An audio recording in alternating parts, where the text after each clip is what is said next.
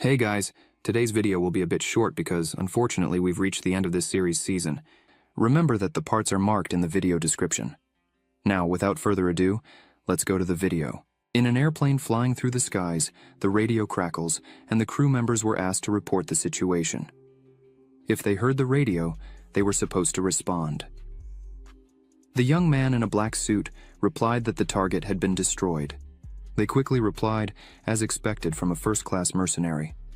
Beside him, in seats, there were many unconscious and bloodied people. Suddenly, he began to scream, asking what was happening. They responded to him, saying that he had worked hard for the organization all these years, but he knew too much. So let him take all these secrets to the grave. At that moment, the plane started to plummet, and many flashes of fire swept through the cabin, followed by a brilliant explosion. A moment later, Lin Yuan woke up in an unknown place, completely frightened. He clutched his chest and looked around, wondering where he was and if he hadn't died in the explosion. He grabbed his head and realized that something seemed to have damaged his brain. He bowed to the ground, still holding his head. 1,000 years ago, when the red moon of blood shone in the sky, spatial fissures opened everywhere, and the era of monsters began across the world. Hordes of monsters started ruthlessly destroying everything they saw. Human weapons were useless in the fight against these monsters. After 10 years, only 100 million people remained on the planet, and humanity was on the brink of complete extinction. But, in a moment of profound despair, the hope of salvation emerged. The master of spiritual beasts. Gradually, many people received their spirits, and each generation of soul beast lords inherited and developed their abilities. Humanity successfully created a new civilization that could resist the monsters. People had hope again, but each awakened beast has its own rank, from the lowest rank to SSS rank. And he, Lin Yuan, his beast soul is of the lowest rank. He has no family or friends, must rely on the beast soul to establish himself, but he is mercilessly mocked that he is just a low-rank beast soul. He is so weak, how does he still have the courage to come to school? They humiliate him whenever they want. He is just a piece of trash thrown away by the world. A group of rough people beats him on the street and shouts at him not to approach Sumu, or they will beat him to death. Lin Yuan scratches the back of his head and thinks, so that means he is moved. God took pity on him because he was brutally murdered in his previous life. Then he saw in front of him a person similar to him. This clone asked if he had also been abandoned. Lin Yuan looks at all of this suspiciously and realizes that it's terrible because he can't move his body. The clone told him that if that's the case, then leave this cruel world with him. Lin Yuan asked if he didn't want revenge. The clone replied that he was dead and wouldn't have a way to seek revenge, and that Lin Yuan is just a pathetic kid who took over his body. He responded with a threatening look that pathetic doesn't mean weak, because they should just accept defeat and let the world decide their fate, as they can't change it, and choose their own path. The clone asked if it was necessary to keep living only to die after another betrayal and if that wasn't painful. Lin Yuan shouted that it hurts not being able to choose, but now he wants to live by his own rules. The clone replied, touching his hair, that it all sounds great, but if he continues to live in his trashy body, sooner or later he'll end up like him. He replied that if he doesn't try, he'll never know. He will prove that even trash can rise to the top and show the world that his destiny is in his hands. The clone told him that he was strange and wondered if he would die again. The clone said it was good he keep his word and seek revenge for him, and disappeared into the air. From that day on, he called himself Lin Yuan. He suddenly realized that he could move, and told himself not to worry. He would definitely keep his promise. But how could he strengthen himself? The hierarchy of this world's law is that owners of low-rank beast souls only do low-paying jobs, barely managing to survive. Of course, in extreme cases, he can return to his previous job, becoming an assassin again. The system informs that the beast has awakened and mastered the beast evolution system, after which all the characteristics of the black lizard beast appeared. Lin Yuan saw the system window in front of him and wondered what it was. Long greeted him and said that from now on, he would accompany and observe his growth. He asked again if this is his beast. Long replied yes. Now they are partners whose bond is built on trust. They will definitely get along well with each other. Lin Yuan quickly got up and walked in the other direction, causing Long to ask where he was going and if he wasn't curious about how he could help him. He replied that he would definitely ask when the time comes, but now he had an important thing to do. Long said again that if he needed help, just ask. Meanwhile, a girl named Sumu was walking in the middle of a narrow street, and someone stopped her and told her not to run away anymore. She asked this man what he needed. The guy brought her a bouquet of roses and invited her on a date. She told him he was daydreaming. Did he really think she would be interested in tyrants? He replied that he knew she had an S-rank beast, but she had awakened it recently. He had specially found some B-rank beast soul masters. The guy asked, did she think he couldn't get what he wanted? She shouted at him furiously. He told her that he had also beaten that trash. Sumu shouted at him and asked what he did to Lin Yuan. He replied that he was too arrogant and dared to cross his path. Now only the two of them were left, and she had no choice but to go out with him. At that moment, someone suddenly ran through all of his guards with incredible speed and approached him from behind. It was Lin Yuan, who grabbed him by the neck and began to strangle him. The guy realized it was him and shouted his name. Lin Yuan smiled and said, so this is where he is. As soon as his guards realized what was happening, they jumped and started approaching Lin Yuan, but they didn't have time to do anything before Lin Yuan kicked the guy in the back and moved away from them. The guards tried to catch him, but in a moment, he was already far away from them. While the guards turned to him, the guy who took the blow fell face first on the ground, and many petals flew out of the bouquet. He became very angry, pointed his finger at Lin Yuan, and shouted to his guards to kill him. The men split up and started walking toward Lin Yuan with a threatening look and shouted, yes, we need to use transformations. At that moment, each guard transformed into a huge beast. Lin Yuan saw this and thought about the transformation, and they looked exactly like animals, and he wondered if he could do that too. Long replied that his beast was just a common lizard. Evolution points were granted by absorbing others and winning battles, thus obtaining chests with rewards. He said he didn't need to use the transformation to win. Long shouted in fear, asking if he wanted to expose himself to attack in a human body, saying he was crazy because he would be killed with just one attack. He replied that if he transformed, he would die even faster, remembering that in his past life, he was an assassin. At that moment, the man shouted to his guards, asking what they were waiting for. They should attack him. The guards, who had turned into monsters, began to approach him, growling loudly. Lin Yuan silently watched what was happening, and at that moment, a bright light shone in the space. The man watched everything with a treacherous expression on his face, saying that Lin Yuan was an idiot because he would be torn apart. After reaching this conclusion, he laughed, but suddenly a dense cloud of dust appeared in front of him, through which he noticed two shadows and became alert. Lin Yuan ran quickly and jumped on the shoulders of one of the monsters, wrapped his legs around the monster's neck, and began to twist its head, and after a moment, he succeeded, and the monster's blood spurted. He descended to the ground and the monster was completely destroyed. Sumu watched what was happening and was stunned to realize that he was able to defeat a B-rank beast with his own hands. He knelt down, thankful that his skills from his past life had not disappeared because this body was much weaker. Sumu continued to admire his strength. Long shouted to him, congratulating him on defeating a B-rank beast and receiving a black Iron chest. He asked with interest about the chest. A chest descended from the ski in front of him, and Long shouted that this chest could contain useful things like super equipment or points to level up skills. He yelled for the chest to open, and Long said it was a random skill book. He could obtain a random skill, whose level would range from rank E to rank A, with a 1% chance of getting an A-rank skill. He reached out to the system window, thinking that everything was fine as long as it wasn't a rank E skill. Suddenly, there was a gleam of light, and Long shouted in surprise. It was an A-rank skill, Daylight. Once the beast soul was activated, it would be able to emit white light capable of melting even steel, with a maximum temperature reaching 100,000 degrees. He was thrilled it was an A-rank skill, and Long said he was really lucky.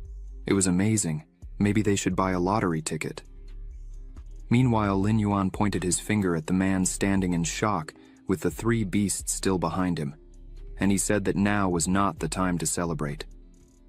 The man pointed his finger at him and shouted, running behind his monsters, that these creatures should kill him, and he would give them 10 million.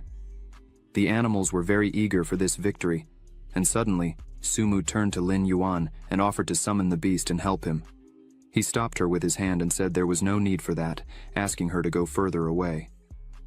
At that moment, he thought she was one of the few who had been kind to him, and he would not allow her to be harmed. Suddenly, a huge monster appeared above him, creating a whirlwind around his body. He made several quick movements and dodged all the approaching attacks, after which he jumped on the beast's head and with a quick hand movement, destroyed the creature, turning its head again. After such sudden movements, he jumped away from the monster, and this creature was thrown straight into the wall and completely destroyed. Long cheered, shouting that this was a victory, and another chest was obtained. Lin Yuan smiled and took a defensive position, thinking they shouldn't assume he was the same guy from the past. After these thoughts, he quickly ran towards the remaining monsters, both shouting at the same time, "God, he's doing it so fast!" With just one movement, he ripped off the heads of the monsters and destroyed them. The man raised his hands and shouted that this simply couldn't be. He begged to let him go because he was wrong. Lin Yuan's eyes gleamed with intense light, and he said with a threatening expression that it was already too late. The man was very scared by this response and stood stunned, his body covered in cold sweat from fear. Sumu, who was still behind him, looked at him and thought he was a very strong person.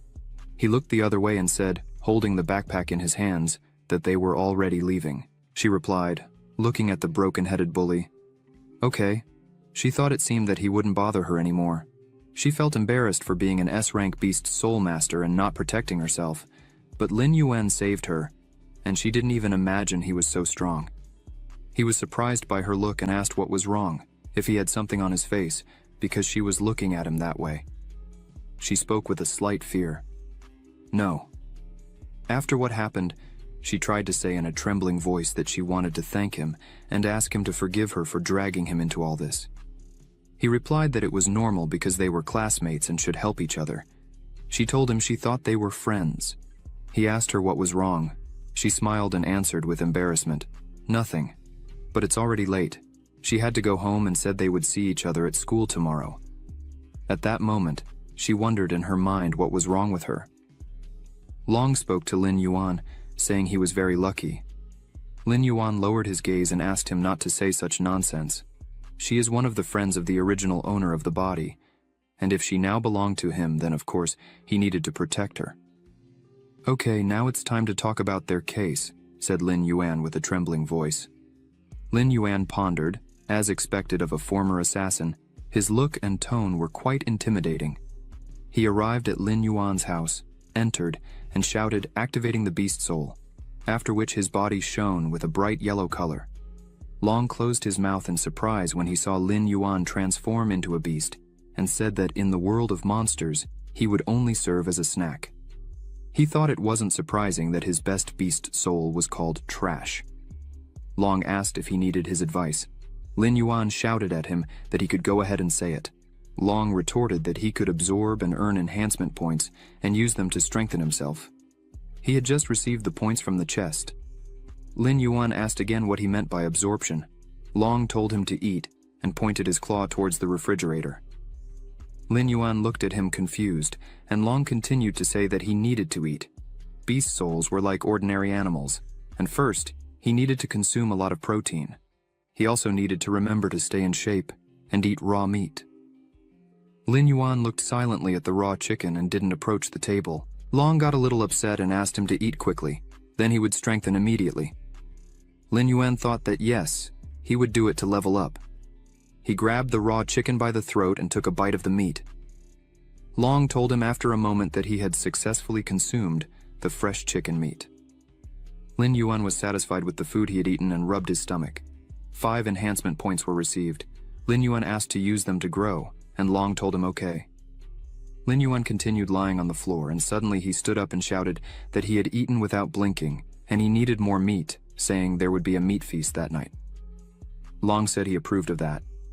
The next day, as a result of absorbing 100 wild rabbits, his characteristics increased, and now his beast was much larger, and he thought not only the level but also the talent would increase.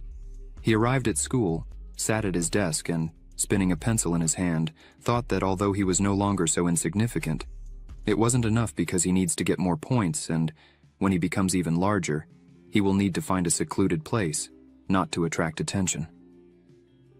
He was reborn and will rise to the top of this world. Suddenly his classmates approached him and shouted something with a threatening look on their faces. He looked at one of them and wondered if Feng, this bully, often bothers Lin Yuan and Jiang. He wondered why they always act like idiots. It's simple. Among them is Wu Mo Xuan, the master of one of the S-rank beast souls in the school. Feng continued to shout, calling him trash, asking how much longer he should repeat, that he should go faster and not make them wait.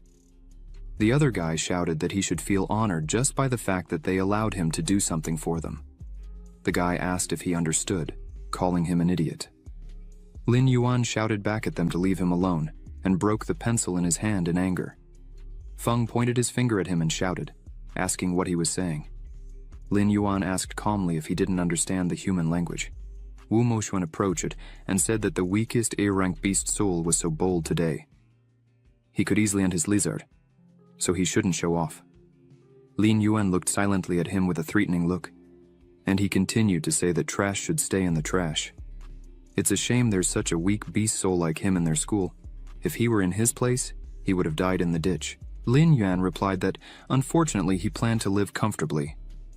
Wu Moxuan told him threateningly and loudly, leaning over his desk, that he would make him change his mind. Lin Yuan asked him to try, with a smile on his face. At that moment, the teacher entered and asked the students to take their seats. It was the class teacher named Zhang Yue. Wu Moxuan saw her and told him that he was lucky today, but he wouldn't be lucky every day. Long flew to Lin Yuan and said loudly that this guy is so arrogant, but he remains so calm. Lin Yuan replied that he is an S-rank beast soul, and it's natural for him to be arrogant, but sooner or later, he will be defeated. Long thought. He said such ruthless words with such a calm tone, it seems he's becoming like a master. Zhang Yue said that she would now distribute the school's cultivation resources to them, called beast soul crystals. The boys listened attentively to the teacher, and Lin Yuan wondered what that was. Long replied that beast soul crystals are the blood and flesh transformed from a monster after death, usually divided into high, medium, low, and worst ranks, containing enormous energy suitable for absorbing beast souls, and they can also significantly enhance one's abilities in the world of masters. Such beast soul crystals are equivalent to the existing currency. The higher the rank of the crystal, the higher the price, with even low-rank crystals costing $1,000. Lin Yuan responded that it was indeed a good thing. Zhang Yue announced loudly that the school distributed the beast soul crystals according to the rank of their awakened beast souls. This was done to show how cruel the world of beast soul masters is, where everything is based solely on strength. The strong are at the top, and the weak are eliminated. Survival of the fittest is the highest justice in the world of beast soul masters. Wu Moxuan, whose awakened beast soul is the S-rank skeleton king, received 10 high-rank beast soul crystals. Wu Moxuan stood up and stated that he is the master of one of the 2 S-rank beast souls in the school, the other is Sumu. Before them, there was a high school student who awakened the soul of an S-rank golden sun crow beast, and now he is the strongest lord of the 9 stars. Wu Moxuan would definitely become just as strong. Zhang Yue approached him and said that, although he had risen so high, he shouldn't relax with his talent. If he develops gradually, he could become the beast soul master. Wu Moxuan replied, thanking her, and assured her that he wouldn't disappoint. She then turned to Jiang, whose awakened soul is an A-rank giant stone beetle, and awarded him 5 medium-rank beast soul crystals.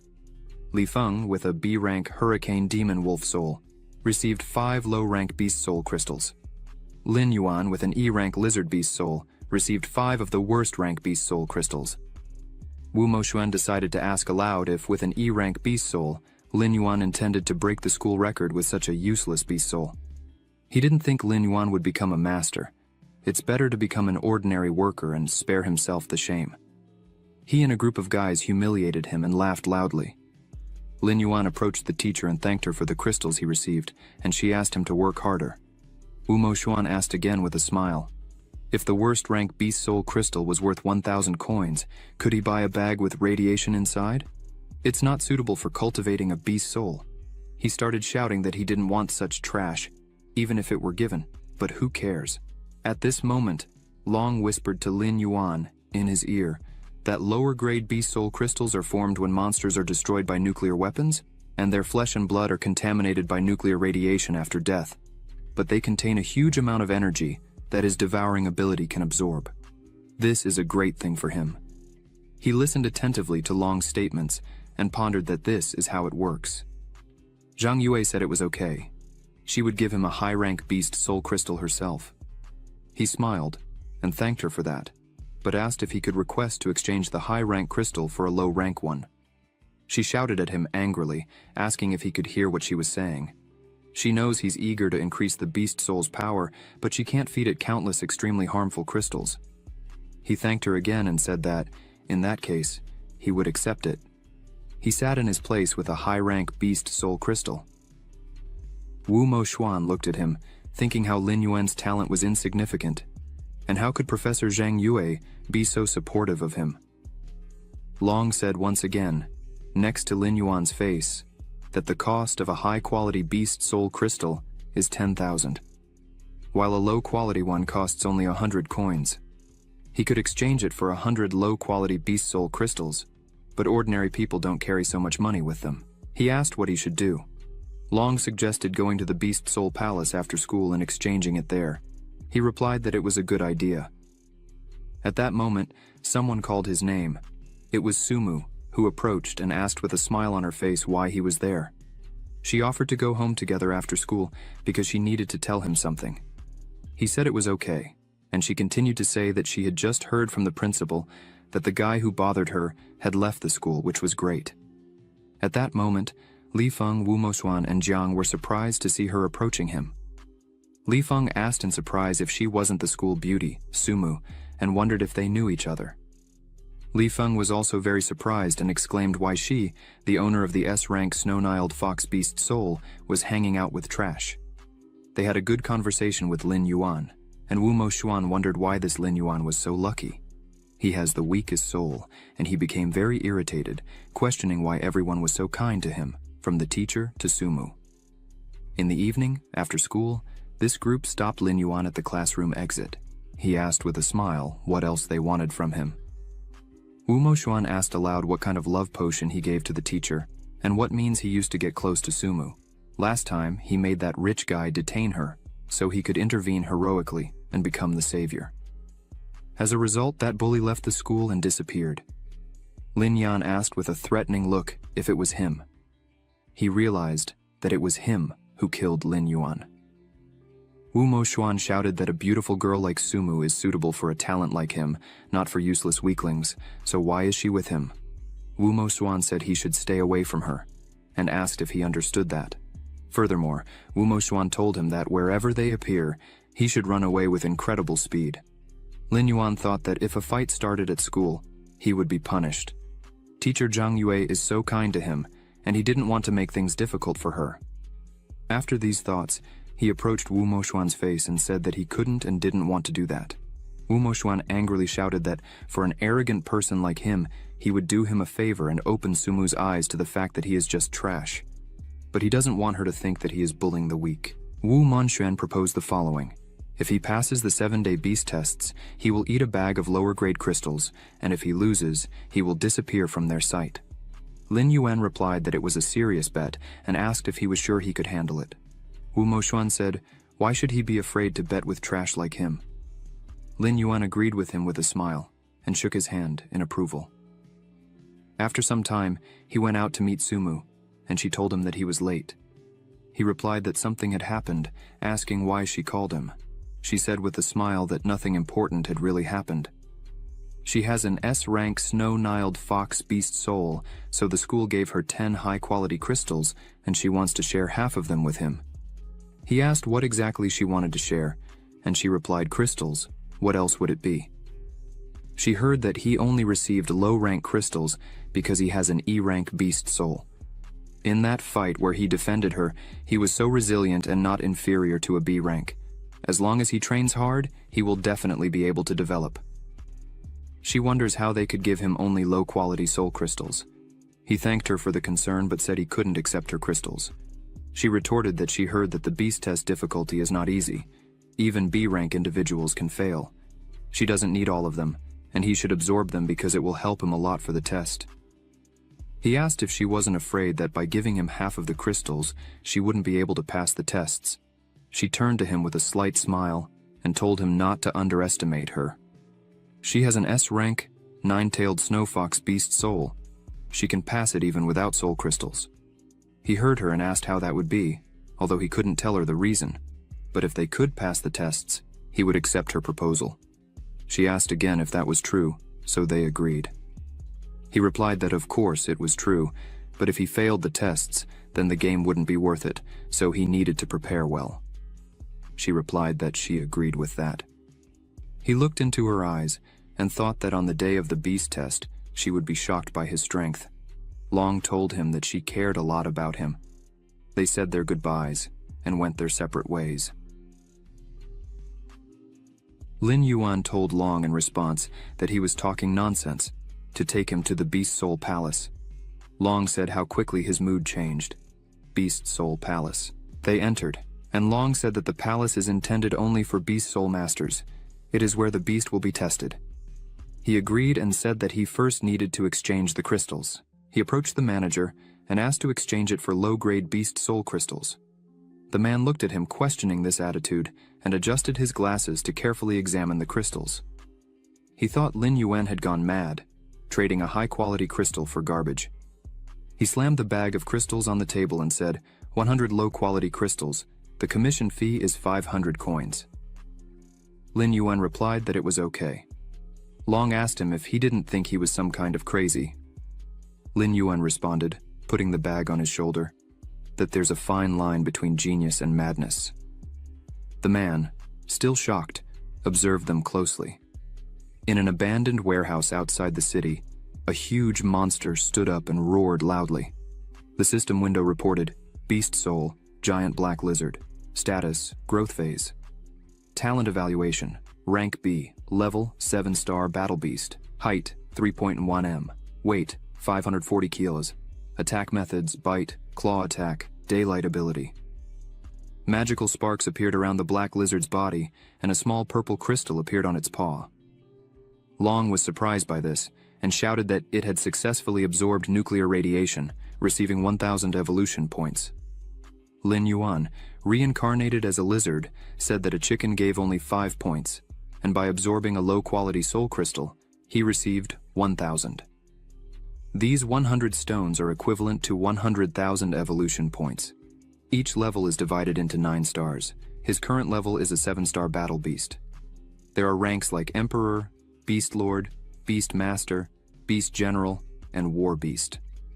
After absorbing all the crystals, in his opinion, there is nothing difficult in the beast test. A week later, at the Beast Soul Palace, many people were communicating and discussing urgent matters. A guy said he was so nervous. He absorbed all the soul crystals issued by the school and only had a 4-star battle beast, unsure if he could pass the test. Another guy told him it was terrible. He already had a 4-star beast, which is at least a rank B, while his was rank D, barely reaching 2 stars. This year there are 2 S-rank individuals in their school, the Skeleton King reptile Wumo Xuan and the 9-tailed snowfox Sumu. He didn't even know what their level was. The other guy feared that only they could enter the Yanjing Beast University or the City Beast University. Wu Munxian shouted and reached out towards Lin Yuan, saying that the soul crystal Professor Zhang Yue gave him helped his pathetic lizard advance to the 1st level of martial beast. Lin Yuan didn't pay attention to his questions and continued on his own. Suddenly, Lin Yuan turned around and decided to ask him if he was ready for this. Wu Moxuan crossed his arms and continued talking that his beast soul had already reached the level of an 8-star martial beast. He would easily pass the test. Lin Yuan replied that he didn't ask that. He asked if he was willing to eat a bag of low-quality crystals. The people around were very surprised by the question and began to whisper to each other. Lin Yuan had gone mad. Wu Moxuan possesses an 8-star battle beast. Wu Moxuan and his group of threatening guys were irritated by his behavior. But suddenly, Professor Zhang Yue turned to the students and announced that the exam would begin soon. She asked them to bring their identification and ticket entering the palace one by one. Many students were scared of the imminent events. Wu Mo Xuan pointed his fist at Lin Yuan and shouted to him to wait until the end of the test, as he would be finished. Lin Yuan responded emotionlessly that it was okay. In the Beast Soul Palace on the third-floor exam area, the man in the center of the exam area said, "Exam number 95821. Lin Yuan, please prepare for the exam." He approached the man and replied that he was there. The examiner asked him, carefully examining the documents in his hands, if he had awakened an E-rank beast soul. He replied yes. The man thought it was a pity that he probably wouldn't pass the exam and wished him good luck, giving him a pat on the shoulder. Lin Yuan thanked the professor for his support, then sat in the system chair, put on the helmet, and the system informed him that the combat simulation would begin shortly. The countdown from 5 to 1 began, and a moment later, his eyes opened, shining with intense light. He found himself in a barren desert and realized there seemed to be no terrain advantage he could exploit. He heard a loud noise, prompting him to look around, and in the distance, he noticed a monster approaching, making him very cautious. It was a desert wolf, a 3-star war beast, the opponent of the first phase of the beast test. The desert wolf began to growl loudly and opened its mouth widely. Lin Yuan tried to dodge the sudden movements of this monster, wondering if it was really so weak. Long asked Lin Yuan if he wouldn't merge with the beast soul. He replied, while observing the monster being attacked, that after being attacked by low-level beasts, it wasn't necessary. Seizing this opportunity, he would warm up his muscles well. Suddenly, there were several monsters behind him. The professor was very surprised to watch what was happening and wondered if this guy had passed the first level. Suddenly, Lin Yuan began to attack new monsters with his own hands, twisting the necks of these creatures. The professor shouted for the others to look. Another man was surprised by his reaction and asked what was happening. The professor wondered what was happening. Lin Yuan had killed a 3-star desert wolf without using the power of a beast soul. He hadn't even merged with the beast soul yet. Everyone was surprised by his talent. He destroyed the last monster and the blood of this creature was spilled. He made a decisive move and finally finished off this creature. The teachers started shouting and asking how he managed to do that. He was just a monster, defeating 3 3-star desert wolves without merging with a beast soul, an unprecedented event. The professor grabbed his head and shouted to the other man, so he thinks Lin Yuan is cheating after all. The purpose of the exam was to test the strength of the beast soul, and he didn't even take advantage of it. The other professor said with a serious expression that this is indeed against the rules, but it's not cheating. They will see if he passes the 3rd level. If not, he will fail the beast test. The professor replied that it's true. The first 2 levels are designed for candidates to adapt to the pace of real combat. The 3rd is the key. It's almost impossible to pass the 3rd level without resorting to the power of the beast soul, even with the strength he is showing now. It's a pity that his beast soul talent assessment is only rank E, but if his beast soul were stronger, his future would be promising. Long asked him to save his strength. This is just an appetizer. The real test is yet to come. He was among the monsters attacking each other, and suddenly, an incredibly huge monster, with bright red eyes, appeared before him and looked at him threateningly. Long said that this is the 6-star king of the desert wolves. Lin Yuan's mouth opened in shock, and cold sweat broke out on his face. He spoke with a serious expression that defeating a beast of this level requires a high level of beast soul talent. No wonder they say that only candidates with rank A and above beast souls can pass the beast tests in the first year of training. It's time to show his true strength, he spoke aloud, merging with the beast soul. Long told him that he finally did it.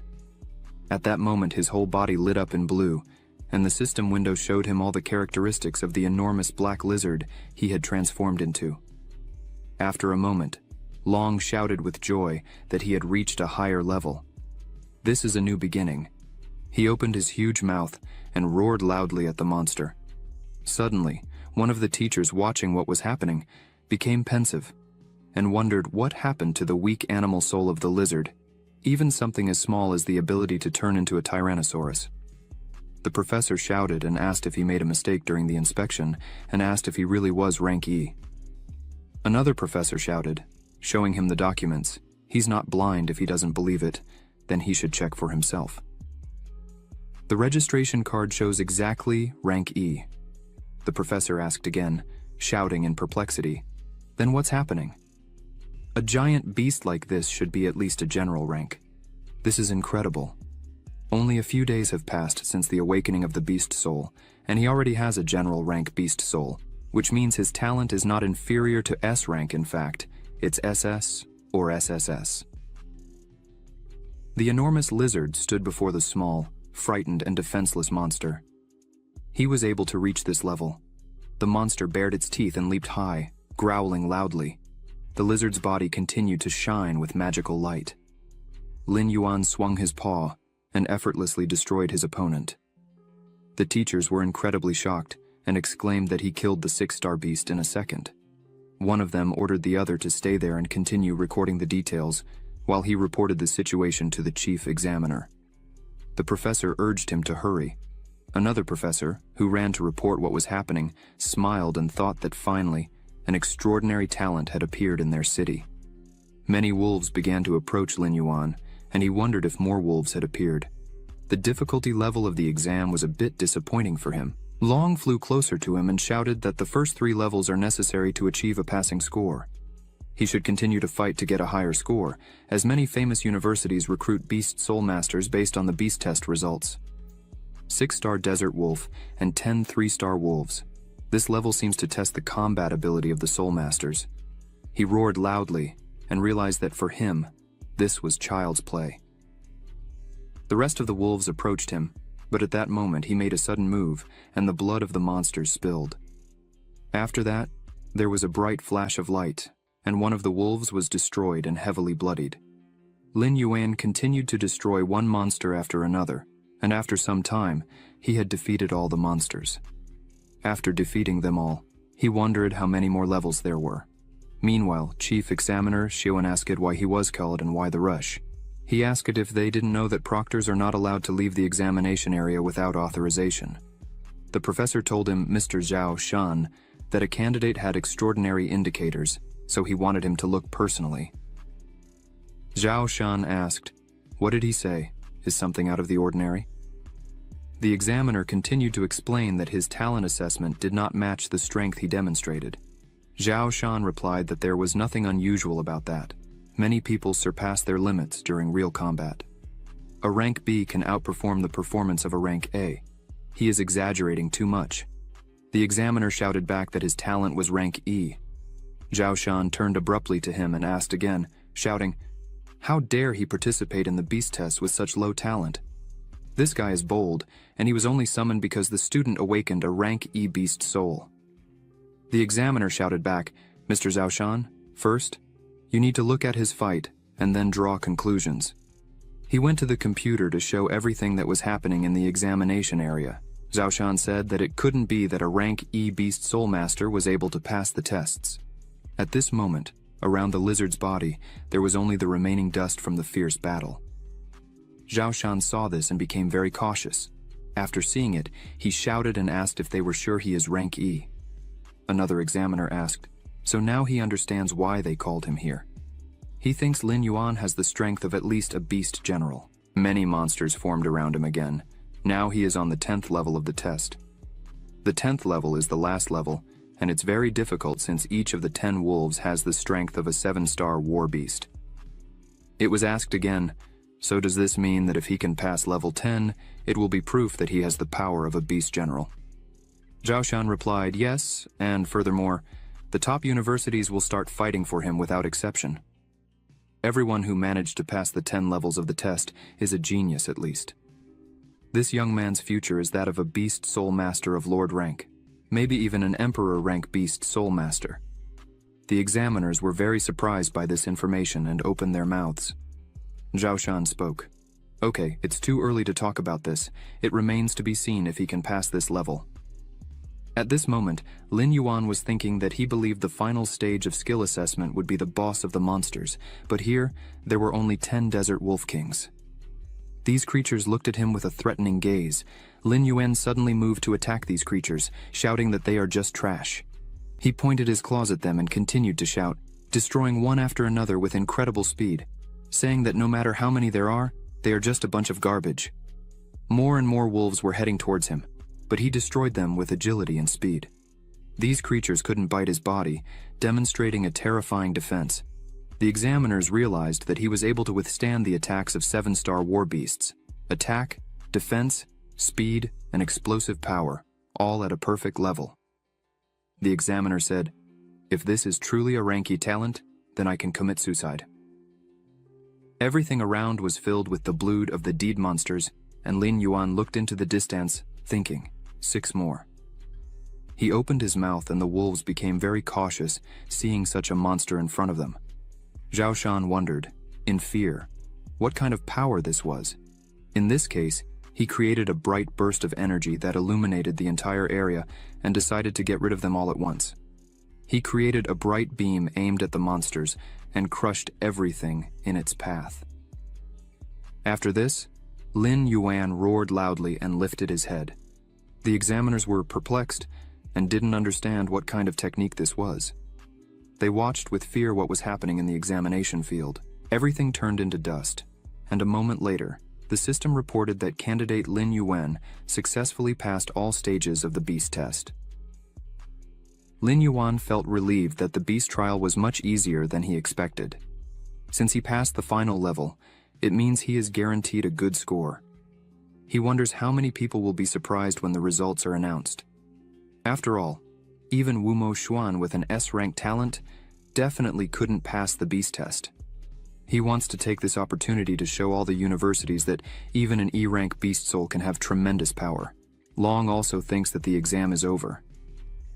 Lin Yuan then removes his helmet.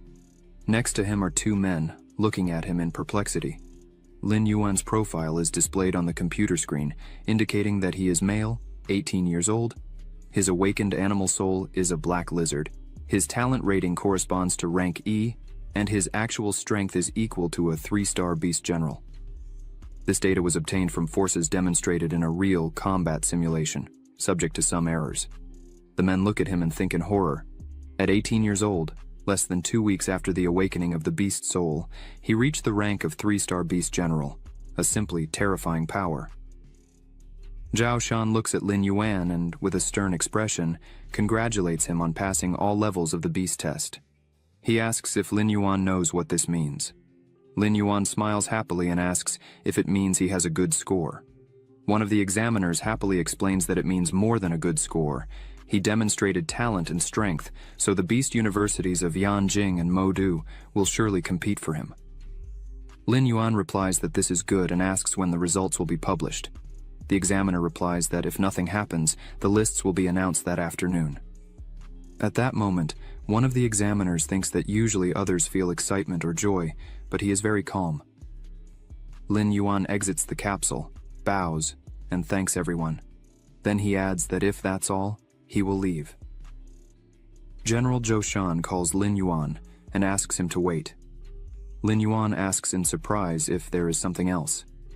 Zhao Shan asks why his talent is only rank E, and if something went wrong during the awakening of his animal soul.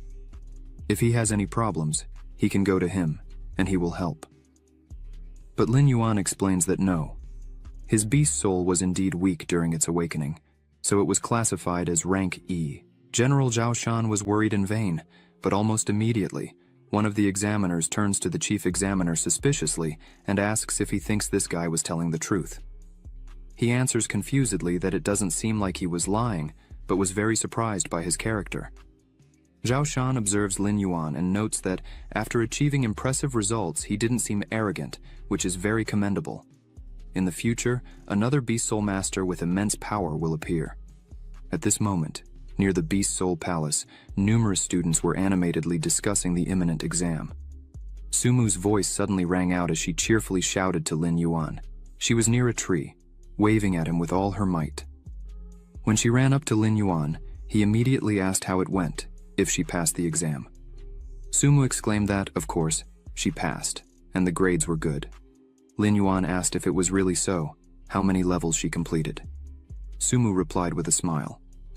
9. Lin Yuan looked at her in surprise and observed that this was really good. He didn't expect her to complete 9 levels. It seems that her powers have increased more than he expected.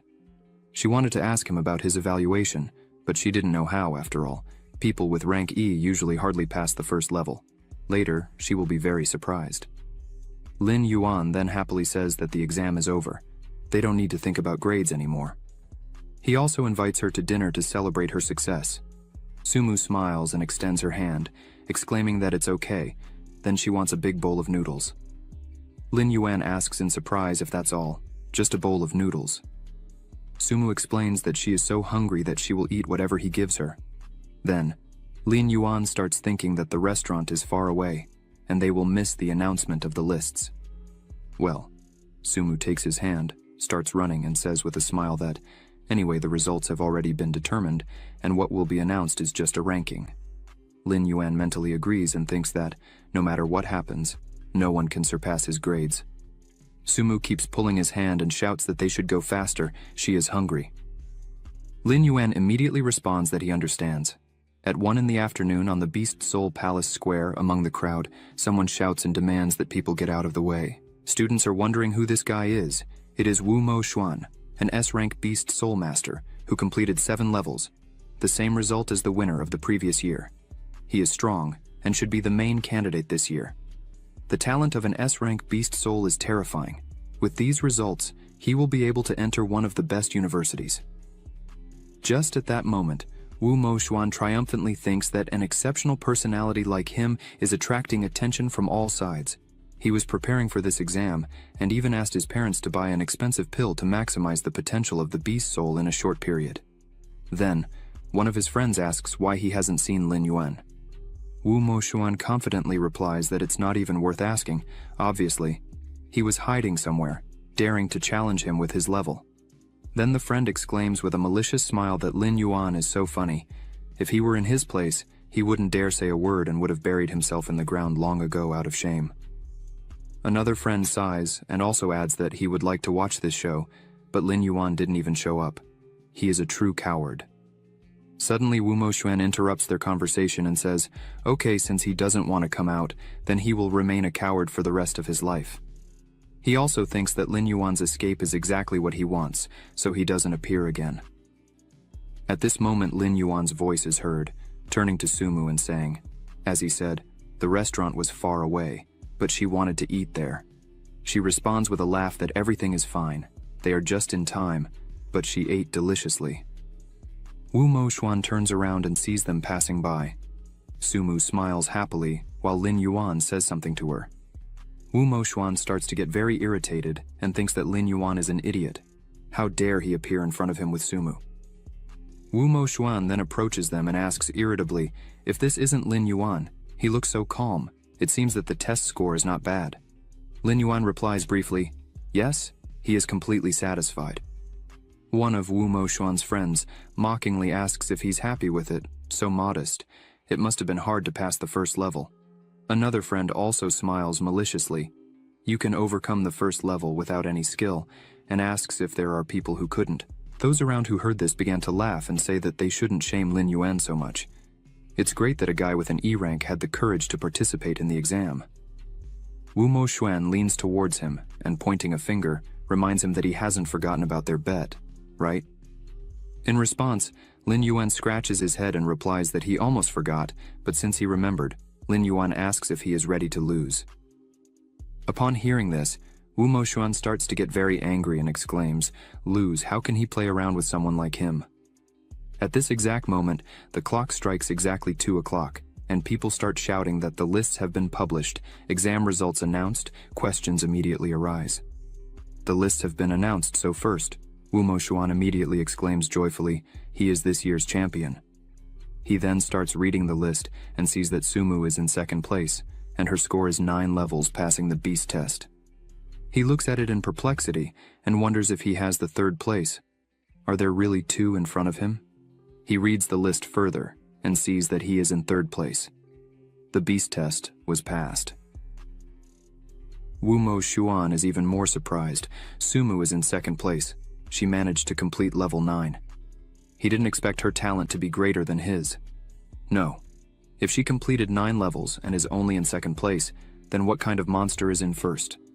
Drops of sweat trickle down his face from excitement. In the grand announcement, it is revealed that Lin Yuan received a score equivalent to 10 levels of the beast test. Wu Moxuan can't believe it. Lin Yuan, how is this possible? How could he pass 10 levels with his E-rank beast soul? People in the crowd start wondering, who is Lin Yuan? He is amazing to complete 10 levels. There are only 10 of them in the exam, right? Yes, he is a true monster. He doesn't know what kind of beast soul Lin Yuan awakened, but its power has reached an incredible level, even surpassing Sumu and Wu Moxuan. She completed 9 levels, but unfortunately encountered a monster. The most embarrassing thing is that Wu Moxuan boasted more before the results were announced, but ended up only in 3rd place. Wu Moxuan grabs his head with his hands and is horrified. At this moment, Lin Yuan approaches him and reminds him with a smile that he said, Wu Moxuan lost. Isn't it time for him to fulfill the terms of the dispute? He then adds with a smile that he prefers to eat the dried inferior crystal pouches, with or without seasoning. Suddenly a crowd sees him and exclaims with joy, here he is, Lin Yuan, who took the 1st place.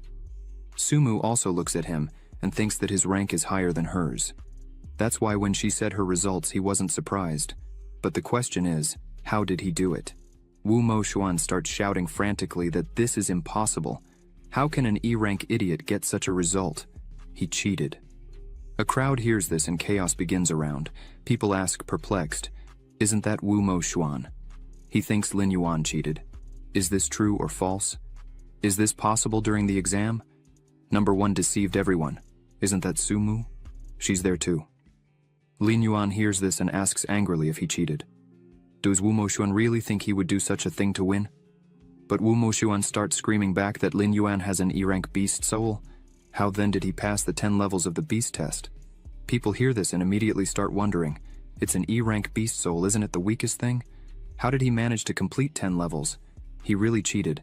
This is a real combat simulation, and nothing from the outside world can be brought inside. Disappointment is hardly possible. Long appears next to Lin Yuan, looks around in surprise, sighs, and says that doubts have arisen. Lin Yuan then turns to Wu Moxuan and asks, who said that a beast soul of rank E couldn't pass the exam? It's not written anywhere in the reference books, right? However, Wu Moxuan continues to insist on his own opinion, and shouts that Lin Yuan should not be complacent. He declares that he will file a petition with the Beast Soul Palace Court and expose the questionable methods Lin Yuan used. Lin Yuan inquires about the court, and Long explains that if candidates have doubts about the evaluation, they can go to the Beast Soul Palace Court. However, such meetings are rarely convened based on the assessments of others. Lin Yuan then turns to Wu Moxuan and resolutely says that he can do whatever he wants, but if it turns out he is not guilty, then Wu Moxuan will not forget to fulfill the terms of the dispute. Long also adds that an S-rank beast soul is not good at losing. Wu Moxuan responds by pointing his finger at Lin Yuan again and shouting, how dare he? Suddenly someone asks what all the noise is outside the palace. Then people see someone walking towards them. Above the person, a bear appears with its mouth wide open. People see it and exclaim, Examiner Zhao Shan. Long also notes their surprise. As expected from a master beast soul of Lord rank, his suppression power is very powerful. Lin Yuan also sees this and thinks about it, a master beast soul of Lord rank. People in the crowd begin to exclaim again, is this Chief Examiner Zhao Shan? It is said that his big and ferocious bear has already reached the level of a 7-star lord. He can't be among all the master beast souls of Lord rank. He is quite strong, right? He is a talented master who decided to come here as an examiner. Zhao Shan approaches and threateningly asks if he heard that someone wants to go to court. Wu Moxuan approaches him, lowers his head, and replies that he wants to file a complaint because he believes that the evaluation of the student Lin Yuan is unfounded. He then turns around, points his finger at Lin Yuan, and exclaims that he awakened a beast soul of Lord rank, but was able to pass 10 levels. This is not normal. In this regard, he would like to ask the Beast Soul Palace for a reasonable explanation. But Zhao Shan explains that, by chance, he was present at Lin Yuan's exam and watched everything that happened from start to finish. He found nothing unusual. Zhao Shan asks Wu Moxuan if he means to say that he helped Lin Yuan cheat. Wu Moxuan immediately tries to explain everything. Zhao Shan is the pride of Zhenhai. He wouldn't dare to doubt him. But the beast soul awakened by Lin Yuan was ranked as a talent of E rank. He thinks that everyone present is absolutely clear about what that means. Someone in the crowd also asks how he was able to complete 10 levels with such a soul. Zhao Shan continued, so he thinks that examiner Zhao Shan should at least release the video of candidate Lin Yuan. The display of Lin Yuan's battle to convince the public in his favor is intense. People in the crowd shout that they are also very interested in how he did it, but Zhao Shan responds threateningly, saying that he is sorry but cannot agree to this request according to the regulations of the Palace of the Soul. The examiner is prohibited from disclosing information about the candidates, except in special cases. In response to this, Wu Moxuan smiles slightly and says that since the fight video cannot be published, there is another way to verify the authenticity of the results. Zhao Shan orders him to speak. Wu Moxuan immediately exclaims that they should be allowed to have a duel. If Lin Yuan wins, he will prove the accuracy of the assessment, but if he loses, it will be enough to prove that his score was obtained by dishonest means. The crowd begins to cheer that Wu Moxuan will humiliate Lin Yuan. Hearing this, Sumu angrily exclaims how repugnant Wu Moxuan is, doing whatever he wants to humiliate Lin Yuan. However, Lin Yuan gestures for her to calm down and says that it's okay. Long, discontented, observes that Wu Moxuan's thoughts are obvious. He wants to take the chance to fight Lin Yuan and then prove to everyone that he is a loser. But Lin Yuan looks closely at Wu Moxuan and responds that this is very timely. Wu Moxuan turns to the examiner Zhao Shan and clarifies that it is not prohibited to challenge soul beasts on the palace grounds. This is confirmed as true, but it is also necessary to find out the opponent's opinion. At this moment, those around are wondering if Lin Yuan will accept the challenge. Someone responds that the situation is so tense that he has no other choice. If he refuses to accept the challenge, everyone will consider him a cheater. Wu Moxuan smiles slightly and asks if Lin Yuan dares to fight him. Sumu stands beside Lin Yuan and tells him that if he's not sure, he can refuse. But Lin Yuan explains that if someone provokes, then it's useless to tolerate. The only way to make him fear is to break his bones. With these words, he raises his hand and says he agrees to the fight. The crowd hears and is perplexed. He accepted the challenge. An S-ranked beast soul will fight against an E-ranked soul. This has never happened before. However, the level difference is so great that Lin Yuan will be defeated. But he is the first person in the city to pass the 10 levels of the beast test. The outcome of the battle is difficult to predict. Zhao Shan also explains that, to be honest, he believes that this fight is unnecessary.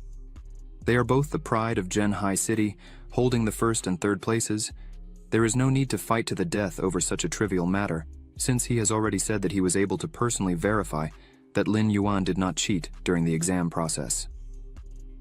Wu Moxuan hears this and angrily wonders why both are helping Lin Yuan.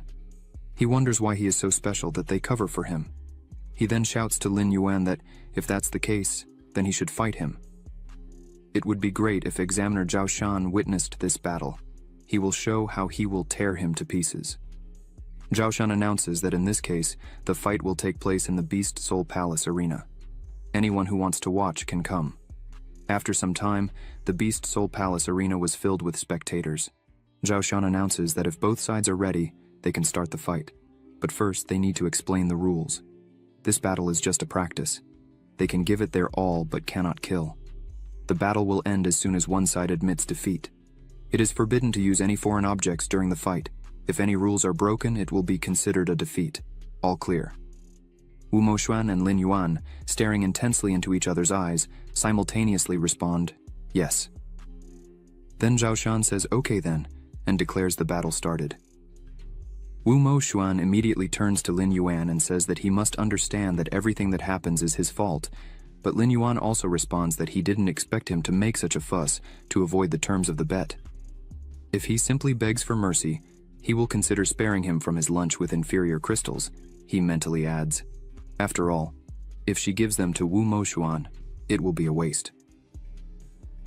Immediately after the start of the fight, Wu Moxuan shouts for Lin Yuan to die and uses the Beast Soul fusion.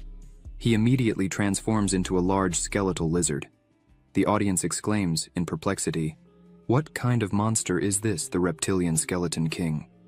Yes, it's all 5 meters tall, so what is an S-ranked soul, truly? Visible talent to the naked eye, He really is a third-place genius. At this moment, Wu Moxuan tries to hit Lin Yuan with his tail, but he jumps and avoids the blow. Wu Moxuan wonders if this idiot is afraid to merge with a beast soul. The crowd also wonders why Lin Yuan doesn't transform, and if he can really defeat an S-ranked soul, and if that means he didn't cheat. Sumu watches from the side and thinks that Lin Yuan's beast soul is just a small E-ranked lizard, although it's not clear how he passed the 10 levels of the test, but if Wu Moxuan dares to hurt him and Zhao Shan doesn't stop him, she will. Long is also by her side and turns to her saying, although she can't hear him, that she shouldn't worry, Lin Yuan won't lose to this guy. At this moment, Lin Yuan smiles slightly and says that since Wu Moxuan is hoping for him to merge with the beast soul, then he will satisfy his wish. After that, he begins to merge with the animal soul. He rises into the air and is surrounded by bright rays of light. In the next moment, a large black lizard appears in his place, which turns out to be larger than Wu Moxuan. The audience sees this and can't believe it. It's an E-ranked beast soul. They go crazy. The reptilian skeleton king is also perplexed. This is impossible. This is an E-ranked soul. How can it have grown so fast? The black lizard looks down and asks what happened to Wu Moxuan's beast soul. Then, it raises its paw and asks who said an E-ranked soul should be weaker than an S-ranked one. Immediately after these words, it attacks. The reptilian skeleton. King sees this and dodges the blow at the last moment, thinking indignantly that if he had been touched by the claw, he would have become cripplet. Lin Yuan has the strength of a beast soul general, at the minimum, but it's impossible to rise to such a level in just a few days. He won't have time to dodge. He sees the paw of the black lizard moving towards him and exclaims horrified that it can't be. How he, the reptilian skeleton king, can lose to a E-ranked idiot. Then, he tries to swing his tail, but the black lizard responds mockingly that Wu Moxuan didn't expect him to dare to fight back. Lin Yuan then grabs the tail of the reptilian skeleton king. He starts screaming in horror, asking what Lin Yuan is going to do. The black lizard asks what he thinks, and with these words it begins to swing him from side to side. Loud sounds of impacts are heard, stones clash around. Wu Moxuan sees Lin Yuan showing his claws, and the crowd screams desperately that Lin Yuan defeated Wu Moxuan. Is this his true power? After all, Examiner Zhao Shan wasn't protecting Lin Yuan, he was trying to protect Wu Moxuan. Sumu also looks at this in surprise, thinking that although she knew Lin Yuan is not weak, the E-ranked beast soul is incredible. At this moment, the reptilian skeleton king screams impossible for his S-ranked beast soul to be weaker than an E-ranked one. Suddenly, a strong black lizard grabs him. Lin Yuan announces that Wu Moxuan has lost. He crawls to the side and shouts, "Who said that?" then opens his mouth, and there is a small red pill on his tongue. Then he abruptly closes his mouth and bites it to pieces. Zhao Shan sees this and realizes it's a blood capsule. Long appears next to the black lizard and announces that Wu Moxuan just took a pill that allows him to increase his level in a short period. His strength would rise from the level of an 8-star battle beast to a 3-star beast general. However, after taking such medication, recovery will take a month. He's crazy, wants to defeat him at all costs. Lin Yuan also adds that he's just a clown, but suddenly Zhao Shan grabs the microphone and loudly announces that Wu Moxuan is declared the loser for violating the rules of the fight. He then continues to observe what's happening and realizes that Wu Moxuan is even more useless than he imagined. The black lizard prepares to attack, and Zhao Shan wonders if Lin Yuan will continue the fight with Wu Moxuan even after he took the blood pill. Suddenly, the reptilian skeleton king opens its mouth wide and shouts that it will kill Lin Yuan, but Lin Yuan just stares at him. The reptilian skeleton king wonders why he is so calm, as it's obvious that he is now stronger than him. But suddenly, he sees that the black lizard opened its mouth wide and wonders what kind of power this is. There's no turning back for him. Lin Yuan must die. At this exact moment, a great brightness appears from the black lizard, which begins to hit Wu Moxuan. This bright ball turns into a long beam of light that sends him straight into the wall. He reverts to being human and falls to the ground. Zhao Shan shouts, officially announcing that Lin Yuan won this battle. Furthermore, Wu Moxuan took illegal pills during the fight to artificially increase his strength.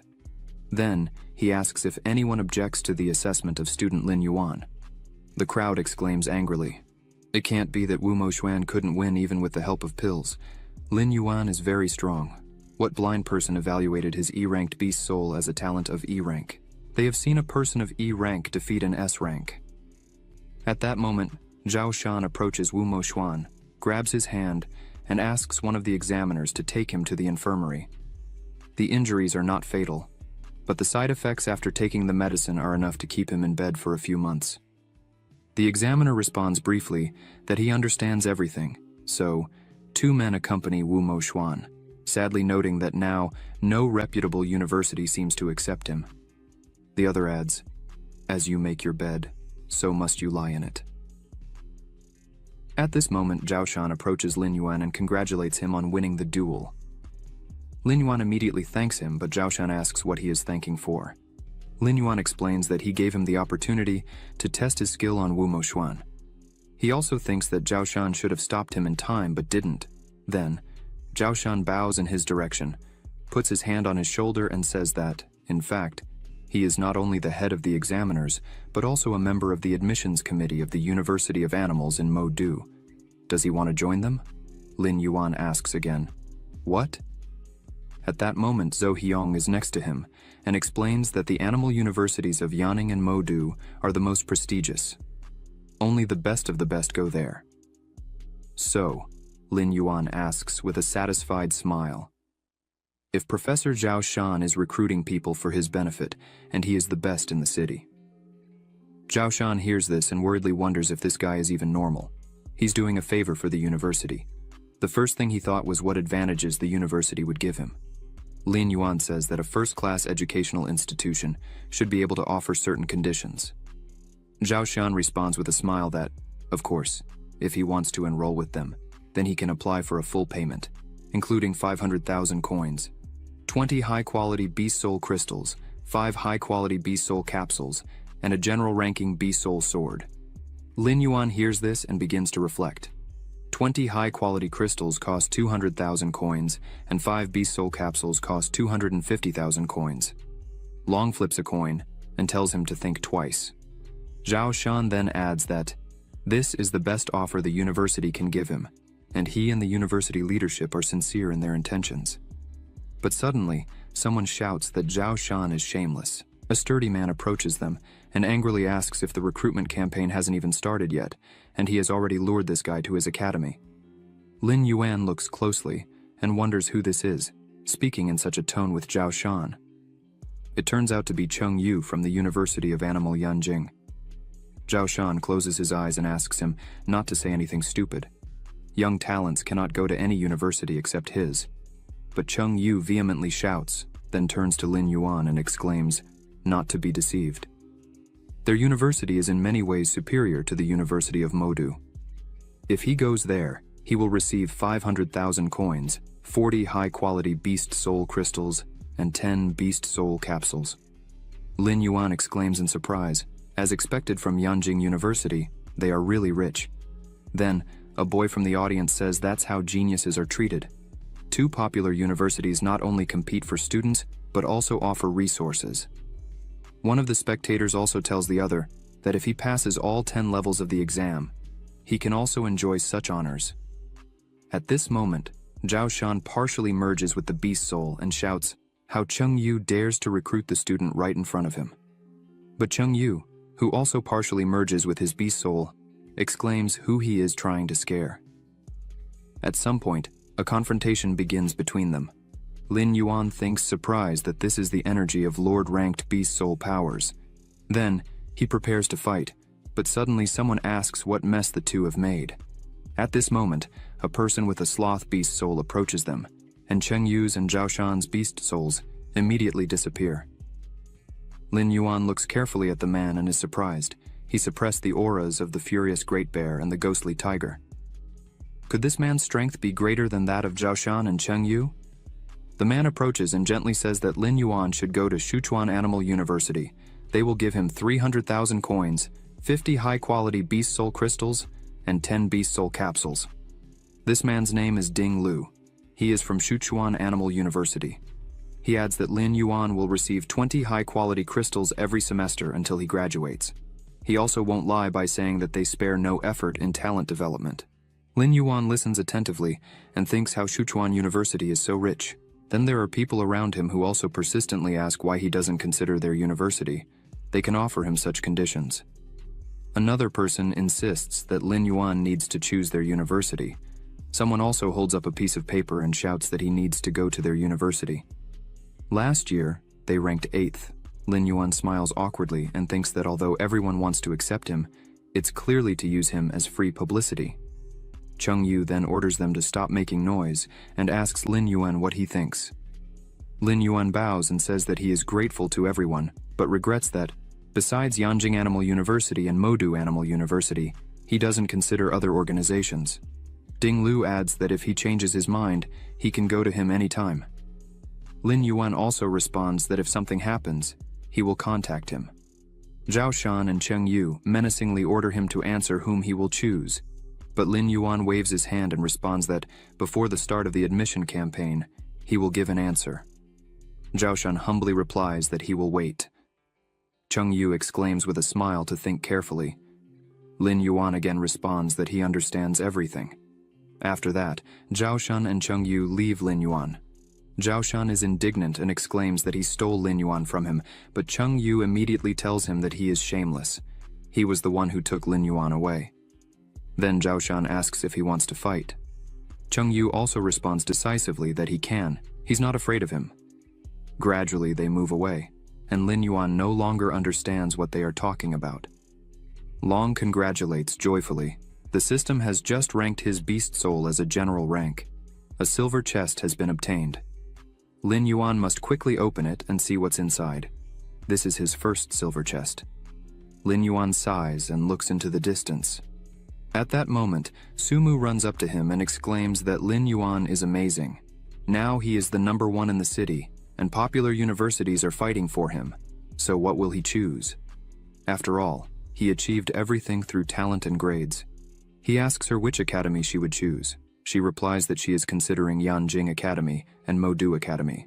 She asks if he doesn't want to go where she goes. Lin Yuan replies that it would be nice.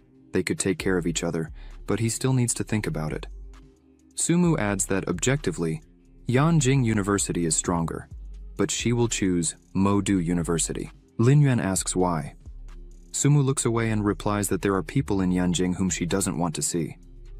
Lin Yuan realizes that she feels uncomfortable talking about it and decides not to continue the conversation. After some time, Lin Yuan is at home, sitting near the bed, holding an open chest in his hands. At that moment, Long swiftly flies from one shoulder to the other and exclaims, 10,000 evolution points and also a general class weapon, the Flame Claw. When attacking an enemy, fire appears on its claws, causing extra damage. Lin Yuan looks at it and notes that it's not bad. Hearing this, Long crosses its arms and indignantly asks what not bad means. This is a very cool weapon. Weapons are divided into War Beast, Beast General, Beast Master, Lord and Emperor rankings. A weapon at his level costs hundreds of thousands of coins. Lin Yuan is very surprised. It's so expensive. Long explains that it's still cheap. Anything above the Beastmaster rank can reach a value of tens of millions of coins. If they're lucky, they might acquire one in the future. Long says that he needs to rise to the Lord rank as soon as possible. Suddenly, Long asks him what he thinks about the universities. Lin Yuan asks what information he has. Long immediately responds that Yanjing University trains strong masters, and Modu University has strong masters as well. Besides, he thinks Lin Yuan will like it there. Lin Yuan asks why. Long says that they prioritize military matters above all. Everything is based on strength. They have created 3 special rankings: Dragon rankings, Beast King rankings, and Beast God rankings. All resources are distributed according to the ranking. If Yanjing University is a comfortable bed for strong masters, then Modu University might be a ruthless coliseum. Lin Yuan immediately asks why a coliseum. He then wonders if one person would ultimately be more valuable than millions of people, so why couldn't he be that person? He then exclaims that he is choosing Modu Animal University. After some time, Cheng Yu bursts into Zhao Shan's office with a loud cry. Zhao Shan smiles sweetly and asks him what he needs. Lin Yuan has already applied to their school, and he has no chance. In response, Cheng Yu angrily replies that he shouldn't boast. He respects his choice and asks if Sumu also joined them. He asks. The news reached him very quickly, and Zhao Shan asked if he knew her. Cheng Yu also responds furiously that he knows more than just her. When she arrives at the university, he must take care of her. He should also remember that he warned him. Her background is complex. At that moment, Zhao Shan remembers when Lin Yuan and Sumu were sitting in front of him, and Lin Yuan asked when he could receive the scholarship. Clarified, usually after enrolling in the course, but he can apply for it in advance, and will be able to receive the scholarship soon. He then points to Sumu and asks about her, if she also needs to apply in advance. She responds displeased that it's not necessary. Zhao Shan thinks that indeed, she seems to have better financial conditions than Lin Yuan. Cheng Yu responds that he cannot disclose all the details, he just has to take care of her. 3 days later, Lin Yuan is in front of the Beast Soul Palace and tells Long that he didn't expect the scholarship to arrive so quickly, along with subsidies of 500,000 coins, 20 high-quality crystals, 5 Beast Soul capsules, and a general-class Blackthorn armor. Long responds that this equipment makes his scales harder, and at the same time, his spine will be covered with thorns protecting him from injuries. It seems that the university still values his abilities a lot. Lin Yuan smiles and thinks that it's not the equipment that matters, but the 500,000 coin subsidy. With this money, he can get 5,000 low-quality crystals and 5 million evolution points. When he goes to exchange coins for crystals, the man menacingly asks if he wants to exchange money for low-quality crystals again. How much does he need this time? Lin Yuan replies that he will buy 5,000 low-grade soul crystals. The man is surprised and asks, "What?" But after some time, the loader shouts to the car driver, fully loaded with bags, that everything has been loaded. Lin Yuan, sitting in the car, waves to the man and thanks him. The man politely responds that there's no need for gratitude. When Lin Yuan leaves, the vendor wonders why he bought so much. Is he going to feed it to the pigs? After some time, Lin Yuan sits in front of his bed surrounded by bags of low-quality crystals and becomes indignant. It was inconvenient to tell the driver the address of the secret warehouse, so he brought everything home. He wonders how long it will take to absorb everything while maintaining a fusion. Long suggests that he stay at home and absorb them in human form. Lin Yuan immediately asks if that's possible and questions if he doesn't need to merge with the beast soul to absorb the crystal energy. Long explains that normally that's how it happens, but he has a system that can be used to absorb the crystal in human form. Lin Yuan asks immediately why he didn't say that before. Long explains that the absorption rate will be a bit slower, but compared to the huge energy spent on maintaining the beast form, this is the best option. Then Lin Yuan sits on the bed, focuses, and starts absorbing the energy from the crystals.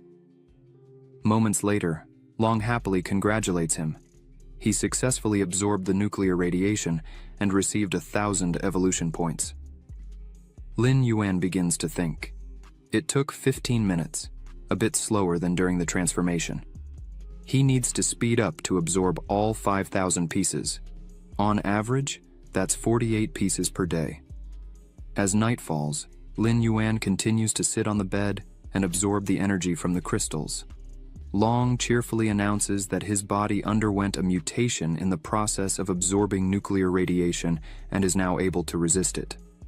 Lin Yuan asks, "What does that change?" Long explains that with this ability, he fears no concentration of nuclear radiation.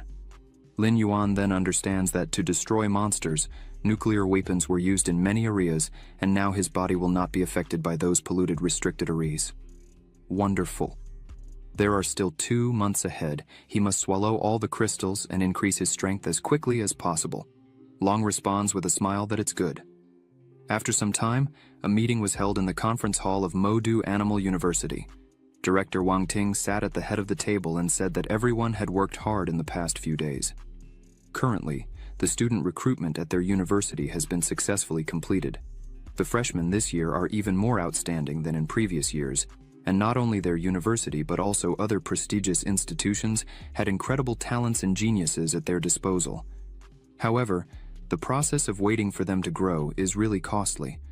If he has to wait until then, he fears he will already be retired. Then he stood up and continued, saying that he had discussed with directors from other universities the issue that concerned him and decided to hold a national freshman competition to find out which of these talents is the true beast.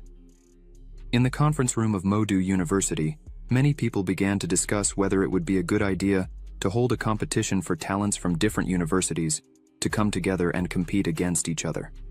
A good opportunity to show the students that there is always someone of greater magnitude, but the freshmen shouldn't waste time on this, right? Wang Ting said that, in fact, everything had already been decided.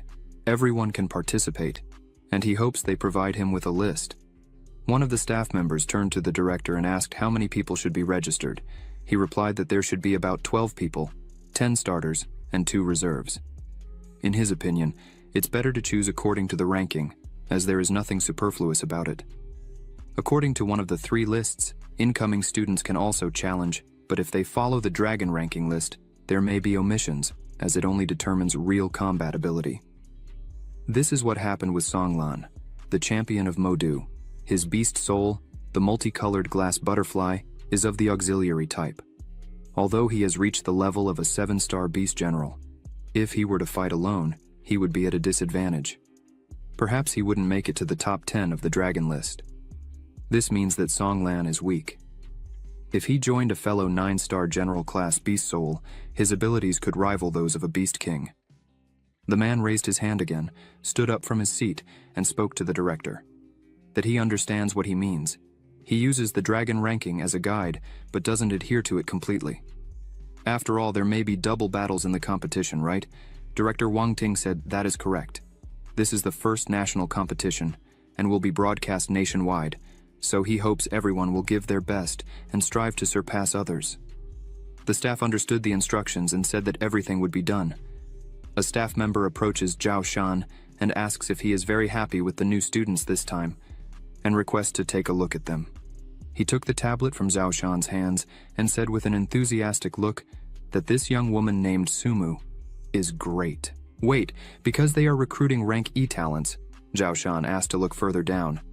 He scrolled a bit and suddenly shouted with incredible surprise, "Student Lin Yuan, Beast Soul, Black Lizard, rank E talent, level 10 in the exam results. How is that possible?" Zhao Shan responded that if he hadn't been the examiner, he would never have believed it because this was Lin Yuan's first participation in the test. The man asked, "What's so special about him?" Zhao Shan replied by asking if he could be a genius and is looking forward to seeing his strength after training. Meanwhile, outside, night had already fallen, and a bright purple light was shining through Lin Yuan's apartment window. He was still sitting on the bed, in human terms like a monk he cultivated, not moving for an entire month in the process of absorbing nuclear radiation. He mastered the S-rank nuclear breathing skill. Lin Yuan inquired about nuclear breathing. Long replied that breathing nuclear energy can emit light particles with nuclear radiation, and the infrared rays can reach 550,000 degrees. Long asks if he wants to spend 1,000,000 evolution points on training. Lin Yuan responded confidently that, of course, it's profitable to exchange 1,000,000 evolution points for an S-rank skill. Long shouted that he had successfully acquired the top-level nuclear breathing skill. In this month, he absorbed 2,500 crystals. Now he has 1.5 million evolution points left. Lin Yuan told him that, as he can see, the monk's practice paid off. He suggests seeing how much these evolution points can improve his level. Let him spend 500,000 evolution points to increase his size. For a monster, size is the most important thing. Long replied that it's okay. After that, Lin Yuan asked to increase the hardness of scale armor by 200,000 points, the sharpness of claws by 200,000, and the power of the nuclear reactor by 300,000 points. He should increase them. At that moment, a system window appeared in front of him. He examined it carefully and Long shouted to him that he is now the leader among Beast General level masters. A little more, and he would become a king. Lin Yuan replied that he thought 1.5 million points would help him reach the king level at once. But in the end, he managed to jump from 3 stars to 7. Maybe he's just being too ambitious.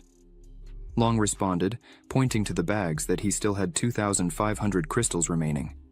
If he absorbed them all, he could get at least 2.5 million evolution points.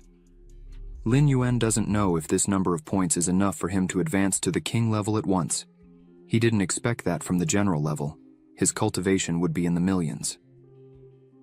The higher the level, the more points are needed. Long said that even if that doesn't work, then high-quality crystals and capsules can be sold and replaced with low-quality crystals. Lin Yuan raised his hand and shouted, "Yes, the goal before school starts is the King Beast rank." A month later, at the train platform, Lin Yuan holds a ticket in his hand.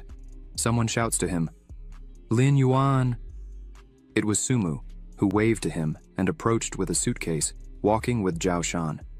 He asked Professor Zhao Shan why he was there. He replied with a smile that he had returned home for business and was just picking them up to take them to the university. They should get on. Lin Yuan replied that it's okay. After a while, they boarded the train, and Sumu asked what he had been doing for the past 2 months. He didn't reply to any messages. Lin Yuan replied that all this time he was practicing, couldn't talk to anyone. She must have trained too. She replied that of course, she not only reached the general rank, but also achieved 3 stars. She told him that 2 months ago, he was a 3-star general, and now he is strengthened, so no matter how hard she tries, she would be unable to catch up with him. Lin Yuan replied that she is already very strong, and her level has increased significantly. At that moment, Zhao Shan informed them that they had arrived at the right place.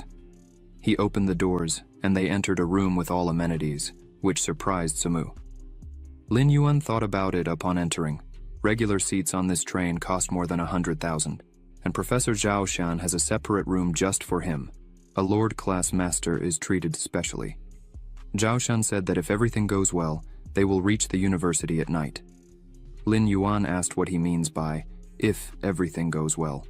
He replied with a serious look that fights between monsters could occur along the way. They call it the beast tide. Accidents mainly happen when 100 beasts or several Lord-class monsters attack the train. Sometimes even King-class monsters are caught. Lin Yuan replied that it sounded very dangerous. Sumu turned around surprised and became cautious with those words. Zhao Shan continued to say that they shouldn't worry.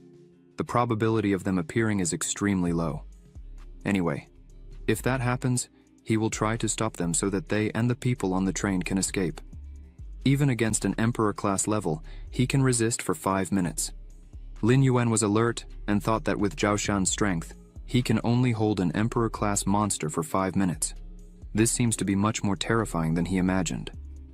At that moment, some loud noises occurred on the train. A man entered their carriage and shouted to Zhao Shan that, 10 kilometers away, the radar detected that a beast tide was approaching them at high speed. He then continued to speak with a trembling voice, fearing that in 10 minutes they would collide with the train. He was very scared and grabbed Zhao Shan's clothes with all his strength. Zhao Shan asked about the size of the beast tide.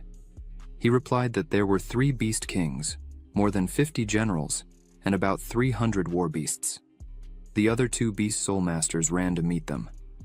Zhao Shan turned to the boys and asked if they wanted to go together, because the threat was small, and they could consider it as a real combat model before starting training. Lin Yan replied yes, and Sumu said she would go too. The train abruptly stopped, and Zhao Shan and his students got off. Zhao Shan asked Lin Yuan, pointing to the side, if he could pilot one. He replied that it shouldn't be a big problem. Sumu said she had never seen anything like it. Zhao Shan said it was okay. She would go with Lin Yuan and they should follow him. He grabbed the shiny transport and ran ahead. Lin Yuan said he just left quickly, leaving them behind. How irresponsible. He got on an equally long vehicle that looked like a motorcycle and asked Sumu to get on with him. She climbed on and asked Lin Yuan if he really knew how to pilot it. He said no, but he didn't think it was difficult. He would learn as they went. After that, he sharply pressed the accelerator and they raced towards the destination at an incredible speed. He thought, as he continued driving, that it was almost like riding a motorcycle. After a while, they caught up with Zhao Shan in a desert area, and Lin Yuan asked Professor Zhao Shan if there should be a wave of beasts ahead. He said he would warn them before entering battle that if they encountered a beast beyond their strength, they needed to get away as much as possible and not waste time. These were not training fights, their safety came first. Merging with the beast soul, with this shout, he ran towards the monsters growling. Lin Yuan looked at Zhao Shan's transformation into a huge and roaring beast bear, which other wolves began to surround. Lin Yuan and Sumu stayed alert and watched what was happening attentively. The monster's entire body lit up with a bright light, and he used the Earth Claw spell.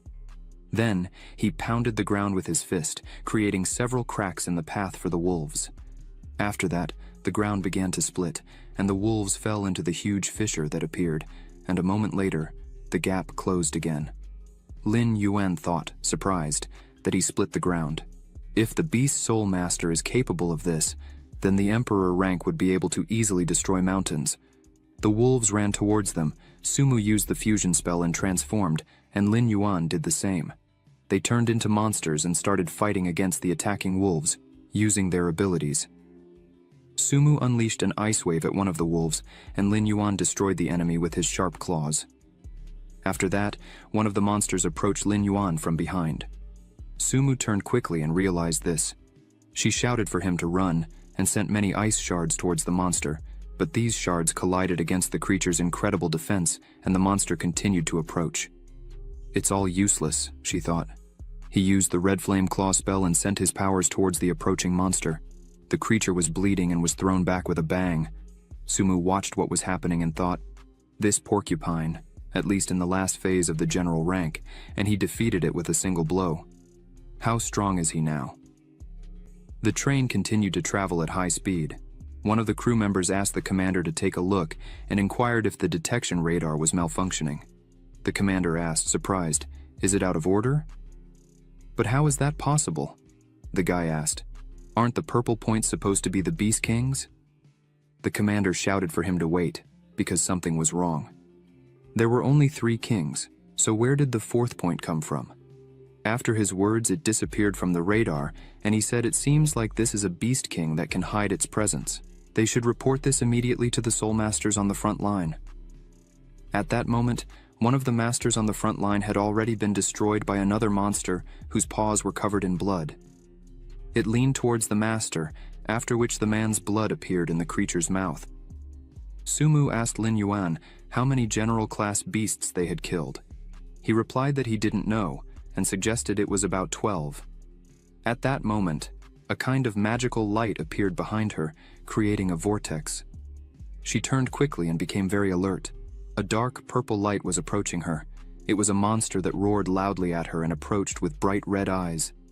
Sumu looked at it with fear and was stunned, but at that moment, Lin Yuan shouted for her to close her eyes or else the blood would enter. At that moment, he attacked the approaching monster and skillfully destroyed it. The creature's entire blood spread in a scarlet flow, and the monster fell to the ground. Long reported that this beast master is classified as the best in stealth. Lin Yuan replied that it seems they were misinformed, as there is another king-class monster.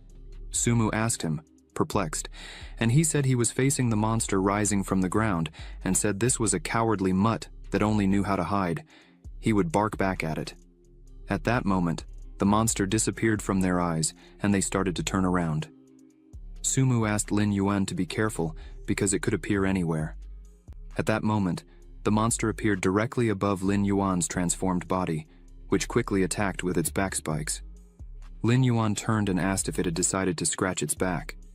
At that moment, he pierced its right paw directly, and much blood was shed from the monster, making it roar in pain. After that, he was stunned to realize that Lin Yuan had grabbed him with his hands and asked a question. Now it's his turn. He smiled and began to crush the monster in his hands. The monster was scared but couldn't move. Lin Yuan opened his mouth and shouted to experience his nuclear breath. A bright blue light lit up in his mouth, and he directed that flame directly into his opponent's mouth. After that, everything around shone brightly, and many flashes occurred.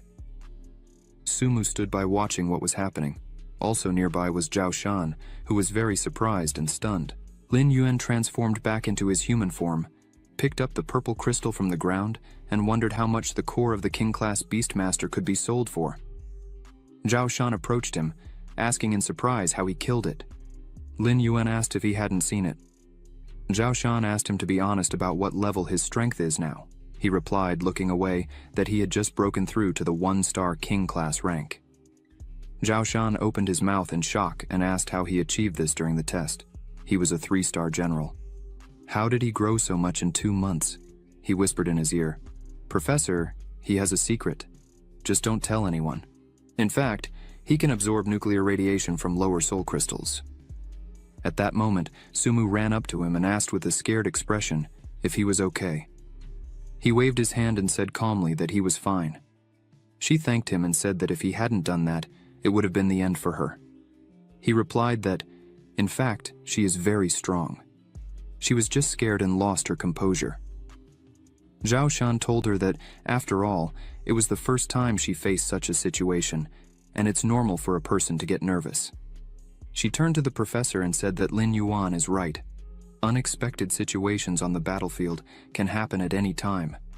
She must try harder not to disappoint her comrades. After that, she and Lin Yuan smiled at each other. Zhao Shan looked at them and thought they were truly extraordinary. At sunset, the train continued its journey. Zhao Shan entered the boys' room and saw Sumu lying on the bed and Lin Yuan looking out the window. He thought he didn't expect that this guy could absorb nuclear radiation as energy. He is a true genius among all Beast Soul Masters, as the director said, an exceptional talent. He approached Lin Yuan and said he had collected loot in that safe badge when he was at the Beast Soul Palace. He would sell everything and give the money to him. Lin Yuan asked about the storage icon. He replied that yes, he had never used one like that. He could request the same, but for 10 cubic meters of space, he would have to pay $1 million. With that money, he should buy lower-grade crystals and could borrow the emblem if needed. Lin Yuan took the badge in his hands and thanked him for telling him about it. This thing could be useful for him, so he would consider buying it in the future. Zhao Shan asked him not to worry. In their university, true talents are not deprived of resources. If he can enter the top 10 in the ranking, he can choose a private room in the dormitory and also have the opportunity to represent the university in the national competition. He asked, surprised, about the ranking. He understood. At that moment, Sumu tried to open her eyes slightly, stood up and said, Professor, the university is so rich, and the dormitory rooms are designed for multiple people. It will be inconvenient for them to practice.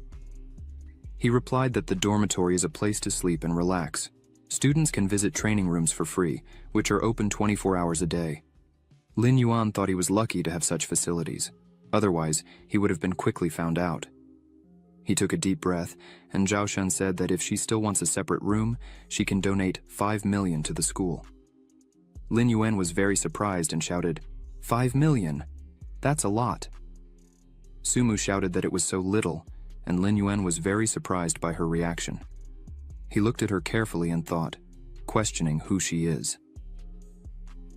Animal City University Dormitory. Lin Yuan walked to the door and thought that before conquering the ranking, he should first settle into the dormitory. It's good that Sumu decided to use the university housing. Although she has money, she can't spend it like that. An unknown guy opened the door for him with a smile on his face and asked if he was a new roommate. He greeted and said his name was Zhao Ming. His beast soul was an 8-headed snake, and he is a freshman.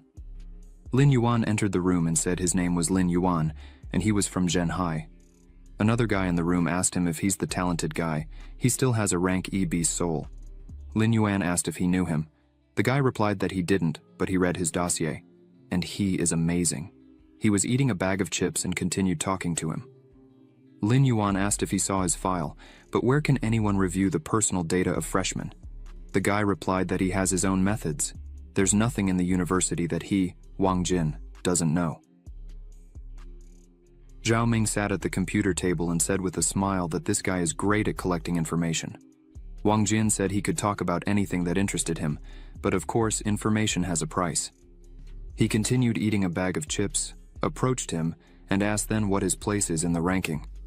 He realized he was an informant. Wang Jin responded that today is only the first day at the university, and he wondered how he could find the list so quickly. However, if Lin Yuan is so interested, he can provide another list that includes all the freshmen who are likely to be in the top 10 of the rankings. Lin Yuan asked how much he would sell it for, and Wang Jin replied with a smile that, since they are roommates, he would give a 20% discount, making it a total of 4,000 coins. He was about to give the card number, but Lin Yuan interrupted, thinking that he's a good informant. But where did he get such information? Lin Yuan sat at the computer and saw a piece of paper on the table listing Shen Kang, Awakening White Prison Beast Soul, 1-star Beast Master Strength.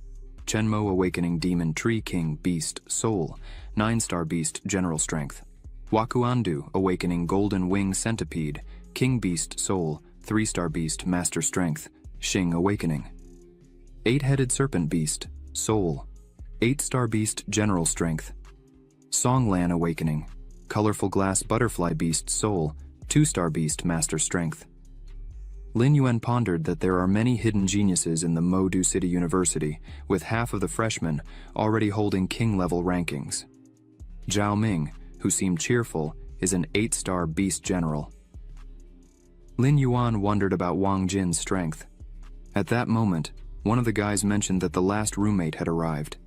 The door opened, and a tall, muscular guy entered with a threatening expression, introducing himself as Song Lan. He expressed pleasure in meeting them. The guys looked at him in silence, thinking about how intimidating he was. Zhao Ming called him by name and mentioned he is this year's champion in Modu City. Wang Jin exclaimed with a surprised expression, considering it lucky to share a room with the winner. Lin Yuan wondered if he's indeed Song Lan. If he remembers correctly, his spirit animal is a colorful glass butterfly, and his talent rating is SSS. Wang Jin extended his hand to him, expressing excitement and offering a 20% discount if he's interested in information. Zhao Ming suggested having lunch together, and Lin Yuan accepted with a smile. Lin Yuan thought that his neighbors are not simple. One is an 8-star general, the other is a 2-star king, the third is an informant. They went out together, and Zhao Ming, walking ahead, expressed his dream of entering the university and feeling like he's dreaming now. Wang Jin warned him not to daydream when it's time to pay bills. Suddenly, they noticed 2 girls not far away, one of them being Sumu. Zhao Ming looked at them passionately, and Wang Jin identified them as Xu Qingqiu, with a snow silkworm as her spirit animal, S-Class, and Sumu with a 9-tailed snow fox, S-Class. Zhao Ming asked how Wang Jin knew all the details, and he attributed it to the power of information. Sumu noticed them and approached, waving and claiming they hadn't seen each other in a long time. She approached him with her friend. He reached out to her and asked what she was talking about. They had seen each other during the day but had recently separated. Sumu smiled and said yes, this is Xu Qingqiu, her roommate. He greeted her, and Wang Jin was very surprised that they knew each other. Zhao Ming smiled at him and asked if he was their informant because he didn't know about it. He shouted back that he was collecting information, not playing matchmaker. How would he know what's going on between them? Lin Yuan decided to introduce his friends and said, turning to the guys, that these were his neighbors, Wang Jin, Zhao Ming, and Song Lan. Wang Jin approached and said they were going to eat together and asked if they wanted to join. Sumu held her friend's arm, turned to the other side, and with a smile on her face, replied that no. Today she agreed to have lunch with her neighbor, so another time. Lin Yuan said it was okay, and they bid farewell, going their separate ways. Wang Jin suddenly started shouting and asking Lin Yuan how he knew Sumu. It seems they are quite close. He turned to him and asked if there's anything he doesn't know yet. If he wants, he can sell that information to him with a 20% discount. As neighbors. Wang Jin was very surprised and stunned. Lin Yuan looked at the sky and thought that campus life would be fun. 2 hours later, Lin Yuan sat on the floor in a lotus position with closed eyes, magical sparks shimmering around him. He considered that even if he wanted to relax in the dorm, he couldn't, given the strong students at the university. Long informed him of a high energy concentration, good for practice. Lin Yuan responded that this is a free room for initial level training, and there is a paid room for intermediate and advanced levels where the energy concentration should be higher. However, those rooms are expensive. A mid-level room costs 1,000 per hour, and a high-level room costs 5,000 per hour. Long put on his glasses, crossed his arms, and looked through the system window. Afterward, he mentioned that it's a coincidence. He absorbed all the low-level crystals, leaving only high-quality ones in the Beast Soul capsule. Lin Yuan pointed at him and suggested checking how many evolution points he would gain by absorbing a high-quality crystal.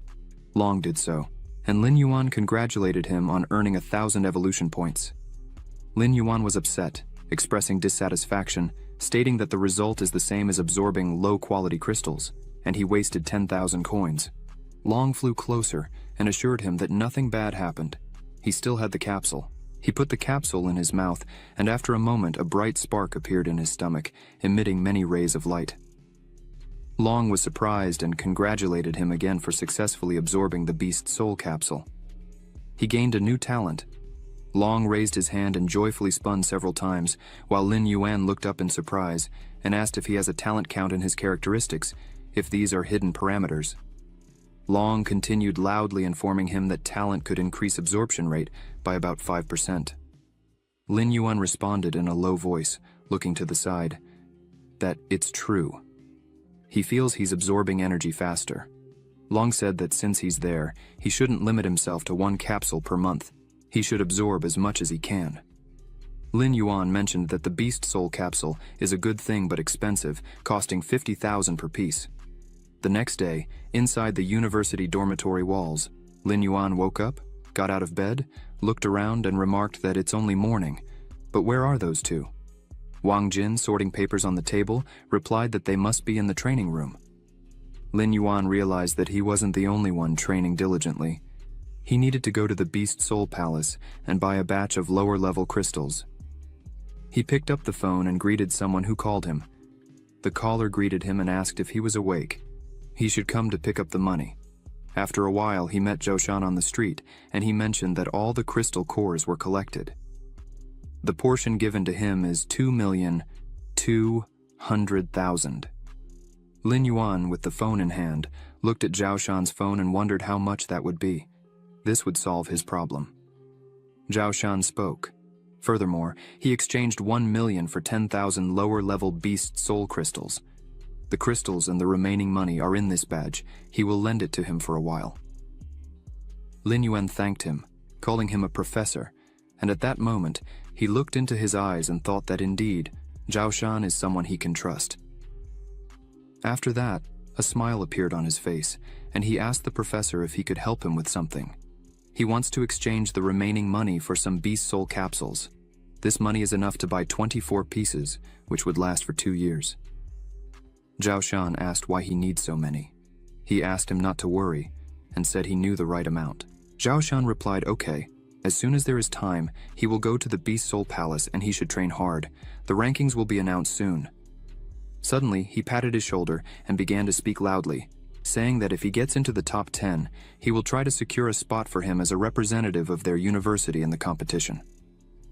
Lin Yuan responded with a serious expression that he understood everything and thought that his goal is not to be in the top 10, but to be the first on the list.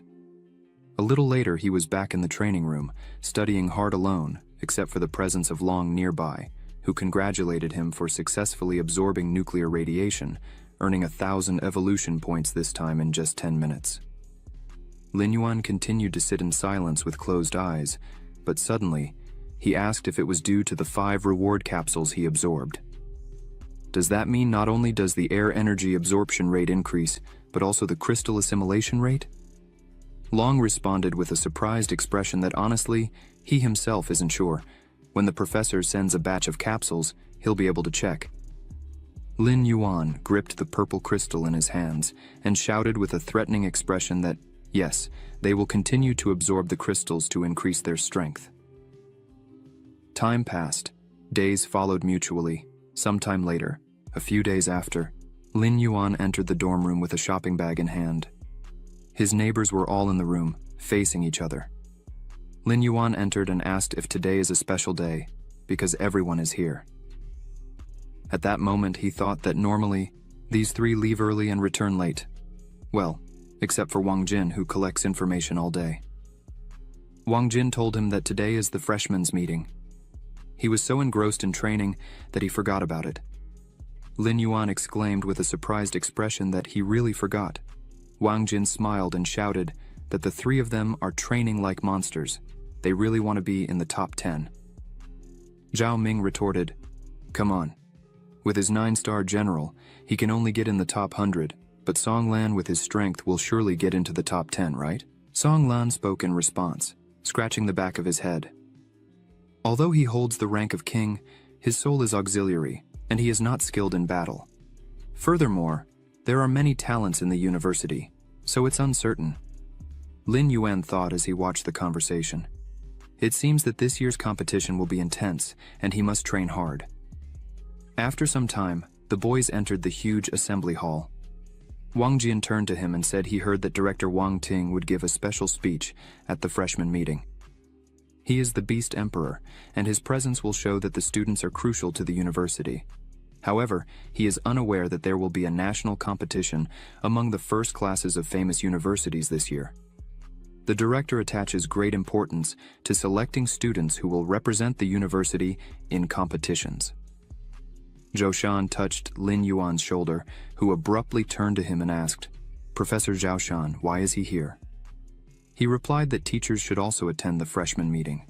After that, he returned his attention to the boys sitting beside him and asked if they should be neighbors. Wang Jin turned to him and said he admired him for a long time. Lin Yuan pointed his finger at him and said that he was his neighbor, after which he mentioned his name and said he specialized in gathering information. Zhao Shan asked, "Gathering information?" After which he laughed and said it was very similar to his father. Wang Jin smiled and thanked him for the compliment, addressing him as a professor. Lin Yuan turned to him with a surprised expression and asked, "What's going on? Do they know each other?" Zhao Shan replied, "His father is a very famous person. You'll find out soon, and now it's time to go."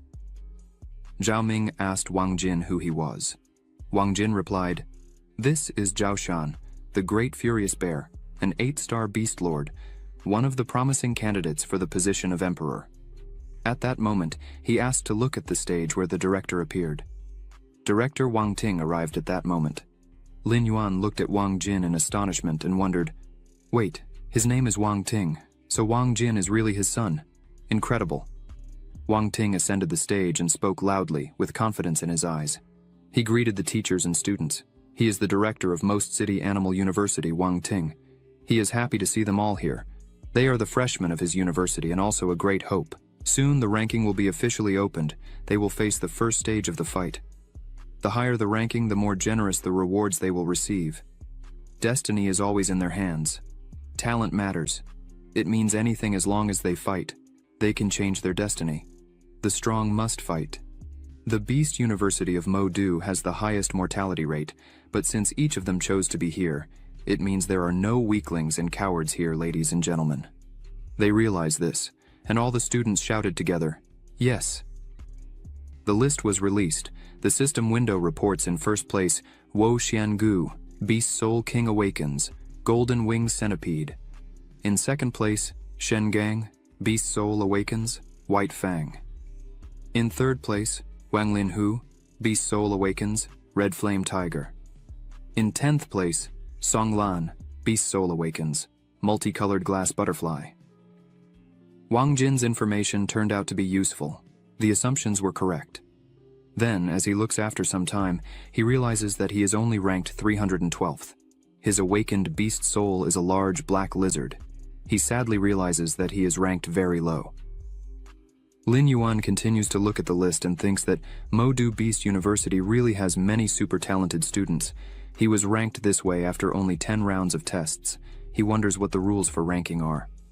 Suddenly, Long appears over his shoulder and cheerfully says that he knows. The first rule is that only a lower rank can challenge a higher rank, and the difference in rankings cannot exceed 20. The second rule is that each day you can only challenge once. In the first 2 times, one cannot refuse a challenge thrown by someone. The third rule is that each participant has a chance, once a week, to challenge an opponent with a difference of up to 100 rankings. The fourth rule is that the use of illegal substances is prohibited, and the weapon used must match one's own level. The fifth rule is that if either party admits defeat during the fight or can no longer continue, the fight will end immediately, according to their ranking on the list. Now, it would take about 16 days to reach the top. If they add that there is an opportunity once a week to challenge an opponent with a difference of up to 100 rankings, then the time can be halved. Suddenly, Lin Yuan hears someone in the crowd asking where Wu Xiangu is. He ranked first as soon as the list was released. In response, another man exclaims that if he remains in first place after 7 days, then they will admire him. The girl adds that in 3 days, there will be serious changes in the rankings. Lin Yuan hears this and thinks that there will indeed be many people competing for a higher position. The situation will become tense, and because of this, he will have to focus a lot on training. At this moment, his roommates approach him, and Zhao Ming turns to Wang Jin, noting that Lin Yuan is strange. Even at this moment, he is focused on training. Wang Jin responds that he wanted to buy information from him for 1 million, but he refused. He then remembers how Lin Yuan told him that when he reaches the top of the rankings, they can discuss the price of his information again. Wang Jin observes Lin Yuan as he leaves and thinks that, obviously, his goal is to fight for the first place in the ranking. What a formidable power he must have. After a while, Long looks forward in surprise and asks about the capsules that Zhou Shan sent. There are 24 in total. Lin Yuan holds a bunch of pills in his palm and explains that he will try to do it in parts. Then, he abruptly consumes all 10 capsules in his hand. Immediately, he feels a great surge of strength. Long congratulates him several times on his successful intake. He gained another talent and earned 10 talent points. Lin Yuan observes that it is obvious that the absorption rate has increased significantly. Now they need to check if the fusion rate with the crystals will also be increased. After that, he takes one of the crystals and begins to fuse with it. 7 minutes later, Long happily congratulates Lin Yuan for successfully absorbing nuclear radiation. He received 1,000 evolution points. Lin Yuan looks at Long with a smile and responds that it's already 7 minutes. It used to be 10 minutes. His assumptions were correct. The absorption efficiency suddenly increased. The phone rings. Lin Yuan answers the call. He hears the voice on the phone announce that in 10 minutes, Wo Xiangu, Wang Lin, who will fight in the third arena, needs to hurry. Lin Yuan asks with joy if the first and third places are going to fight. He will come soon. After some time, he arrives at the third arena of Mo Du Beast University. As soon as he enters, someone in the audience shouts for him to come closer. Lin Yuan turns to see who it was and sees Zhao Shan waving at him. He approaches, and the man next to him notices that Zhao Shan treats this guy like a treasure, even bringing him to competitions. Maybe I should tie a rope around him. Zhao Shan immediately responds, Mang Chang'an, it would be better to help those in need instead of gossiping. He then introduces Mang Chang'an and says that this is his friend. He is one of the teachers. Lin Yuan greets him, and Mang Chang'an asks if he is Lin Yuan. He also asks if Lin Yuan has already chosen a mentor. Why not become his student? Zhao Shan jokingly exclaims that he called Mang Chang'an to watch their fight, not to recruit students. Then Mang Chang'an turns to him and asks, finally, which of the two has a better chance of winning? But Zhao Shan responds, how can he know if he's not familiar with them? Mang Chang'an then turns to Lin Yuan and asks what he thinks. Lin Yuan also responds that he doesn't know them. At this moment, people start exclaiming that they are coming out and they need to watch. This is the third in the ranking, Wang Lin, and in front is the first on the list, Wo Xiangu. The host announces that in this fight, Wang Ling, ranked third, will fight against Wo Xiangu, ranked first on the list. The battle begins, and the host exits. Wo Xiangu, with crossed arms, asks Wang Lin. He challenged him first. Does Wang Lin think he is a coward? In response to this, Wang Lin shouts that the first place belongs to him. Then, Wo Xiangu asks with a cunning smile if he should teach a lesson to Wang Lin, who is so confident. After that, he starts to merge with the beast soul. Lin Yuan sees this and exclaims in his mind, this is the SSS-ranked Golden Centipede King. Its oppressive strength is at least at the king level. At this moment, Wang Lin looks threateningly back and exclaims that it seems there is an opponent here for whom he will be waiting. He then also uses the beast soul fusion. Lin Yuan watches this closely and observes Wang Lin. He is also a king-level beast master, and he wonders who will win. At this moment, Zhao Shan and Mang Chang'an are closely watching the battle. Mang Chang'an thoughtfully says that these kids have a lot of energy at their age. He could only dream of such strength. Zhao Shan observes that they have raised this question before. This year's freshmen are not simple. One is better than the other. Suddenly, a threatening roar of a tiger is heard. It opens its wide mouth and shoots a fire beam directly at Wo Xiangu. He sees this, but repels the attack. Wo Xiangu then asks Wang Lin if that's all he can do, but Wang Lin, who starts running forward, shouts not to be deceived but to win first. Then, he propels and jumps high. The Golden Centipede King sees this and is very surprised. freezing in place. The tiger attacks him. Lin Yuan watches this closely and notes that Wang Lin's red flame tiger surpasses his opponent in strength, speed, agility, and explosive power. There is a chance that even Wo Xiangu may not be able to dodge it. Mang Chang'an also observes that Wang Lin acts cautiously, testing the enemy from afar and then approaching quickly, catching him off guard. Zhao Shan adds that this guy's fighting experience is simply amazing. Mang Chang'an asks thoughtfully, observing the situation, if Wo Xiangu really deserves the first place on the list. Zhao Shan looks at Lin Yuan and asks if he is afraid of them. The fight for the top rankings will be very difficult. Mang Chang'an continues to think with the soul of a ranked beast. Entering the university is by no means easy, but their desire to lead the ranking is very arrogant. Lin Yuan says quietly that it's a trap. Mang Chang'an and Zhao Shan sharply turn in his direction, and Mang Chang'an asks again how he knows. Then, they look back at the arena and see the red flame tiger continuing to deal with Wo Xiangu. He looks at his opponent and realizes that there is one last move left. So, he is about to attack, but suddenly, Wo Xiangu rises and uses his paws to grab Wang Lin, who shouts furiously to let him go, but he tightens his grip on his paws. The tiger opens its mouth, from which green smoke streams begin to emanate, penetrating directly into the nose of the red flame tiger. Mang Chang'an is surprised to note that he really lured him into a trap. But how did Lin Yuan know this? Lin Yuan explains that the best way to deceive the enemy's vigilance is to show weakness. Wo Xiangu may remain at the top of the rankings, whether he deserves it or not. His fighting talents are by no means inferior to Wang Ling's. Zhao Shan closely monitors what is happening in the arena and realizes that he could not even imagine that Lin Yuan would be so insightful. Usually they ignore the details, but he was completely immersed in the process without relaxing. Then, he turns to Mang Chang'an and pats his shoulder, saying that the young ones are smarter than him. In response to this, Mang Chang'an turns around and asks him to choose his words carefully. Zhao Shan was probably just waiting, but he exclaimed in response that even if he didn't notice anything, he has an attentive student. Mang Chang'an responds confused that he shouldn't have been underestimated. At this moment, the battle continues, with Wang Lin shouting for Wo Xiangu to stop. He then starts emitting flames from his chest, pushing Wo Xiangu away from him. Immediately after that, the red flame tiger leaps and tries to attack the golden centipede king. The crowd is perplexed. Will Wo Xiangu really lose in such a situation? Wang Lin, who can change everything in his favor. No. An SS rank cannot defeat an SSS rank with just one beast soul. He is still inferior to Wo Xiangu in abilities. Mang Chang'an turns to Lin Yuan and asks how he thinks Wo Xiangu could lose. In response to this, Lin Yuan says seriously that Wang Ling will lose. Mang Chang'an, surprised, asks how Lin Yuan can know this if at the moment Wang Lin is in the lead. Of course, he has absolutely every chance of winning. But Lin Yuan responds with a smile. They definitely noticed. They are probably just testing him. Zhao Shan smiles. Really? Nothing can be hidden from this guy. Lin Yuan explains that Wang Lin's attacks are fierce but hasty.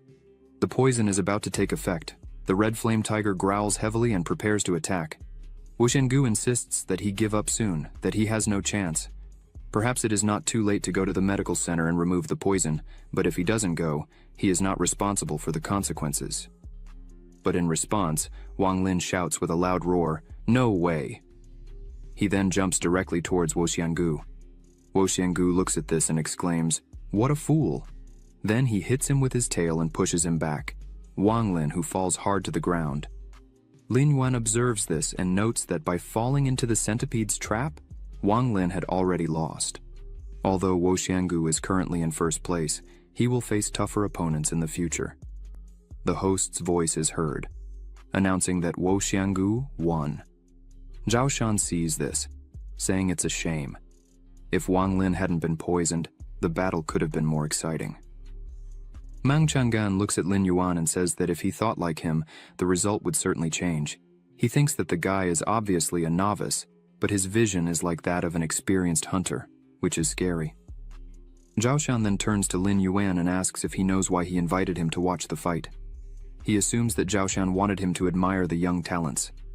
Zhao Shan exclaims sternly, "That's right. He needs to clearly understand his own position, the enemy's strengths, and realize the need for self-development. If he wants to be at the top of the rankings, then he cannot relax. Lin Yuan thanks the professor with a smile and says he understood everything. An hour later, in the meditation room, Long asks Lin Yuan what his impressions of the fight were. Lin Yuan responds with a sigh that Wo Xiangu definitely reached the 4-star level of a king-level beastmaster, and Wang Lin, if not 4 stars, then at most 3 stars. The first simply releases a poisonous cloud, while the second skillfully controls the scarlet flame. Considering these data, their real combat strength is much higher than others at the same level. Long agrees. They truly deserve their place on the list. Lin Yuan continues to speak.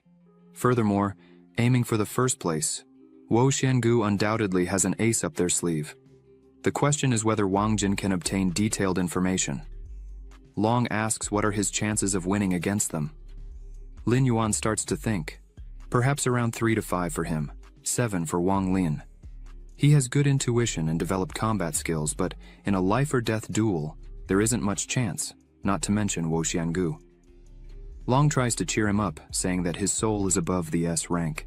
He is a genius, and with the system on his side, there's no way to lose to them. But Lin Yuan must compensate for the deficiencies to ensure victory. He decisively responds that, yes, he will definitely try. The national championship is less than a month away. He should be on the list. Long adds that he still has 1 million unused evolution points. He will be able to rise to the level of a 2-star king. Lin Yuan then picks up the low-quality crystal and exclaims that he needs to continue his meditation.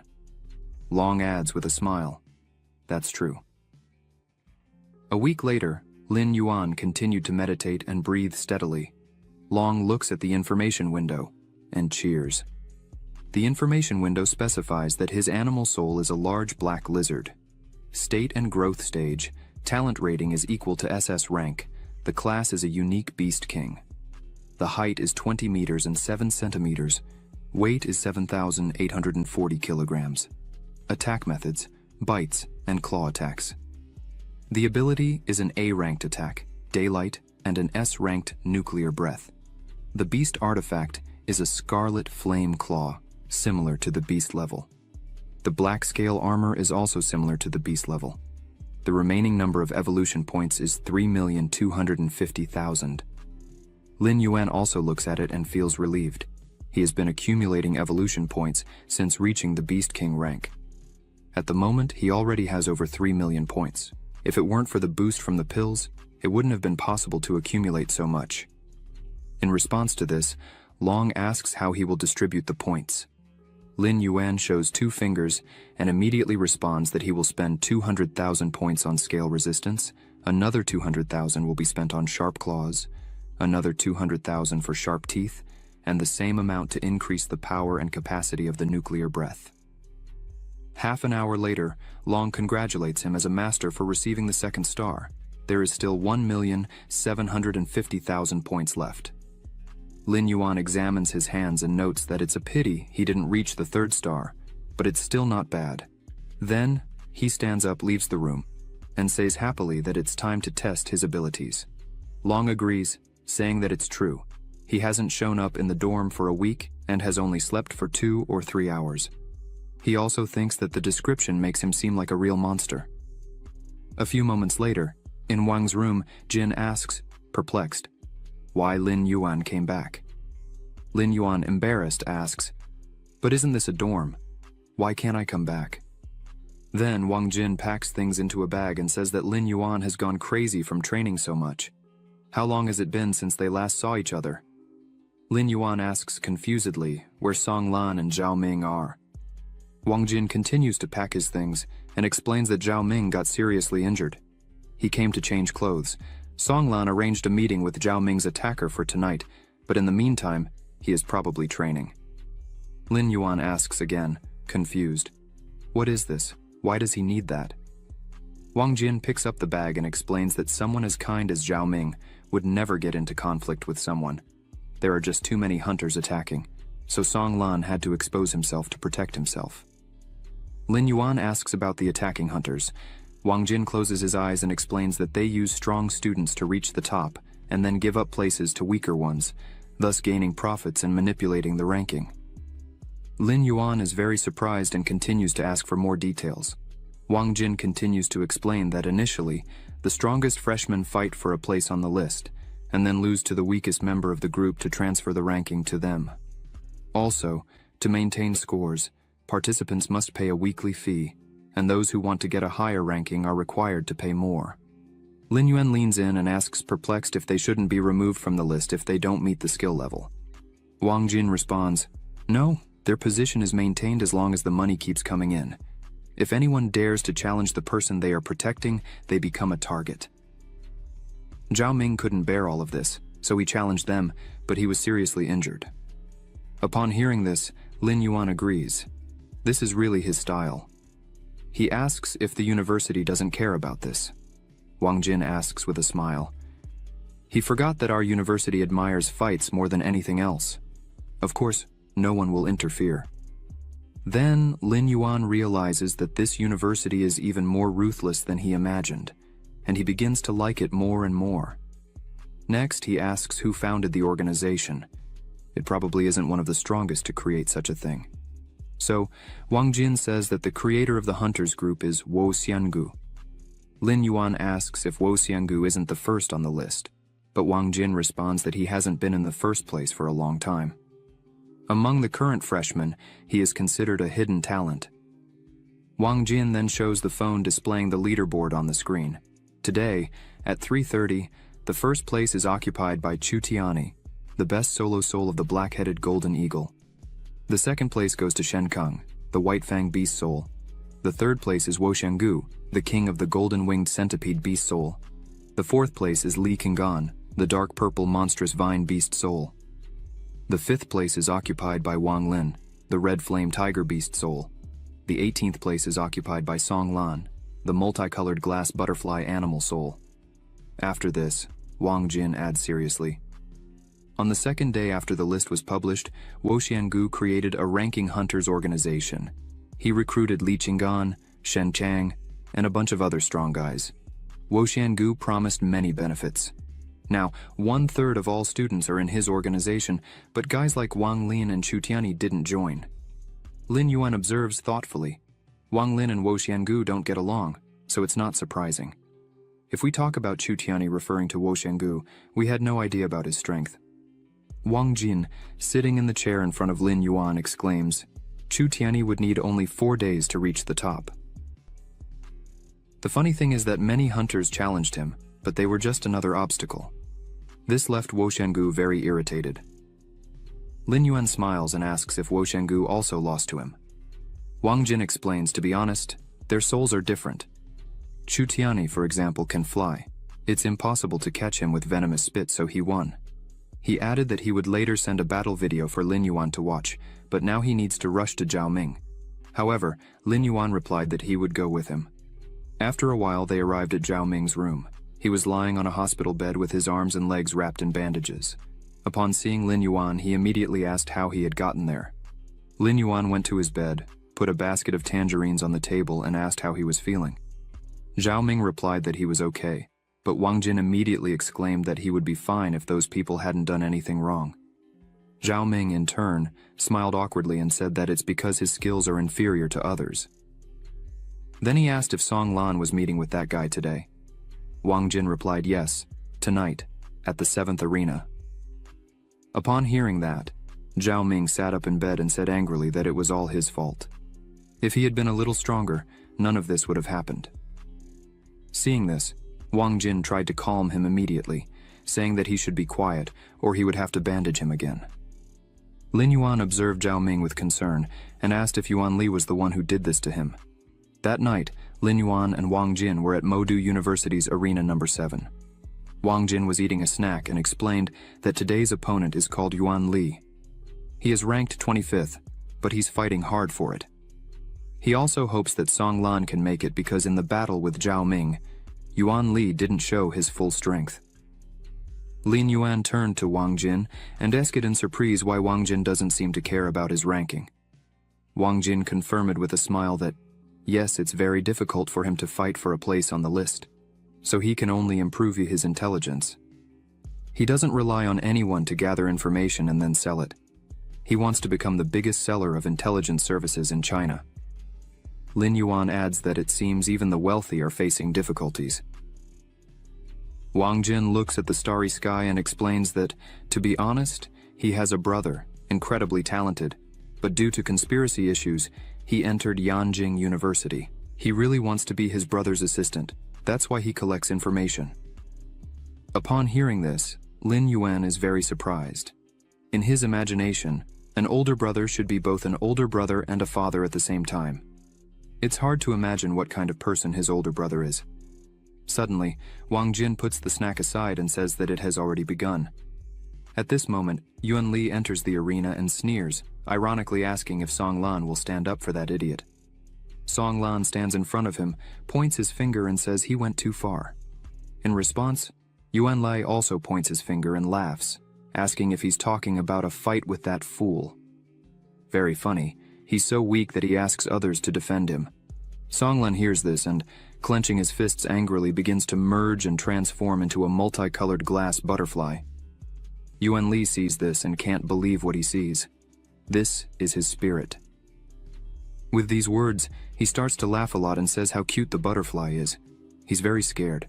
Suddenly, he looks furiously at Song Lan and exclaims that his shiny wings are perfect to be destroyed by him. Then, he starts to merge and transforms into a large ape-like monkey. People in the crowd are very surprised because Song Lan's spirits are very different from his. Someone responds that they heard it's just an auxiliary soul with no combat power. How can it fight against the armed demon monkey? Yuan Li is an aggressive soul. Song Lan is in danger now.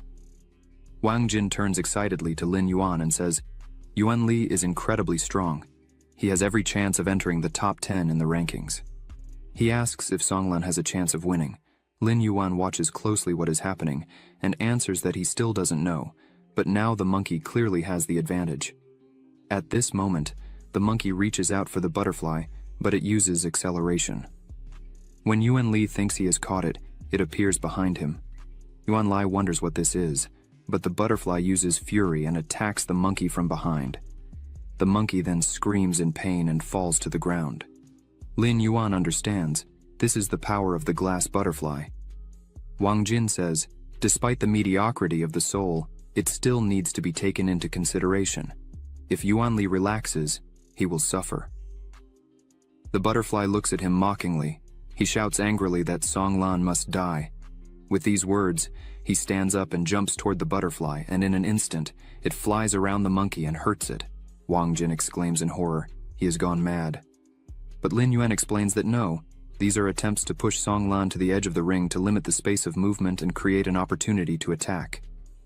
At this moment, the butterfly is watching attentively. Lin Yuan continues to explain that fighting in a confined space limits the combat area, which is different from fighting in an open field. Therefore, Yuan Li tries to shorten the distance and minimize the effectiveness of the butterfly's attacks.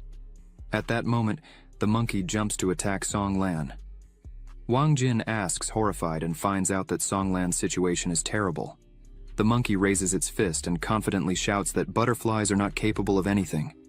She needs to stop running away and accept defeat. With these words, Yuan Li leaps, aiming his fist straight at the butterfly, but Song Lan exploits the weakness, and the monkey freezes.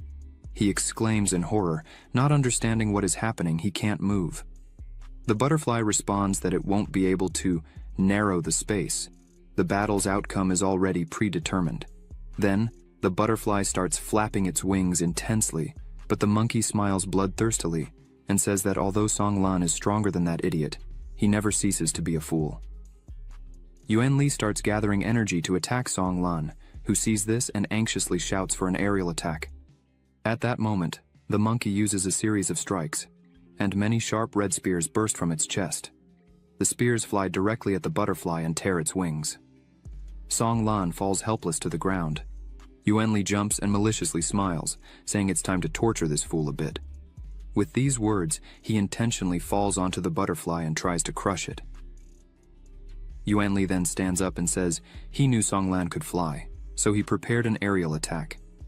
At that moment, the butterfly tries to fly, but the monkey presses it to the ground with its paw and asks if Song Lan keeps trying to fight.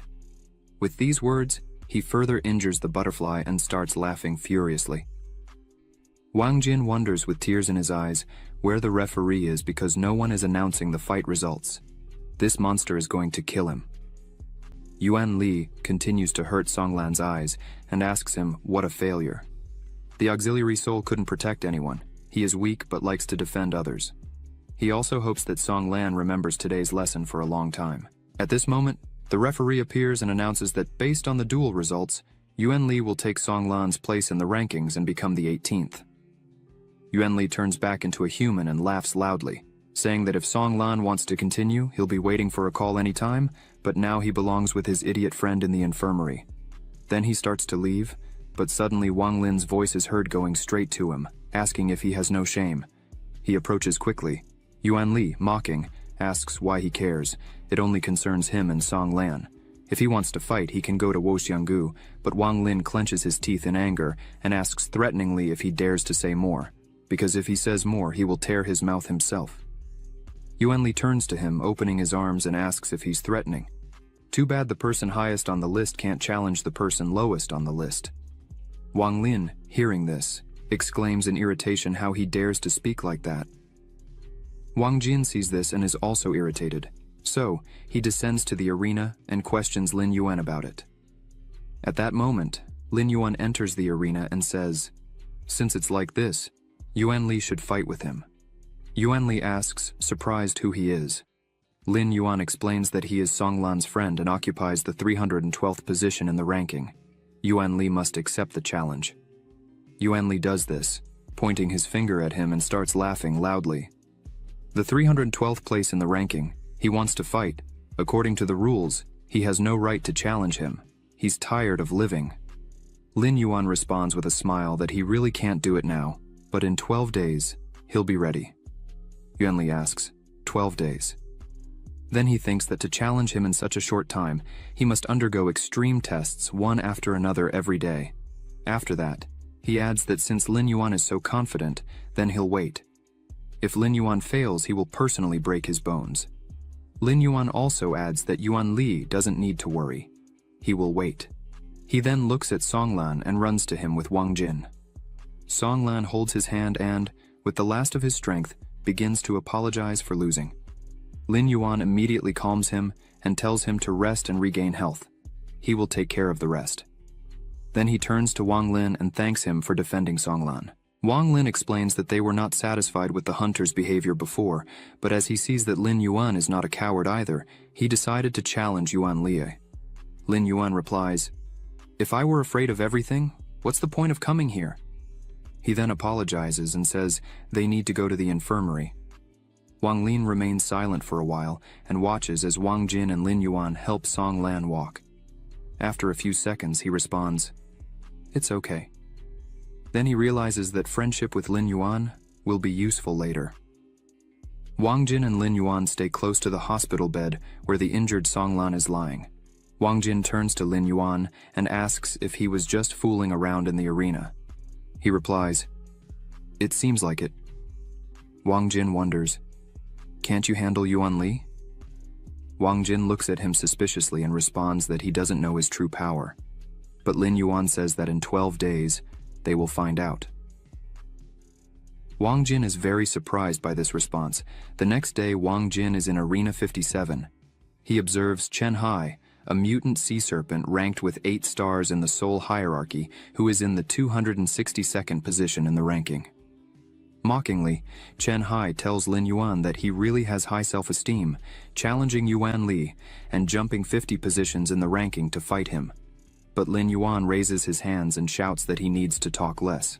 Then he starts merging with the beast soul. Chen Hai is surprised by his impatience, so he also begins to merge. After a few moments, he transforms into a large sea serpent and roars loudly. Lin Yuan also transforms into a large black lizard. The serpent immediately warns him to be careful, then attacks and coils around the lizard's body. Chen Hai yells at Lin Yuan not to move and die in his body. Lin Yuan notices that his movements are good, but unfortunately not good enough for him.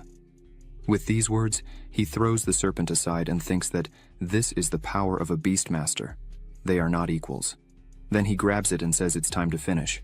but Chen Hai immediately admits defeat. The host announces that the victory is Lin Yuan's. The audience wonders how it was so fast. This guy turns out to have a king level, so it wasn't that difficult for him to win. After a while, Lin Yuan enters the room under the spectators' gaze. Wang Jin exclaims with a smile that he is a rascal for hiding such power all the time. Lin Yuan is also surprised and asks if he really came to his senses and decided to help him with recognition. Wang Jin smiles and responds that no, he had great ideas on how to make money, and he asks if he is interested. Lin Yuan immediately asks him to tell. At this moment, he thinks that money wouldn't hurt. Wang Jin says that his story in yesterday's battle quickly spread throughout the university, so now he is incredibly popular. He will open a betting office. The bet will be whether Lin Yuan can remain undefeated for 12 days or not. But to prepare well, he needs to know Lin Yuan's true power. Lin Yuan then whispers in his ear that his strength is approximately equal to that of a 2-star beast king. When Wang Jin hears this, he immediately exclaims that Lin Yuan is stronger than Song Lan. He realizes that Lin Yuan was pretending on purpose. He approaches him and asks how confident he is that he will last the full 12 days without defeat. He thoughtfully replies that about 95% or more, opponents below the top 20 don't pose a threat to him.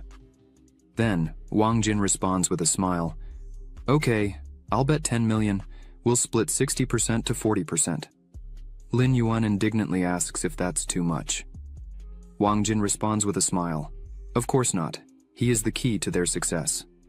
Lin Yuan asks, perplexedly, "Why him?" After a while, in the university's cafeteria number 2, Mo Du, Yuan Li sits at the table and devours food furiously. Suddenly, they hear someone saying that he is doing well. Yuan Li immediately asks what he's doing there. Wo Xiangu explains that he heard someone challenging him after the duel with Song Lan yesterday. Yuan Li continues eating and responds that it was some clown outside the top 300. What's so interesting about that? Wo Xiangu leans over the table and responds that it seems the news hasn't reached him yet. That guy's already risen to the 262nd ranking and says he's on the level of a Beast King. Yuan Li is very surprised by the level of a Beast King. Wo Xiangu smiles and responds that he heard about it, so he decided to inform him. Yuan Li calms him down and says that this guy could be anyone. He doesn't need to worry. He won't let this guy know anything about the organization's affairs. Wo Xiangu then leaves, saying he'll wait for good news from him. After that, Yuan Li starts getting irritated and thinks, "A Beast King. I can't wait to see him in action." 3 days later, at noon in Arena 53, Lin Yuan stands still thinking. As far as he knows, this time the opponent will be a guy with the soul of a moon shadow leopard, ranked 242, known for his speed. Wang Jin trusts him completely and is even more inspired than yesterday. He remembers asking Wang Jin if he should continue pretending. Wang Jin naturally responded that after opening the bets, the odds change in real time. How can they make money if he finishes quickly? Lin Yuan clarifies, "You mean a staged duel?" Wang Jin explained, "Of course not. Where did he get the idea that the duel would be staged? This is just a business strategy. In the end, he still needs to win. The idea is to take full advantage. First, they need to convince the public of the high probability of his defeat and then win, so they can earn much more." After listening carefully to Wang Jin, Lin Yuan agrees. They will do it then. Wang Jin puts his hand on his shoulder and exclaims that their earnings depend only on him. Lin Yuan thinks that he demonstrated the power of a Beast King yesterday. Wang Jin is promoting their bets well. Now at least half the university knows he's going to challenge him, so it's no wonder there are so many spectators. Suddenly, someone's voice is heard asking, "Is that Lin Yuan?" Lin Yuan looks up and sees a guy who says it's unlucky to accept a Beast King's challenge. Then he exclaims that he won't admit defeat so easily. Lin Yuan must show what he's capable of.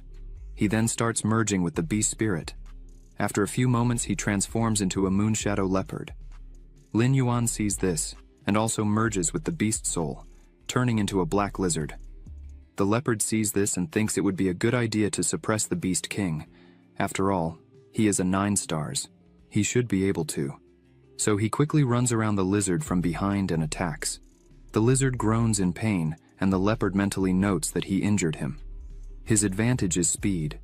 Meanwhile, Lin Yuan thinks he'll do as Wang Jin said, play around a bit. So, he strikes the leopard, but misses. Then, the leopard attacks him again from behind. He understands. It seems this is the essence of the true power of the Beast King. At this moment, the audience exclaims in perplexity, how is it possible? The Beast King can't handle him, and how will he fight against you and Yuan Li? One spectator said, someone organized a bet on whether Lin Yuan would be able to win in 12 days or not. Another spectator replied, it seems that with this strength it will be difficult for him to win. Wang Jin hears this and thinks with a smile, it seems the goal has been achieved. The more people doubt Lin Yuan, the better he demonstrates his acting skills, the more money they can earn. At this moment, the leopard attacks the black lizard again. He thinks that if it continues like this, maybe he can defeat the Beast King. Then, he approaches the lizard again and stabs him in the back, but suddenly the lizard turns around and throws him away. The leopard hits the wall directly, and as he falls, returns to human form. The audience is surprised. Lin Yuan looks at the enemy, and then smiles. The enemy is perplexed. Maybe it's a coincidence, but he couldn't avoid the blows. At this exact moment, the audience starts cheering with joy. How did this happen? The Beast King still proved to be stronger than the ordinary Soul Master. What are we talking about? Lin Yuan is so strong that he can seriously injure with just one blow. Apparently, in the first half of the battle, he was just pretending and didn't show his true strength. Wang Jin hears this and smiles. Then he runs to the arena towards Lin Yuan and shouts that everything went very well. Lin Yuan confirms and says he acted like a true actor. Wang Jin raises 2 fingers and responds that it was even better. Most people are now suspicious of him, but he doesn't think his plan will be discovered quickly, so they can continue. Lin Yuan agrees. After that, late at night in the dormitory room, Lin Yuan lies on the bed and thinks that today, after the fight with Qi Ying, he not only received 2 silver treasure chests, but also a beast artifact. He can just sell that and continue defeating weaker opponents, besides receiving a generous reward for opening the chests and a share in the composition. 5 days later, Lin Yuan climbed from rank 242 to 141. He enters the room feeling very sad, thinking that in the past few days, he unexpectedly encountered several opponents who bought their ranking. They admitted defeat before the start of the battle, and that's why he didn't win the treasure chests. Wang Jin looks at him and asks why he's so sad. They still have a chance. He should be happy. But Lin Yuan, tired, asks if he has any information about tomorrow's opponent. Wang Jin then hands him the tablet and says he prepared this especially for him. Lin Yuan takes the tablet and reads that his opponent tomorrow is ranked 92. His name is King Ming. He is a beast thunder, a strong attack soul.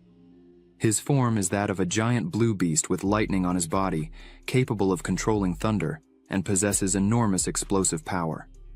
He defeated Liu Changfeng, a 1-star Beast King, and also defeated Wang Taoist, a 1-star Beast King, but lost to Yuan Li, the 2-star Beast Lord.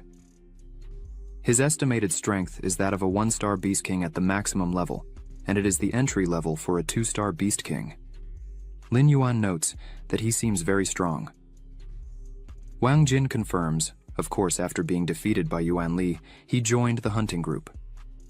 All students think Lin Yuan will lose, but he adds with a smile. When Lin Yuan defeats King Ming, everyone will finally see his true strength, so he will close the bets before the fight. In a duel with him, Lin Yuan doesn't need to hold back. He can show everything he's capable of. Lin Yuan exclaims, "Okay, it's finally time to have some fun," in the advanced training room. Sumu is sitting on the floor with her eyes closed, magical sparks shining intensely around her. Suddenly, a message from Shu Qingqiu arrives on her phone, and Sumu asks if something happened. She replies that there will be a fight between Lin Yuan and King Ming today, and asks if she'll watch. Sumu looked into the distance and wondered how strong this guy is. Shu Qingqiu replied that he was ranked 92, a 1-star Beast King. Sumu lowered her gaze and said, repeating, a 1-star king. Shu Qingqiu spread her hands and suggested that she didn't seem to worry about Lin Yuan possibly losing. Sumu raised her arms and, with a smile on her face, said aloud that he is very strong, and she believes in his victory. Shu Qingqiu said with a smile that she realized she was confident in her boyfriend. Sumu felt embarrassed by such a statement and shouted awkwardly that he wasn't her boyfriend. She shouldn't say such nonsense. They are just compatriots. Shu Qingqiu replied to her, "Okay." She wanted to know something else, why she doesn't participate in attack battles. She should be able to handle at least the next 50. Sumu replied that the teacher said there's no point in fighting just for a reward. First, she needs to level up, and then act. Shu Qingqiu took a deep breath and said that the teacher's reward is a lot of money, apparently, to pay for the best leveling room every month. Equip an energy collection system with high-level crystals. Okay. Now she will watch the fight and then tell everything that's happening. Sumu thanked her for that, and after a while, it was 7 in the evening. Many people gathered at Modu University's sports area, number 26. Lin Yuan was near the entrance of the arena with Wang Jin and asked him, hearing the loud voices of the crowd, why there were so many people today. He replied that about half of them are betting. The rest just ran for the noise. The betting pool will be closed, so he must do his best. Lin Yuan looked at the arena confidently and said he could count on him. At this moment, Le King Ming had already entered the arena and shouted, "Where is Lin Yuan?" He turned sharply. Le King Ming is ranked 92 in the ranking.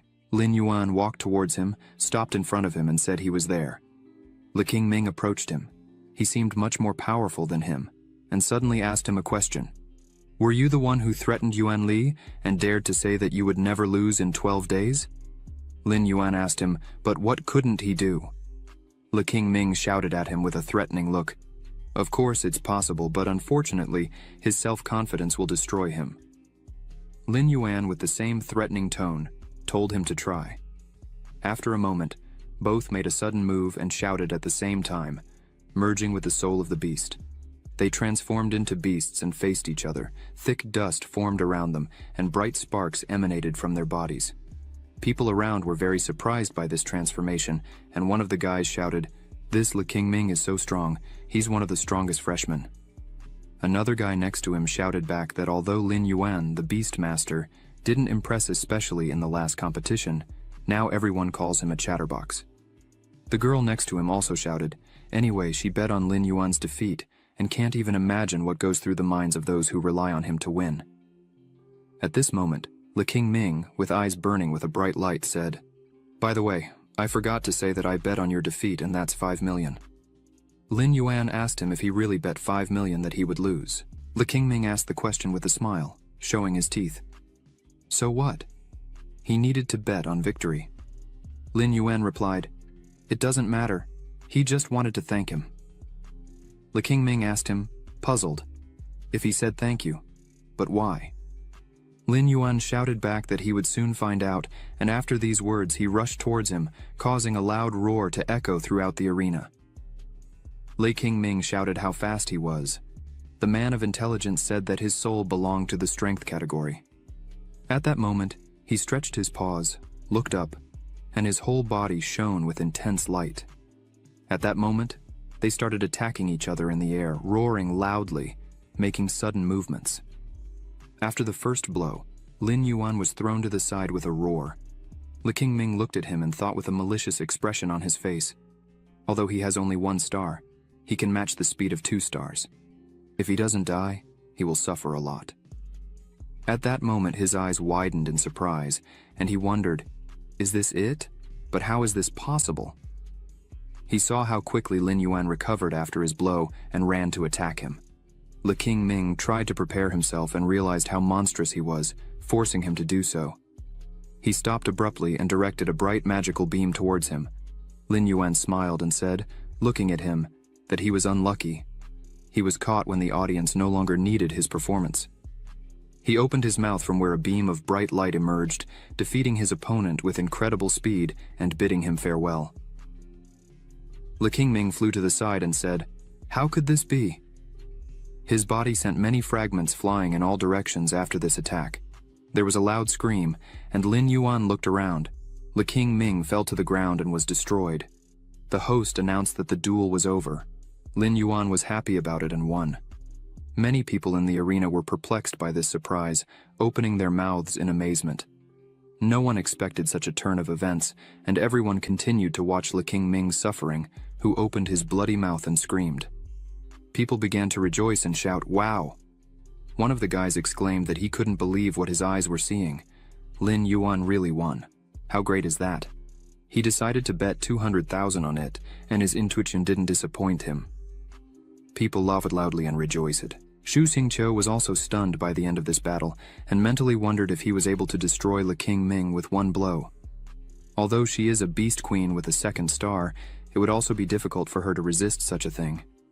No wonder Sumu trusts him so much. Long flew to Lin Yuan and said that he won and received a golden treasure chest. Lin Yuan looked at the attacked enemy and asked if he could open this chest now. Long replied that, of course he can. Only he can see the contents. A moment later, the chest was successfully opened. 50,000 evolution points and a Beast King level artifact were obtained. Kang Li's claw is a Beast King level artifact. When hit, the claws are infused with lightning, granting an increase in attack speed, as well as a bonus to lightning attribute damage. Lin Yuan looked at the chest with his mouth open and shouted with a satisfied expression on his face that this was much better than the flame claw. It's of a general level, but can be sold for a good price. Wang Jin started yelling at him from afar and asked, "Friend, what was that?" He ran towards him with a joyful feeling and shouted, "Lin Yuan!" Lin Yuan turned to him in surprise, and he continued to shout, "What a beautiful victory! Now they are incredibly rich." They exchanged satisfied looks. At that moment, someone began to approach them from afar and said, "He reveals himself capable of something more." He clapped loudly and said he had watched the duel, and it was incredibly exciting. Wang Jin turned to him tiredly and asked why he came. He replied that he just wanted to ask how his roommates were. Lin Yuan told him that he shouldn't care. Yuan Li said, "There's no talk of any emotion. He has only a few days left. Let him go and check on them." He approached faster and pushed Wang Jin out of his way, who blinked at his sudden movements. He passed by them, looked back, and said that while fighting Le King Ming, he shouldn't have wasted so much time. Wang Jin spoke and asked how he's not tired of mocking everyone yet. Lin Yuan replied that, let him infuriate now, but they will look at him when it's time to bid farewell to life. 3 days later, Lin Yuan rose to rank 32.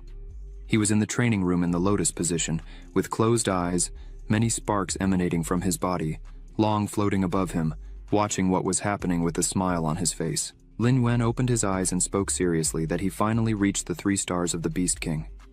Long said that tomorrow he can challenge Yuan Li. Lin Yuan replied that in the last few days, the opponents didn't bring anything valuable. He can already imagine what the chest will be like after defeating Yuan Li. The next day, Lin Yuan was walking with Wang Jin on the university grounds and spoke to him with a smile on his face. "By the way, a few days ago, I opened a new bet." Lin Yuan looked tiredly at the bag in his hands and asked if it was something like Lin Yuan can defeat Yuan Li and what bet he made. Wang Jin replied, 1-to-1 and 2-to-1. People no longer decide to make large sums after seeing his true strength, so there is little chance of hitting the jackpot. Lin Yuan replied that he bet 6 million. Wang Jin replied back that this is all the profit he gave him. It seems he's really serious this time. Lin Yuan replied back that he's been waiting for this day for a long time. Meanwhile, Zhao Ming, who was in the hospital with Song Lan, jumped out of bed and shouted at the door, asking what their fate would be by coming here. Lin Yuan and Wang Jin entered their room. He handed a bag to Zhao Ming and said that they brought hot buns from the 3rd cafeteria. Zhao Ming bowed to him and joked, "Thank you, Dad." Lin Yuan asked how Song Lan was. He responded with a sad expression on his face that he wasn't doing well. The injuries were really deep. But fortunately, he had the level of a king. Otherwise, he would have already been expelled.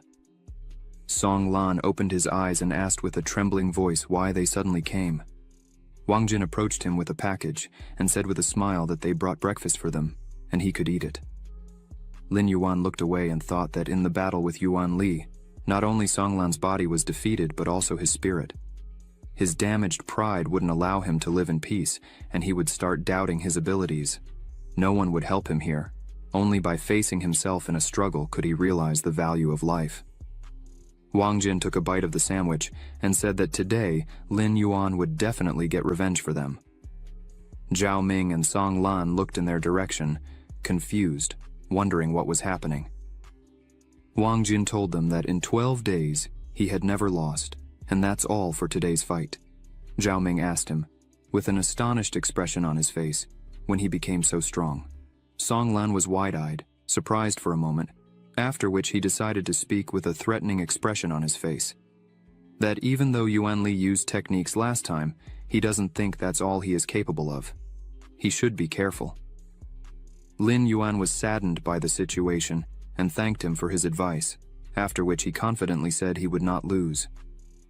Sometime later, at noon, many people gathered again at Arena number 3, anticipating an incredibly interesting fight. They shouted and gathered their thoughts before the fight. Wang Jin sat in the front row, but when he saw an unfamiliar guy, he was surprised and asked who was standing there. The guy stood on the edge of the viewing area and observed what was happening in the arena. Yuan Li entered the field and waved to the sky. At that moment, Lin Yuan approached him and said that even Wo Xiangu was here. It seems that this fight is very important for the hunters. Yuan Li shouted angrily that he just wants to see how he will be quickly destroyed. Lin Yuan looked curiously up and locked eyes with Wo Xiangu, who was watching what was happening. Suddenly Yuan Li started shouting, turning his back and putting his hands on his waist. Today, everyone gathered to watch the fights between him and Lin Yuan. They want to know who is stronger. Yuan Li pointed at himself and shouted with a sinister expression that he could say right now that he would be the winner. Then he pointed at Lin Yuan and shouted that he would be the last to dare to cross the hunter's path. Lin Yuan looked at his antics with a calm expression, said nothing.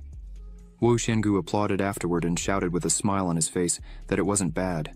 Zhao Ming got angry, clenched his fist and shouted, why the hell he thought he would defeat Lin Yuan. This is too much. Wang Jin grabbed him by the shoulder and asked him to calm down, with a smile on his face. They sat back down, and suddenly someone approached them and said that many hunters had come this time, so he decided to show his devotion to Wo Xiangu. The guys turned cautiously to look at him and found that Wang Lin had approached them, asking with a smile if they minded if he sat next to them.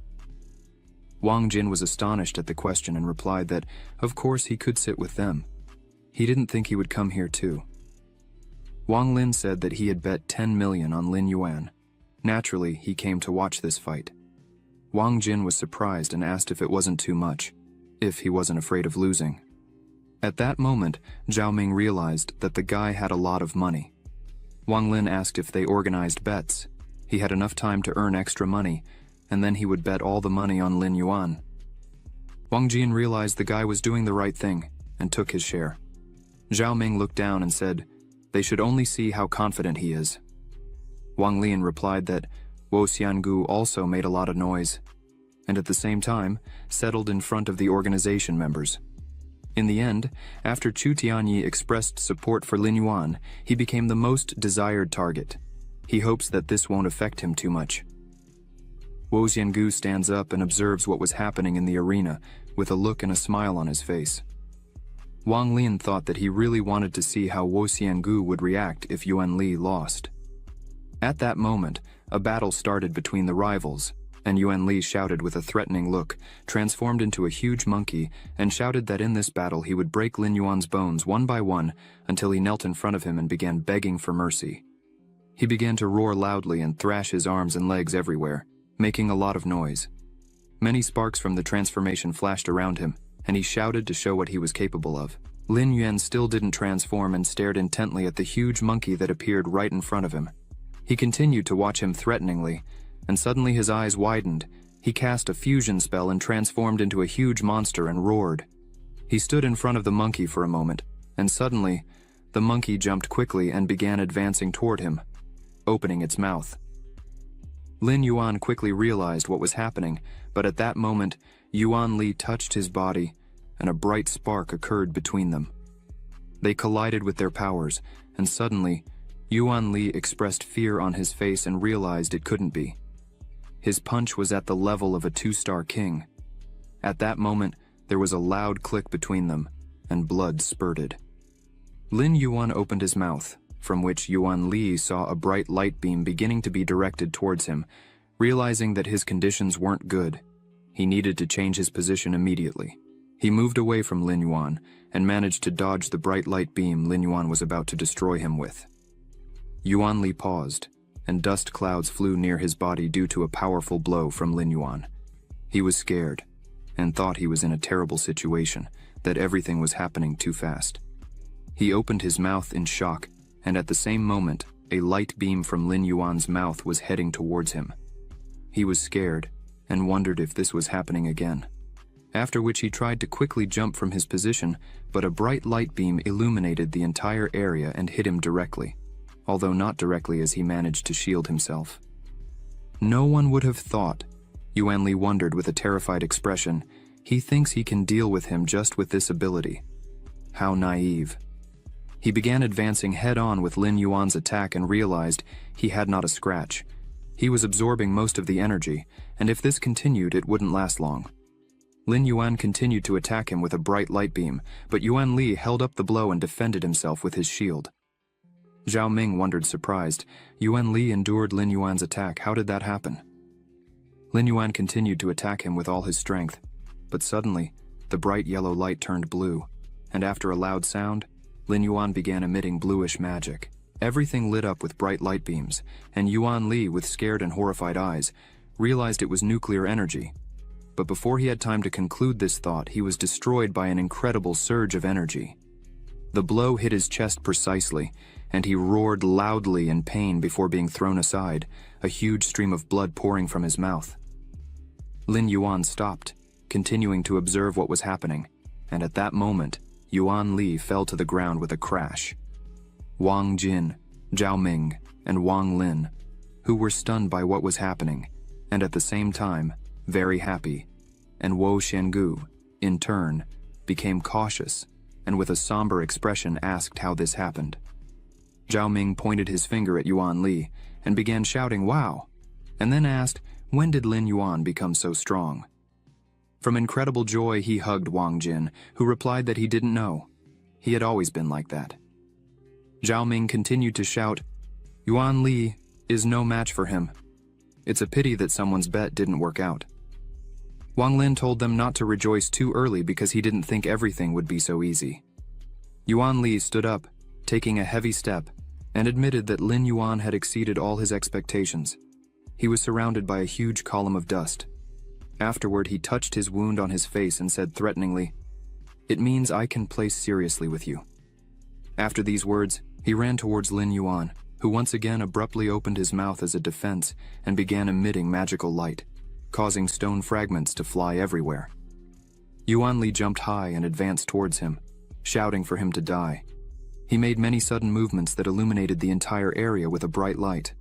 Lin Yuan touched his approaching hand and tried to stop his attack with his own strength. After that, Yuan Li retreated a bit but reminded him that he has hands. He raised his bloody hand and said that the taste of blood is not bad at all, is it? After asking the question, he delivered a fierce blow to Lin Yuan's body, causing a lot of blood to be spilled, and Lin Yuan roared. Lin Yuan was defeated, and blood was pouring from his body. Yuan Li saw this and shouted with joy and pleasure, claiming that this was just the beginning. After these words, Yuan Li suddenly started running. Lin Yuan noticed this and became alert, after which Yuan Li delivered another fierce blow to him, and his blood was spilled again. Lin Yuan jumped in place, and Yuan Li observed his behavior from afar with a smile on his face. Suddenly, Lin Yuan's teeth became visible in his mouth. He laughed, and Yuan Li wondered with a somber expression if he still had the strength to laugh. Lin Yuan became furious, clasped his claws together, causing an intense glow. He told Yuan Li that he wasn't the only one who possessed artifacts. He raised his hands and the entire area trembled with magical waves. Yuan Li was in a state of complete astonishment and thought, horror. He deliberately allowed him to approach to lure him into a trap. A moment later, a bright light beam was directed at him, exploding near his body and hitting him. Lin Yuan directed two of his fists and placed them on his enemy's shoulders, bringing him closer to the ground. His body began to glow with a bright light.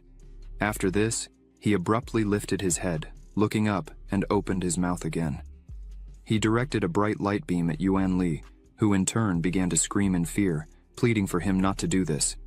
But Lin Yuan shouted back that he would be finished, A moment later, he attacked his opponent with incredible force and completely destroyed him.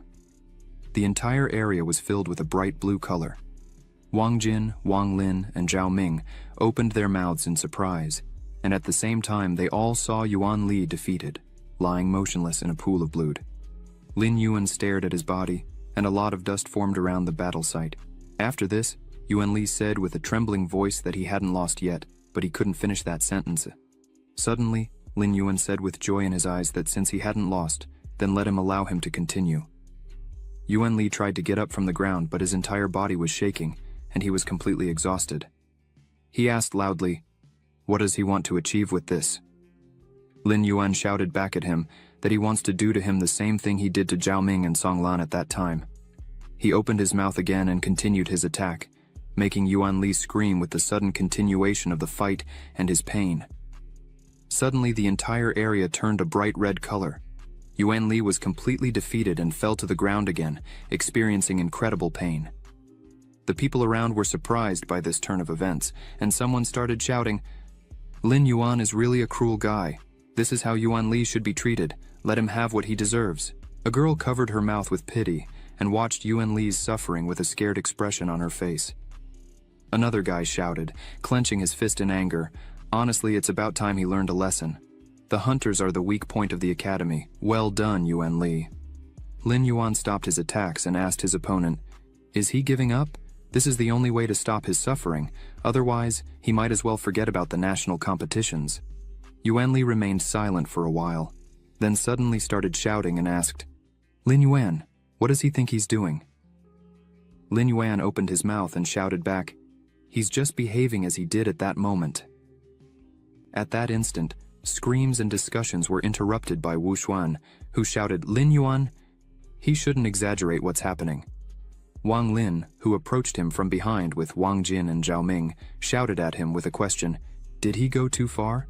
There's not much respect for them, the hunters, who hold places on the ranking list and do as they please." Wu Xuan turned to him with a smile, after which he mockingly cleaned his ears and shouted the question, "Who gave the word to the loser?" Wang Lin became irritated and shouted at him, but Wu Xuan paid no attention and shouted with a threatening look, "When Lin Yuan? He should think carefully if he really needs enemies in the form of hunters." At that moment, a bright beam of light appeared behind him. He extended his arms and used his powers. Lin Yuan waved at him and asked if there was a misunderstanding between them. Wu Xuan looked at him surprised and asked if there was a misunderstanding. Lin Yuan confidently replied, "Yes," declaring a long-standing war against their despicable organization. After these words, the people around opened their mouths in surprise, as no one expected to hear such humiliating words directed at the hunters. Wang Lin smiled, and Wang Jin and Zhao Ming supported their friend by shouting for him. Wu Xuan became angry and shouted a question, "Do you understand what you're saying right now?" The judge asked, "What's that noise? He hasn't announced the end of the fight yet, so they shouldn't complain about being expelled from the venue. The fight continues." Lin Yuan turned around and realized that this is legal. The judge was a beast soul at the lord level. Yuan Li stood up and asked him with a trembling voice and an ironic smile if he really wanted him to give up. He laughed and shouted, making a sudden hand movement, "He must listen. There are no more limits. Let him come and kill him." He was so angry that he opened his mouth as wide as he could and finally shouted, "Yuan Li is not afraid of death." After these words, a bright, magical beam immediately flew in his direction, piercing him. Yuan Li fell to the ground with a roar. He turned back into a human. His whole body was covered in abrasions and blood. He looked at the sky, and at that moment, people began to shout, "This simply cannot happen. Lin Yuan won. He really won." Lin Yuan looked at Yuan Li's prostrate body with a serious and thoughtful expression. The judge announced that the winner of today's duel is Lin Yuan. Wu Xuan became furious when he realized this and shouted at him to remember that the day will come to settle the scores. He licked his bloody finger and glared at him with fury. After some time, Long appeared and was very happy with his victory, saying, "He defeated the king-level beast and received the golden chest." Lin Yuan saw it, and with a smile on his face said, "How great, he has another golden chest at this moment." Zhao Ming and Wang Jin ran up to him shouting for joy. Zhao Ming had never thought he was so amazing. Wang Jin also smiled at him. Wang Lin also approached and told him he should be more careful because Wu Xuan won't just let this slide. He is the kind of person who won't stop until he achieves his goal. He asked who Lin Yuan thinks will be sent next. Wang Lin, with hands on his belt, replied that it will probably be Li Qing'an. Lin Yuan asked why him, while Wu Xuan and Shen Kang hold higher positions compared to him. The current ranking table looks like this. Chu Tianyi is in first place, Shen Kang is in second, Wu Xuan is in third, and Li Qing'an is in fourth. Wang Lin, with a smirk, answered that Wu Xuan is at the top of the hunters list, so he values himself like no one else. Challenging him to a duel is almost impossible. He definitely won't send Shen Kang unless it's absolutely necessary, so only Li Qing'an is left. Lin Yuan looked into the distance and said, "So be it." He looked at Wang Jin and asked if he has any information about him. Wang Jin replied that he will definitely find out if it's necessary and not just about him. Wang Lin said they could also not waste time and ask him directly. He used to fight with him. Zhao Ming asked who won last time. Wang Jin replied with a smile, speaking as if he hadn't seen the ranking table. Zhao Ming scratched his head and laughed, embarrassed.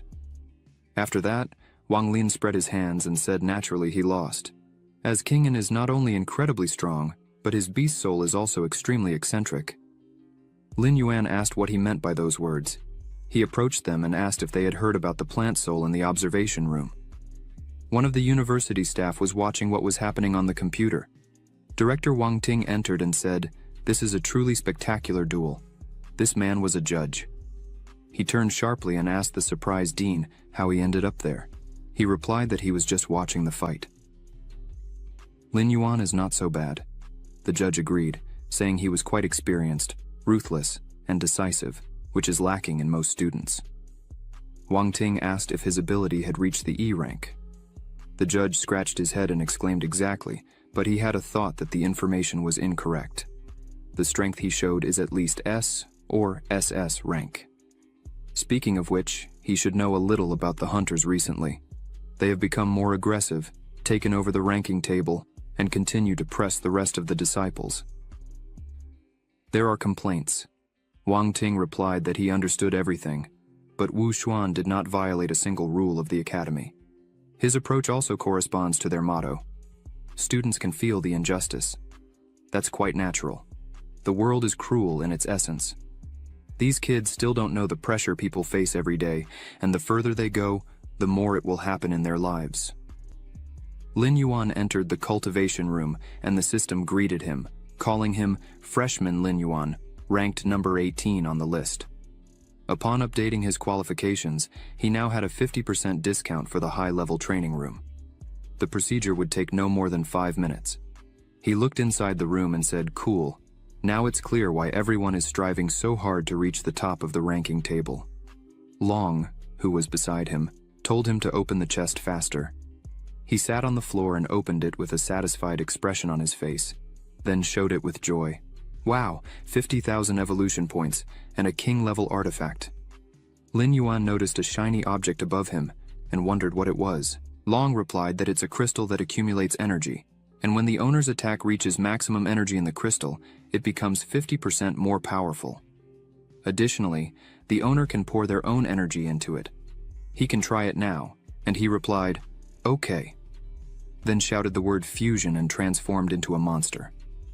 This is a worthy place for cultivation, similar to a 4-dimensional space. In his paw was the same luminous object that began making loud sounds and shone in blue. After a moment there was some kind of change in it, and Long spoke with joy as the object was full. Lin Yuan replied that it consumed almost half of all his energy and more than half an hour to fill such a small stone. It will be almost impossible to recharge it in battle. He brought this object to his chest and continued to ponder. Long replied, saying its use is well reflected in the preliminary preparation. If used in combination with nuclear breathing, it can cause devastating damage. Lin Yuan picked up the storage talisman and agreed that's exactly it. Long continued to inform him repeatedly, successful absorption, obtained 1,000 evolution points. Lin Yuan sat silently on the floor, in the lotus position, with bright magical sparks around him. Suddenly, he heard some sound, and with Long, he was surprised. They looked to the side, and he pressed the button, making Wang Jin appear in front of him. Wang Jin looked around and said, "Wow, he settled in well. They're using an advanced cultivation room, all with earned money. Now he's not in the mood for jokes, as expected." Li Qing'an declared war on him, but he has a higher ranking, so he needs to be challenged. What will he do? Lin Yuan replied, "The fight cannot be refused after the victory over Yuan Lai. The rest of the hunters are watching him. By the way, he plans to continue making money with them." Wang Jin was very surprised by this and asked loudly if he wants to open bets again. Lin Yuan showed 2 fingers and said that this time he will bet 20 million on himself. Wang Jin was stunned by these numbers and asked incredulously if it was really 20 million. Then, he will bet 30 million. Lin Yuan looked at him with a smirk and asked if he's afraid of losing. Wang Jin clenched his fists and shouted that he has nothing to lose, believing he can win. He began to feel unwell and finally said, "The duel is scheduled for tomorrow at 7 in the evening. Until he goes and announces the opening of the bets, they will meet before the fight." Long smiled and asked if it was just his imagination, or if he never sighed while speaking. Lin Yuan took a deep breath and said they would leave it to him. He didn't think there would be a commotion similar to the last time the next day. On the second evening, Wang Jin ran quickly through the university grounds. People he knows tell him they don't believe Lin Yuan will win this time either. Anyway, Li Qing'an is ranked 4th on the list and also has an unusual plant soul, said another guy. Finally, there was someone who could defend the honor of the freshman. He began to cheer for Lin Yuan, and regardless of whether there was victory or defeat, he still bet 100 on Lin Yuan. How dare he say such a thing? Wang Jin clenched his fists and thought the current odds are 1.5. This shows that most people continue to be against Lin Yuan and his winning friend, and now their condition depends only on him. At that moment, Lin Yuan came out to meet him on the street, waved his hand, and apologized for making him wait. Wang Jin approached, caught his breath a bit and said, "That's amazing. The duel starts at 7 and he trained until 6:30. Well, training never hurt anyone." Wang Jin turned sharply and said, "He really has no equal in this. Go. They need to get to the arena a little earlier." Lin Yuan asked to run and eat first since he hadn't had dinner yet. Wang Jin opened his mouth in shock and asked in fear what he said. "Academy, 3rd canteen, 2nd building." They sat at a small table and ordered a lot of food. Lin Yuan asked why he suddenly decided to pay the bill. "Did you take the wrong pills today?" Wang Jin replied back, "All this is nonsense. He bet all the money on him, so he should eat quietly. The more he eats, the stronger he'll be in the duel." Lin Yuan continued to talk and chew at the same time. He is the dean's son, but he pretends he has no money. Wang Jin retorted with a smile. "That's not the point. Money from your dad and money you earned are 2 different things. He wants to show his dad that he's not a freeloader. Besides, he still doesn't know what kind of beast soul he has." Wang Jin looked away, embarrassed, and said hesitatingly, "He shouldn't ask about that. He'll find out everything on his own later." At night, first the arena. There were many people gathered in the arena. Lin Yuan approached and wondered, "Why are there so many people here?" Wang Jin smiled and replied, "Of course, this time he's against the 4th ranked on the list. Considering how exciting the fight against Yuan Lai was, it would be strange if fewer people came."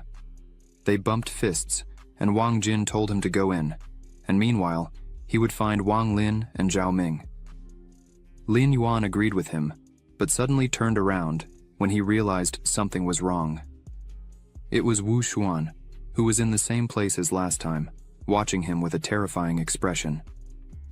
Lin Yuan looked into his eyes with a slight smile on his face and thought he was going to destroy him. It's a pity he chose the wrong person for such a purpose. At that moment, Li Qing'an came out to meet him in the arena, walked confidently in his direction and asked, "Are you the one who defeated Yuan Lai? Honestly, you don't fit the role of his opponent very well." He adjusted his glasses with an arrogant expression on his face. Because Li Qing'an, he wants to give advice not to provoke unequal opponents in strength. Lin Yuan smiled and thanked him, but said that he didn't need advice at that moment. The judge said, "Ladies and gentlemen, as everyone is gathered, he declares the duel open." Many people cheered in support of the guys, and at that moment, Lin Yuan used the unity spell, roaring loudly as he transformed into a beast. Li Qingyan smiled, took off his glasses and also shouted, "Unity," transforming into a monster with incredibly long shoots on his body. Lin Yuan extended his hands and lifted his gaze upward, after which he said, "This is nothing." His palm had sharp claws that shone with intense light and began making loud sounds. Everything around lit up with a bright light, and only many sparks were visible everywhere, allowing Lin Yuan to easily cut several of his shoots with his claws. Zhao Ming shouted with joy, barely holding Lin Yuan, saying he should keep his attack that way. Wang Lin, with a serious expression, said it was too early to celebrate. He was just preparing and evaluating all options. Li Qingyan's true strength lies in something completely different. At that moment, Li Qingyan's eyes glowed intensely, and Lin Yuan asked him if that was all he could do. More shoots began falling to the ground as Li Qingyan looked and said, "It seems he understood everything." He stopped, stood on the ground and said, "Now it's time to finish him." The monsters stood facing each other, and at that moment, long roots began to appear on the shoots under Lin Yuan's feet. People looked surprised and opened their mouths in shock as it began to sprout again. Lin Yuan watched carefully and pondered, with Wang Lin saying that one of Li Qingyan's abilities is regeneration. As long as he has enough energy, the root will sprout infinitely. The roots reappeared on his body, and he was completely renewed, with long roots beginning to intertwine over Lin Yuan's head. At that moment, Li Qingyan wished he would die screaming his name. Lin Yuan looked at the growing roots and wondered how he could kill him. Then, he opened his mouth and shot a bright blue ball that turned into a beam and shot directly at Li Qingyan. The crowd exclaimed, "Incredible! So many roots, and all destroyed. What kind of plant soul is this?" Li Qingyan begins to get angry and thinks that Lin Yuan made a fool of him in front of the audience, so he shouts that he is completely irritated.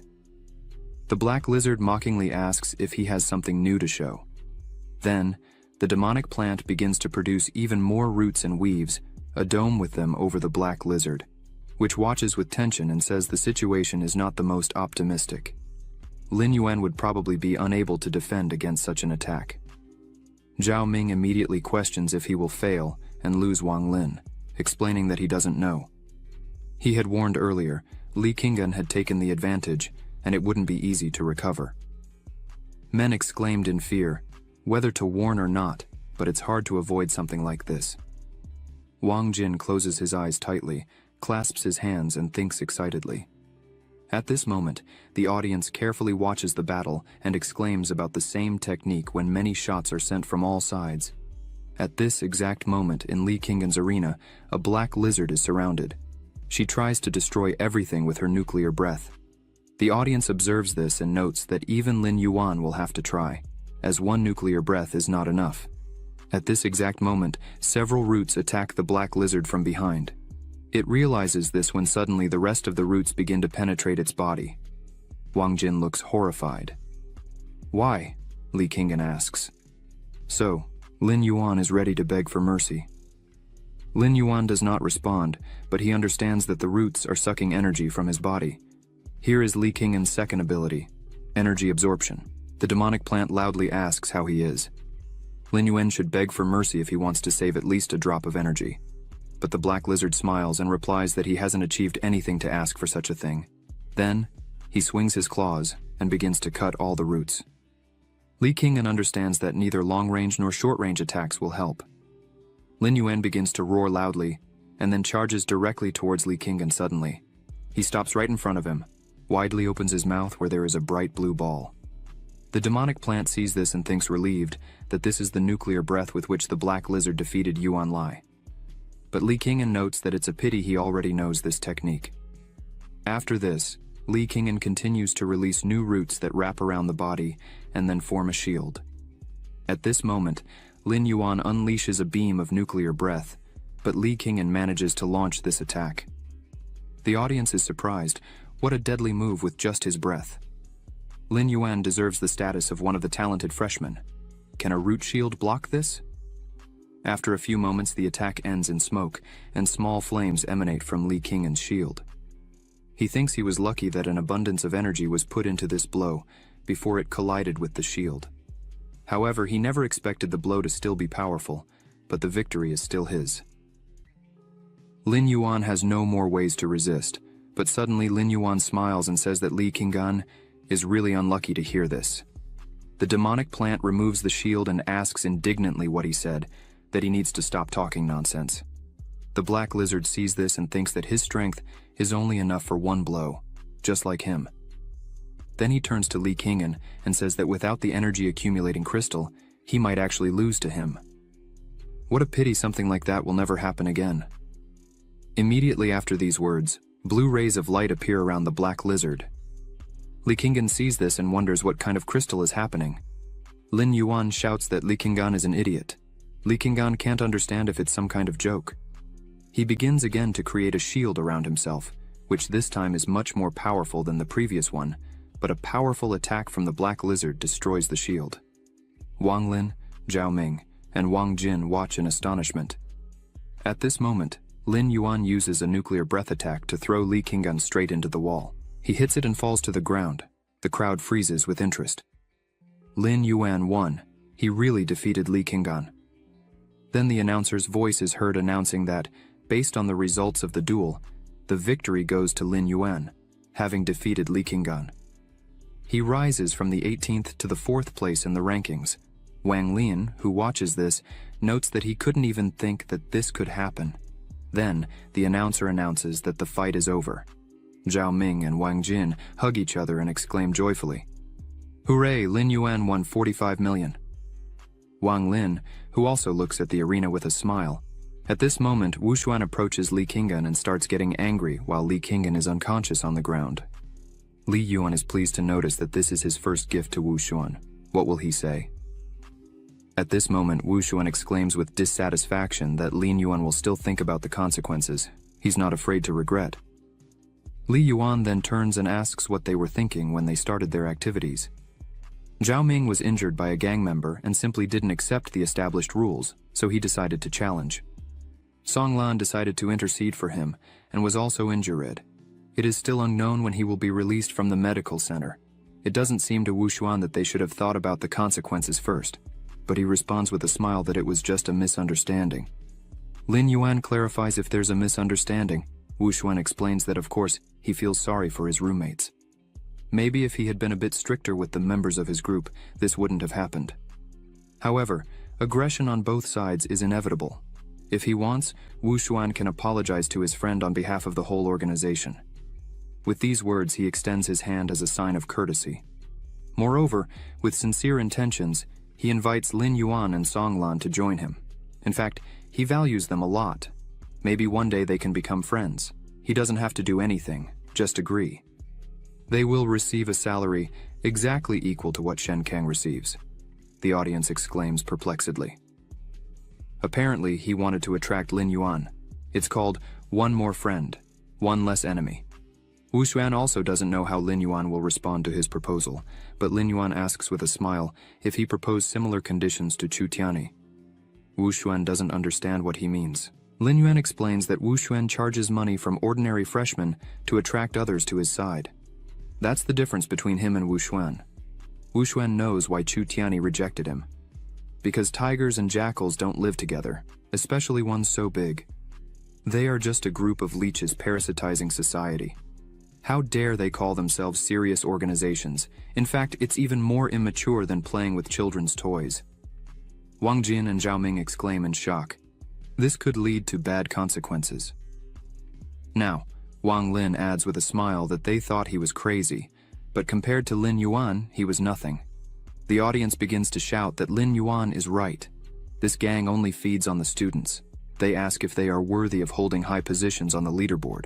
It's not for them to capture the top.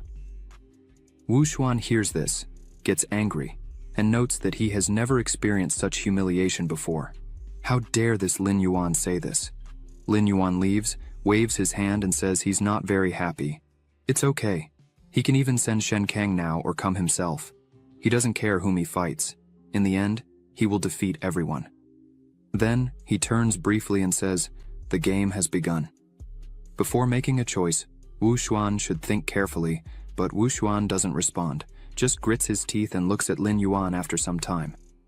Wang Lin, Wang Jin, Zhao Ming, Lin Yuan, and Song Lan gather for dinner at a private restaurant in Bam. Song Lan says it's his first time at such an event, but Wang Lin reassures him, saying he doesn't need to worry, Boss Wang is paying. Zhao Ming reads the menu and exclaims, dragon meat fried in soy sauce, black dragon steak, lunar panther legs, fiery lion leg. All the dishes are made with such expensive ingredients that he feels uncomfortable somehow. But Wang Jin, with a smile, is different. He can order whatever he wants. When will there be another opportunity to eat food of this level? Zhao Ming turns to him and says surprised, wow, he's so generous today.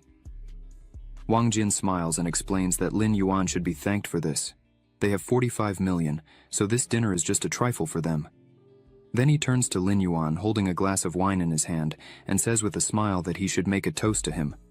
But Lin Yuan refuses and says he can't drink tonight. He planned to go to the training hall. Zhao Ming asks in shock if it can't be that he's still prepared for training today. Wang Jin is dissatisfied and adds that if he doesn't drink, it means he doesn't respect them. So, Lin Yuan exclaims that it's okay, he will drink.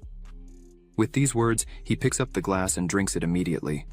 Then, Zhao Ming hugs him by the shoulders and exclaims that it's another matter. At the same time, Wang Jin pours another glass of wine. Then, Wang Lin approaches him and congratulates him with a smile for his victory over Li Qinggan and for the 4th place in the ranking. Lin Yuan responds that it was all thanks to the information he gave him. Wang Lin insists that he shouldn't be so modest. Everyone already understands how strong he is. His friend Song Lan approaches him and also expresses gratitude. They haven't fully recovered, so he had to replace alcohol with tea. Lin Yuan replies that it's nothing. After all, they are neighbors. Besides, he won't stop there. Then Song Lan responds that he humiliated Wu Xuan in front of hundreds of students today, and he won't let him do that. Wu Xuan may attack sneakily, but Wang Jin says with a smile that it's impossible to attack a beast king of his level from behind. Moreover, the university would not forgive that. Lin Yuan turns to him and exclaims with a laugh that he can count on him. Then, they start ordering food and also need more glasses. At this moment, in Yuan Li's infirmary room, lying on Wu Xuan's hospital bed, he lost. How is this possible? What should he do now? Should he try to recruit Lin Yuan? Wu Xuan responds that he and Chu Tianyi are equals, but Lin Yuan is even more annoying. Alright, he'll deal with it. Then, he gives Yuan Li a vial of green liquid and says it's a healing elixir that restores limbs. He should apply it to the wounds, and everything will be fine. But Yuan Li exclaims that he can't accept it, it's too expensive for him. So, Wu Xuan asks with a smile what he will do when the national competition starts. He was going to fight alongside him. Then, he leaves and waves, saying he has to go, and Yuan Li should rest. He leaves the hospital room and thinks with irritation that the first, the second, they're all just idiots. Then, he goes to the vice-chancellor's office and knocks on the door. The vice-chancellor says he can come in. Wu Xuan enters the room and says, "Uncle," but the senior vice-chancellor interrupts him, suddenly turns around and says he didn't think he had such a worthless nephew. Then he asks if Wu Xuan knows what his mistake is, an excess of arrogance. He thinks he is brave and adaptable to circumstances, but in reality, he is just a brainless fool. After all, the reason people dominate him is due to his own weakness. He gave him everything, meaning opportunities, but Wu Xuan never progressed beyond the 3rd place, which is shameful. Why? The vice dean then looks out the window and wonders how a student of this academy has never left the top of the leaderboard. Because then Wu Xuan is useless, so he turns to Wu Xuan and asks what he needs. Frowning, he answers his uncle that it's all right. He will personally contact Lin Yuan and restore his reputation. But the vice dean responds that he shouldn't even try to challenge him if he's not sure of victory. In 10 days, the national tournament for freshmen will officially begin. Prestigious educational institutions from across the country attach considerable importance to this event. Yanjing will gather all the talents. He understands what they are talking about. Only by performing well in the tournament can he truly demonstrate to everyone that he is worthy of leading people. Wu Xuan grits his teeth and tells his uncle that he understands. Then the vice dean sits at the table, starts writing something and says, "It's all right. He will take care of the rest." Wu Xuan needs to get back to training. Wu Xuan thanks him for his guidance. At this moment in the training room, Xu Qingqiu exclaims, "Sure enough, Lin Yuan defeated Li Qing'an." Sumu hears this and notes happily that after all, he never did anything he wasn't sure of. Xu Qingqiu then asks if she has reached a level sufficient to compete for a place on the leaderboard. What does she think? Sumu explains that the tournament will start soon, and there are only 12 vacant spots. She needs to be among the top 10 to have a chance to advance. Xu Qingqiu responds again that with her current skills, there shouldn't be a problem. With whom will she fight? Sumu answers that it's Wu Xuan, and of course, Xu Qingqiu clarifies that it's because he insulted Lin Yuan. Sumu exclaims with an angry face that she has no reason to let him go. Xu Qingqiu thinks discontentedly, wow, he really is going to intervene. After some time, Lin Yuan and Long Che arrive at the capital of the Beast to Soul Hall. Lin Yuan looks around and comments admirably that this place truly deserves to be called a hall, with this scale, this scope. Long adds that there is everything here, a practice area, a commercial area, a place for missions, entertainment, consultations, and talent identification. To buy something, they only need to go to the shopping area. When they enter the hall, a consultant greets them and asks about their interests. She looks at Lin Yuan and thinks disdainfully that he is so young, it seems like he's not capable of buying a lot. Lin Yuan then asks if they sell storage artifacts here. The girl immediately exclaims with joy that, of course, they can follow her. At that moment, she thinks the bill will be several million. Shortly after, they are on the 12th floor, near the artifact counter. Lin Yuan says admirably that when he was promoted, the bronze storage artifact he wanted to have only had a volume of 10 cubic meters. Long also looks at the counter with fascination and responds that this is too little. They should buy more. Then, Lin Yuan goes back to the girl and asks if they have artifacts with a volume greater than 10 cubic meters. She responds immediately that, of course, if they allow, she can recommend some for them. So, she shows them one of the artifacts and says that this is a ring with a compartment. It has a reserve of 20 cubic meters. It is convenient to use and easy to carry. The ring is suitable for young people who are often away from home. At the same time, she thinks to herself that the price for this is 5 million, but Lin Yuan immediately responds that he'll take it. He then asks if they also have lower-level beast soul crystals. The consultant girl asks, surprised how much he needs, noting that he is rich and has fantastic curiosity. Lin Yuan explains with a smile that he needs 100,000. The girl apologizes, confused, and asks why he needs so much. Lin Yuan explains that he is from the Beast Academy and his mentor is conducting an experiment on how creatures change after prolonged use of lower-level beast soul crystals, and he is helping with the purchases. At that moment, he decides not to lie and reveals that he is the mentor himself. The girl looks at him with admiration and responds that, of course, he just needs to wait a minute. They will prepare everything for him. She also adds that he still needs 100 beast miracle pills. The girl looks at him with adoration and thinks that he is an excellent student, and even with money he is very generous. This is wonderful. Long asks Lin Yuan, surprised that this time everything costs 20 million. What else does he need? He sighs and replies that there isn't much left in the account. He needs to save some. But suddenly Lin Yuan notices something in front of him, and his eyes widen. Then, he looks closer and sees a Beast King level artifact, the Wind Spirit Talisman, Wind Attribute, worth 20 million. He immediately asks what that is. Long explains that it is a runic-type artifact that doesn't take up a weapon or armor slot, but adds attributes. This kind of rune increases the agility attribute, Lin Yuan clarifies, just like Song Lan's buff. Long explains with pleasure that yes, he could say that. However, in a single battle, there won't be a Song Lan who can share that buff. Lin Yuan observes that it is excellent, but the explosive power he possesses reduces the value of his agility attribute. But somehow it is very expensive. He is short of 10 million. Long clarifies that this money can be borrowed. Lin Yuan responds immediately happily that this is also true, so he calls Wang Jin, who answers and asks what happened. Lin Yuan asks him if he could borrow 15 million for a month.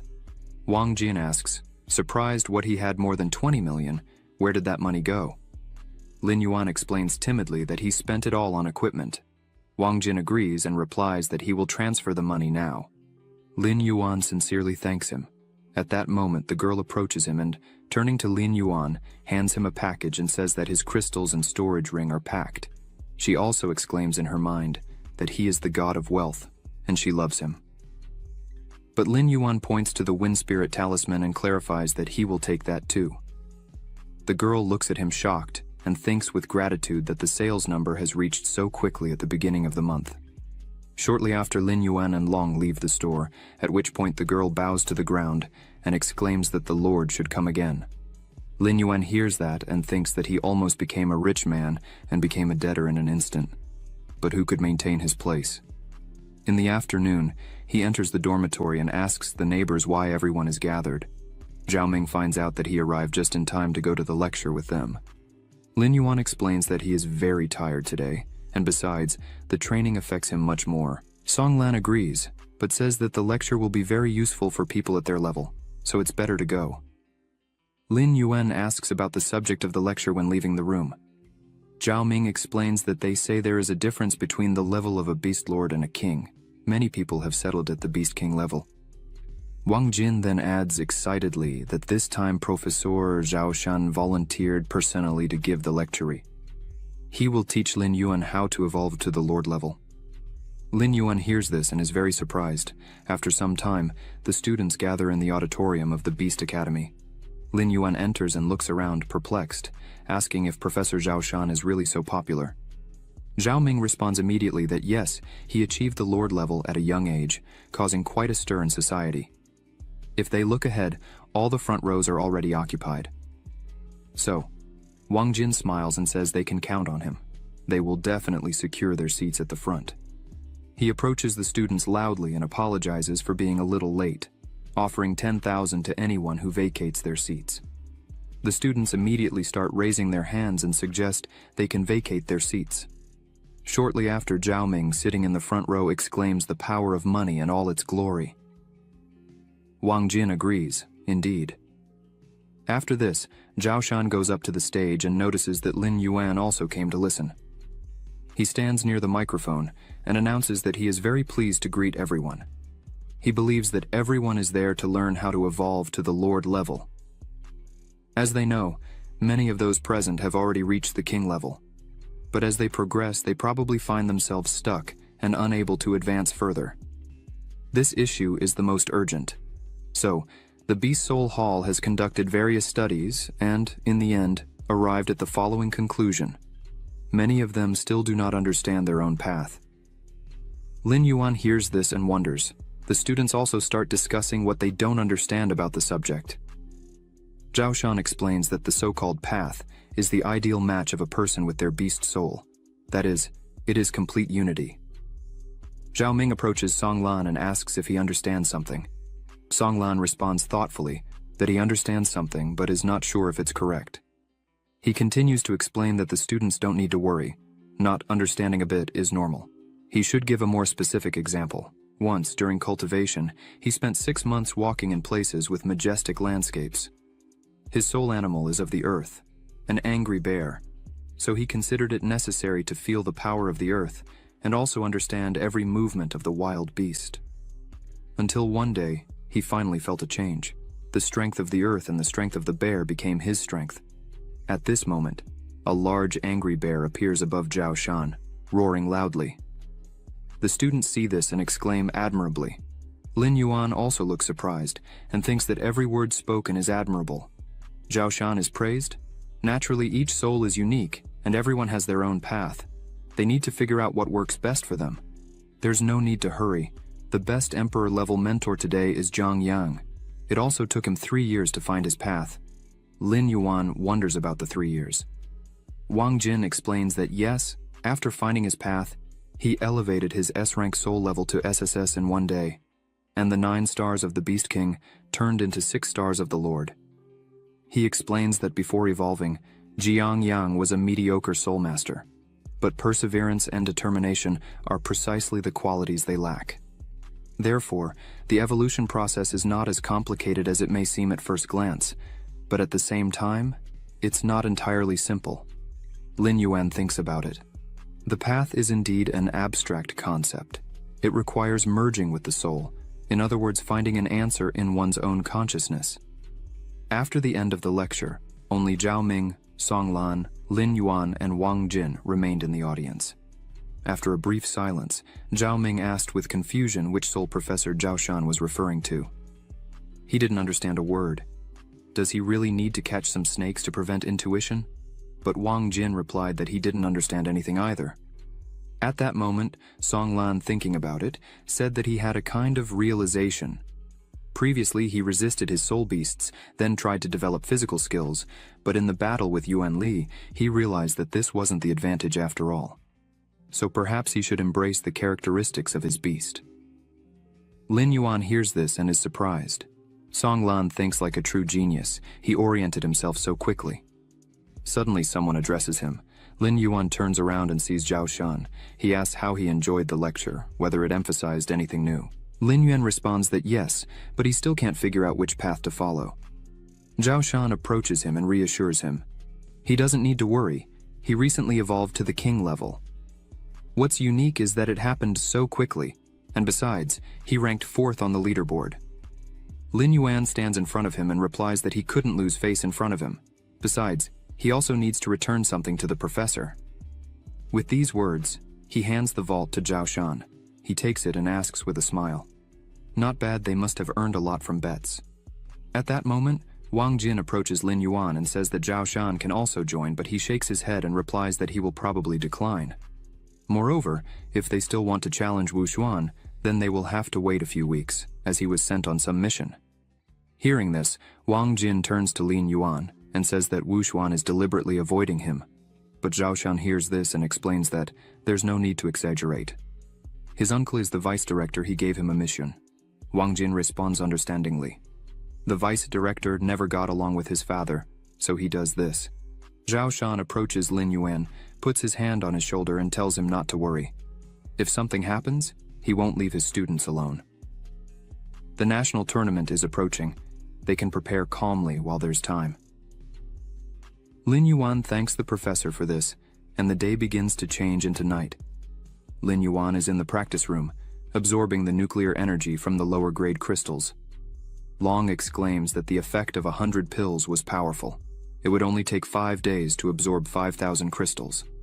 Now, he has successfully reached the 4th star of the Beast King. Lin Yuan closes his eyes and observes that it's a pity he has to spend 5 million evolution points on this. Perhaps Professor Zhao Shan was right, and it's all due to his lack of awareness of his path. Then Long asks if he can try the real combat training mode, because he remembers there was one in the training room. Lin Yuan listens attentively and then presses a special key, saying he will check it now. The information window provides an article about the swamp lizard, good at fighting in a swamp environment, and has extreme vitality. Next is the terrifying golden wolf, an extremely bloody monster. After that, the information window offers the formidable golden monkey, an incredibly fierce and bloodthirsty monster. Finally, an armored monkey with a golden pupiled eye covered in steel armor, with very powerful defense, causes hallucinations when making direct eye contact with its golden pupil. Long explains that the real battle simulation function allows selecting the enemy according to its strength and simulating the battle process 100%. They won't need to worry about injuries. So Lin Yuan points his finger at the screen and says he chooses the 5-star armored monkey. He looks carefully ahead and finds himself in the middle of a large field. The information window notifies that the armored monkey battle simulation was successful and he can start the battle. The black lizard looks around and wonders suddenly when a large monkey appears in front of him, roaring loudly and beating its chest with its fists. The monkey hits the black lizard on the leg and he notices the strength. Then, the monkey attacks the lizard again, surprising him for being a 5-star enemy. The monkey then strikes, but Lin Yuan also prepares in the base, then grabs the monkey's throat and is surprised to find that the neck is not the weak point since the monkey is covered with armored fur. The black lizard realizes that its claws are stuck, and at that moment, the monkey injures the lizard in the chest. She wonders how this is possible. In the Beast Academy's training room, Lin Yuan is in the simulation, and the monkey throws him to the ground with a blow. Lin Yuan falls and ends up on the floor of the practice room. The information window announces that the battle simulation is over, and the participant died. The test failed. Lin Yuan sits on the ground and realizes that the sensations of pain are very realistic. If they had fought for real, he definitely wouldn't have survived. He underestimated the enemy. He should pay more attention to its strength and speed. Moreover, his intuition failed, and he couldn't accurately determine the monkey's weakness. Long asks in surprise if Lin Yuan is going to try again or change the opponent. Lin Yuan resolutely responds that he wants to try again because the difference in strength is not that great. A few moments later, he finds himself back in the simulation, and an armored monkey appears in front of him. Lin Yuan immediately realizes that he needs to take the initiative. He then opens his mouth widely and releases a nuclear breath at the monkey. But the nuclear breath passes through the monkey without harming it at all. Lin Yuan closes his mouth and notices that the old techniques no longer work on it. Suddenly, the monkey jumps and begins to fall directly onto the black lizard. But at that moment, the monkey sees the black lizard opening its mouth, and a jet of nuclear breath bursts from the earth. The monkey is thrown high into the air and dies. Lin Yuan bids farewell to it with a smile. Then, the monkey falls, and the black lizard jumps on it, continuing to strike. Suddenly he turns back into a human, is surprised, and hears the announcement that the simulation will be concluded. The golden-pupiled monkey is dead, and the task was successfully completed. If there is information, regardless of the opponent's level, he can still win. At that moment, a meeting was taking place at the Beast Academy. Wang Ting announces that it's time to begin. At that exact moment, the vice director enters the room and apologizes for being late. He explains that he was feeling unwell. Then, he sits at the table and asks Director Wang Ting to continue, telling him not to pay attention to him. Wang Ting agrees and says that it seems there shouldn't be anyone else. He will continue. This time, they should determine the final list of participants. He wants to recommend Song Lan, believing that this man needs no introduction. Suddenly, the vice director's phone rings, and he explains that he forgot to mute it, then laughs and adds that it was his fault. There is silence in the room. The vice director looks at Wang Ting and thinks that this old man appeared very suddenly. Zhao Shan looks at him and wonders if he's provoking openly or secretly. Then, Zhao Shan, Sumu's mentor, a lord at the level, agrees with the director's proposal. For his part, she points out Sumu, an S-level snowfox in the ranking. Moreover, her bloodline has grown to SSS level. Zhao Shan listens with interest and notes that he didn't expect Ling Shuangyue, the person holding the position of vice director, to suddenly propose a candidate, especially Sumu, a student who reached SSS level in a short time. Wang Ting asks if there is an objection to her candidacy. Suddenly, a man raises his hand and announces that he is nominating Chu Tiani. Zhao Shan turns in his direction and thinks how cunning he is to nominate the first on the list. After that, Director Wang Ting says with a smile that 3 positions have been determined. But suddenly, the vice director announces that he is nominating Wu Xuan, who is now in 3rd place on the list, also SSS level. He believes that Wu Xuan is sufficiently prepared to participate in the competition. The people sitting at the table begin to discuss that this student is not bad at all. He has not only strength but also organizational skills, making him a leader among the freshmen. That's true. Director Wang Ting recalls the same leader from the hunter list a few days ago. He came to watch the match and saw him. He thinks that Wu Xuan reminds him of themselves when they were young, so it's no surprise that they agreed. In response to this, the vice director smiles and says, "There is no need."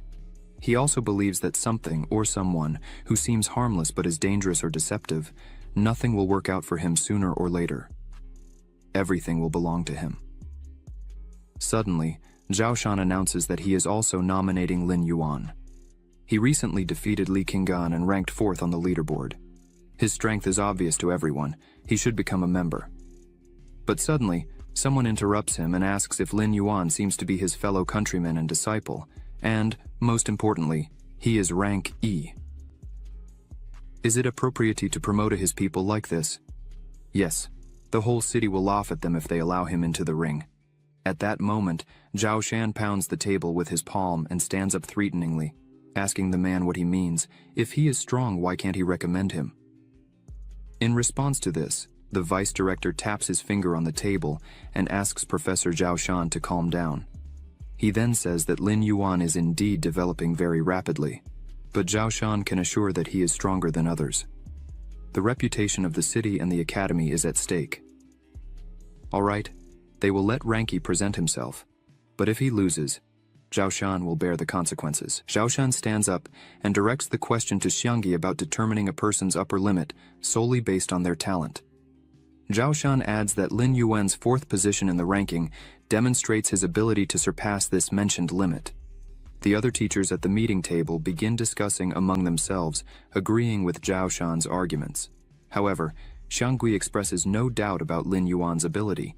His concern lies in the fact that Lin Yuan's Beast Soul's talent is only classified as level E. This observation leads Zhao Shan to speculate that Xiangyi is acting maliciously, specifically targeting Lin Yuan. Wang Ting interrupts the discussion between the two, stating that Xiangyi's line of reasoning is highly relevant. This moment even causes confusion in Xiangyi, as they rarely agree on any point. Wang Ting continues arguing that the school should indeed consider all risks during this inaugural National Novice competition. He emphasizes that, regardless of the educational institution in question, this is an extremely significant opportunity that should not be wasted. Mang Chang'an and Zhao Shan are surprised by this perspective, both directing their gazes at Director Wang Ting. Meanwhile, Wang Ting, with a smile, expresses that, even though the school should be a priority, it would be a selfish and extremely cruel act to completely eliminate a student's opportunities under such circumstances. Therefore, Wang Ting proposes to include Lin Yuan as one of the substitutes and consults Zhao Shan about this possibility. The latter, pleased with the proposal, thanks Wang Ting for the opportunity given to Lin Yuan. On the other hand, Xiangyi expresses discontent with Wang Ting's attitude and continues to stare at him. Outside the building, we see Lin Yuan leaning against the bars, commenting that it has been a long time since he looked at the world outside the training room. While Lin Yuan relaxes, someone approaches shouting his name. It's Wang Jin, who runs towards Lin Yuan. As soon as Lin Yuan sees him, he asks the reason for the commotion. Wang Jin informs him that Sumu challenged Shen Shang in Arena 1, and if they hurry, they can still make it in time. Lin Yuan shows confusion, as Sumu's ranking should not allow such an act.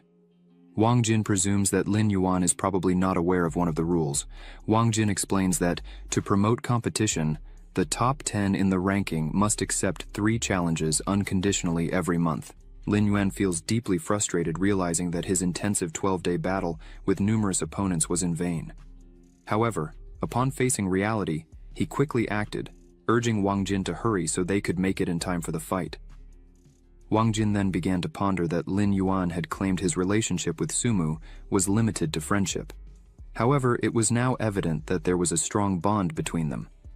Wang Jin feared the possible consequences for whoever was responsible if something happened to Sumu. Upon reaching the arena, they found it completely crowded, with many people commenting on the match, especially praising Sumu's apparent strength. Lin Yuan spotted Shen Kang's beast, and then Sumu's 9-tailed snowfox. Sumu began the confrontation by launching his attack directly at Shen Kang. However, the latter stated that the Ice Blade attack would not be enough to defeat him. Shen Kang then launched an attack, leaping towards Sumu. He glimpsed an opportunity and seemed to bid farewell to Sumu. However, Sumu evaded the strike, leaving Shen Chang perplexed by the dodging ability. Sumu then appeared above Shen Chang and unleashed an intense explosion on his body. After the dust settled, Shen Kang was seen lying on the ground, while Sumu, with her paw on his head, confronted Shen Kang, indicating that if he didn't wish to perish, he should remain motionless. In response, Shen Chang surrendered. The scene left Lin Yuan completely astonished, questioning when Sumu had acquired such strength. Even Sumu's last attack alone proved superior to 5 stars of the Beast King. The entire audience began applauding and celebrating, praising Sumu's incredible strength. Some attendees commented that Chu Tianyi might be even more powerful than Sumu, considering him a genius. This observation made Lin Yuan start reflecting on the type of ability Chu Tianyi possessed.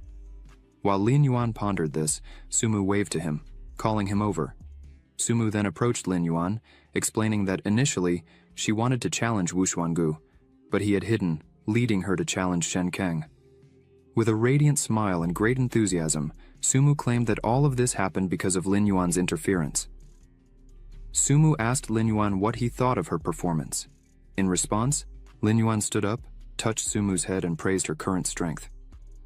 Sumu was immensely happy with these words. While the two conversed, everyone in the audience was surprised to find out that Sumu knew Lin Yuan. One of the attendees commented that both attended the same school and had a very close relationship. While Sumu and Lin Yuan exchanged smiles, Wang Jin was among them, pondering that while running, the two seemed to have a special connection. Sumu noticed that Wang Jin was watching them and joked that he was jealous. Wang Jin, upon hearing this, was surprised. Lin Yuan mentioned that it was a coincidence because he planned to challenge Shen Jiang. Sumu, feeling a bit disappointed, expressed that her good intentions led to a negative result. However, Lin Yuan reassured Sumu, indicating that it was not a problem. Since Shen Kang was defeated by Sumu, he would challenge someone else. Sumu then smiled. Wang Jin asked if it could be Chu Tianyi. Lin Yuan looked at Wang Jin and confirmed that it was. Wang Jin questioned if Lin Yuan was absolutely sure, since Shen Chang did not compare to Chu Tianyi. Wu Xuangu and Chu Tianyi had almost the same strength. Sumu fixed her gaze on Lin Yuan and asked if he was certain that he intended to challenge Chu Tianyi. Sumu recounted that, on a certain day, she approached her teacher stating that she would challenge the top 10 in the ranking. The teacher responded that she could face any of them on equal terms except for one person. The top of the list, Chu Tianyi. Sumu offered to help Lin Yuan by acquiring anything he might need since she believed in his strength. However, Sumu emphasized that Chu Tianyi's strength was extraordinary. In response, Lin Yuan expressed uncertainty but conveyed a definite desire to try. Even if he were to lose, he could clearly discern the gap between his ability and that of a truly strong person. Lin Yuan continued with his reflection, asking, "If we don't have the courage to face strong opponents, how can we ourselves become strong?" The surprise in Sumu's expression was evident as she fixed her gaze on Lin Yuan. At this opportune moment, Zhao Shan arrived and praised Lin Yuan's words, expressing pride in his student's performance. Mang Chang'an, who was close to Zhao Shan, highlighted that he had an excellent apprentice. Lin Yuan, Sumu, and Wang Jin nodded in greeting to Zhao Shan and Mang Chang'an. However, Zhao Shan pointed out that everyone present was friends, eliminating the need for such formality. Then, Zhao Shan approached Lin Yuan and clarified that even though he wished to challenge Chu Tianyi, he would not have that opportunity. This left Lin Yuan astonished, prompting him to question the reason for this restriction. Zhao Shan then began his explanation, mentioning that the participant list had already been released during the preparation period. The school seeks to prevent Lin Yuan from getting involved in unnecessary conflicts to prevent potential injuries. Zhao Shan hands Lin Yuan a paper containing the list of those selected to represent the school in the National Rookie Tournament. The participants listed are Chu Tianyi, Shen Kang, Sumu, Song Lan, Qing Nan, Yuan Li, and finally, Lin Yuan, designated as a substitute. Upon reading this information, Lin Yuan displayed a notably surprised expression. In response, Zhao Shan lowered his head and proceeded to explain that he recommended Lin Yuan, but Vice Director Xiangyi expressed an intention to reject him due to the modest ranking of his beast soul. Ultimately, Director Wang Ting agreed to include Lin Yuan as a substitute.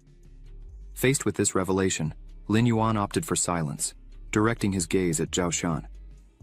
In this context, Mang Chang'an expressed to Lin Yuan that even though his designation was only as a substitute, Zhao Shan had exerted all efforts to reach this decision.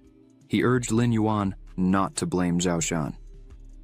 Sumu intervened in the dialogue with great indignation, declaring that this situation constituted an injustice. She questioned why Qingnan and Yuan Li, both defeated by Lin Yuan, could be selected on the official participant list, while Lin Yuan was designated only as a substitute. Sumu began to move quickly and stated that she would give up her spot to allow Lin Yuan to participate since he deserved such an opportunity. However, as Sumu hurried along, someone held her arm. Surprised, she turned and saw Lin Yuan stopping her. With a nod, Lin Yuan indicated that he did not want this gesture. Mang Chang'an explained that the list had been unanimously approved by the school officials. Even if Sumu gave up her spot, it would not be given to Lin Yuan. In the midst of this situation, Lin Yuan turned to Mang Chang'an and Zhao Shan, asking if Xiangyi was related to Wu Xuangu. In response, Zhao Shan confirmed this relationship, pointing to it as one of the reasons for his focus on Lin Yuan. He explained that Xianggui's main ambition was to confront director Wang Ting and take his place. Faced with these facts, Lin Yuan lowered his head and expressed that he might be considered a victim of this conflict, but understood the situation. He looked at Zhao Shan and expressed gratitude for all the efforts and support he had received, asking him not to blame himself for the situation. However, he emphasized that as long as he could participate, even as a substitute, there was still a chance to be explored. Thus, he smiled and confidently stated that everything that belonged to him was destined to be conquered by his own hands. Hearing these words, Zhao Shan was perplexed, considering that even in the face of such news, Lin Yuan showed serene and unwavering acceptance. Later, Wang Jin expressed to Lin Yuan that he would attempt to persuade his father to include him in the main list. He mentioned it was regrettable to have talent like Lin Yuan listed as a substitute. However, Lin Yuan replied that it was not necessary. If director Wang Ting included him in the substitute list, he must have his reasons. At least it suggests that he has not yet planned to sever ties with Xiangui. Furthermore, Lin Yuan mentioned that Wang Jin might be interested in the list and promptly offered it to him. Wang Jin, an intelligence professional, expressed that he could guess all the names on the list even without looking at it. Then, Wang Jin held the list and began reading the names present. Wang Jin's expression soon turned to surprise. Faced with this, Sumu asked what had happened and noticed that Wang Jin's name was also on the list. In discomfort, Wang Jin began to cry and questioned who would be eliminated if his father granted him this opportunity. Sumu, addressing Zhao Shan, asked if it was him who recommended Wang Jin. Zhao Shan responded that the situation was not as unfavorable as it seemed, adding that Xiangyi himself had recommended Wang Jin and mentioned that Wang Jin possessed great potential. Immediately after, Lin Yuan speculated that Xiangyi had recommended Wang Jin with a specific intention: to embarrass director Wang Ting. If the director disagreed, it would imply admitting his son's lack of aptitude, and if he agreed, well, the comedic unfolding of this situation would be somewhat predictable. Lin Yuan, with a smiling face, approached Wang Jin and advised him not to be saddened, stating that if his father agreed to it, he believed Wang Jin would have a chance. However, with a downcast look, Wang Jin admitted that his beast soul was not skilled in combat. Lin Yuan asked Wang Jin about the nature of his beast soul, but he refused to reveal it, keeping it a secret. Sumu scolded Wang Jin for keeping secrets at such a crucial moment. In a conciliatory tone, Zhao Shan instructed Wang Jin not to be upset, pointing out several advantages. Zhao Shan then detailed these benefits: resource subsidies for game participants, quotas for substitutes and regular members, all of a consistent nature. Finally, he highlighted a total of 50 million resources. Faced with this, Lin Yuan felt quite satisfied and thought he wouldn't have any issues regarding resources, although he still expressed gratitude to Wang Jin. Continuing his explanations, Zhao Shan detailed the 50 million resources provided by the demonic city's beast, emphasizing the inclusion of crystallized elixirs and secret beast weapons. He stressed the uniqueness of these weapons, many of which are not available in the market, highlighting a unique opportunity. Thus, he suggested that everyone seriously consider this information and, when the appropriate time comes, make a careful choice. Lin Yuan, Wang Jin, and Sumu expressed gratitude to Zhao Shan for the valuable information. Meanwhile, in the director's office, Wang Ting observed through the window and noticed something. He addressed Mr. Shadow, advising him to knock on the door next time before entering. The mysterious man apologized, mentioning that he was already accustomed to it. Wang Ting inquired Ying about the young one's reactions. Ying began by describing Wang Jin's response.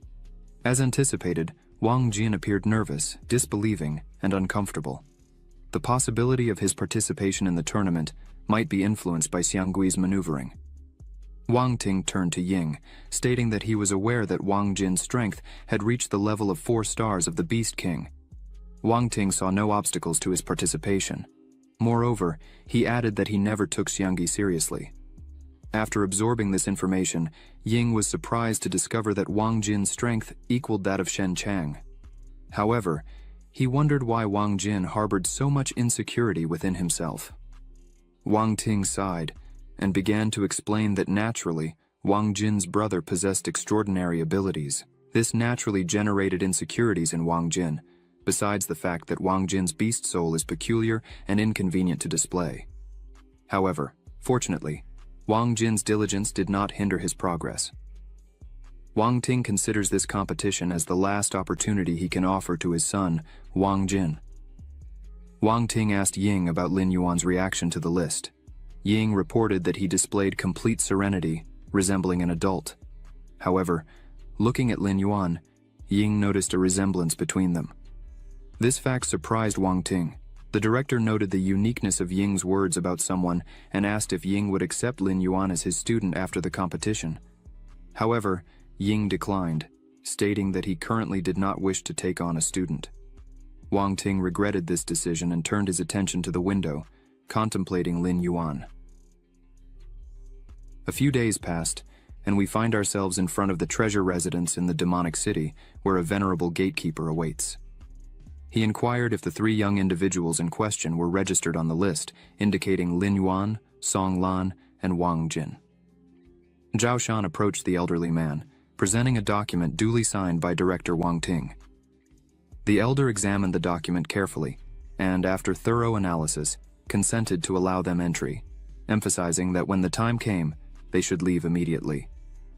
Holding a bottle, Zhao Shan assured he understood all the established rules and committed to supervising the boys.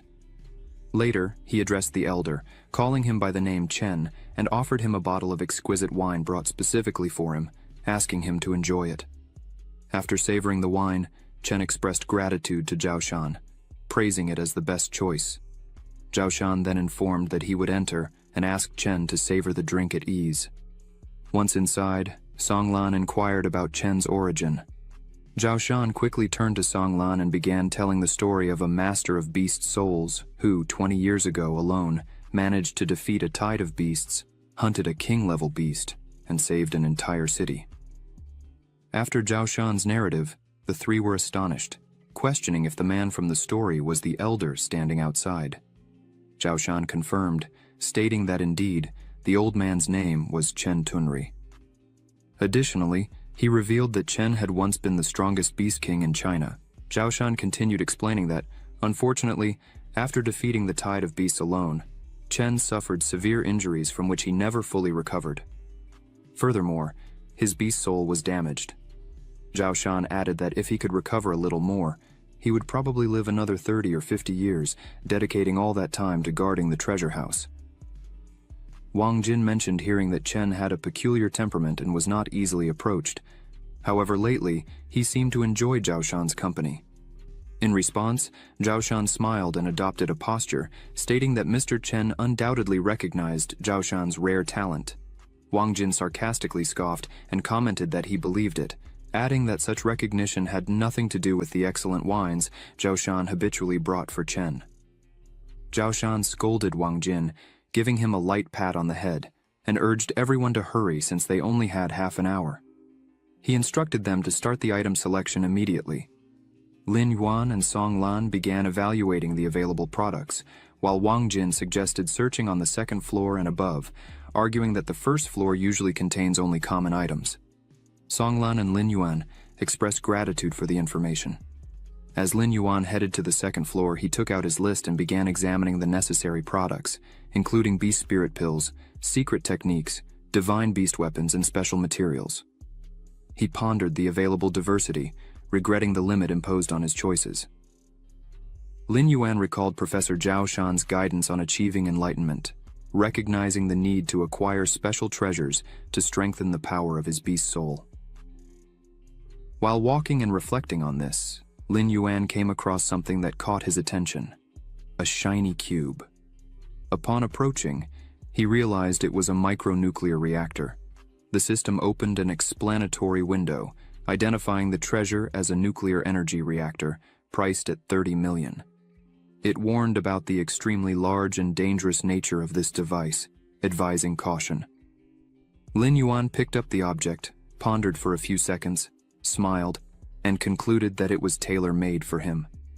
The purchasing time ran out, and Zhao Shan, who was leaning against the wall, questioned where they had spent their allotted quota. Song Lan reported spending 45 million on a beast weapon, some beast spirit pills, and advanced beast soul crystals. Wang Jin informed he had acquired a 50 million weapon, planning to sell it to make a profit between 20 and 30 million.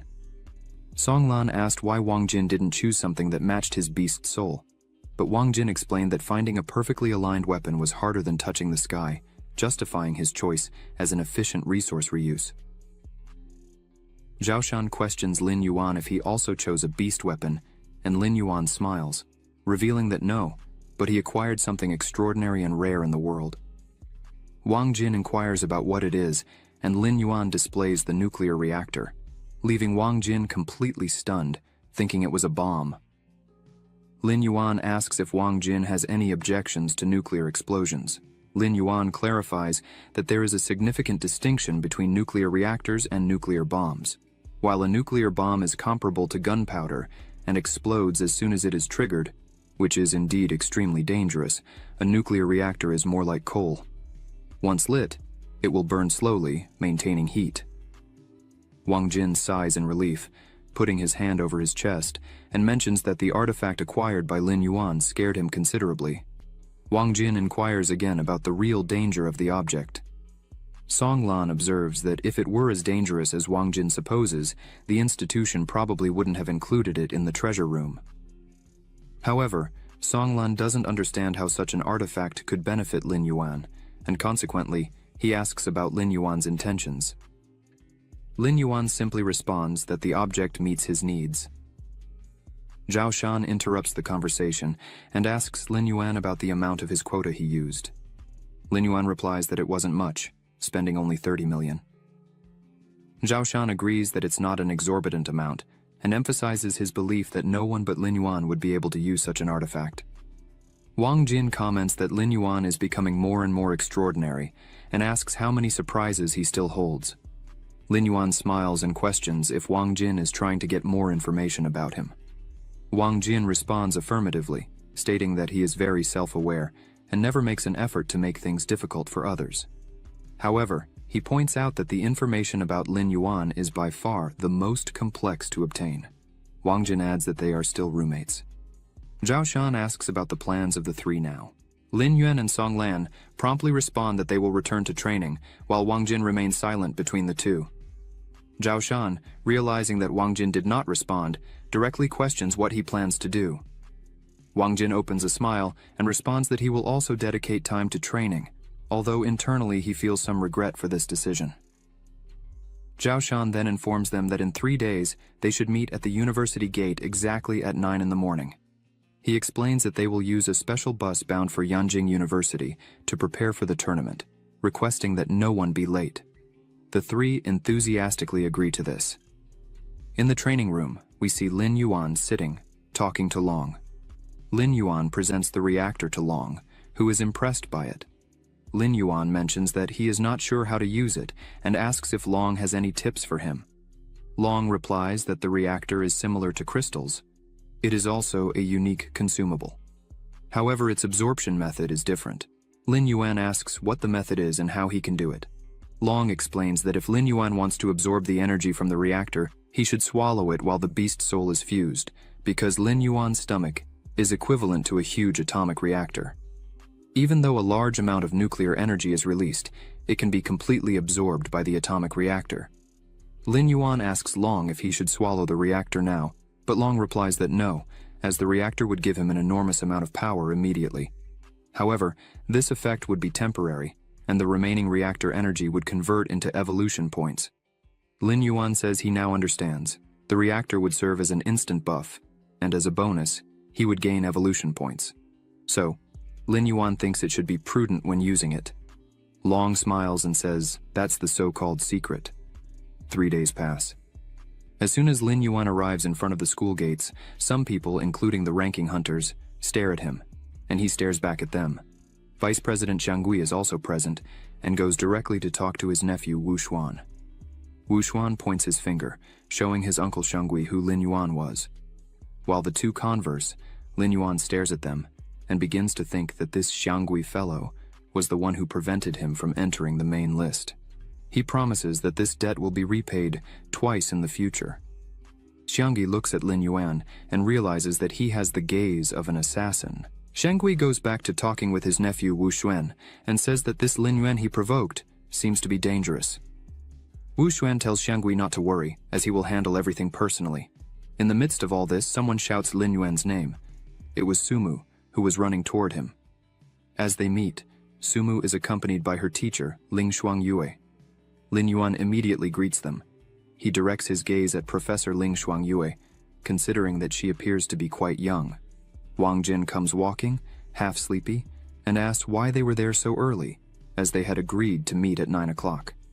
As soon as his father notices Wang Jin's presence, he becomes extremely furious because it's a crucial matter, and Wang Jin is casually dressed, wearing flip-flops and flowery clothes, as if on vacation. Wang Jin responds that it's troublesome to carry many bags, so it would be more practical to arrive at Yanjing University to buy new clothes. He smiles and states that he is not late, asking if there is anyone who hasn't arrived yet. His father Wang Ting is furious, but as they were talking, someone arrived and apologized for being late. This was the number 1 on the list, Chu Tiani. Lin Yuan spots Chu Tiani and is shocked. Meanwhile, Wang Jin continues to smile and mock the fact that someone arrived late, but not him. His father, Wang Ting, smacks him on the head and warns him, mentioning that if someone is first on the list, it's because they dedicate all their time to cultivation. As Chu Tiani arrives, President Wang Ting instructs everyone to prepare, as they were about to depart. After everyone enters and settles, President Wang Ting goes to the front and announces that he would like to say something. Wang Ting begins by saying that he understands everyone's desire to achieve excellent results in the tournament and emphasizes that strength itself is the most crucial aspect. However, following the saying, "Know yourself and your enemy, fight 100 battles, and avoid dangers," Wang Ting concludes his speech. After that, he asks his son Wang Jin to share all the information he had collected, leaving Wang Jin completely shocked. Wang Ting states that he is already aware of everything, as Wang Jin dedicated considerable time collecting information about students from other universities. Wang Jin winks at his father and mentions that he intends to sell this information, but due to their relationship, Wang Jin offers a 20% discount, surprising everyone. Lin Yuan and Sumu start laughing at the situation. Wang Ting adopts a friendly expression and asks Wang Jin to repeat what he just said. Realizing that his father was about to get upset, Wang Jin quickly stands up, stating that, for the honor of the university, he would willingly share all the knowledge. Wang Ting expresses his gratitude for this. Song Lan, sitting next to Chu Tiani, decides to ask him if he doesn't mind the information about the other competitors. Chu Tiani looks at him and replies that he doesn't mind. Song Lan, after witnessing this attitude, pondered about the possible arrogance of Chu Tiani. Lin Yuan, who was positioned behind Sumu, reflects on the observation that indeed, Chu Tiani's strength does not match his intelligence. Lin Yuan becomes even more intrigued, seeking to uncover the true extent of Chu Tiani's ability. Wang Jin requests everyone's attention as he prepares to share the information he has gathered about the other competitors. He begins by addressing the participating universities, including their institution and Yanjing, all considered high standard. Wang Jin emphasizes that all of them are robust adversaries in this competition. One student near Wang Jin questions whether they should genuinely be concerned about other universities. Wang Jin starts explaining that this year is known as the Year of Geniuses, with all institutions recruiting exceptional talents. When mentioning Sichuan University and pointing to the student who asked the question, Wang Jin comments that, with his current strength, he would hardly rank among the top 5. The same student reports having ranked 4th in his university, arguing that it would be practically impossible for Sichuan University to be so superior. Wang Jin reveals that the captain of Sichuan University is Chen Zhushan, known to many as Kung Fu Panda. The student laughs, finding the nickname funny and even adorable.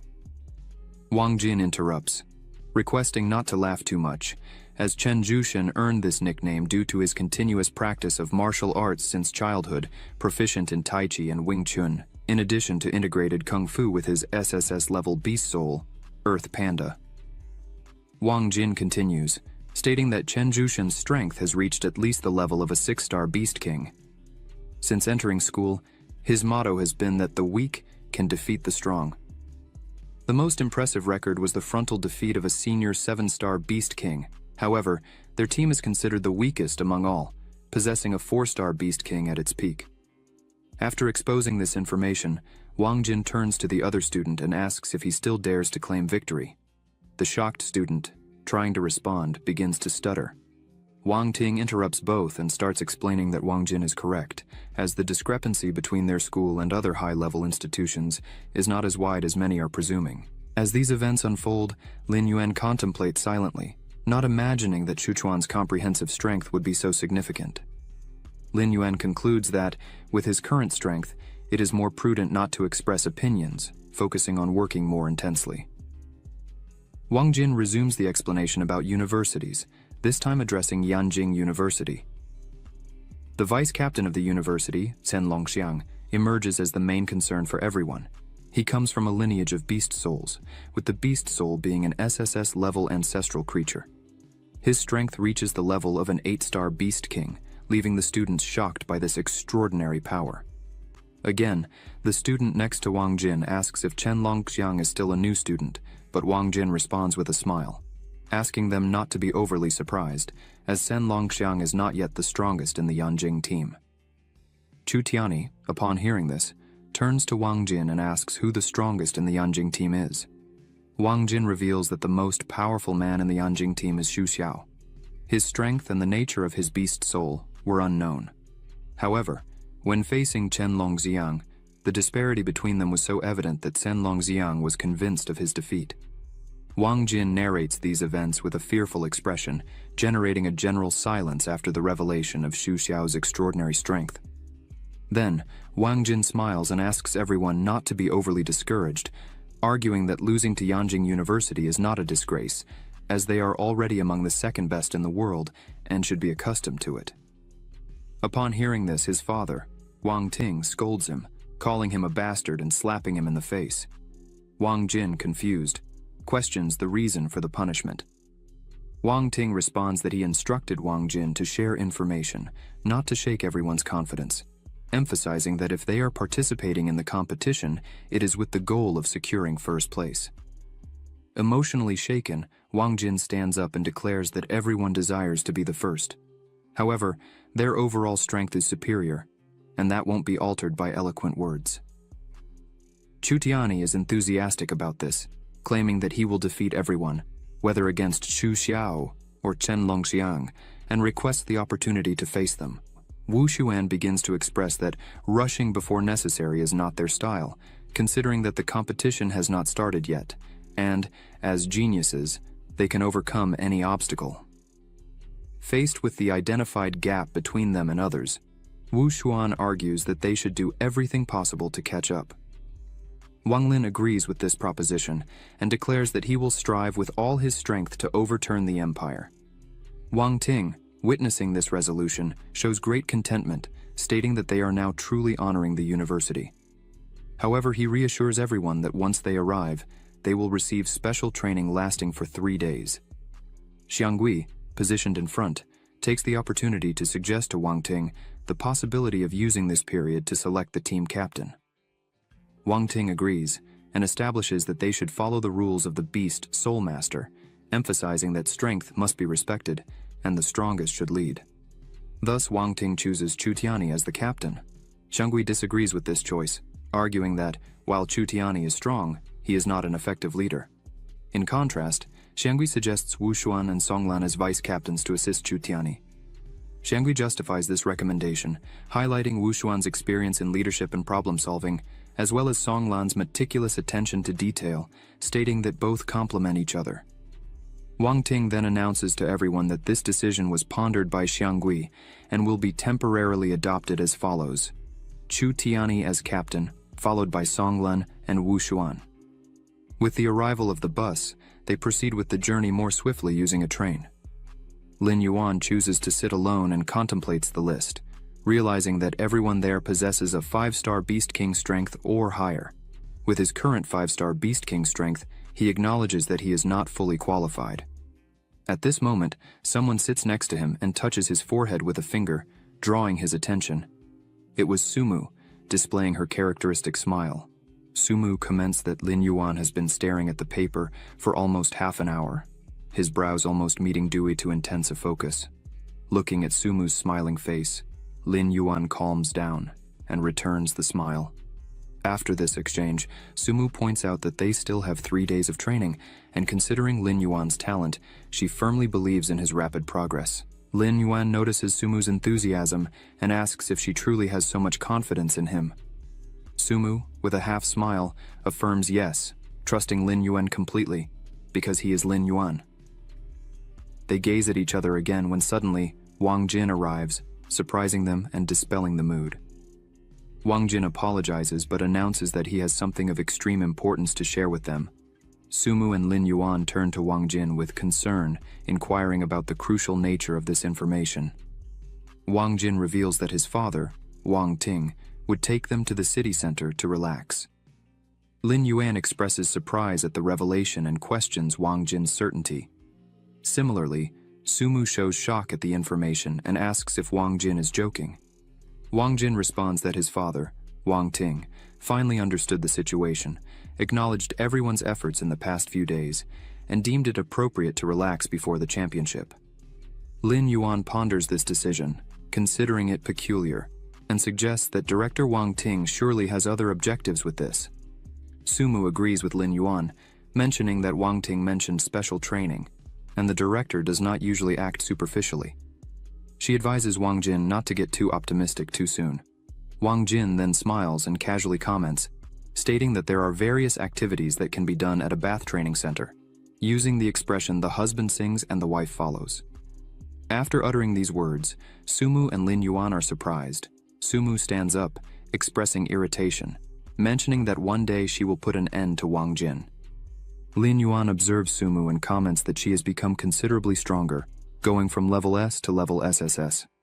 Sumu is somewhat embarrassed by the compliment.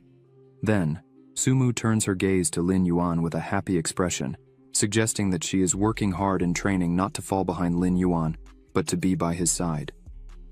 Sumu fixes her gaze on Lin Yuan in such a way that makes him embarrassed, leading him to ask if there is something wrong with his face. Surprised, Sumu denies it and quickly changes the subject, mentioning that they will arrive in Yanjing soon. Lin Yuan then looks out the window, remaining silent and pondering the challenges he will face in the city. Upon arrival, Zhao Shan notes that everyone is present and asks Wang Ting if he is ready to check in at the hotel.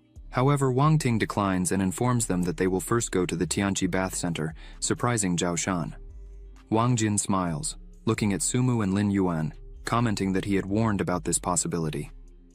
30 minutes later, they arrive at the Tianqi Bath Center. Song Lan observes in disbelief, while Wang Lin asks about the director's intention with this choice. Wang Jin clarifies that the purpose is undoubtedly to provide relaxation and joy. He adds, suggesting that for those who doubt, they should observe the young women ahead, indicating the presence of many women. One of them greets everyone warmly. Song Lan, shocked, questions the seriousness of the situation, while Sumu quickly runs to cover Lin Yuan's eyes, instructing him not to look. Lin Yuan assures her that he didn't see anything. A man arrives, announcing that they have finally arrived. Wang Ting greets him, calling him Huang Peng, expressing that it has been a long time since their last meeting, and inquires about Huang Peng's well-being. The students are surprised, and Lin Yuan asks if they really know each other. Huang Peng claims it is an honor to welcome them and highlights that director Wang Ting came personally, bringing his students for Huang Peng to meet the geniuses of the Demon City. Wang Ting asks Huang Peng to stop flattering everyone and questions if he has prepared what was requested. Huang Peng confirms that everything is ready and instructs them to follow him. He then calls the elevator, mentioning that the second underground floor houses a secret bath not open to the public. Huang Peng explains that before the tournament, Wang Ting contacted him and informed him that he had collected materials. In response, Huang Peng offered the space so that the students could enjoy a medicinal bath, maximizing their potentials. Sumu jokingly calls Wang Jin fat, and he responds casually, stating that, in any case, it's a bath, and it's fine. As they reach the second floor, the elevator doors open, revealing a hot spring. People are preparing it for them. Lin Yuan observes all this, thinking that they are adding giant ivory powder of blood barbarian phantom flower, a material costing 50 million per bucket. The way they are using it, the cost could exceed hundreds of millions. Lin Yuan expresses gratitude to director Wang Ting for providing these resources to help improve their strength. Once everything is ready, Wang Ting instructs everyone to hurry. He emphasizes that baths in this water are valued at over 2 billion, and this comes out of his own pocket. He warns that if anyone wastes this effort, they will face consequences. The students are impressed with director Wang Ting's wealth, while Wang Jin feels embarrassed by the revelation. Lin Yuan, focused on the bath, realizes that his body is recovering from the fatigue of the journey, reflecting on how wealthy families grow rapidly thanks to precious medicinal baths that significantly improve absorption efficiency. Suddenly, director Wang Ting enters and relaxes in the water.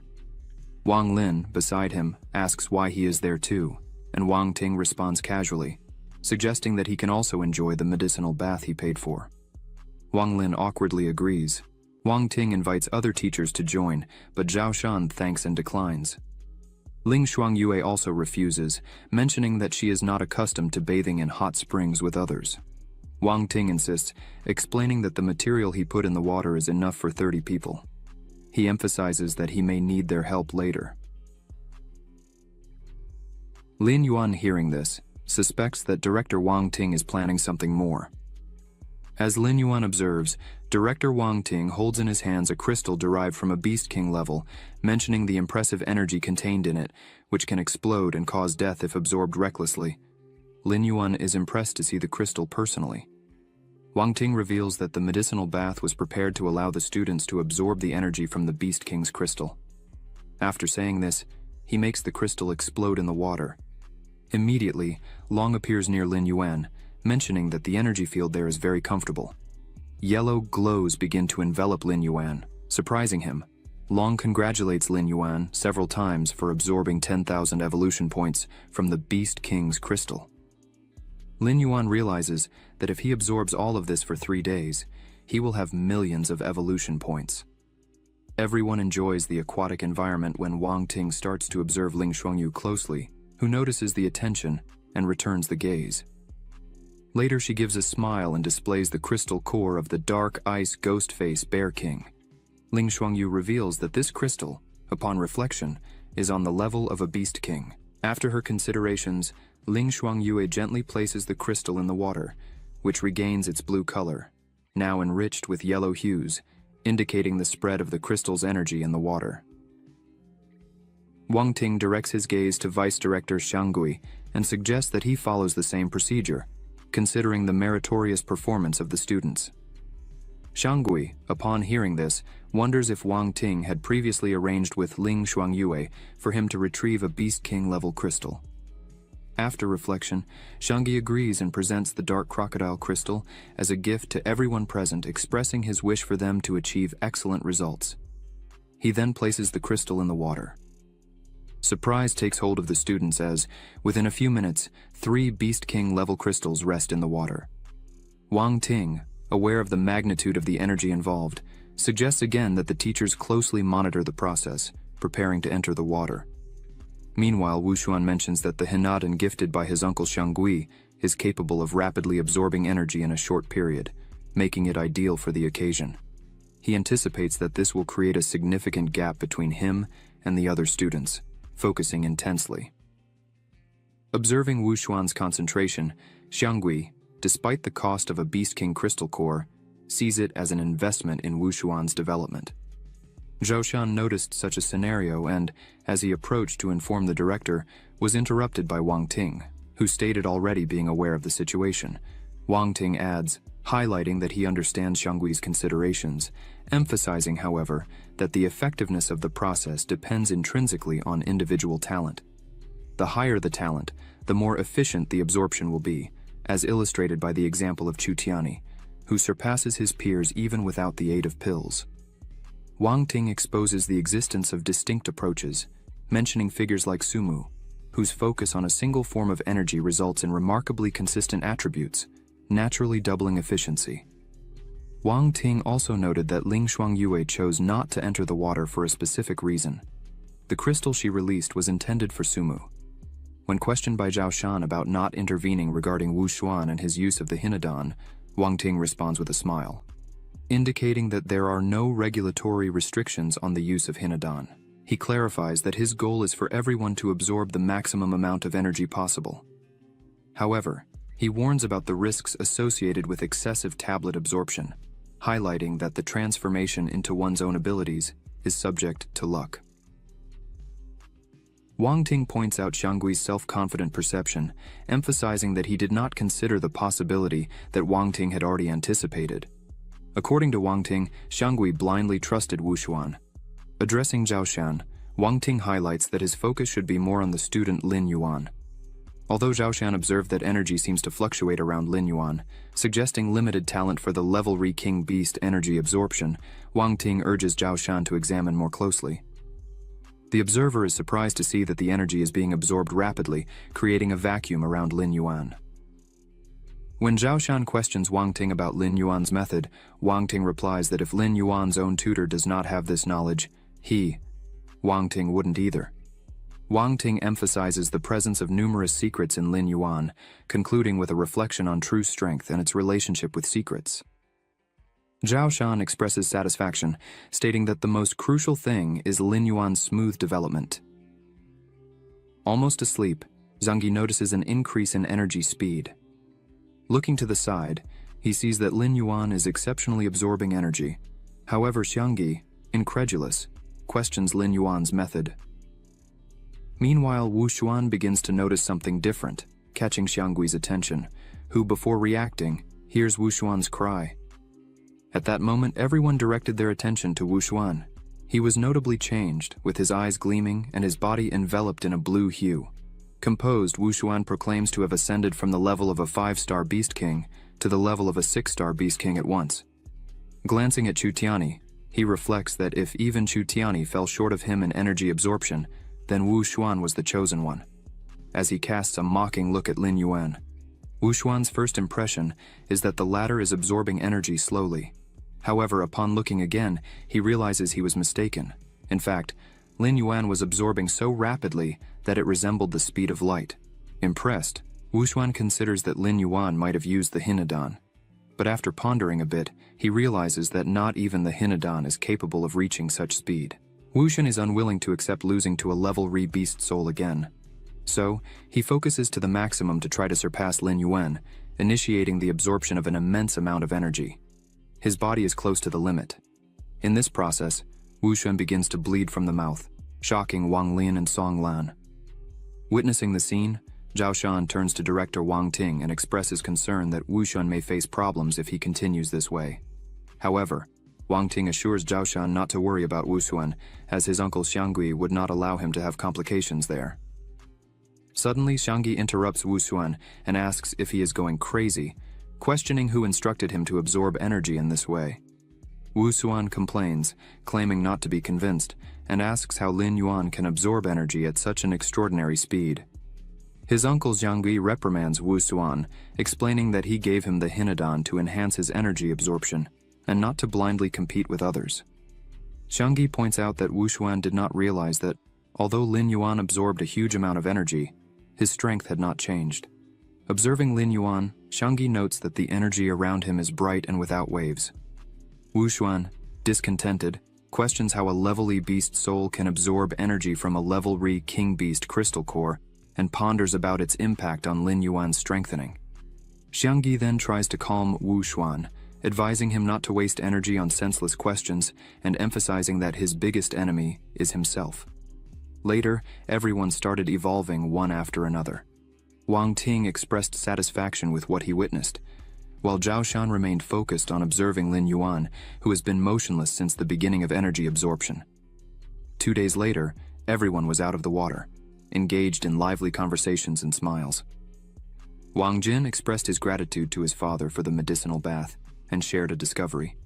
However, Wang Ting's reaction was furious, as he considered Wang Jin's progress insufficient, emphasizing that he shouldn't settle for just that.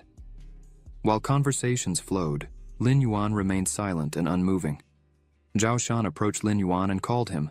Lin Yuan quickly turned, inquiring if something had happened. Zhao Shan explained that he was just curious about why Lin Yuan was the only one who had not evolved his strength yet. Surprised, Lin Yuan admitted to forgetting. This irritated Zhao Shan, who questioned how Lin Yuan could forget something so important. Lin Yuan then summoned Long and requested that he spend his evolution points to advance a level. Long agreed and began fulfilling Lin Yuan's request. A red aura with sparks began emanating from Lin Yuan, impressing Zhao Shan. Observing the scene, Zhao Shan wondered what was happening and questioned how Lin Yuan could control his evolution in this way. Lin Yuan interrupted the evolution process, and Zhao Shan asked if Lin Yuan had 6-star Beast King status all along. Lin Yuan confirmed that, in fact, he had only used a part of the collected energy. Lin Yuan still had 20 million evolution points stored, capable of elevating him to the level of an 8-star Beast King. Witnessing this, Wu Xuan smiled. Lin Yuan looked at Wu Xuan and pondered that the faster one rises, the more unstable the beast soul becomes. At the moment, Wu Xuan had reached the 7th star of the Beast King, but it was still difficult to predict how he would handle this evolution.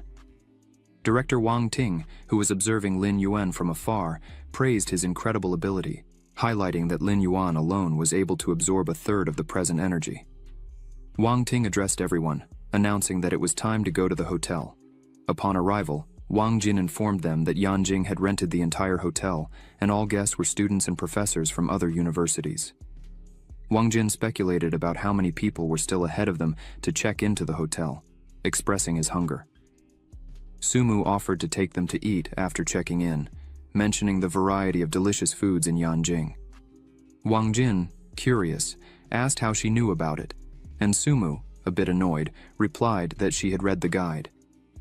While they were talking, a group of people arrived, capturing the attention of the three. Lin Yuan asked Wang Jin who these people were, and he replied that they were Yanjing students, the first two being Chen Longxiang and Xu Xiao. Song Lan, who was next to Chu Tiani, stated that Chen Longxiang and Xu Xiao didn't elicit any reaction from Chu Tiani. In contrast, Wu Xuan, upon seeing Chen Longxiang and Xu Xiao, manifested noticeable discomfort, gritting his teeth. Familiar with them from frequent encounters and past competitions, Wu Xuan offered to greet them. He then approached Chen Longxiang, introducing himself as Wu Xuan, the representative of Mordoman and vice captain. Chen Longxiang returned the greeting, identifying himself as Chen Longxiang, the representative of Yanjing and the vice captain of the team. However, while shaking hands with Chen Longxiang, Wu Xuan immediately sensed his exceptional strength. Uncomfortable, Wu Xuan released Chen Longxiang's hand and turned his gaze to the person behind him. Wu Xuan then mentions that he should be the team captain, greeting Xu Xiao. But Xu Xiao simply turns his back, completely ignoring him, leaving Wu Xuan in an awkward situation. Subsequently, a silence hangs over the surroundings as everyone watches the situation unfold. Wu Xuan, starting to feel slighted by Xu Xiao and his team, is surprised when Chen Longxiang apologizes, attributing his captain's behavior to his introverted nature. Chen Longxiang once again extends his hand to Wu Xuan, asking for patience. Trying to disguise his discomfort, Wu Xuan assures that everything is okay, though in reality, he yearns to leave the scene. At this moment, Song Lan arrives and asks where Chen Longxiang was heading. He responds that they are on their way to the Best Soul Hall Arena, mentioning the intense competition among students that takes place there. Upon hearing the conversation, Zhao Shan suggests that they also head to the arena. He instructs the three to check into the hotel first and then go to the arena. He warns them not to cause trouble during their stay outside. The three agree and state that everything will go as planned. As everyone arrives, a fight is already underway. Chen Longxiang comments that they arrived at the opportune moment. Lin Yuan, upon seeing the panda in the arena, recalls that Wang Jin had mentioned it before. The individual in question is Chen Zhishan, the captain of the Sichuan team. Lin Yuan struggles to identify the other participant and turns to Wang Jin for clarification on his identity. Wang Jin informs him that the other participant is Wan Qi, the vice captain of the Jingheng Beast Troop. Wang Lin observes that the fight between the captains promises to be interesting this time, an observation Wang Jin agrees with. The contest begins, with Wan Qi initiating attacks, using flames in his hands. Chen Zhushan, in turn, prepares adequately, and when Wan Qi's strike is about to hit him, Chen Zhushan skillfully leaps, avoiding it with ease. Facing this, Lin Yuan realizes that Chen Zhushan takes central control of the situation without unnecessary movements. Chen Zhushan focuses and prepares to counterattack, delivering a blow towards Wan Qi, who seemingly tries to dodge. However, Chen Zhushan persists in the attack, causing discomfort to Wan Qi, who expresses his pain. Then Chen Zhushan executes a series of rapid strikes before Wan Qi can react, leaving him with few defensive options. Witnessing this, Wang Lin expresses amazement, wondering about the nature of these moves. Lin Yuan informs that it is Wing Chun, emphasizing that Chen Zhushan has seamlessly integrated martial arts into the essence of battle. He highlights that Wing Chun is both offensive and defensive, robust and smooth, enabling Chen Zhushan to face multiple opponents effortlessly. Lin Yuan points out that the gloves on Chen Zhushan's hands are divine beast weapons, called Aoki's gloves, a top-tier king beast weapon. He mentions that Chen Zhushan can use part of the opponent's energy and blood to nourish himself. Lin Yuan suggests to Wang Jin to be cautious when facing Chen Zhushan. As the fight progresses, Wan Qi continues to defend against Chen Zhushan's attacks. Wan Qi, realizing the difficulty, decides to use his secret ability, enveloping his body in flames to ward off Chen Zhushan. However, Chen Zhushan is undeterred and prepares again for the confrontation. At this moment, Wan Qi appears considerably more powerful than before, surprising even Wang Lin, who did not anticipate that Wan Qi possessed such a technique. In response, Wang Jin warns that it is not prudent to reveal secret weapons before the actual competition. He explains that so-called secret abilities are special skills, mastered by Beast Soul Masters, beyond innate characteristics. Wang Jin goes on to explain that such abilities, also called priceless treasures, can be learned by others. Lin Yuan observes that Wan Qi is the vice-captain of the Fangqi team and emphasizes the importance of his victory to maintain the morale of the other members. Faced with this scenario, Wan Qi has no choice but to employ his secret ability. He launches an attack against Chen Zhushan, attempting various strikes but fails in all of them. Wan Qi questions how Chen Zhushan's reaction can be so quick.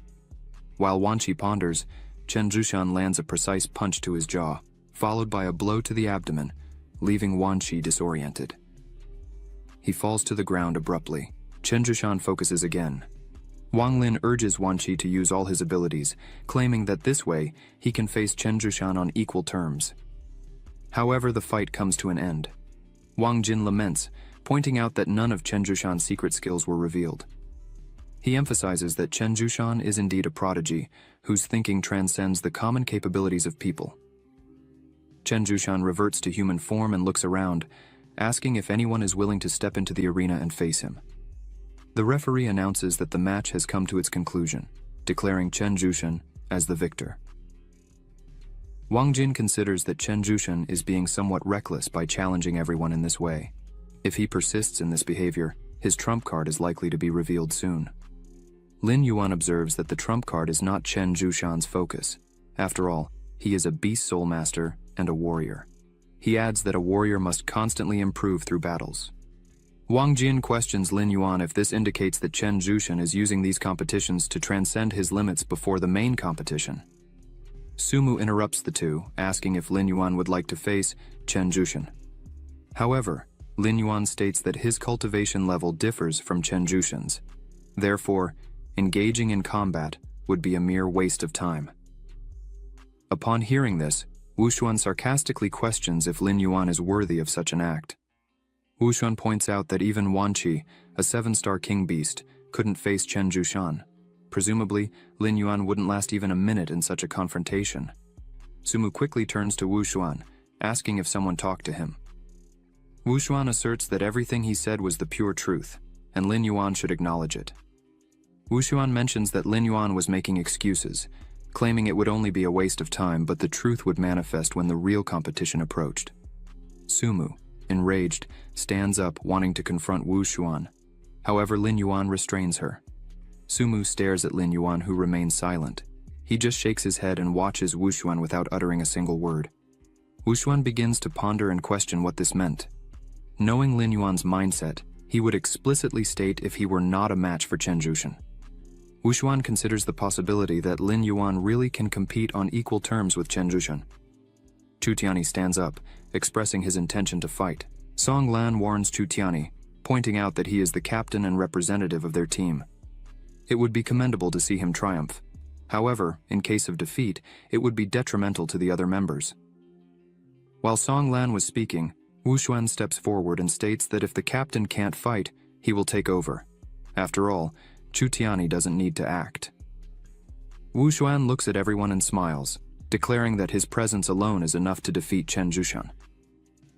Song Lan, dissatisfied with the situation, puts his hand on his face, as he just persuaded Chu Tianyi not to fight, and Wu Xuan acts to the contrary. On the other hand, Lin Yuan is entirely satisfied with the situation, as he was eager to witness this fight. Lin Yuan reflects on Wu Xuan's recent rise to the 7-star level and considers the instability of Wu Xuan's soul beast, driven by the Hainan Dan. Lin Yuan realizes that this may not be advantageous against Chen Zhuxian. Fixing his gaze on Wu Xuan, who displays confidence, Lin Yuan contemplates the possibility that Wu Xuan has a hidden trump card. Wu Xuan approaches Chen Zhuxian and formally introduces himself as Wu Xuan from the Demon City, also the vice-captain of his team. Chen Zhuxian inquires about the size of the Demon City, considering it might be a coincidence as one of his objectives in this journey is to test the geniuses from that city. Chen Zhuxian performs his fusion during the introduction, and Wu Xuan follows suit immediately. The audience, witnessing Wu Xuan's transformation, is surprised as Wu Xuan's soul beast is truly rare. A spectator ponders the uncertainty of the winner, while a woman notes that one is the captain of Shuchuanmen University, and the other is the vice-captain of Mortemon University, suggesting both have a chance of winning. The battle commences with Wu Xuan, unleashing a cloud of poison throughout the arena. Upon realizing this, Chen Zhuxian deploys a shield. Wang Jin, observing the shield, comments that it is a king-level beast weapon known as green bamboo armor. Besides mitigating potential damage, it can purify impurities. In other words, Wu Xuan's poison cloud has no effect on Chen Zhuxian. The intensity of the battle grows. Wu Xuan's attack is completely defended by Chen Zhuxian, who prepares to counterattack. However, Wu Xuan dodges the blow, praising the strength of Chen Zhuxian's weapon but emphasizing that it won't be easy. Wu Xuan highlights the improvement in his flight control since reaching the 7-star level as a king beast. However, Chen Zhuxian begins to contemplate and realizes that Wu Xuan's flying ability seems quite limited. Doubts arise in Chen Zhuxian about Wu Xuan's true strength. Flying, Wu Xuan releases another poisonous cloud that envelops Chen Zhuxian entirely. Wu Xuan informs that he is also equipped with a king-level beast weapon. Witnessing this scene, Wang Jin explains that this weapon is the poison needle, known for corroding bones, the most outstanding weapon of the king-level beast god. Wang Jin inquires about the origin of this weapon, intrigued by Wu Xuan's background. Lin Yuan argues that this weapon was clearly gifted to Wu Xuan by his uncle Xiangui. Chen Zhuxian takes the attack and remains motionless. As the dust settles, it becomes evident that several needles are scattered around the area. Observing Chen Zhuxian's stillness, Wu Xuan presumes the needles had an effect, and it is the opportune moment to attack and reap the fruits of victory. Chen Zhuxian reactivates his shield.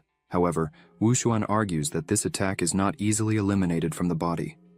Seizing the situation, Wu Xuan grabs Chen Zhuxian. Song Lan, witnessing this development, expresses admiration, considering that Wu Xuan truly possesses remarkable skills and may emerge victorious. However, Lin Yuan intervenes, pointing out that, although Wu Xuan seems to be in the lead, his opponent is Chen Zhuxian. It is premature to conclude that Wu Xuan can triumph so easily. One of the students, in a mocking manner, comments on the irony of a student who didn't even have the courage to fight, making such observations. Lin Yuan turns to him and proposes a bet, challenging the student's certainty. Asked about the terms, Lin Yuan bets that a king-level beast weapon will be granted to Chen Zhuxian. The other student carefully considers Lin Yuan's proposition and analyses that Chen Zhuxian was poisoned by Wu Xuan. Subsequently, he decides to take the bet and communicates his consent to Lin Yuan. Sumu passively observes, while Lin Yuan smiles. The other student believes the bet is already won and considers which weapon to choose. Meanwhile, the fight between Wu Xuan and Chen Zhishan continues. Wu Xuan advises Chen Zhishan to give up, as the poison will soon affect his nerves. However, upon hearing this, Chen Zhishan simply opens his arms, releasing his true strength, leading Wu Xuan to wonder if he was really poisoned, since he shouldn't have all this power still. After Chen Zhishan breaks free, he starts a sequence of strikes on Wu Xuan, leaving the other students stunned and in disbelief at what is happening. The audience, upon witnessing this, begins to question Wu Xuan's ability, stating that his skills are doubtful and that he does not deserve to be appointed as the vice captain of his team. Wu Xuan continues to receive several blows and thinks he cannot lose, trying to counterattack again. However, Chen Zhishan offers no openings, persisting in the attacks and leaving Wu Xuan fallen on the ground. Chen Zhishan prepares for his final attack, but Wu Xuan gives up before being struck. While prostrate on the ground, Wu Xuan ponders whether Chen Zhishan really is a 7-star Beast King, as he felt substantially inferior to him. Wang Jin, impressed with this outcome, asks how Lin Yuan knew that Wu Xuan could not beat Chen Zhishan. Lin Yuan explains that while great strength can resist against 10 societies in the face of absolute power, any strategy is futile. He emphasizes that Wu Xuan has just achieved the 7th star of the Beast King level and does not have a solid foundation. Wu Xuan has never faced such hard challenges, while Chen Zhishan is the total opposite of Wu Xuan. Wang Jin, upon hearing this, turns his gaze to Qingnan and comments that people should preserve discretion. Pride holds people back, while humility propels them forward. He asks Qingnan if this makes sense. Qingnan simply places his hand over his face, expressing complete shame with this. Meanwhile, in the arena, Chen Zhishan returns to his human form and mentions that Wu Xuan's poison was indeed potent and almost defeated him. Wu Xuan, with a quite injured face, cleans himself up a bit and comments that if Chen Zhishan were not so talented, he would certainly be at a disadvantage. As the two talk, someone interrupts them, asking if Chen Zhishan would still be able to fight in his current state. It was Chen Longxiang who presented himself as the vice captain of the Yanjing team. Chen Longxiang expresses his willingness to face Chen Zhishan.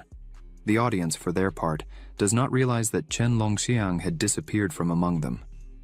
Wu Xuan, noticing the absence of Chen Longxiang, questions whether he will really participate in the confrontation. Lin Yuan looks forward to witnessing the strength of Chen Longxiang. Xu Xiao approaches Chen Longxiang and invites him for a talk. Chen Longxiang inquires about the situation, and Xu Xiao informs that the director requested that they avoid causing trouble, emphasizing that he received specific instructions to watch over Chen Longxiang. Chen Longxiang responds with a smile, ensuring that everything is fine, and if the director wishes to assign responsibilities to someone, it should be him, highlighting that Xu Xiao has no involvement in this. Xu Xiao agrees, and suggests that Chen Longxiang choose what he prefers to do. Lin Yuan passively observes this scene, noticing the introverted nature of Xu Xiao. Subsequently, Chen Longxiang approaches Chen Zhishan and hands him a small gift box. Chen Zhishan receives it in his hands and asks about the contents. Chen Longxiang explains that it is a Qingbi Dan, something that will assist Chen Zhishan in his physical recovery and relieve his pains. He adds that if he were to defeat Chen Zhishan in his current conditions and happen to win, it would be a meaningless victory. With that, Chen Longxiang asks Chen Zhishan to accept the gift as a gesture of unity between them. Chen Longxiang gives a thumbs up and assures Chen Zhishan that once he is fully recovered and the poison has left his body, they will have a serious match. Observing this interaction, Wang Jin is impressed by Chen Longxiang's generous gesture, considering the high cost of the pill. However, Wang Jin had anticipated such behavior from Chen Longxiang, given his family's history of beast souls, which clearly evidences his generosity. Lin Yuan looks at Wang Jin and comments that Wang Jin speaks as if he himself is not from a noble family. Wang Jin replies that his situation is different. While others spent their family's money, he started almost from scratch and never used his resources indiscriminately. Sumu looks at Wang Jin and agrees with him, adding the question about who invited everyone to dinner, spending hundreds of thousands on a single occasion. Wang Jin remembers and feels embarrassed as the group laughs at him. Back in the arena, Chen Zhuxian expresses gratitude to Chen Longxiang and gladly accepts the gift. He commits to facing Chen Longxiang with full vigor once he is fully recovered. Chen Longxiang smiles and agrees to this promise. 30 minutes later, Chen Zhuxian has fully recovered and expresses his gratitude again to Chen Longxiang. Thanks to the gift from Chen Longxiang, Chen Zhuxian was able to recover quickly and without major setbacks. Then, both meet in the center of the arena, greeting each other respectfully before beginning the battle. Chen Longxiang merges into an imposing elephant known as the Ancient Barbarian Elephant. The strength displayed by Chen Longxiang astonishes the audience, leading them to question whether he is truly a Beast King-level fighter. Wang Jin points out that the Beast Soul level in Chen Longxiang is 8 stars. Lin Yuan agrees, adding, however, that Chen Longxiang may have improved his skills during this period. Songlan observes that they all have made considerable progress in a short period, making it almost impossible for anyone to remain at the same level as before. Sumu emphasizes that Professor Zhao Shan once stated that whoever fully understood their Teo would be able to significantly evolve in strength. Even a Beast King would be capable of defeating a Beast Soul Master at the Lord level. Lin Yuan reflects on how enlightenment is more important than he initially considered. Returning to the arena, Chen Zhuxian prepares his shield again and asks Chen Longxiang to use all his resources in the fight against him.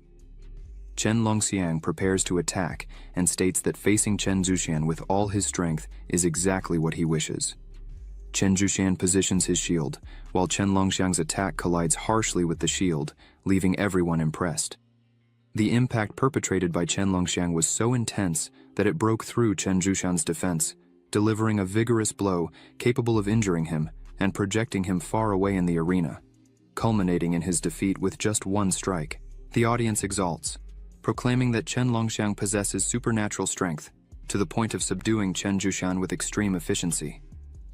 Among the spectators, Wu Xuan hides, crouching and trembling, reflecting on his own inability to confront Chen Zhuxian, having been defeated by Chen Longxiang in mere seconds, and with a single blow.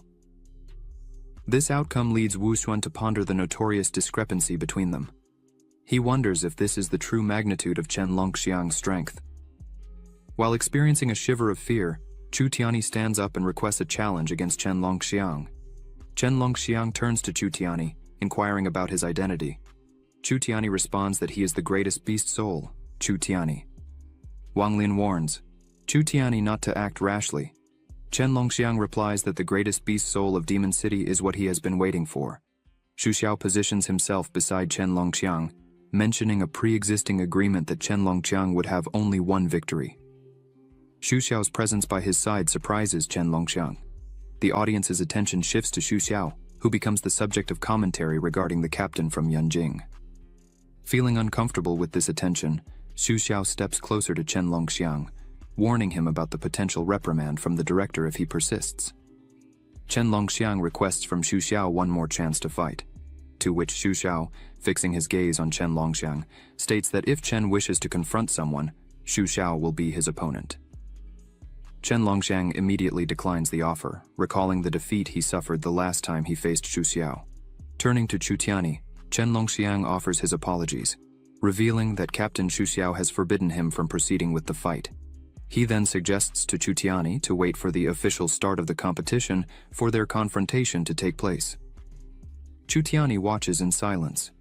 Wang Jin, noting this dynamic, speculates about Xu Xiao's extraordinary strength, given that Chen Longxiang always complies with his orders without question. Lin Yuan agrees with Wang Jin, adding that he did not anticipate such strength from Yanjing University, posing a significant challenge for them. Wang Jin suggests that, in terms of skill, Shen Kang should surpass Wu Xuan, and the position of deputy captain should be transferred to Shen Kang. However, Wang Jin notes that Shen Kang was defeated by Sumu. Hearing Sumu's name, Lin Yuan encourages her to actively participate and get involved in the competition. Sumu fixes her gaze on Lin Yuan and expresses that if he does not wish to fight, there would be no fun in her going alone. She admits that defeating some of them would be interesting, but then reflects and mentions that the only person among the others capable of beating her would be Chen Longxiang. Lin Yuan, hearing such a statement, shows surprise and asks Sumu if she is sure she can handle Chen Zhishan. Sumu responds that she is almost certain she would win. Lin Yuan is taken aback by such confidence.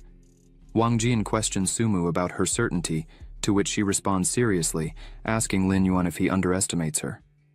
Lin Yuan replies, affirming that Sumu is stronger than he imagined and considers that she clearly has some hidden tricks. Sumu directs her gaze at Lin Yuan and assures him that he does not need to worry about her presence. If Lin Yuan faces an insurmountable opponent, Sumu commits to protecting him. Hearing such assurance, Lin Yuan smiles and agrees, expressing that the situation could not be more favorable. Lin Yuan reflects on the matter and considers that, with his current strength, he really is not a match for Chen Zhishan. However, he evaluates that, if he uses all the evolution points he has saved up, Chen Zhishan would not be an insurmountable challenge for Lin Yuan. Song Lan interrupts the conversation to inform that director Wang Ting was present. Everyone stands up to greet him, along with another figure accompanying him. Xu Xiao and Chen Longxiang greet this person, referring to him as director. Lin Yuan is surprised by this revelation. Wang Jin introduces the man as Director Su Dian, highlighting his notoriety in Tibet. Sumu, feeling uncomfortable, seeks refuge behind Lin Yuan, hugging him. Concerned, Lin Yuan asks Sumu about the reason for her discomfort. However, Sumu just lowers her head and remains silent. Lin Yuan recalls that Sumu had mentioned she did not want to join Yanjing University to avoid meeting a specific person. Faced with Director Su Dian, Lin Yuan internally questions if this man could be the person Sumu was referring to. Wang Ting praises Chen Longxiang's remarkable performance in the last fight, to which Su Dian expresses gratitude, attributing the success to a favorable situation.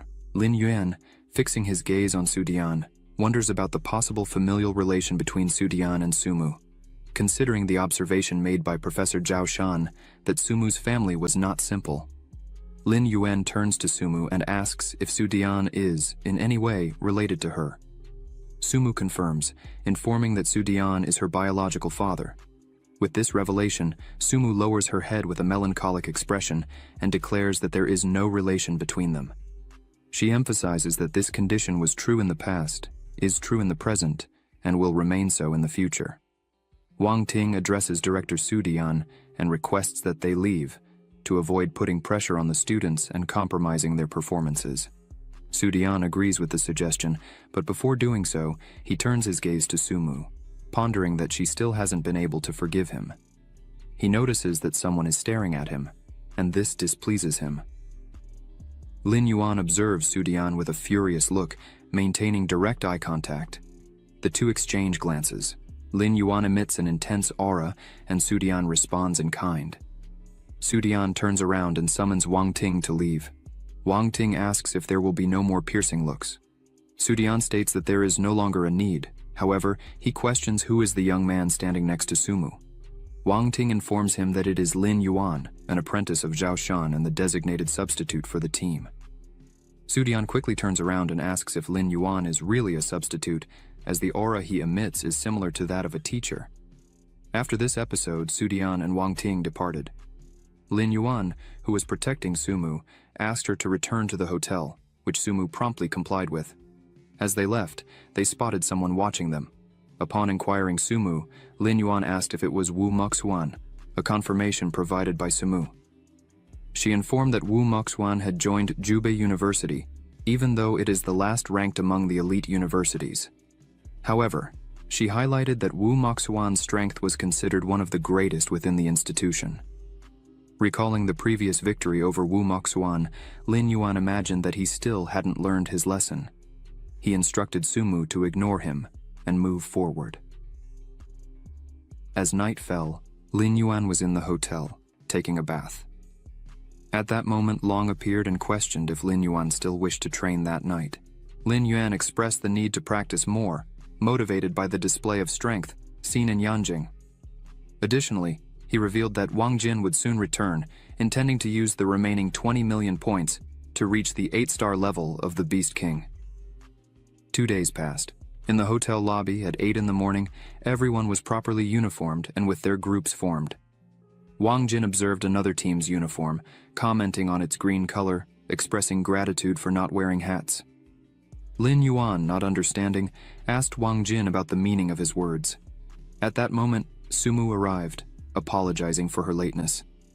Although everyone was enchanted by Sumu's beauty, she ignored them, heading straight to Lin Yuan. She asked him about his activities in the last 2 days, expressing a desire to take him to explore Yanjing.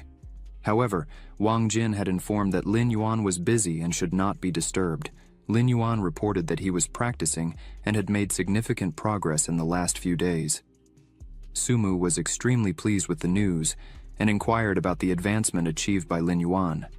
Wu Xuan's class overheard the conversation and questioned how far Lin Yuan could have gone, speculating whether he had reached the 7-star level of the Beast King. In response to Sumu, Lin Yuan explained that, with much effort, he had reached the mid-level of 6 stars of the Beast King. The mocking reaction from Wu Xuan and his friends did not shake Lin Yuan, who apparently had attended the event just to tell jokes. While Wu Xuan was enjoying himself with his friends, Sumu watched them and reflected on their naivety. Lin Yuan was undoubtedly joking when he claimed to have reached the mid-level of 6 stars. It's virtually impossible for him to have achieved such a stage. Suddenly, Director Wang Ting arrives and asks if everyone is ready. Wang Ting advises everyone to enjoy this moment, as it may be the most significant of their lives. He wishes everyone good luck and counts on everyone's cooperation to honor the university's name. The students express their joy, agreeing with Wang Ting's words. In the Yanjing Beast Arena, Sudian calls upon all freshmen from the top colleges to participate. Next, the first team is called, and the Yanjing team enters the arena. The second team is summoned to enter, and the Mordormon team presents itself. The third team is invited to enter, and the Sichuan team makes their entrance. The fourth team is invited, and the Beijing Guangzhou team strides into the arena. Lin Yuan observes that in the Beijing Guangzhou team, the captain appears to be a high school student. Wang Jin clarifies that this young man is named Han Yantong. He is only 14 years old and is considered a prodigy. Lin Yuan is intrigued since beast souls are supposed to awaken only at the age of 18. Wang Jin explains again that normally it does occur at 18, but there are rare cases called natural animal souls. Lin Yuan questions if this means Han Yantong was born with a beast soul. Wang Jin confirms that indeed, as soon as they are born, these individuals awaken their beast souls. Their talents are exceptionally high, and the fact that they possess beast souls from birth provides an 18-year training advantage over others. Due to this circumstance, these individuals usually excel ahead of 90% of the world's population. Coupled with a privileged growth environment, they end up becoming prominent leaders in the world of beast soul masters. Wang Jin adds that Han Yantong is an example of this at 14, possessing a beast soul already at the 8-star level of the Beast King. It is worth noting that his beast soul is considered extremely special, being dubbed the Word Beast. With his abilities, it can be said to be an almost impeccable beast soul, combining attacks, defense, and assistance in a cohesive manner. Lin Yuan ponders over the almost miraculous abilities of this beast soul. Unexpectedly, Wang Jin reveals that the director of Beijing Guangzhou University sent him and appointed him as captain. Wang Jin believes it is almost inevitable to prevent them from winning. Lin Yuan questions how Han Yantong was not accepted by Yanjing and demoniac universities. Wang Jin explains that this is due to the proximity of Beijing Guangzhou College to his residence. Lin Yuan, not understanding, asks about the triviality of this reason. Wang Jin reveals that Han Yantong's parents are also beast soul masters, and he has been intensely trained all his life. As a result, Han Yantong's ability to take care of himself is quite limited, requiring the presence of his parents to accompany him. Due to the high compatibility with his beast soul, Han Yantong avoids speaking much, fearing to cause any disaster. Wang Jin also informs that Han Yantong's parents wanted him to attend a renowned university. However, Han Yantong rejected all offers, thus allowing Beijing Guangzhou to benefit from this decision. Lin Yuan considers Han Yantong to be the kind of spoiled young man who cannot sustain himself without his parents' presence. However, he is respected for his strength. As long as Han Yantong maintains his strength, the rest of his personal problems are considered insignificant. Once everyone gathers in the arena, Su Dian begins her speech, emphasizing that everyone's origin doesn't matter. Su Dian welcomes everyone and invites them to participate in this first national tournament. As future leaders of a generation, they will be ushering in a new era at that moment. Su Dian continues to mention that they are already aging and rusty, and the burden of the future will rest on each of their shoulders. They have become the future leaders, carrying the flame of hope for humanity. Su Dian emphasizes that everyone there is strong and urges them to create a promising future as they have the necessary confidence. The students express enthusiasm in their cheers. Su Dian thanks everyone and informs that she will explain the competition rules. Once Su Dian concludes the explanations, the tournament is officially started. Lin Yuan smiles with enthusiasm. Su Dian begins explaining the rules, stating that the competition will unfold in 3 distinct phases. The first will consist of the survival battle, followed by the second, known as the arena battle, and concluding with the third stage, identified as the team battle. In detail, Su Dian clarifies the regulations associated with each modality, starting with the arena battle. In the elimination contest, where 10 participants face another 10, the winner has the privilege of remaining in the arena until no ally remains by their side. The team battle, in turn, is configured as a close-quarters, multi-sectoral confrontation based on the precepts of the school, with the purpose of evaluating the capacity for collaboration and synergy. Regarding the survival battle, Su Dian informs that, after consultations with teachers and directors, the chosen location was the Dragonbone Ridge, situated on the outskirts of Yanjing. Given this, Lin Yuan asks Wang Jin about the exact location of this place. Wang Jin reports that when the base city of Yanjing was erected, 10 beast-level monsters allied to eradicate the city at once, with the final Black Dragon King being the most formidable among them. Wang Jin describes that just a breath from the dragon was capable of decimating a small city, leaving Lin Yuan deeply impressed with the dragon's destructive power, which reveals itself to be intimidating. He reveals that this dragon was named Nidhogg, being maliciously extradited from the Western world through despicable devices.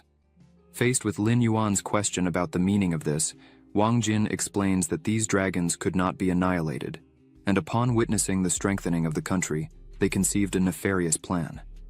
The intention was to use the dragon's power to weaken the nation as a whole.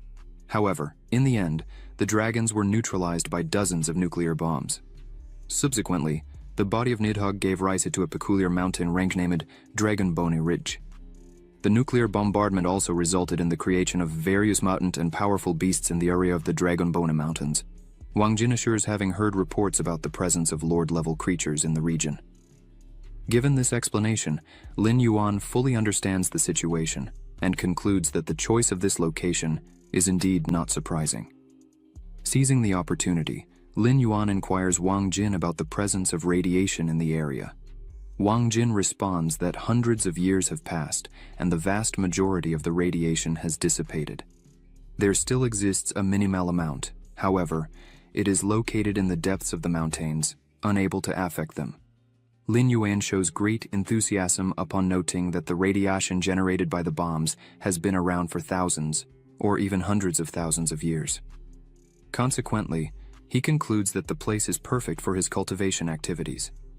Su Dian resumes the presentation, outlining the rules for the imminent survival battle. The parameters stipulate that the students must survive for a period of 10 days in the ridge, also taking into account the substitute students. In case of success, each student will be awarded 10 points, totaling 120 points for the team. Each defeat of a king-level monster will render an additional point, adding up to 10 points. However, by defeating a lord-level monster, 2 points will be awarded. Such points are unlimited. After these guidelines from Su Dian, some students showed restlessness, considering the situation excessively dangerous, especially in light of the impossibility of defeating a lord-level monster. In contrast, other students proposed the formation of teams to achieve such a feat. Observing this, Su Dian considers that everyone has some experience, which will undoubtedly make the battle intriguing. She emphasizes that once the survival battle is initiated, the students will be distributed randomly. The choice between facing monsters or seeking team partners will be up to the individual. Sudian emphasizes that simply hiding will not be advantageous, as team clashes are allowed, and the winning team will gain a significant advantage. Again, some students express concern about which approach to adopt. Meanwhile, Wu Moxuan contemplates that Lin Yuan should be careful not to cross his path, as he intends to defeat Lin Yuan with his own skills. Following the briefing, Sudian officially starts the tournament and kicks off the survival battle. The students are instructed to use trucks to reach their destinations. Gradually, the students begin to board their respective vehicles. Sumu approaches Lin Yuan, assuring him that no matter where he is assigned, she will reach him as quickly as possible. She promises to protect Lin Yuan, firmly believing that together they will be able to overcome the challenge. Sumu reflects that the time has finally come for her to take on the responsibility of protecting Lin Yuan. After hearing such words, Lin Yuan smiles and agrees with Sumu. A man enters the truck and mentions that it is the first time they are meeting, hence asking everyone to introduce themselves. Starting the introductions, the man reveals his name as Chen Shuiwu. He is a Lord-level soul beast, affiliated with the Chinese military headquarters, and is responsible for the team's safety. Chen Shuiwu clarifies that if any of them encounter a danger they cannot resolve, they can call him through the provided watch. He will promptly move according to the received coordinates. However, asking for help will automatically disqualify the person from the survival battle. Lin Yuan takes the watch and examines it, noting that the first function counts the defeated monsters and the second is for calling rescue. He also considers that each vehicle clearly has a similar officer, aimed at ensuring the student's safety. This implies that the military headquarters has deployed 12 Lord-level Beast Soul Masters, showing the high standard of this national competition. Chen Shuiwu distributes blindfolds to the students and asks them to put them on before reaching the mountains. Wang Jin inquires about the need to cover their eyes. Chen Shuiwu explains that this is one of the rules. Wang Jin must be blindfolded so as not to know where the other students were dropped off. As the trucks depart, Chen Shuiwu instructs that if anyone has any questions, they should ask them now before arriving at the mountains.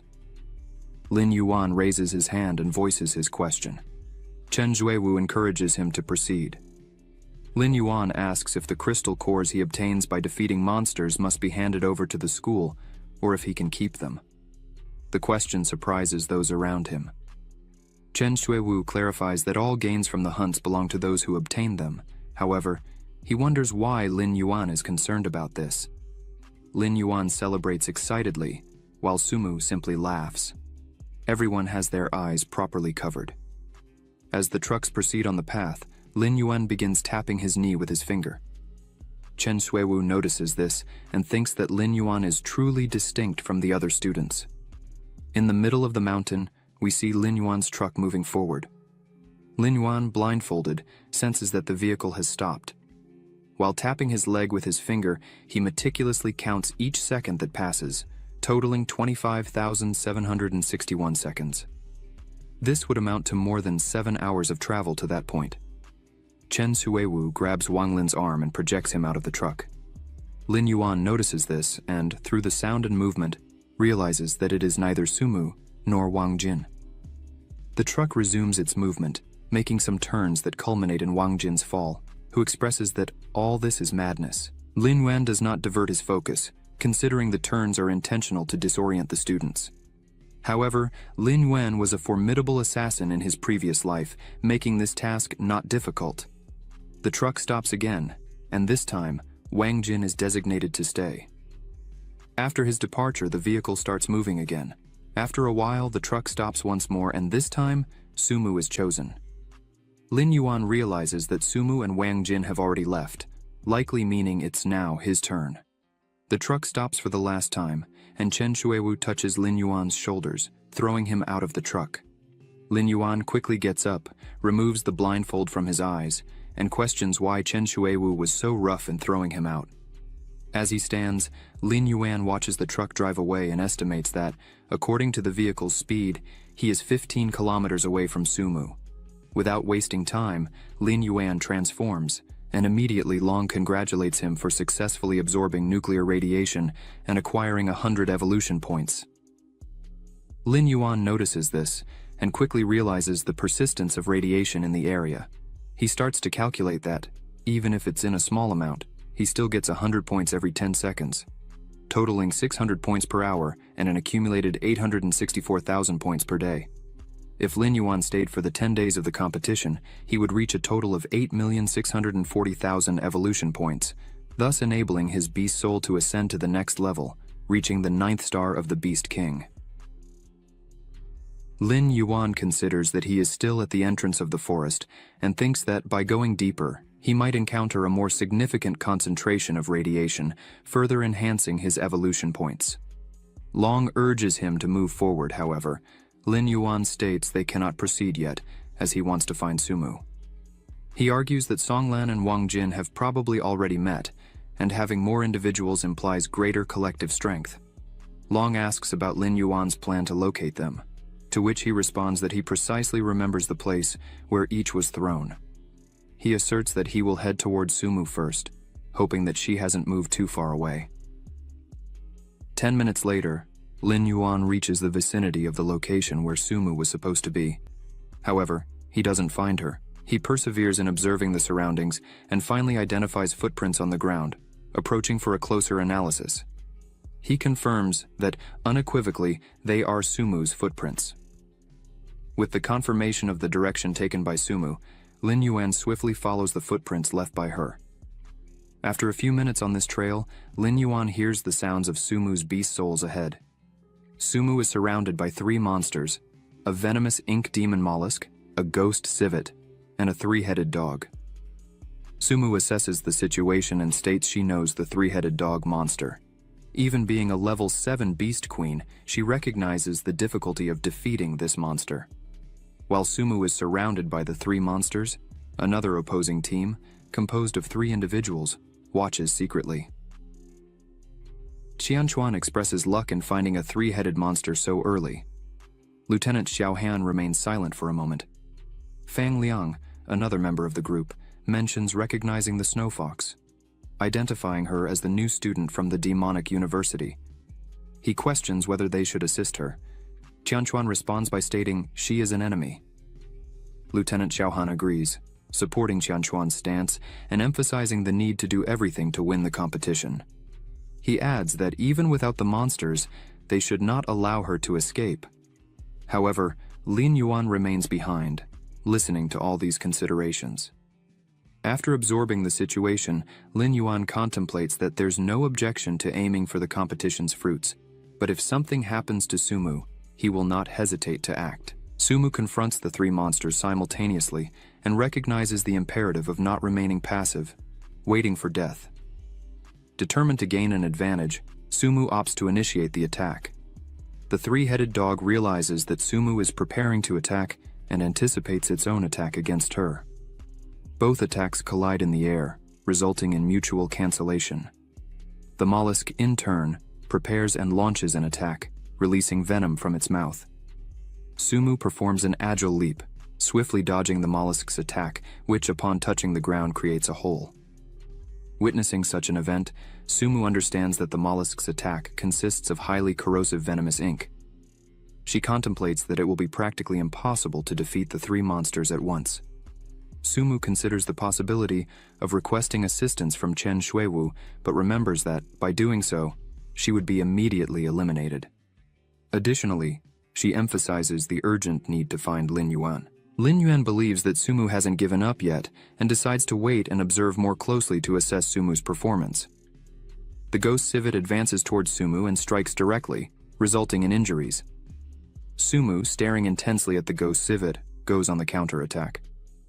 The ghost civet attempts to defend against Sumu's imminent attack, but she manages to freeze its paws and deliver a powerful blow. Lin Yuan, who was just observing, notices that Sumu, even under pressure, shows true strength by inflicting severe damage to a monster of this caliber. After Sumu's attack, the mollusk tries to hit her again with its poison cloud. Sumu, anticipating the attack, erects an ice wall for protection. As soon as the barrier is formed, Sumu executes a strike that shatters it, leaving the enemy team stunned and perplexed at the same time. Sumu observes through the ice shards on the ground and realizes that the demonic mollusk is completely immobile and frozen, indicating the success of her plan. Sumu assesses the current situation and considers that the three-headed dog indeed represents her next challenge, as both the demonic mollusk and the ghost Zivit are prostrate and unconscious on the battlefield. The three-headed dog lets out a piercing roar, exhaling flames around it. Sumu directs her ice attack towards the three-headed dog, launching several sharp pieces at it. However, the monster moves agilely, easily dodging all attacks. The dog uses its three heads to charge at Sumu, who promptly responds by launching her ice attack simultaneously. The attacks collide again in the air, and Sumu feels an impact on her back but remains firm with little difficulty. This surprises Qianquan, who shouts to his leader that Sumu is more powerful than they had anticipated. Sumu, still standing and slightly injured, manages to defeat all three monsters at once. Of the three faced, two succumb to their injuries and die, while the third remains unconscious. Lieutenant Xiaohan dismisses everything as foolishness, insisting that they should merge their beast souls immediately and attack her. Fang Liang is surprised by Xiaohan's decision, questioning whether they should act immediately. Xiaohan stares at Fang Liang, stating that if they do not act now, Sumu could claim the three-headed monster's reward exclusively for herself. Following these words, Xiaohan merges and transforms into a silver moon venomous scorpion. Qianquan metamorphoses into an armored beast, and Fang Liang integrates into a thunder jellyfish. Sumu notices the presence of other people and realizes that encountering someone at this moment will not be favorable. The three members of the blue team emerge before Sumu. Xiaohan instructs Fang Liang to advance and immobilize Sumu so Xiaohan can attack her. Fang Liang moves towards Sumu, capturing her with his electrified tentacles. Sumu lets out a scream as she is electrocuted. Xiaohan praises Fang Liang for the performance and moves to attack Sumu. Sumu labels the three as despicable, fearing this might be her end. However, before Xiaohan's attack can reach Sumu, a voice states that taking advantage of someone's peril does not align with the conduct of a knight. Lin Yuan steps in front of Sumu, blocking Xiaohan's attack with his hand. Sumu tries to warn Lin Yuan about the poison in the attack, but before she can finish, Lin Yuan has already absorbed the impact with his own body to protect Sumu. Xiaohan considers that, regardless of their opponent's identity, the application of his poison will result in complete combat incapacity, leaving the person paralyzed. Although he tries to hit Lin Yuan again with his attack, he cannot penetrate Lin Yuan's defense. Sumu, anxious about Lin Yuan's situation, exclaims his name while Xiaohan stands confused, questioning how this could be happening. His scorpion tail fails to breach Lin Yuan's impregnable defense, leading Xiaohan to speculate whether Lin Yuan shares the same defensive ability as Qianquan, whose beast soul focuses on defense. As Xiaohan ponders this, Lin Yuan steps forward and positions himself in front of him. Lin Yuan, with an intimidating expression, comments that he is not surprised to see the blue team resorting to sneaky attacks, attributing this to their weakness. Lin Yuan firmly warns that when carrying out stealth attacks, one must be prepared for the consequences if the plan fails. Xiaohan shows surprise and remains silent. Lin Yuan strikes him, sending him flying and defeating him with a single blow. The three-headed dog awakens, and Lin Yuan quickly notices, declaring his intent to eliminate it.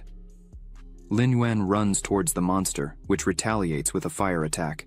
Lin Yuan casually blocks the attack with his arm and advances without hesitation.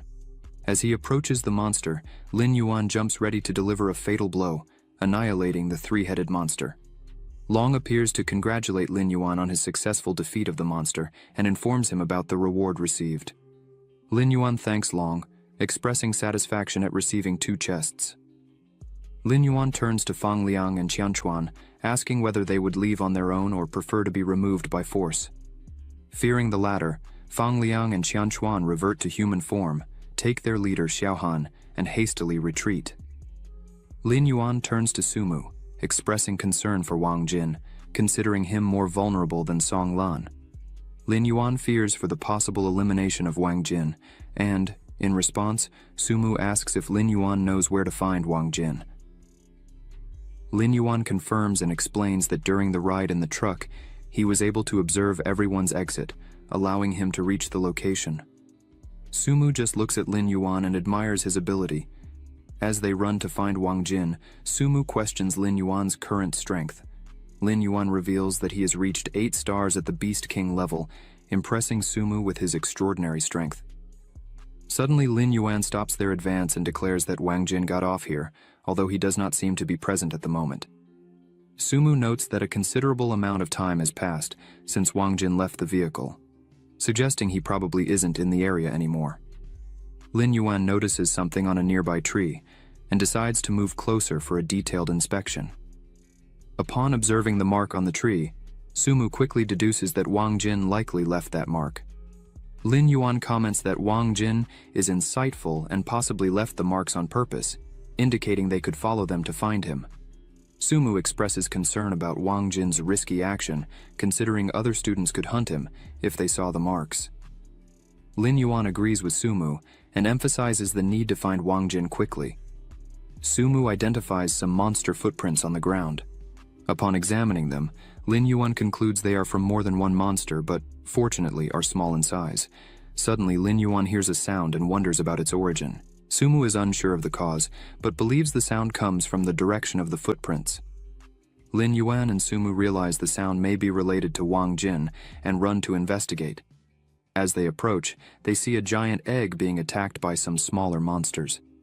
Sumu inquires about the nature of the giant egg. Lin Yuan confesses his lack of knowledge on the matter. Unexpectedly, the egg begins to communicate with Sumu and Lin Yuan, revealing itself to be the voice of Wang Jin. Sumu questions if this is Wang Jin's beast soul. Lin Yuan and Sumu stand still, surprised by the revelation. Wang Jin asks for help to get rid of the small monsters attacking him. Lin Yuan, in response, just opens his mouth and accumulates energy in it, causing the small monsters to flee in terror. Thanking Lin Yuan for his intervention, Wang Jin compares the monsters to hyenas, stating that once noticed, they do not leave a person alone. Sumu approaches Wang Jin, concerned about his condition and possible injuries. Wang Jin assures that the small monsters are not capable of harming him. Lin Yuan approaches Wang Jin, crosses his arms, and questions how he had the courage to be chased by early-stage king-level monsters. Wang Jin asks if Lin Yuan did not realize that his beast soul is an egg, questioning what kind of combat abilities Lin Yuan expected from him. He also mocks the idea of Lin Yuan believing that an egg could roll over and crush monsters. Lin Yuan, imagining such a scene, concludes that it's hard to blame Wang Jin. Lin Yuan considers the uniqueness of Wang Jin's beast soul, initially classified as odd, as something peculiar, without imagining that a beast soul in the form of an egg could exist. Lin Yuan starts to look at Wang Jin, thinking about the possible uses of his beast soul. Lin Yuan wonders if he could fry and eat it when hungry, but acknowledges that, being a beast soul, it must have some special utility. Wang Jin notices Lin Yuan's gaze and asks why he is being looked at in that way. He suggests that Lin Yuan not focus on his weak attack capability, but rather on his absolute defense, challenging Lin Yuan to test it himself. Lin Yuan declares his refusal to make any attempt and asks Wang Jin to abandon the idea. Lin Yuan expresses his fear of using his paw, fearing that he might break the egg and spill the yolk. Sumu, with a humorous expression, imagines the scene and praises Lin Yuan's sense of humor. Wang Jin, annoyed, questions why Sumu is laughing and states that if someone managed to break his shell, the person would have his last name. Lin Yuan, ready to take up the challenge, questions Wang Jin's confidence. Wang Jin encourages Lin Yuan to use all his strength and courage. Preparing for the attack, Lin Yuan concentrates to reduce his force by 50%, believing Wang Jin would be able to withstand such an impact. When Lin Yuan applies the strike, he realizes that the attack had no effect on Wang Jin, who mocks the weakness of the blow and questions if Lin Yuan had not eaten yet. Wang Jin challenges Lin Yuan to try harder. Lin Yuan, in response, accumulates a yellow energy for a more powerful attack. Wang Jin, surprised, inquires if Lin Yuan really intends to use all that force. Lin Yuan's strike hits Wang Jin, sending him flying away, causing the egg to roll and damage some trees. Sumu rushes to Wang Jin, concerned about his condition. She concludes that Lin Yuan does not joke around when he is serious in a fight. Wang Jin comments that the attack was so-so, but considers that Lin Yuan, despite considering him a brother, seemed to want to kill him at that moment. Wang Jin gets up and assures that his eggshell remains intact, indicating that Lin Yuan's attack was not that strong. Lin Yuan mentions that, in that case, he would not hesitate to use his claws. Wang Jin changes the subject, suggesting that they should first look for Songlan. He proposes that the team be composed of Lin Yuan as the main attacker, Wang Jin in defense, Sumu as the organizer and team maintainer, and Songlan assisting Sumu in that task. Lin Yuan praises Wang Jin's proposal but points out that, as they ran through the forest, he lost Songlan's location. Sumu asks about the next step. Lin Yuan suggests they continue advancing through the mountain until they reach the depths of the Dragon Bone. Wang Jin asks if Lin Yuan is interested in hunting Lord-level monsters and questions if just the three of them would be capable of such an endeavor. Lin Yuan responds that most of the students are probably on the outer part of the forest looking for Beast King-level monsters, which means that, as they go deeper, it is likely they will encounter few people in the area. This implies that they can focus more on hunting monsters without worrying about surprise attacks from other students. Such surprise attacks clearly would bring negative impacts to them, beyond the score. While a Beast King-level monster represents at most 1 point, potentially up to a maximum of 10 points, Lord-level monsters are worth 2 points, with no limits. Sumu agrees with Lin Yuan, acknowledging that surprise attacks would indeed be troublesome, a lesson she learned the hard way some time ago. Lin Yuan highlights that indeed, there are Lord-level monsters deeper in the mountain, but as long as the group avoids them, all will be well. Lin Yuan believes this is the best option available, as staying there would result in attacks from both sides. Wang Jin agrees with Sumu and Lin Yuan. Lin Yuan considers that as long as he can enter the mountain, he will become stronger just by breathing. 6 hours later, Lin Yuan is still traversing the woods. Wang Jin asks if they are getting closer. Lin Yuan responds that probably not, as he has not yet spotted any Lord-level monsters nearby. He points out that they are on the right path, feeling closer than before. Lin Yuan reflects that he now receives 200 evolution points every 10 seconds. Suddenly, they hear a noise and notice the presence of a drone flying close to them. Lin Yuan recalls that the competition is being broadcast live to everyone. He stops marching to assess the situation, aware of the need to be cautious, as exposing his secrets could lead to trouble. At this moment, directors Wang Ting and Su Dian are watching Lin Yuan on the computer screen. Su Dian expresses concern about Sumu's participation in the exam, stating it's hard for him to accept. Wang Ting assures Su Dian that his son Wang Jin is also present and moreover, they are with Lin Yuan, so nothing bad will happen. Su Dian questions Lin Yuan's reliability, to which Wang Ting responds that Lin Yuan is a student of Zhao Shan, highly recommended by him. He asks Su Dian to have an unbiased view and give his opinion. Su Dian admits that Zhao Shan is trustworthy and suggests that Lin Yuan could become one of the strongest. However, he emphasizes his suspicion that Lin Yuan seems to always hide many secrets. Back in the competition, night has fallen, and Sumu, Wang Jin, and Lin Yuan find themselves in a cave deep in the mountain. Lin Yuan comments that the meat seems very good. As Wang Jin seasons the meat, he says this is part of his cooking skills. Sumu expresses her gratitude and mentions how lucky Wang Jin is to carry spices with him. Suddenly, Wang Jin smiles and waves at the camera, asking how the audience is doing. He encourages viewers to subscribe to the channel and leave a like, expressing his affection for them. Sumu quickly turns to identify the source of the sound. Lin Yuan also turns, and when they all look towards the entrance of the cave, they see a drone again. Wang Ting, the person behind the situation, instructs to focus on Lin Yuan, as the director is curious to learn more about him. Lin Yuan turns back to them and mentions that with the nightfall, the temperature will drop quickly, highlighting the need to prepare more firewood. Wang Jin, absorbed in the excitement caused by the delicious aroma of the meat, wasn't paying much attention. Suddenly, Wang Jin notices a change in Lin Yuan and questions the reason for this sudden advancement.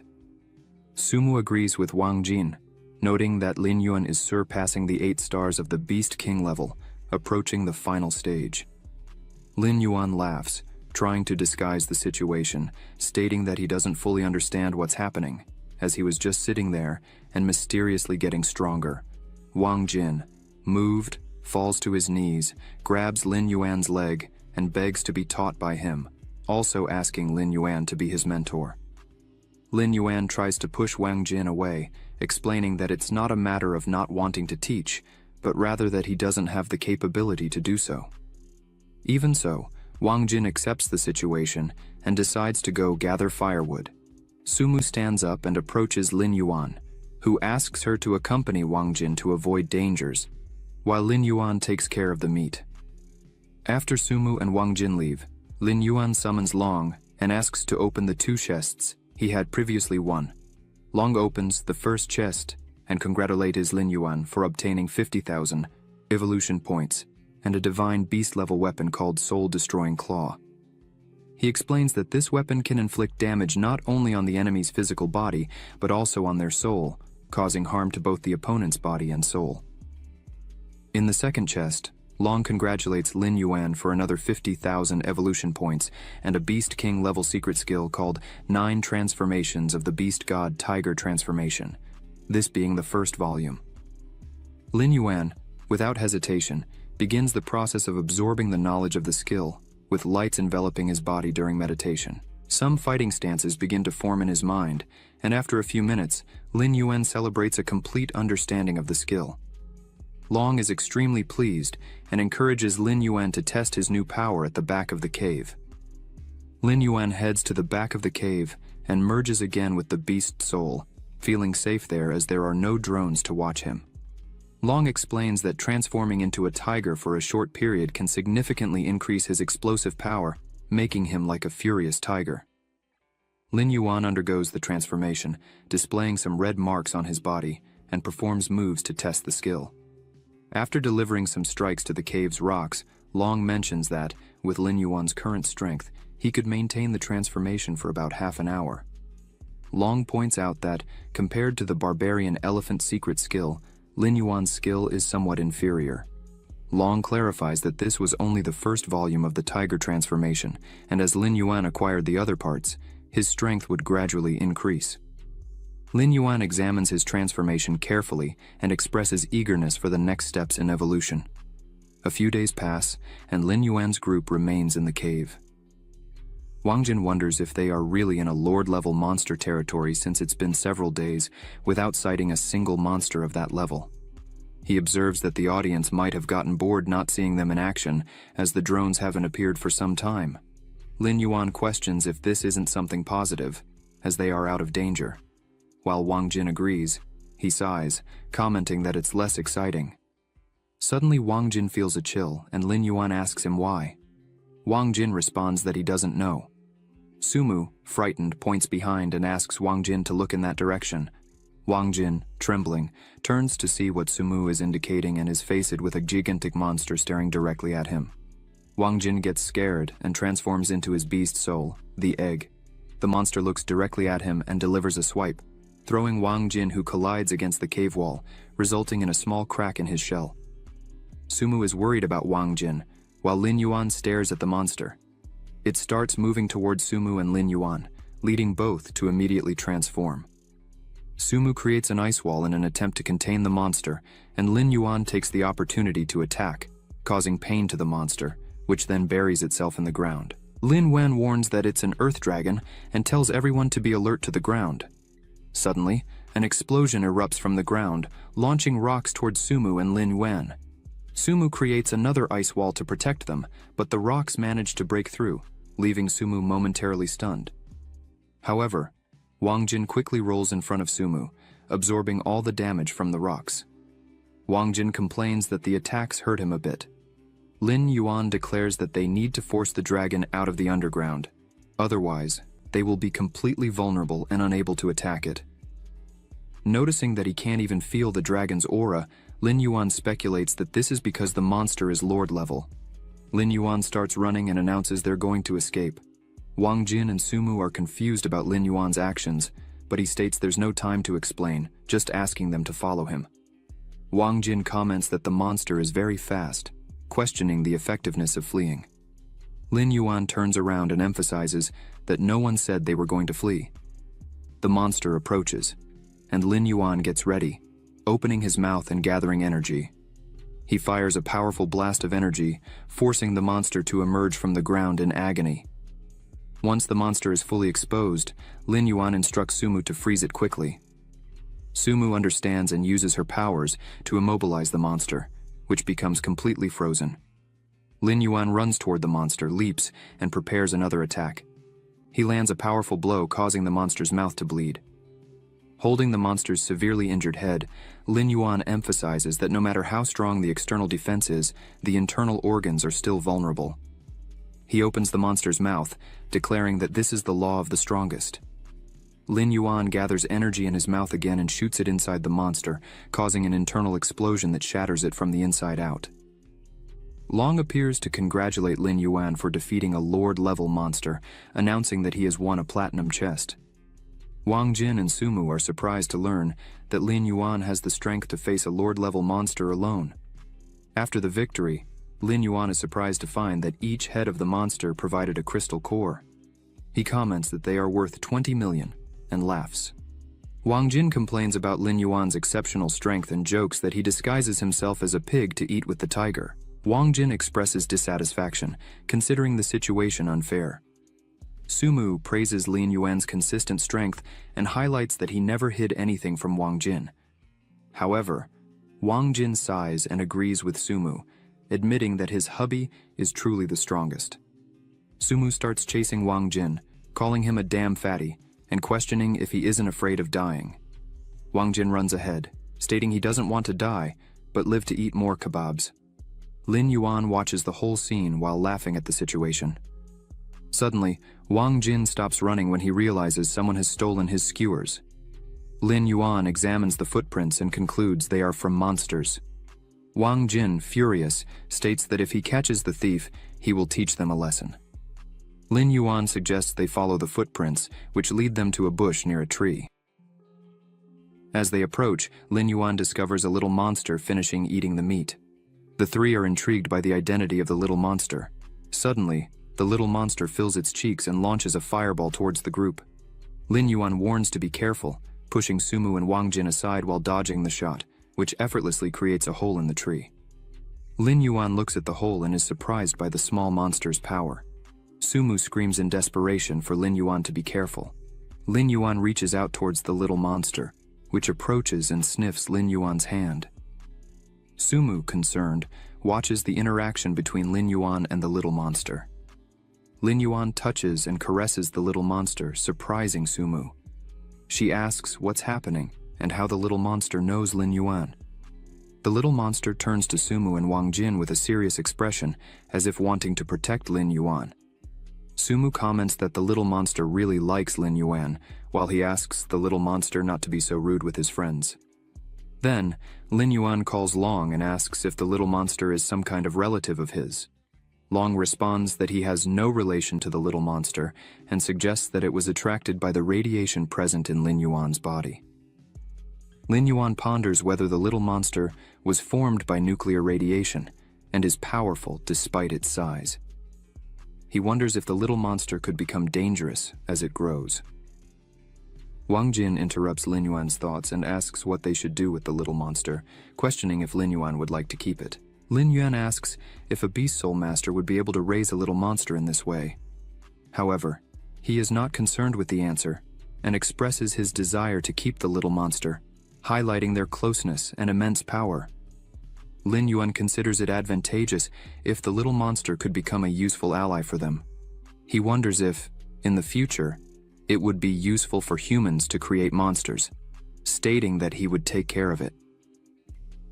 It has been 7 days since they've been in the mountains, with everyone staying in the cave, including the little monster who happily watches the barbecue being prepared. Sumu praises Wang Jin, mentioning that over the days he has become an excellent grill master, possibly surpassing many renowned chefs. Wang Jin considers it somewhat old-fashioned to be called chef by Sumu. Lin Yuan suggests that it's an easier way to make a living, and points out that there are only 3 days left until the end of the survival test, wondering if they should hunt some monsters for extra points.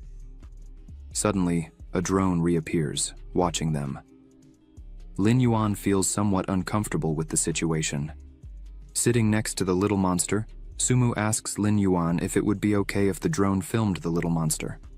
He replies that he can't hide it, as he intends to adopt the little monster, and it's better that the director and teachers are aware of it from now on.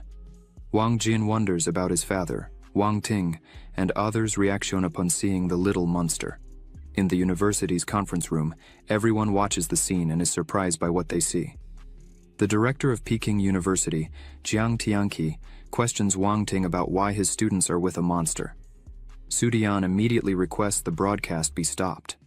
Wang Ting explains that apparently, the little monster is just a cub close to humans, and he will personally try to persuade Lin Yuan to return it to its proper place.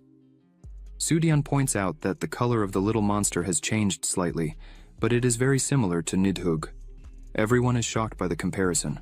Wang Ting asks if Su Dian is sure about this, and Su Dian mentions the dragon Nidhugg's rebellion that nearly destroyed Yanjing hundreds of years ago. He claims that although he didn't witness the event, as a director, he read a lot about it.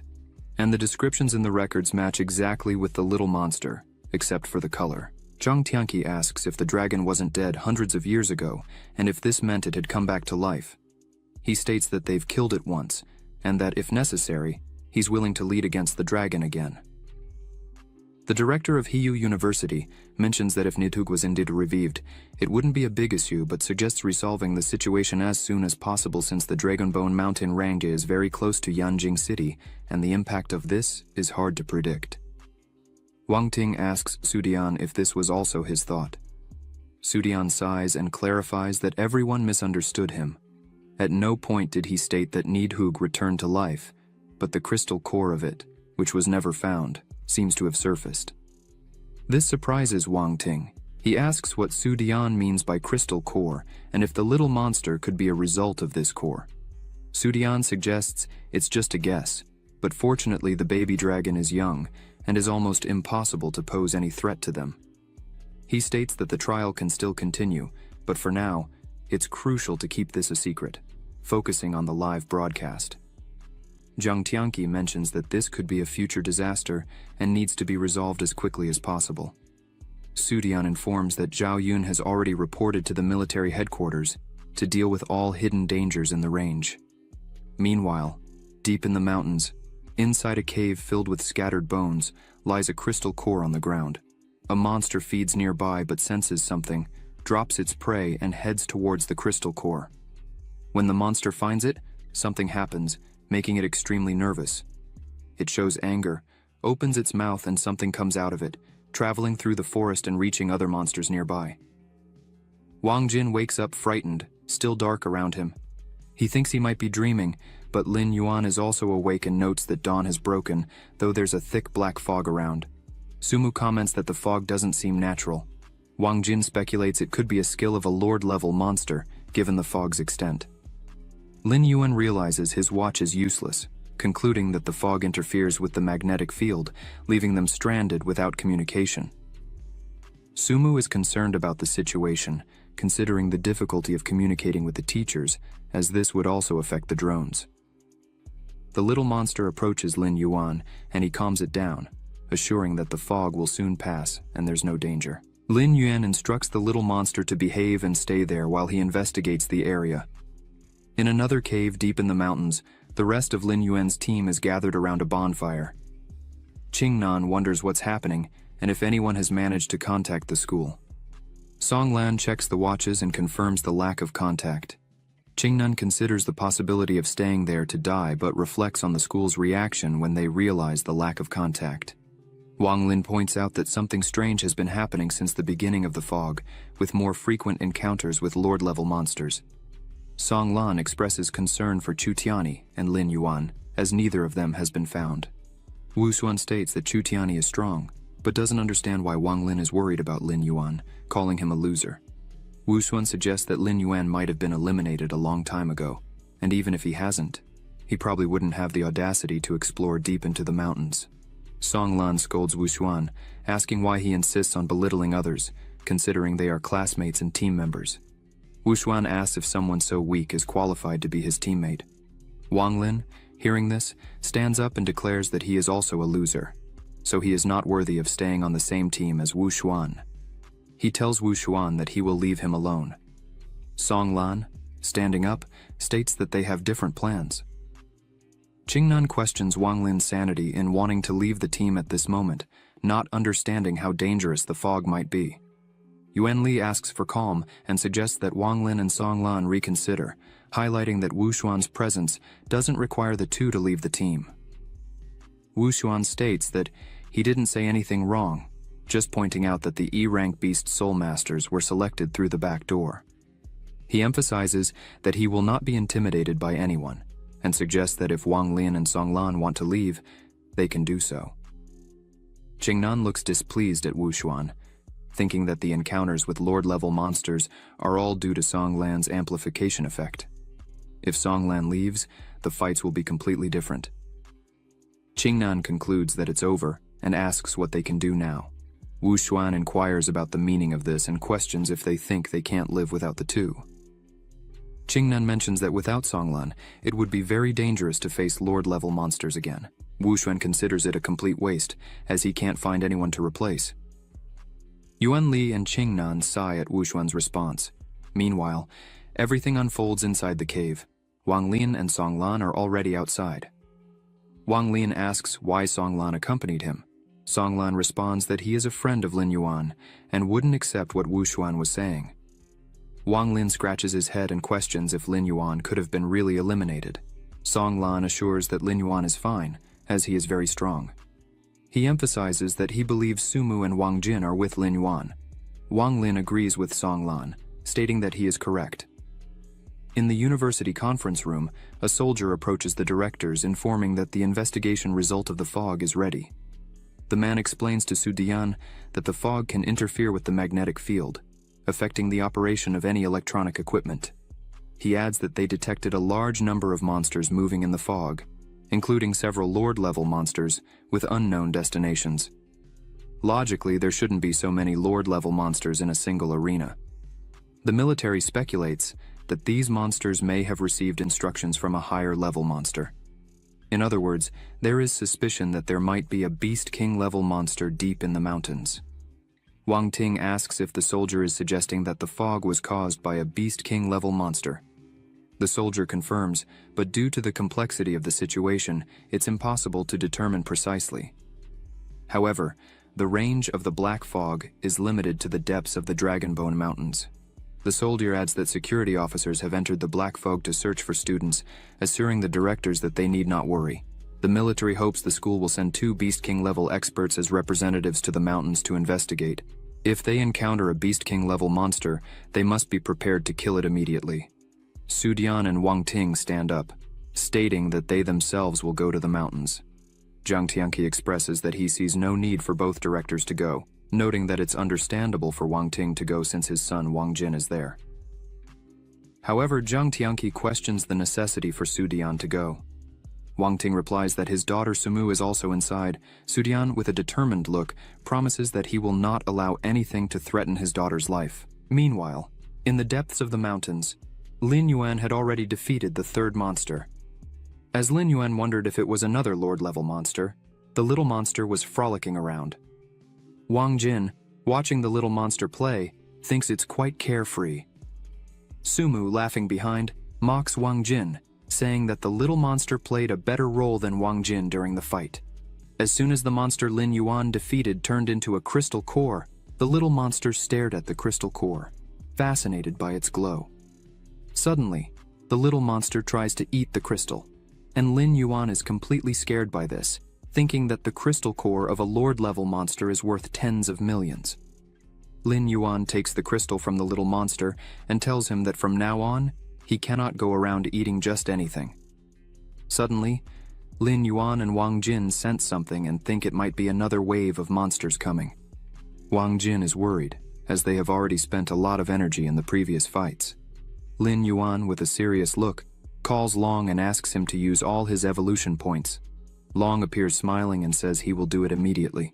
Lin Yuan merges with his beast, and now his attributes are mid 9-star Beast King level, height of 45 meters, weight of 23,700 kilograms, bite attack and claw attack, white and warm light ability level, A, atomic breath level, S, weapon of the beast god blue thunderclaws level, general of beasts, black scale armor, level beast commander, energy storage crystal level beast king, wind spirit, rune level beast king, remaining evolution point 0. Wang Jin looks at Lin Yuan, now in beast form, and asks why it seems Lin Yuan got stronger again. Lin Yuan just smiles. Suddenly a shadow passes close to Sumu, who screams for Lin Yuan to be careful. As soon as Lin Yuan looks at the monster that just arrived, he smiles and says he knew it was just by the sound. The first beast that appeared was Wang Lin. Sumu and Wang Jin are surprised, and soon after Wang Lin, Song Lan appears merged with his beast as well. Wang Jin is extremely happy with all this, but Wang Lin says it's not time to talk, as they were being followed by a lord-level monster. Suddenly, the monster appears flying near them and attacks them with its wind power, creating a tornado that hits the three. But Lin Yuan charges against the monster, and with just one strike, destroys one of its heads, making the monster scream in pain. Wang Lin, seeing this, thinks that in a few days, Lin Yuan became extremely stronger than before. This is why Song Lan believes so much in Lin Yuan. As soon as Wang Lin sees the little monster running towards the monster that Lin Yuan hit and knocked down, he wonders who this little guy is. The little monster approaches the fallen lord-level monster and looks directly into the monster's eyes, which looks back.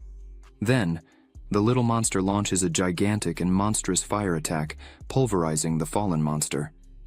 As soon as the little monster finishes destroying the monster, it runs back to Lin Yuan, who looks at the little monster proudly.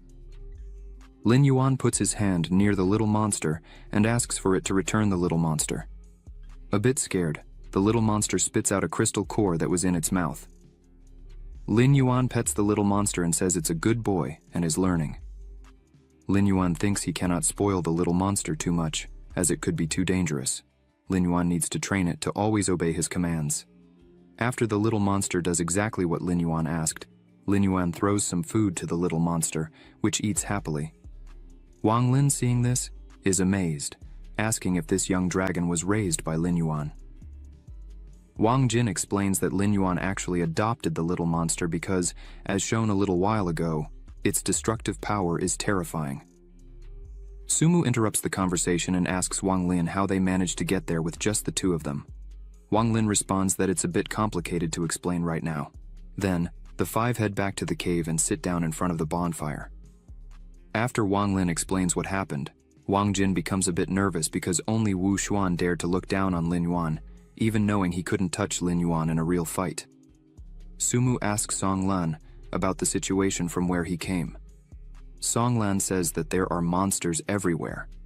The monster outbreak is getting bigger and bigger. Lin Yuan notices something and says, "Here we go again." Seconds later, the ground beneath them begins to crack, and a monster emerges from beneath their feet. Wang Jin immediately merges with his great beast soul, the super egg. Wang Lin, while smiling, says that Wang Jin's beast soul is very special. Wang Jin turns around angrily and says that Wang Lin was smiling, but it was Wang Jin who saved his life. Suddenly, monsters start appearing from all directions, leaving the five cornered in the center of the cave. Then, all of them merge with their beast souls one after the other, and a fierce battle begins, the five against a tide of monsters. Everyone begins to fight and use the full extent of their powers to try to contain the situation. Some monsters try to take Lin Yuan by surprise from behind, but Lin Yuan, irritated by all this, raises his hand, saying that's enough.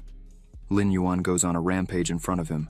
As Lin Yuan kills the monsters, he starts to feel very good about all this, saying it feels like he's tearing apart pieces of meat and blood, which is very exciting. Lin Yuan was crushing everything and everyone in his path without the slightest mercy. Sumu, looking at Lin Yuan, begins to admire him, thinking that with every passing second, Lin Yuan gets stronger and stronger. A larger and stronger monster with two heads runs towards Lin Yuan to catch him off guard. But Lin Yuan quickly turns around and, with his nuclear attack, completely destroys the monster, leaving nothing behind. As Lin Yuan was unleashing his power, he thought that he should just kill everything and everyone until the last monster of this forest. The monster hit by his power agonizes as it burns in the radiation. Lin Yuan thinks that at this moment, his pleasure is at its peak, his eyes burning with excitement. And finally, Lin Yuan remembers that he was an assassin and felt pleasure in it, thinking that this is what he needs, simply to kill. Smoke covers the body of Lin Yuan's beast, and on the ground, various burned and destroyed bodies. The remaining monsters that were still alive hear a powerful sound. Even Lin Yuan is startled by the sound and wonders what it could be. The remaining monsters start to run desperately.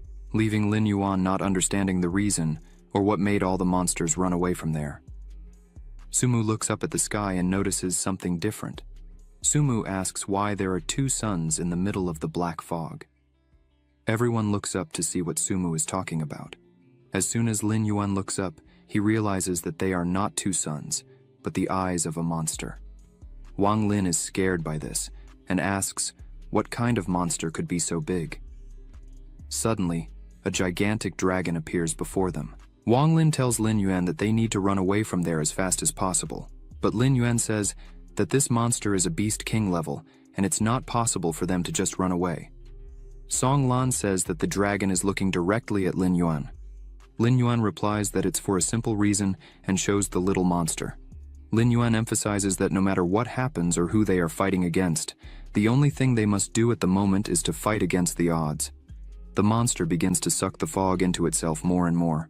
Wang Lin is scared that all the fog that was in the forest was being sucked in by the monster.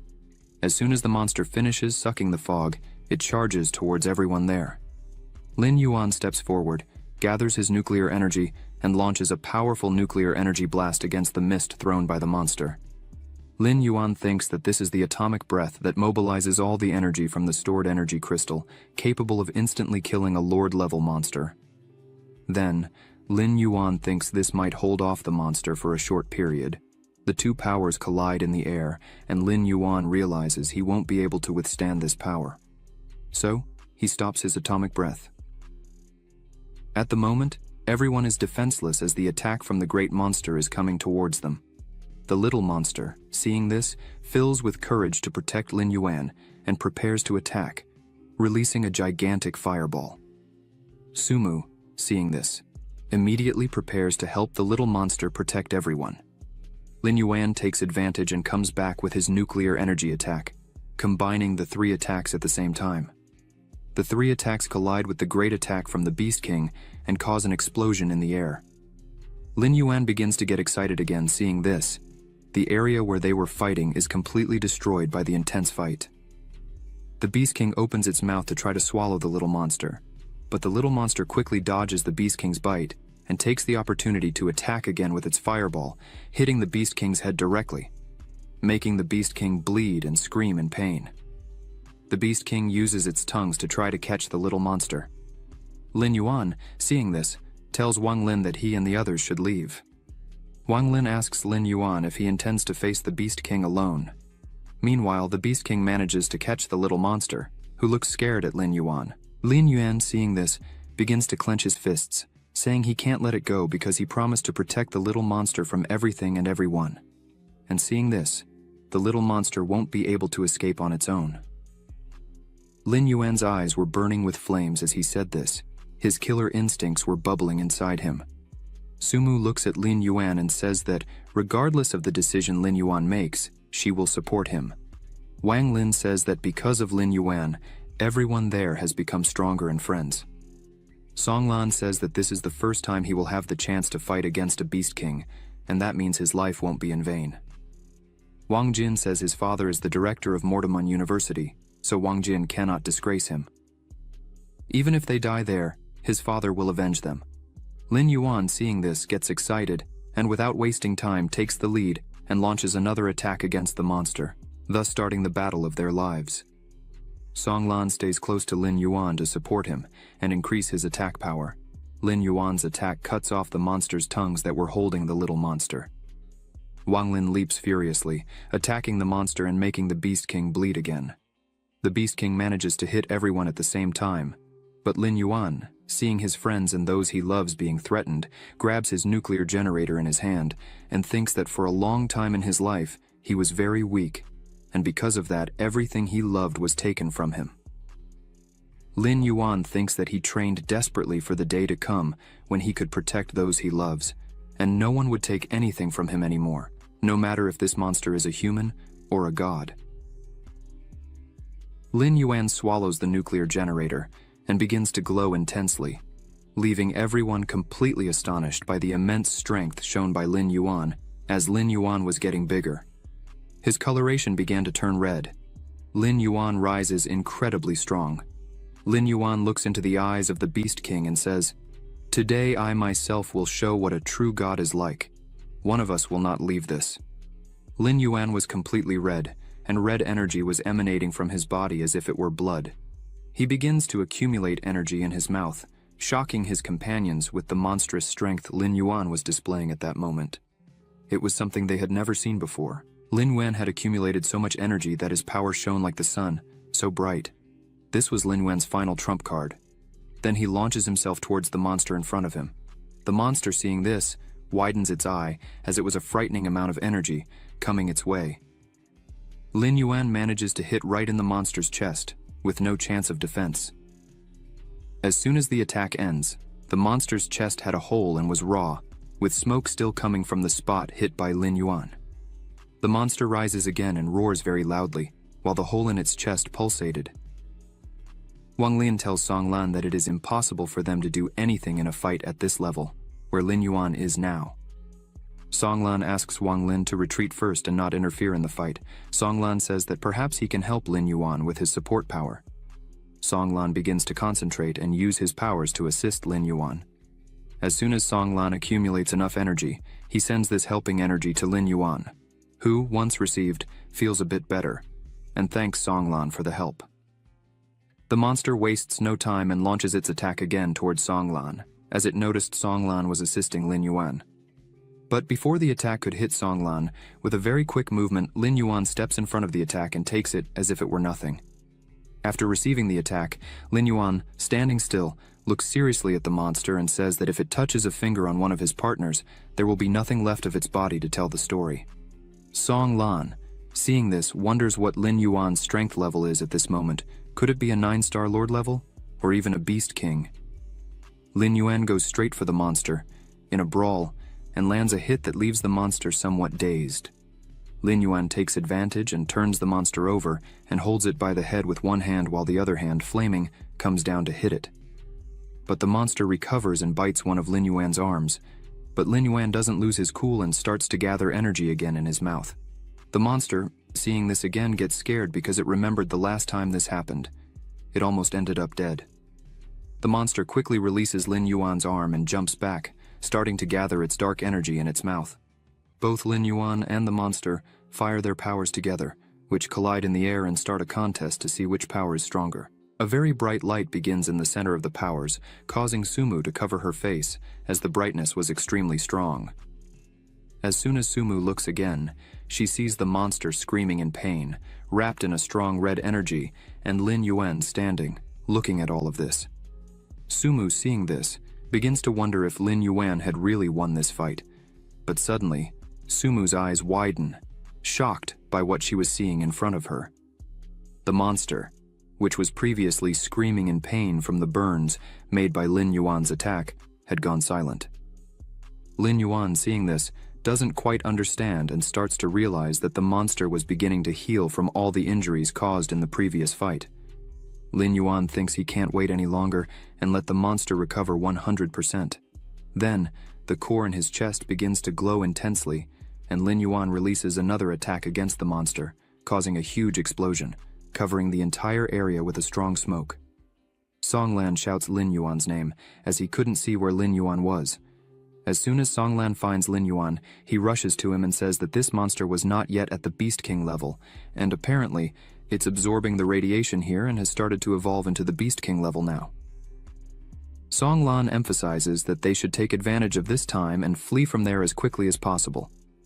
Lin Yuan is surprised by this news and thinks that if the power the monster showed was just the peak of a 9-star lord, then once it ascended to the Beast King level, it would be very complicated for everyone there. Then, everyone starts to move away from the place, but as they were running, Lin Yuan hears a noise and turns around to see that the cocoon that was holding the monster had started to crack.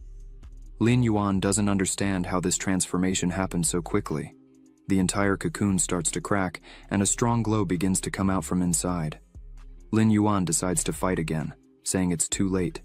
However, this time, Lin Yuan warns everyone to be as careful as possible, as the fight now is at a completely different level from anything they could imagine. While Lin Yuan was speaking, the monster finally comes out of the cocoon and jumps out quickly. Its claws are larger. The monster now has wings, its scales shining. But amidst all this, Lin Yuan feels that the monster's aura is still not stable. Lin Yuan guesses this is due to the rushed evolution, and apparently its injuries from the past fight also haven't fully healed. As soon as Lin Yuan looks up and sees the monster, he thinks that even with all this, it's still a beast king. So its strength cannot be underestimated in any way. The monster starts to gather its dark energy again in its mouth and fires several balls of this energy towards them. Lin Yuan uses his body as a shield and protects everyone there, but this causes Lin Yuan a lot of pain and makes him spit blood. Lin Yuan stops and thinks that indeed the strength level of a beast king is not something to joke about. Songlan runs up to Lin Yuan, but Lin Yuan says it's okay because he wouldn't let anyone there die like that. But suddenly, on Lin Yuan's shoulder, a thing appears. It's the little monster, furious with everything that has been happening. The monster stops and looks at the little monster. Lin Yuan also looks at it and thinks that even if Lin Yuan had raised it all this time, it wasn't in vain. So, the little monster should flee and survive, not die there with him. Lin Yuan says he would use all the rest of his power to use his red lotus pulse again, even if it doesn't kill the monster, but it would give them time to get out of there. Sumu starts to cry and screams for Lin Yuan not to do it. Wang Lin tries to stop Lin Yuan, while Lin Yuan accumulates his energy in his mouth. Began to think that he became friends with them and remembered each one and thought he was happy at that moment. Lin Yuan closes his eyes and says goodbye to everyone there, but out of nowhere, he hears a voice coming from the middle of the dense smoke saying how this monster can be at the Beast King level if it's so weak. Lin Yuan notices this and stops his attack. Everyone there is surprised, because they had arrived. Director Wang Ting and Director Su Dian. Wang Jin seeing this is very happy, because his father was there. Sumu, seeing her father there, is surprised, because she didn't expect him to come himself. Lin Yuan smiles, because the director was there. Then, he returns to his normal form and says to the little monster that they managed to save everyone, but after that, he faints to the ground. The little monster stays by his side with an angry face. The monster, seeing the directors in the air, quickly focuses its gaze on them. Sumu takes advantage of the monster being focused on the directors and comes running, calling for Lin Yuan, who is lying on the ground unresponsive. The little monster by his side was sad because Lin Yuan wasn't moving. Wang Jin screams happily upon seeing his father and says that he is there, but Wang Ting, with a somewhat serious expression, says that his son was not able to deal with a little crocodile, much less with his son. Wang Ting. And so, he cannot afford to humiliate him. Wang Jin is shocked to learn that this monster was a baby crocodile, but actually, Wang Ting is impressed with the level this has reached. Wang Ting turns to Su Dian and asks if he wants to defeat the monster or if he should do it himself. Su Dian says that he will do it himself. Su Dian looks at the monster and asks how it dared to put his daughter. Sumu, in anger. For that, it must suffer. Su Dian begins to merge with his beast soul, causing a very bright glow, scaring everyone there. Even the monster is startled by such strength. Finally, the fusion ends, and Su Dian transforms into a red dragon. The monster begins to tremble with fear, feeling Su Dian's aura. Yet, the monster does not back down and starts to gather its energy again in its mouth, and fires towards Su Dian. But he just looks at it all and thinks he's just going to burn it. The monster's attack was getting closer, but suddenly an explosion occurs, and everyone is blinded by the brightness. Su Dian says now it's his turn to play. The monster turns and starts to run away in fear. Su Dian, seeing this, laughs and asks the monster if it really thinks it can run away from there. Then a barrier encloses the monster, leaving it trapped without being able to move. Su Dian prepares his attack, gathering a huge amount of energy. The trapped monster, seeing this, becomes completely desperate. Su Dian unleashes his attack, destroying everything there, defeating the monster with just one blow. Su Dian stands in the air with energy and lightning around his body. Sumu is extremely surprised to see this and thinks that the demonic dragon crocodile of Beast King level was, in fact, so vulnerable. Su Dian, still in dragon form, says this is a red dragon emperor, Su Di. Wang Jin smiles and says that Su Dian is so strong that he could easily be his father. Wang Ting just closes his eyes and says he felt wronged by Wang Jin. This leaves Wang Jin embarrassed and asks when his father had come down there. Wang Ting replies that as soon as he heard him recognize someone else's father. Sumu looks sad, helping Lin Yuan, who was still very tired. Wang Ting nudges Su Dian and says, this is a great opportunity for him to say something, but Su Dian just looks at Sumu and says, the important thing is that she is okay. Wang Ting says they should thank Lin Yuan, as he was the real hero there, practically standing up to the battle alone. Lin Yuan is slowly recovering. The two directors look at this and say that Lin Yuan is really an extraordinary student. He managed to fight on equal terms with a Beast King level monster with an E-rank beast soul. Wang Ting agrees and says that clearly Lin Yuan's future will be something no one can imagine, as he is extraordinarily talented. But for now, they should just take care of him until he wakes up. A helicopter arrives at the location and two agents descend, thanking Wang Ting and Su Dian for their work. They were saying they would take the students back. At that moment, Su Dian says they would stay there a bit longer to check if there was anything unusual. Inside the helicopter, everyone was there, and one of the soldiers was helping Lin Yuan.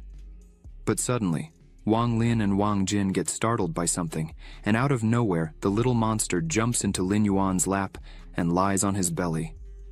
The soldier prepares to attack the little monster, but Wang Jin shouts at the moment, asking the soldier not to do anything, as this little monster was raised by Lin Yuan and poses no risk to them. Director Wang Ting arrives just in time, saying that the little monster is raised by his student Lin Yuan. Wang Jin is surprised to know that his father knew about the little monster. Wang Ting gets annoyed, saying he knew everything, including seeing that Wang Jin spent all the time just eating barbecue, instead of doing something. Wang Ting asks them if they knew about the origin of the little monster. Wang Ting emphasizes that this little monster, notably, was transformed from the crystal core of the Black Dragon Emperor. He is just a baby for now, but he can definitely become the famous Black Dragon Emperor, Nidhogg.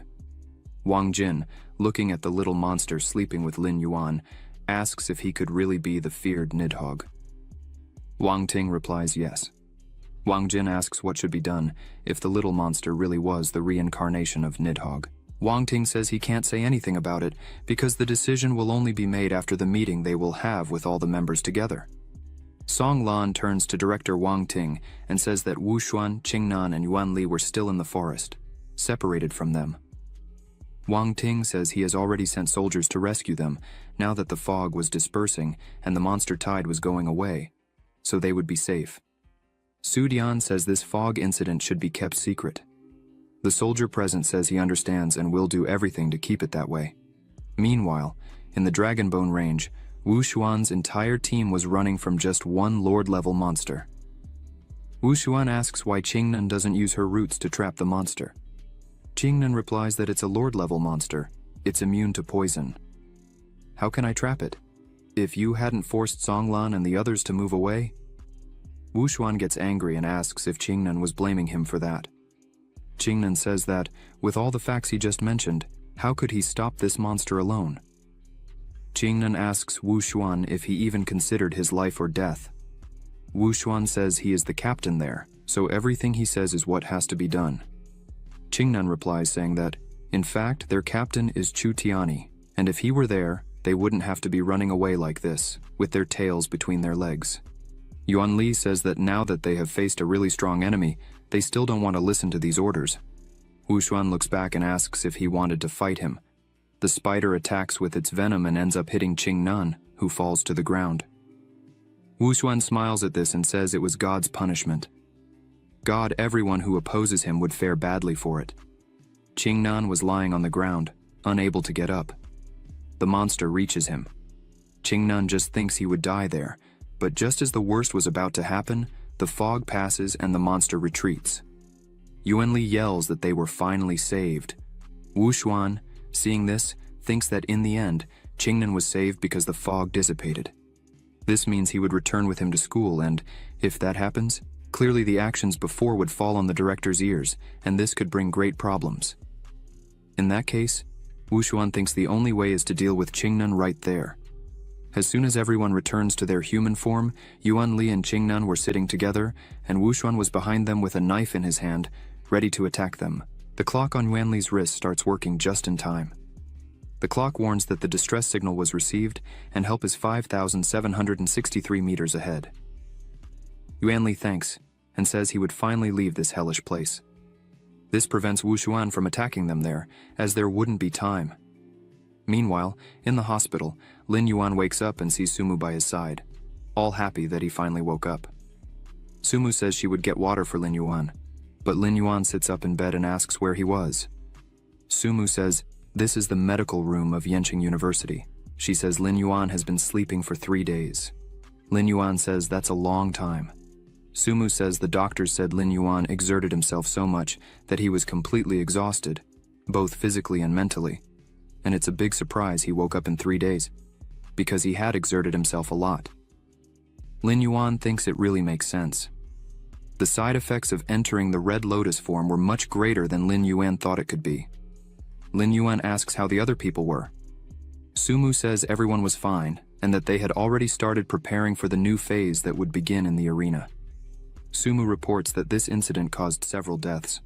Only one person from Jinan Best University and one from Huatian Best University survived and consequently dropped out. And because of this, the next stage was postponed by 14 days. Lin Yuan reflects on having faced Beast King level monsters and how the future of many was interrupted there. But, unfortunately, that's the path for a Beast Soul Master. There's nothing to do but to become stronger. Lin Yuan asks Sumu if she knew why that monster was attacking them and if it was really because of the little monster he was with. Sumu says yes and highlights that director Wang Ting mentioned that the little monster is likely the reincarnation of the Black Dragon Emperor Nidhogg. Lin Yuan is surprised and asks how that's possible since Nidhogg was supposed to have been dead for hundreds of years. Sumu says that even after Nidhogg's death, its crystal core was never found by anyone. Lin Yuan pauses to think and says they've reached the point where Nidhogg's core was somehow transformed into the little monster. Lin Yuan begins to worry about the little monster, asking Sumu what they will do with it, and if there's a possibility of using the little monster as a subject for research. Sumu says she doesn't know what might happen, but director Wang Ting asked for Lin Yuan to speak with him personally, after waking up. Lin Yuan said he would meet the director, but began to think this could mean a farewell between the two.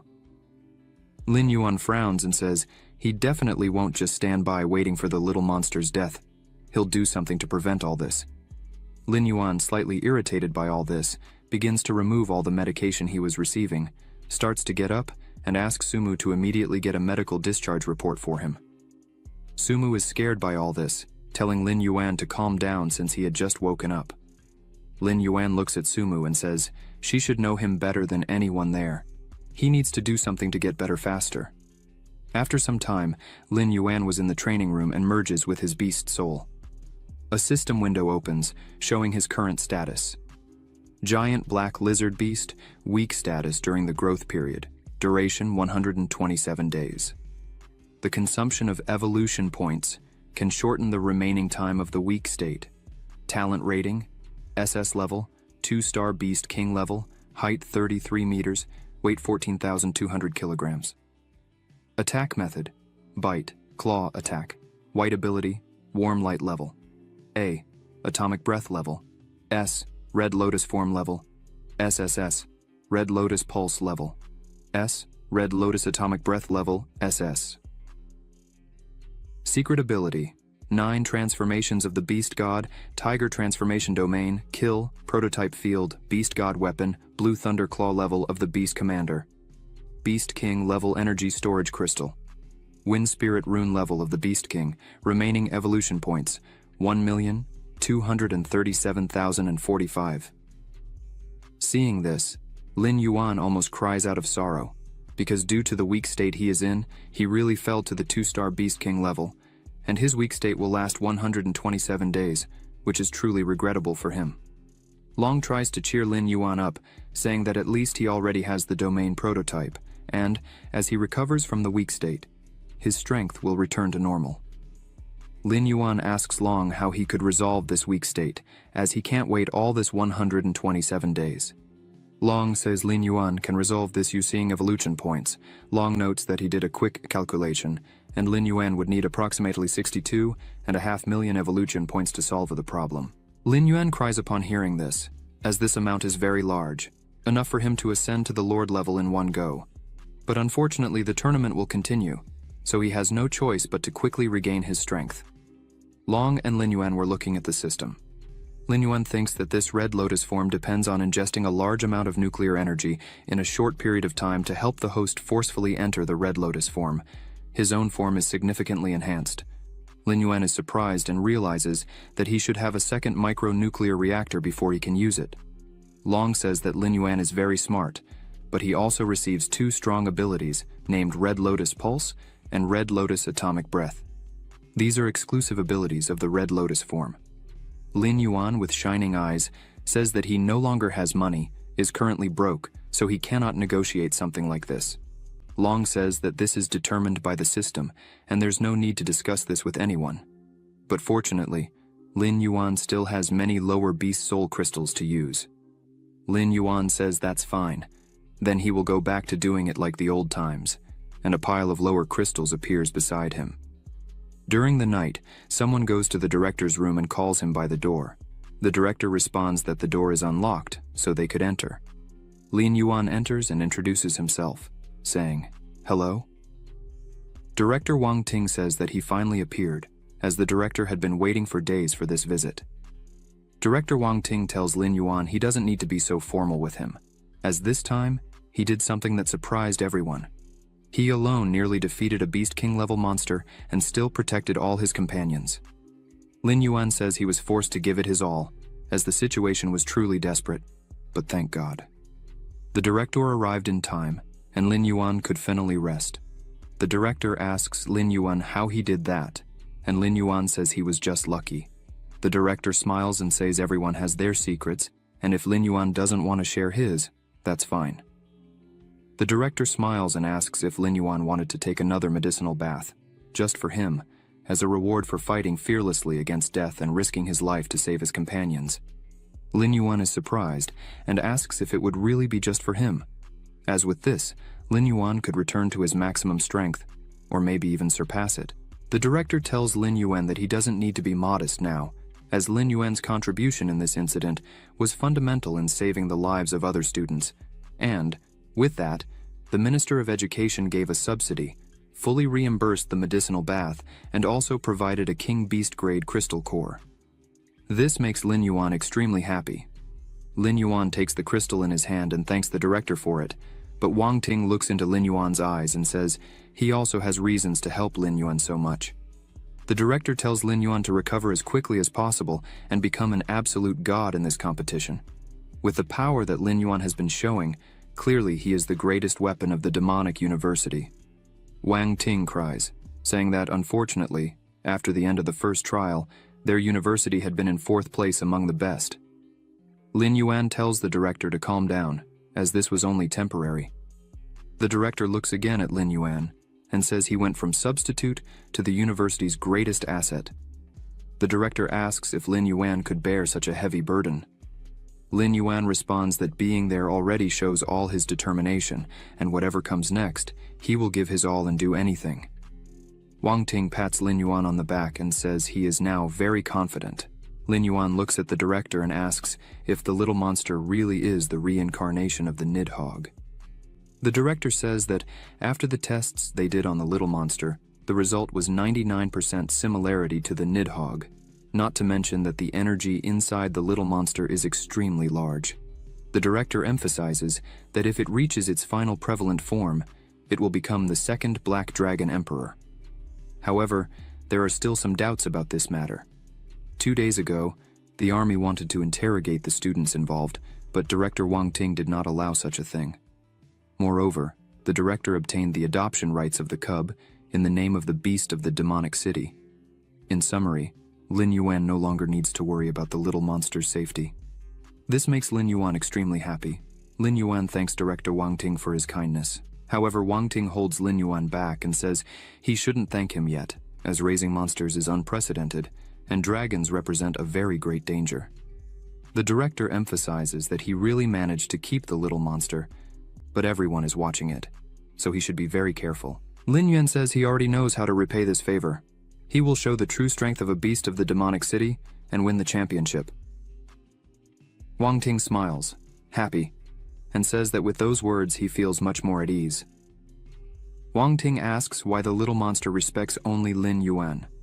Wang Ting says the little monster is extremely bad with other people. No one dares to get close to him. Lin Yuan smiles a bit and says that maybe they were just alike. Meanwhile, outside, Vice Director Xiang Gui was watching all this. A man appears behind him with a completely strange face, saying that it had been a long time since they had seen each other. Xiang Gui says that this man has the nerve to want to meet in this place. The strange man says that if it weren't for Xiang Gui's problems, he wouldn't need to take these risks to meet with Xiang Gui. But Xiang Gui starts to say that the recovery time of the Nidhogg is much earlier than expected, and that this is no longer his problem. Not to mention that Director Wang Ting and Su Dian have already taken measures related to this. There is nothing Xiang Gui could do. He should just be thankful that no one noticed that all this was caused by one man. The strange man says it is almost impossible for these idiots to find out that it was something intentional. However, the recovery plan is of great importance and cannot allow mistakes, so we must be more careful in the future. Xiangyi says he can't understand why the cult wants so much to revive the Nidhogg in the national competition. The strange man says that this plan is not just to revive the Nidhogg. The real goal is the competition. After reviving the Nidhogg, it would kill all the geniuses of this year and leave them buried in the mountains of dragon bones. This even surprises Xiangyi. The strange-faced man says this will become the most sober era in the history of Beast Soul Masters. They want this generation of Beast Soul Masters to create a fault. In the Yanjing Bath Center, Lin Yuan has just arrived, and looking at everything, he thinks to himself that he never imagined returning to such a wonderful place. Thus, he throws some crystals into the water to start preparing it. These crystals he has just thrown are of the Beast King class. Lin Yuan stops and looks at the water, thinking that this bath will indeed be extremely luxurious. He takes off his clothes and begins to enter the water, placing just one of his feet first. He can already feel a majestic and pure force. His body already seems lighter. Long appears and begins to congratulate Lin Yuan several times in a row for absorbing 5,000 points of energy at the Beast King level. Lin Yuan remains focused, absorbing as much energy as he can, and this continues for 5 days. As soon as these 5 days pass, Lin Yuan opens his eyes, gets up, and begins to leave the water. As soon as he dresses in his robe, he calls Long and asks to open the system so he can look at his attributes. As soon as it opens, the system shows Beast Soul, Giant Black Lizard, Status, Growth Stage, Talent Rating, Level SS, Beast King Level, 9 stars, Peak Height, 45 meters, Weight, 15,600 kilograms, Attack Method, Bite and Claw, Ability, Warm White Light Level A, Atomic Breath Level S, Red Lotus Form Level SSS, Red Lotus Pulse, Level S, Red Lotus Atomic Breath Level SS, Secret Ability, 9 Transformations of the Beast God, Tiger Transformation Domain, Domain of Death, Beast God Prototype, Weapon, Blue Thunder Beast Commander, Level Claw, Energy Storage Crystal, Beast King, Transformation Point, 20 million, Spirit Rune, Rating, you have successfully embarked on your own path and comprehended the level of the Beast Lord of the Field, evolved to. Long interrupts and informs that 60 million points were deducted from the evolution points, so that Lin Yuan could relieve himself from the state of weakness. Lin Yuan asks Long if these 20 million points are enough for him to ascend to the Lord level. Long confirms that they are. Lin Yuan sits down again and concentrates, and begins to ask Long to distribute the points according to what he requests. Lin Yuan starts by saying to spend 1 million evolution points to strengthen the toughness of his scales, another million to strengthen the sharpness of his beast claws, another million to improve body shape, and another million to increase the capacity of the atomic reactor. Long interrupts him again and says that Lin Yuan's status has reached the maximum allowed for the 9-star Beast King level, so he needs to surpass the current level first. Lin Yuan looks at Long and asks why he can't ascend to the Lord level, since he is at the maximum. Long thinks for a moment and says that it could possibly be because he doesn't have a deep enough understanding of the area. Lin Yuan asks if there is any solution to this. Long says there are 2 options for Lin Yuan to choose from. The first is to spend 5 million evolution points, and the second is for him to understand it all on his own, without help. Lin Yuan thinks about it. Spending 5 million evolution points at once is usually not a good choice. But he is not lacking in evolution points now, and the realm of perception is the key to reaching the Lord level. Lin Yuan asks to spend the 5 million evolution points and enter the secret realm. Long is happy, claps his hands and agrees. Long approaches and touches Lin Yuan's head, saying that 5 million points have been spent, and an exclusive secret realm has been opened for him. The secret realm of killing. Long wishes Lin Yuan good luck, who falls to the ground with his body trembling. Suddenly he begins to be sucked into a hole and thrown into another dimension. He gets up, takes off his robe, and starts to walk. The realm warns that his senses of sight, hearing, touch, and pain have been completely restored. Additionally, Lin Yuan's soul strength has been strengthened to help him improve his understanding.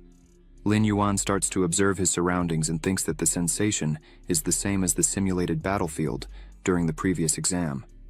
He wonders if this can really improve his understanding.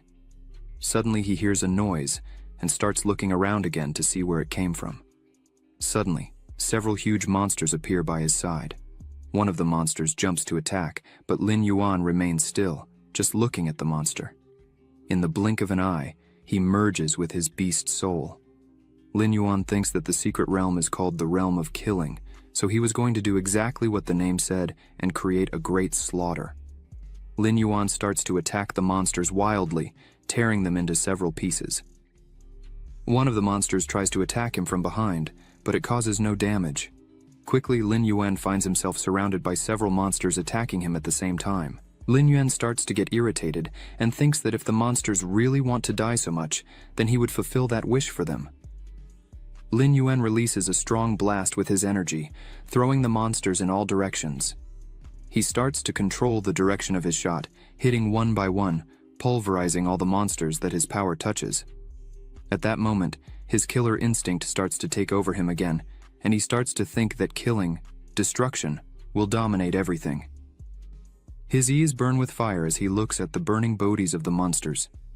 He is enjoying this and thinks that killing is the right thing to do. This is the way to kill. He wonders if he can be like the demon dragon crocodile he faced in the forest. The smell of blood in the air urges him to want more. He thought he could use his own territory to suppress the enemy's strength. Another monster appears in front of him. Lin Yuan stares at the monster. He lifts his body, and his murderous aura starts to approach the monster and travel around the monster's body. The monster starts to tremble. Lin Yuan wants to see the monster trembling in fear just with his killer intent. He observes and thinks that, although he cannot be suppressed with strength like the demon dragon crocodile, from a spiritual level, Lin Yuan decides to call this killer Aura, the power to kill. Several other monsters start to come towards Lin Yuan, who is surrounded by his power to kill. He looks at them all and thinks that if just his aura is not enough for him to use everything in the field, he could always resort to the old force. Lin Yuan lifts his paw and prepares to attack. The monster tries to bite him, but Lin Yuan hits its paw on the monster and, with his terrifying strength, completely destroys the monster's body. Lin Yuan thinks that, as long as the battlefield is filled with deaths, he will always be stronger, and with more possibilities. Half an hour later, several bodies of monsters were on the ground. Lin Yuan was enveloped in smoke. He screams. His body was with the blood of enemies. His power to kill surrounded his whole body. Another horde of monsters starts to approach. Lin Yuan thinks this is already the fourth wave of red-scaled beasts, and the strength of the red-scaled beasts has also been upgraded to the Lord level. Although there is a killing field, the problem is that the number of red-scaled beasts is very large, and they are still at the Lord level. Lin Yuan thinks that with his current strength, it is a little inadequate to fight against this number of Lord-level monsters, but as soon as the monsters get close to Lin Yuan, they stop and do not attack, just staring. This makes Lin Yuan think that, as much as he wants to continue, his goal seems to have been achieved. The 5 million evolution points were well spent. Suddenly, Lin Yuan returns to his human form. Long appears and congratulates him for advancing to the Lord level. Long points out that Lin Yuan created the two abilities, Death Shock and Killing Blood Armor, in the secret realm, and the system has already fully incorporated them. Lin Yuan is happy with his result, but still not satisfied. He wants to experience the killing of the secret realm again. Suddenly, Lin Yuan feels something and turns quickly, screaming. It was just Boss Huang, who was carrying Lin Yuan's food. He was trembling completely because he felt something strange in Lin Yuan. Huang apologizes for arriving unannounced. He then begins to say that he just wanted to come down to bring food to Lin Yuan. He had seen Lin Yuan training earlier, so he didn't want to disturb him. Lin Yuan smiles and thanks him for the food. He asks Huang to help him find a bathroom so he can take a shower and leave. Huang agrees, but inside, Huang is terrified. He wonders if Lin Yuan is really an ordinary student, as he feels like he is in front of a killer. Such a terrifying aura came from Lin Yuan's body. After a while, Lin Yuan arrives in his hotel room and finds Wang Jin on the computer. Wang Jin asks Lin Yuan how the medicinal bath was. Lin Yuan replies that it was perfect. He almost completely recovered and really needs to thank director Wang Ting for it. Wang Jin says that his father really had great faith and hope in Lin Yuan's strength. Lin Yuan looks at the computer screen and asks what Wang Jin was doing, which was so focused. He replies that he was checking the new arena rules. The arena competition is divided into 3 stages. In short, 10 teams draw to compete in pairs. The winning team goes to Group A, and the losing team by 7 goes to Group B. Let Group B play one more round. The school with the highest score will enter Group A. In the first stage, 10 schools had 5 wins and 1 loss, and 4 losses, 5 wins and 5 losses. In the second stage, the first in score, 2 wins and 2 losses, 4 schools. In the third stage, defeated 2 of the last 4 champion institutes. Wang Jin says that the 6 teams in Group A were drawn and competed in pairs, and the 3 winning teams advanced directly to the final round. The 4 teams in Group B also compete in pairs, and the 2 winning teams will compete again in the end. The only team that wins Group B will advance to the final. Finally, 3 teams from Group A and 1 team from Group B compete for first place. That is, if you win in the group competition and enter the winning Group A, you can advance to the final round without winning again. On the other hand, if you lose to the loser of Group B, you will have to fight until you reach the final. Wang Jin sighs and says that currently they are in 4th place in points, and the probability of being promoted to Group A is not very high. If, by chance, they enter the losing group, the pressure will be a bit high, but if they can't reach the final, it will be very embarrassing. When they were trapped by the black fog, they killed so many monsters and they were not counted in the points. This was really a big loss for them. Lin Yuan smiles and says that no matter, this arena competition is the chance for them to turn things around. Wang Jin smiles, but asks Lin Yuan if he knows who they will get. As soon as Wang Jin says the name, Lin Yuan is impressed and asks if they wouldn't face the Yanjing beast in the first round. Wang Jin starts to say that this is not the case. The one they got was Jinghang Best University, and this time they were in 3rd place in survival battle points, not to mention how impressive the director was. This almost made director Wang Ting furious to death. Lin Yuan starts to remember the boy. His name is Yan Tong. Suddenly, Lin Yuan receives a message on his cell phone from Zhao Shan, saying that at 2 in the afternoon, they would attend a meeting with Wang Jin in the hotel conference room. In the conference room, everyone was sitting around the table. Lin Yuan and Wang Jin arrive. Lin Yuan smiles and apologizes for the delay. Zhao Shan says that's no problem, and asks them to sit down. Zhao Shan looks at Lin Yuan and thinks that just a few days have passed and he is already at the Lord level. Lin Yuan takes a chair to sit down, and Wu Xuan says that some people are so insensitive that they lowered the school's ranking so much, and yet still had the courage to come to the meeting.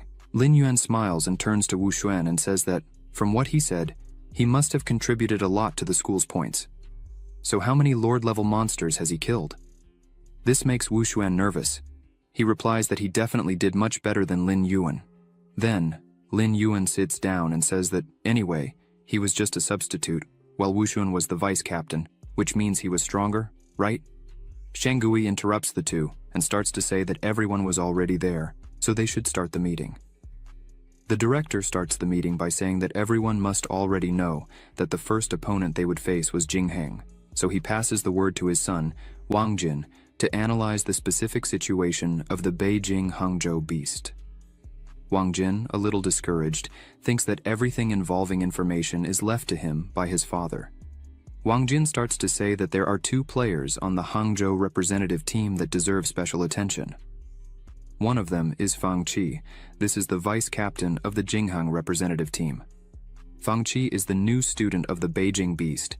His beast soul is the red flame giant monkey. He is an offensive beast soul and has extremely strong offensive capabilities. He is a 7-star yet-to-be-determined beast king. This guy fought against Jushan, the captain of the Sichuan Best, and although he lost in the end, his current strength has not been confirmed yet. Wang Jin smiles and says that, as the opponent is the vice captain of Jinghong, why not send their university's vice captain to fight against Fang Qi? Wang Jin looks at Wu Xuan and asks if he has the courage.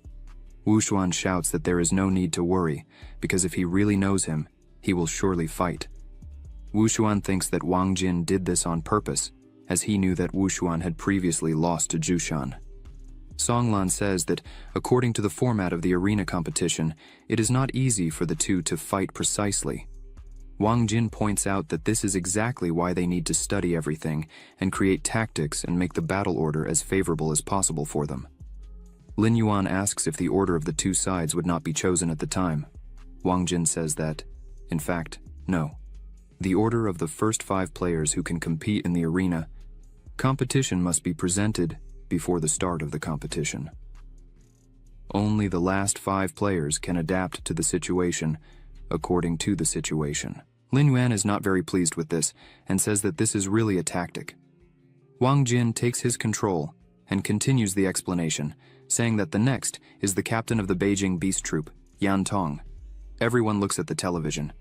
Wang Jin continues saying that Yan Tong, the team captain, is a different beast soul, known as Word Beast, which is a special type of beast soul. His abilities are speech spell and true word creation. His ranked strength is classified as Lord level. However, it is quite suspicious. Wu Xuan laughs and says that if these are the pieces of information Wang Jin collected, it's worthless, as there is nothing useful there. Wang Jin does not like this comment and asks what would really need to be something useful. Should he find out their birthdays and horoscopes? Wu Xuan starts to mock Wang Jin, saying that according to the information passed by him, Yan Tong is a Lord level. However, this is impossible. A soul master of only 14 years being a Lord-level soul master, no matter what Wang Jin thinks and talks about it, it can't be true. Wang Jin turns his face and says that if Wu Xuan is not able to do something similar, it does not mean that other people can't. Wang Jin says that words are not enough, so he would show some combat scenes of Yan Tong. After Yan Tong turns on the television, we see Yan Tong walking alone through the open field, as if he had nothing to worry about. Suddenly, an explosion happens in front of him. Lin Yuan already realizes that it is a 2-headed earth dragon. Yan Tong looks at his lollipop and thinks that it will be wasted again. The monster comes out of the ground right in front of him. Yan Tong throws his lollipop away. The monster prepares to attack. Yan Tong begins to merge with his beast soul and quickly takes its form. Lin Yuan, watching this, thinks that according to what Wang Jin said, his beast soul has 2 special abilities. Words can be followed, and the mantra can create things. Lin Yuan is eager to see how they actually work. The monster attacks, hitting its tail on the ground and throwing rocks everywhere. Yan Tong remains calm, even with several rocks flying in his direction. Suddenly, a wave of energy begins to circulate his body, stopping all the rocks. The monster and Yan Tong stare at each other. Yan Tong begins to use his powers, and words start to fly by his side with enormous intensity. These words start to move towards the monster and bind its entire body. The monster begins to scream and try to escape. Yan Tong just tells the monster not to move. The monster stops. 2 huge swords appear in front of him. Yan Tong orders the swords to cut. In seconds, the swords cut off both heads of the monster at once. Yan Tong returns to his human form, opens another lollipop and continues walking normally, while the monster's body falls to the ground. After that, Wang Jin asks who in the room would still doubt Yan Tong's strength. Everyone remains silent. Wu Xuan, after seeing Yan Tong's strength, begins to tremble. Chu Tianyi, seeing this, becomes a little apprehensive. Lin Yuan does not show fear. He is just thoughtful. Wang Jin, seeing this, is scared, because Lin Yuan had fought against the dragon crocodile without showing any fear. How could he be finding this difficult? Suddenly, Lin Yuan says that Yan Tong left without taking the monster's core. Wang Jin is impressed that Lin Yuan, after seeing all that strength, only paid attention to that. Director Wang Ting asks Chu Tianyi how he feels after watching the video. Chu Tianyi responds very calmly that Yan Tong is indeed very strong, probably at the Lord level, but he can still fight against Yan Tong. After hearing this, Wang Ting smiles and says that this is really the style of his students. If Chu Tianyi is so confident, then Wang Ting says he would remove him from the list of 5 people to ensure that he can really face Yan Tong.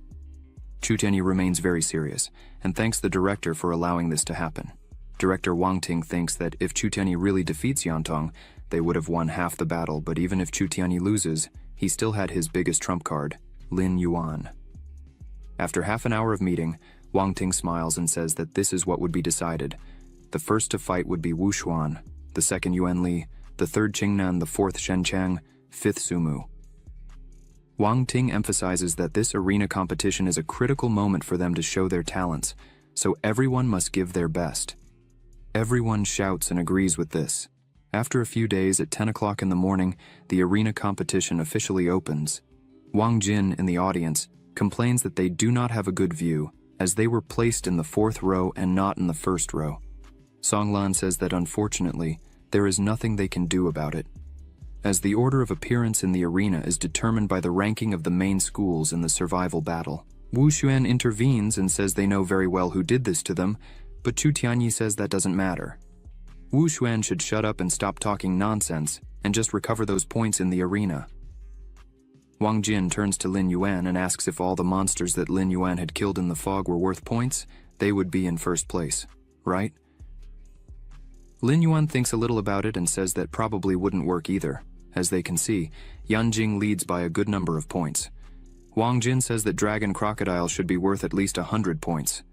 Lin Yuan turns and says that, first of all, they did not kill the monster, and secondly, the education department asked them not to do anything about it, let alone bring it up. Even though Lin Yuan emphasizes that, even if he could, he wouldn't want to lose the compensation from the education department. The announcements begin in the arena, asking everyone to welcome all the leaders, teachers, and students to the second arena competition of the National Freshman Contest.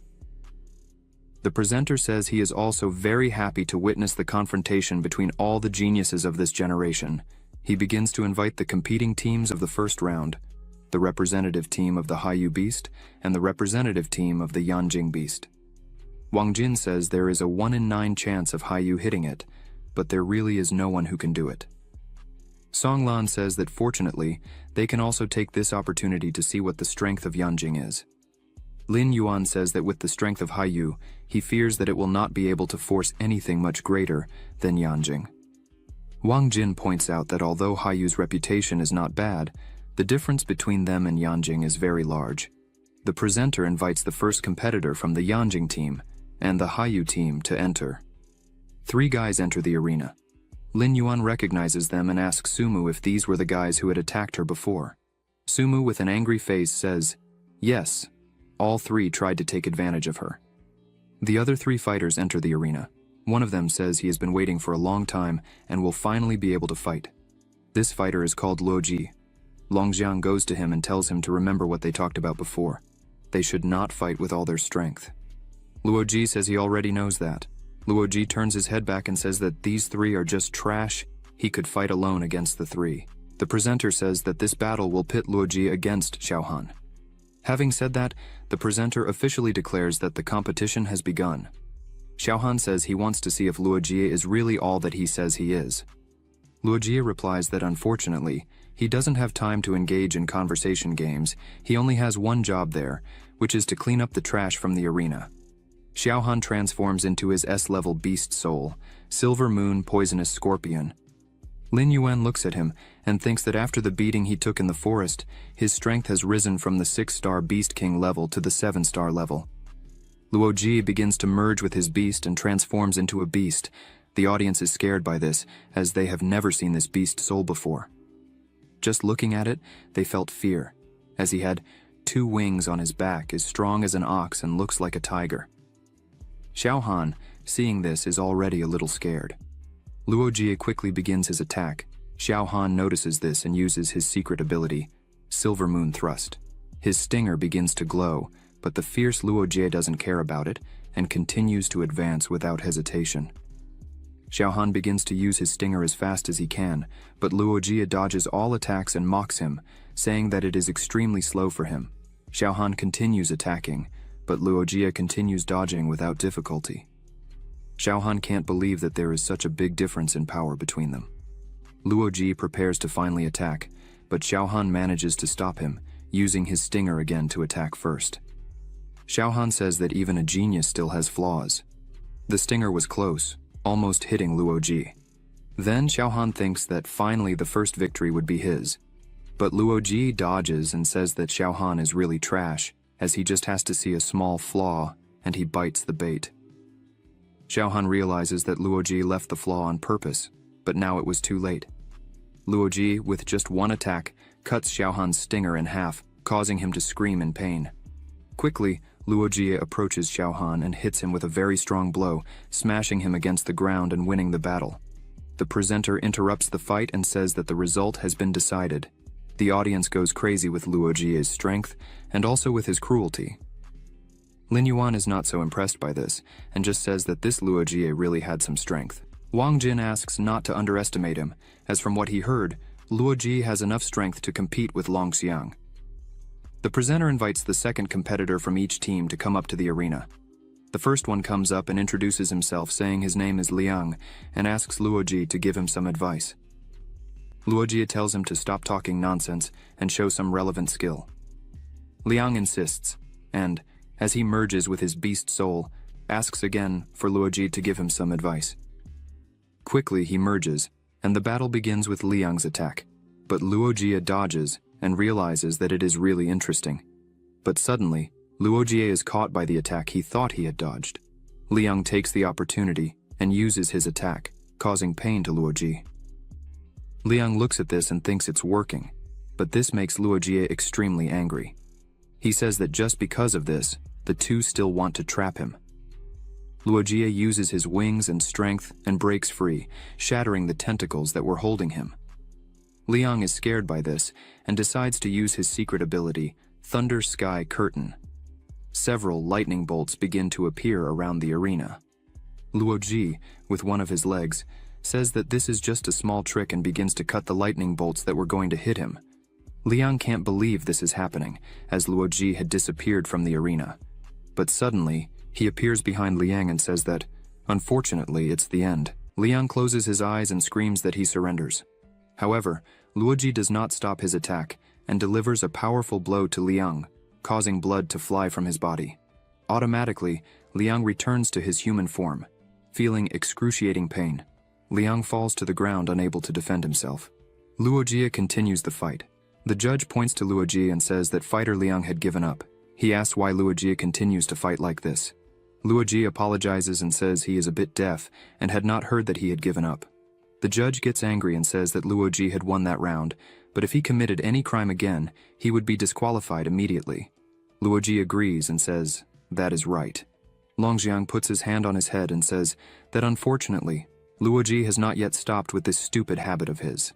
It's only the second fight, and he has already received a serious warning. Xu Xiao says that Luo Jie is just a mad dog. Xu Xiao says he would teach him a lesson later, as he wanted to help in this situation. Wang Jin says the outcome of this competition was already decided, and yet Luo Jie continued. He should have his head shaved. Lin Yuan says that Yanjing is a high-level academic institution and would not embarrass the other party like that. The judge announces that after 9 fights, Luo Jie won all, and asks for the 10th student participant from Haiyu to step into the arena. A man stands up with a serious face and asks the director if it was his turn. This man is Xia Yu. He is the captain of the blue team. The director tells him that regardless of victory or defeat, he was still the pride of the academy. Xia Yu turns to his director and asks him not to worry, as he would win this fight without a doubt.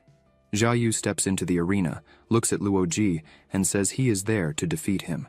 He begins to merge with his beast soul, transforming into a sea beast. After his transformation, Wang Jin looks at him and says that Xia Yu is the strongest freshman at CU University. Wang Jin asks Lin Yuan if Xia Yu really has a chance to win. Lin Yuan closes his eyes and says he is not a fortune teller, so he cannot know. Luo Ji sees his opponent and says that an 8-star beast king really has very good strength, but unfortunately, he surrenders. Luo Ji returns to his human form and raises his hands. The spectators are outraged by this, asking if Luo Ji is really going to give up like that. Some people shout that Luo Jie was afraid of being retaliated against for beating other players before. Xiaoyu is confused and asks why Luo Jie is doing this. Luo Jie turns around and says that his director said he would save his face when he wins against his weak teams, so he is giving up and letting Xiaoyu win a round. Xiaoyu gets angry, thinking that this is too much, as Luo Jie is slapping the face of the audience in Haiyu. Wang Ting starts to smile, saying that Luo Jie is really amazing, and tells Su Dian, who in turn closes his eyes and laments, because if Luo Jie continues doing this kind of thing, his beloved university would become a villain among others. Wang Ting says that if you don't hear strength, this boy can't become a villain. Su Dian stops and thinks a bit, saying that this really makes sense. Song Lan yells for everyone on his team to get ready, as this duel would end quickly. In half an hour, it would be their turn to face Jing'an University. Lin Yuan is impressed with how quickly it would be their turn. Wang Jin asks Lin Yuan if he really didn't know that their duel against Jing'an University was second in line. Lin Yuan raises his hand and says he hadn't paid attention, as he can't help it, since he was a substitute. The judge raises his hand and says that at the end of the competition between Xiaoyu and Yan Jing, the winner was Yan Jing. The judge asks the next teams to get ready to start the second round. Su Dian asks director Wang Ting if he wasn't going to give any guidance to his team. Wang Ting replies that it depends on them, and he believes they can beat the team from Mordom University. The Mordom team starts to enter as the students enter. A person sitting next to the directors calls Wang Ting and says they were really destined, as he did not expect their two families to meet right in the first round. Wang Ting smiles and says it is true. In previous rankings, they were only 1 point behind. However, Wang Ting thinks he does not have good intentions with this guy when he comes greeting like that. The man continues to make conversation and says that, compared to the survival battle ranking, this arena competition system can better reflect the strength of both teams. He asks what Wang Ting thought of that. Wang Ting laughs and says that in this case they should wait and see this match in the arena. Wang Ting becomes thoughtful for a while and thinks that there is something wrong with Director Li, as he was extremely confident that he would win. Clearly, he had some tricks up his sleeve. Finally, it was time for the second round. The announcer begins to announce that they would invite the following participants for the first fight: Fang Qi and Wu Xuan. The two climb into the arena and face each other. Wang Jin was eating snacks and said that the feeling of watching the fight up close is really very good. Lin Yuan looks at his snack, while Sumu just takes a deep breath. Sumu gets irritated and yells at Wang Jin that, no matter how big he was, he shouldn't eat so close to the fight. She asks if he is not afraid that director Wang Ting will scold him again. Wang Jin is confused and asks if he should not eat. Lin Yuan quickly grabs the snack from Wang Jin's hand and says that if he is in doubt whether to eat or not, then he would accept the snack to take this difficulty from him. Sumu smiles. Wang Jin gets angry, saying that the two of them loved to make him angry. Wang Jin looks at the arena and says that, in his view, Wu Xuan has little chance of winning this battle. Sumu gets a little angry, because even though she doesn't like Wu Xuan, he was still on her team and they needed to win for the good of the university. She grabs the snack and starts eating quickly, annoyed, and asks why Wang Jin says that. Then he starts to explain and says that, first of all, Fang Qi's beast soul is relatively ancient and mysterious, and secondly, the arena is very small, which reduces the space for Wu Xuan's techniques. After hearing this, Lin Yuan becomes serious and says that although Wu Xuan has a poor soul, he is still intelligent. He would not go into a battle totally unprepared. Sumu is impressed with these words from Lin Yuan. Meanwhile, in the arena, the two were already merged with their beast souls. Fang Qi shouts and says he would use this battle to prove to everyone, once and for all, that Jinghang is in no way inferior to Mordom University. Wu Xuan says that if he wants to do that, then that's fine, he is free to try. Fang Qi starts the battle by charging with everything. He moves quickly in the arena. Wu Xuan looks at Fang Qi's advance and prepares the counterattack, firing several poison needles. However, Fang Qi easily dodges the attack, but that was exactly what Wu Xuan was expecting him to do. Quickly, Wu Xuan jumps and prepares an attack, accumulating energy in his mouth. He fires a cloud of poison that begins to spread rapidly through the arena. Fang Qi is not intimidated and lets out a roar that disperses the poison.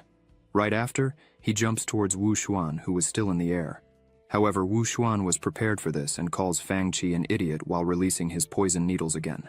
As Fang Qi was in the air, this time he cannot dodge, and the attack begins to hit him. However, this is not enough to make Fang Qi stop. He continues to advance and hits a blow right in Wu Xuan's belly. His team celebrates, saying he is doing a good job. Wang Jin is surprised by this and says this is not a good sign. However, Lin Yuan, who is very calm, says that Fang Qi would have no chance of winning. Lin Yuan looks at the arena and says that Fang Qi's attack was not able to knock down Wu Xuan. It only caused minor injuries, and from now on Fang Qi would become passive in the battle. The poison cloud from before returns to surround Fang Qi, who starts to become cornered. Wu Xuan, who was still in the air, starts releasing several poisonous needles quickly. Fang Qi just tries to dodge them, jumping quickly from one side to the other. Fang Qi quickly looks back and tries to hit Wu Xuan with a fire attack. However, Wu Xuan quickly dodges the attack. Wu Xuan returns to the arena floor and tells Fang Qi to admit defeat, so he would suffer less damage from the poison in his body. Fang Qi wipes his face and says he would never do that, as the one who would lose there was Wu Xuan.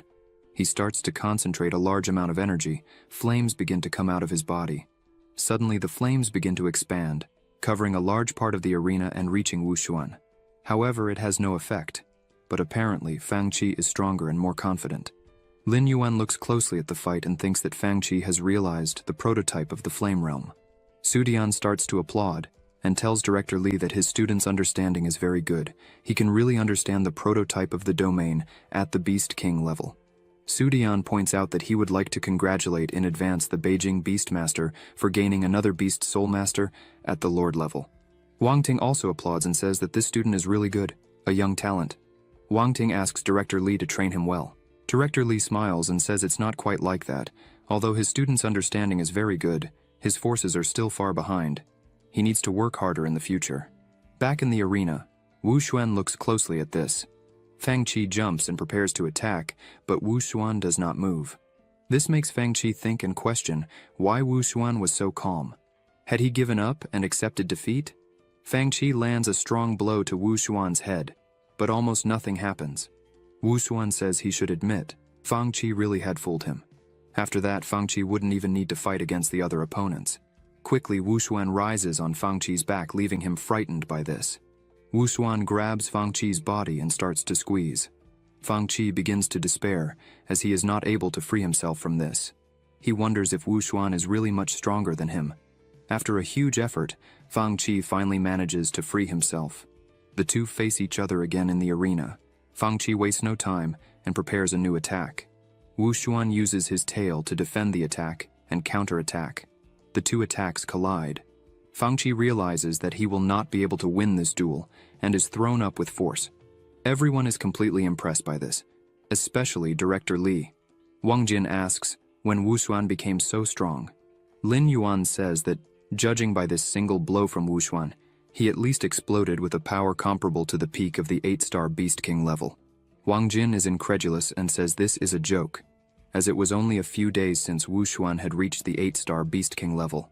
How can he be so strong? Lin Yuan just says he can't explain it. Fang Qi returns to his human form with wounds all over his body. He looks at Wu Xuan and says he had won. Wu Xuan stands up in the arena while the audience shouts that this was expected from Mortem University, incredibly strong. Another participant enters the arena, but he is also beaten by Wu Xuan, and this repeats several times. Wu Xuan defeats his opponents one after the other. After a few fights, Wu Xuan surrenders, as he was exhausted from fighting. The judge asks for the second student participant from Mortem University to get ready to participate, and the fourth student from Jinghang University should also do the same. Chu Tiani congratulates Wu Xuan and says he did a good job, and now just needs to rest, as they would take care of the rest of the opponents. Wu Xuan walks past him and says that fortunately, he did not disgrace his life. He looks at Lin Yuan and Wang Jin, who show no reaction. The two just eat and look at him. Wu Xuan gets irritated by this and thinks that trash is trash, and that's why he deserved to sit on the bench for the rest of his life. Wang Jin notices this and asks Lin Yuan, "What's wrong with Wu Xuan? He always needs to do some tricks in front of others." Lin Yuan whispers to Wang Jin that maybe it's because Wu Xuan has a crush on Wang Jin, so he needs to attract attention in some way. Wang Jin is astonished by this and tells Lin Yuan to stop talking nonsense. He asks if Lin Yuan hears himself when he says these things. The judge calls the second participant from Mordom University. Yuan Li stands up and says it's his turn. His team celebrates. Yuan Li climbs into the arena and looks around, wondering what's going on and where the people are. The judge again asks Jinghang University to send its fourth fighter immediately. Meanwhile, Yantong was playing very calmly. One of his team members calls his attention, saying it's his turn to fight. Yantong gets annoyed and starts saying that they shouldn't bother him, as he hadn't finished his game yet. He had asked them to stall as much as possible. The team member who went to call Yantong starts to get scared and backs away. Another guy goes to him and says that Director Li said that Yantong's parents would also watch this fight. Right away, Yantong gets excited and asks if that's really true. The man says yes and says that, in addition, Director Li mentioned that if Yantong could defeat Mordom University, he would give him the latest game console. Yantong stands up and says that if that's the case, it's fine. It's just a university. Yantong climbs into the arena and says he needs to finish quickly, as he wants to go back to playing. Yuan Li starts to merge with his beast soul and thinks it's not good that Yantong is his opponent.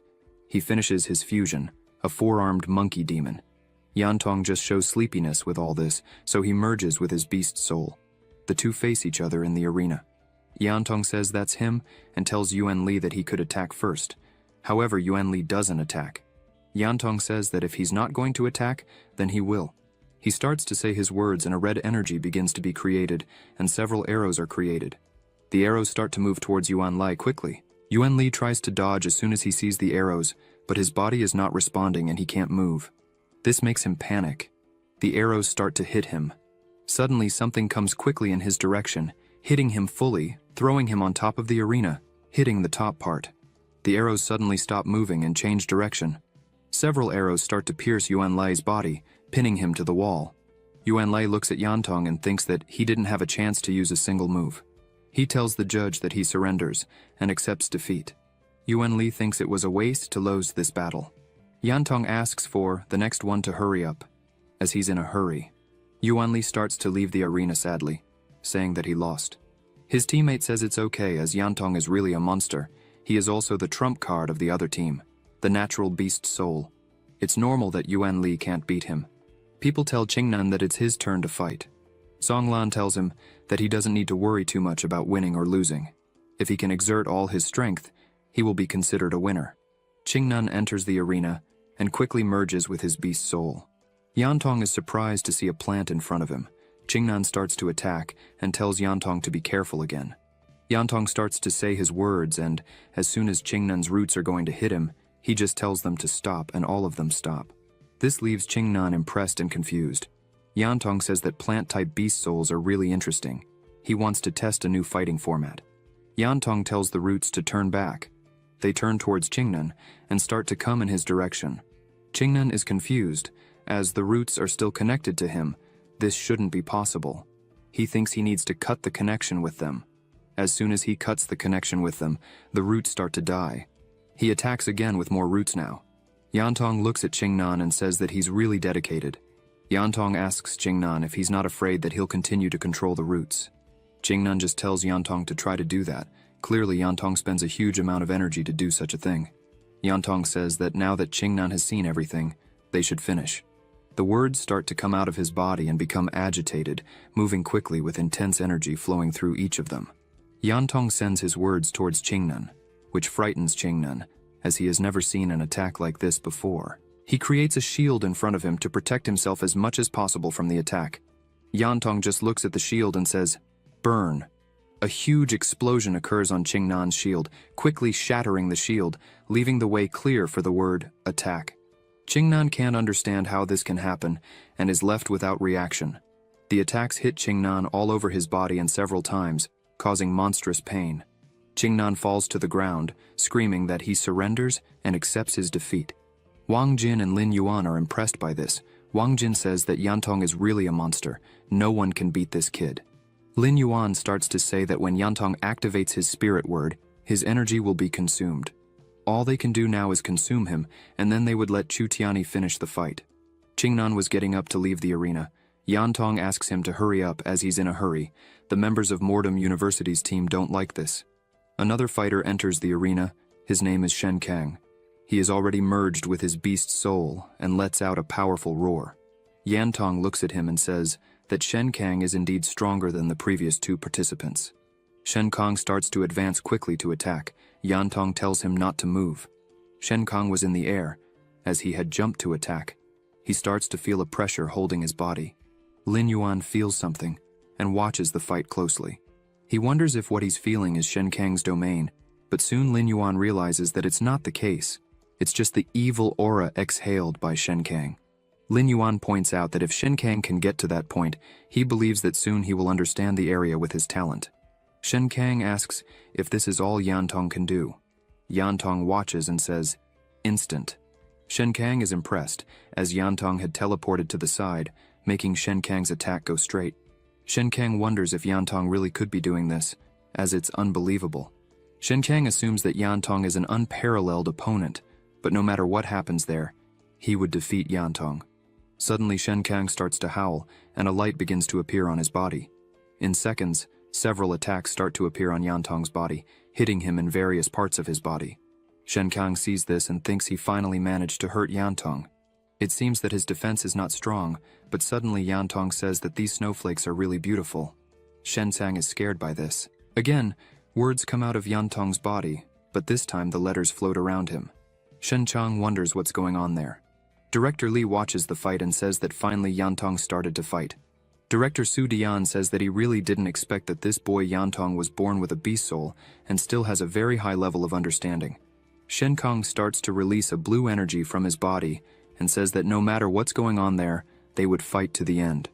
Yantong tells Shen Kang to give up, as it wouldn't help to fight within his area. Yantong would become a god. The letters start to move quickly, and all of them go toward Shen Kang, who is still standing in the same place. The letters stick to Shen Kang's body, sealing his power. Shen Kang starts to realize his power is gradually diminishing. Shen Kang is unable to fight. He looks at Yantong and thinks that he really is a hateful guy. But Shen Kang doesn't give up and tries to use his secret skill, Kang Shui Bite. Yantong looks at him and asks why he cares or tries. Yantong emphasizes that he had already said that Shen Kang is no match to win this fight.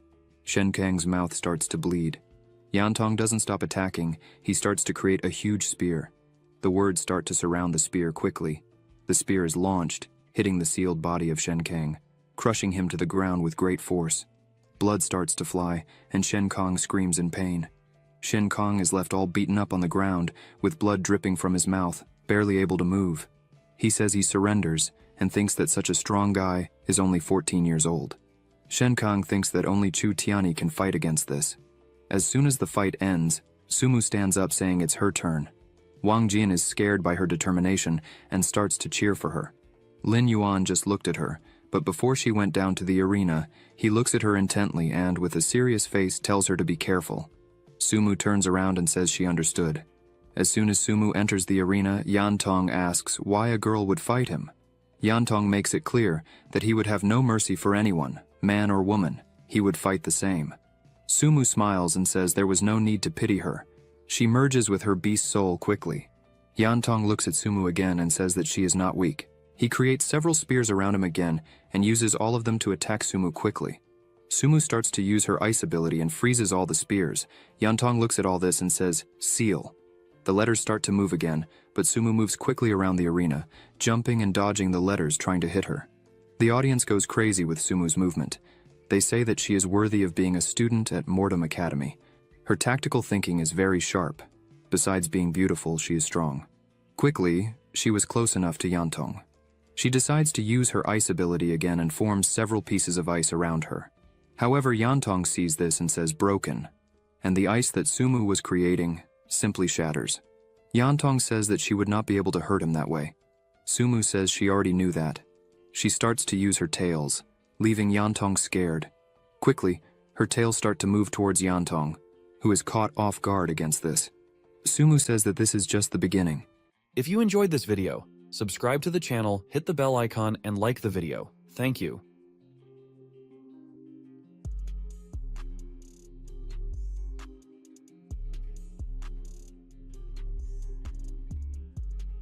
Sumu continues her movements and moves in for the attack without any fear. Yantong remains completely still, looking at Sumu's attack, which was getting closer and closer to him. When the attack was almost about to hit him, he says, "Moment."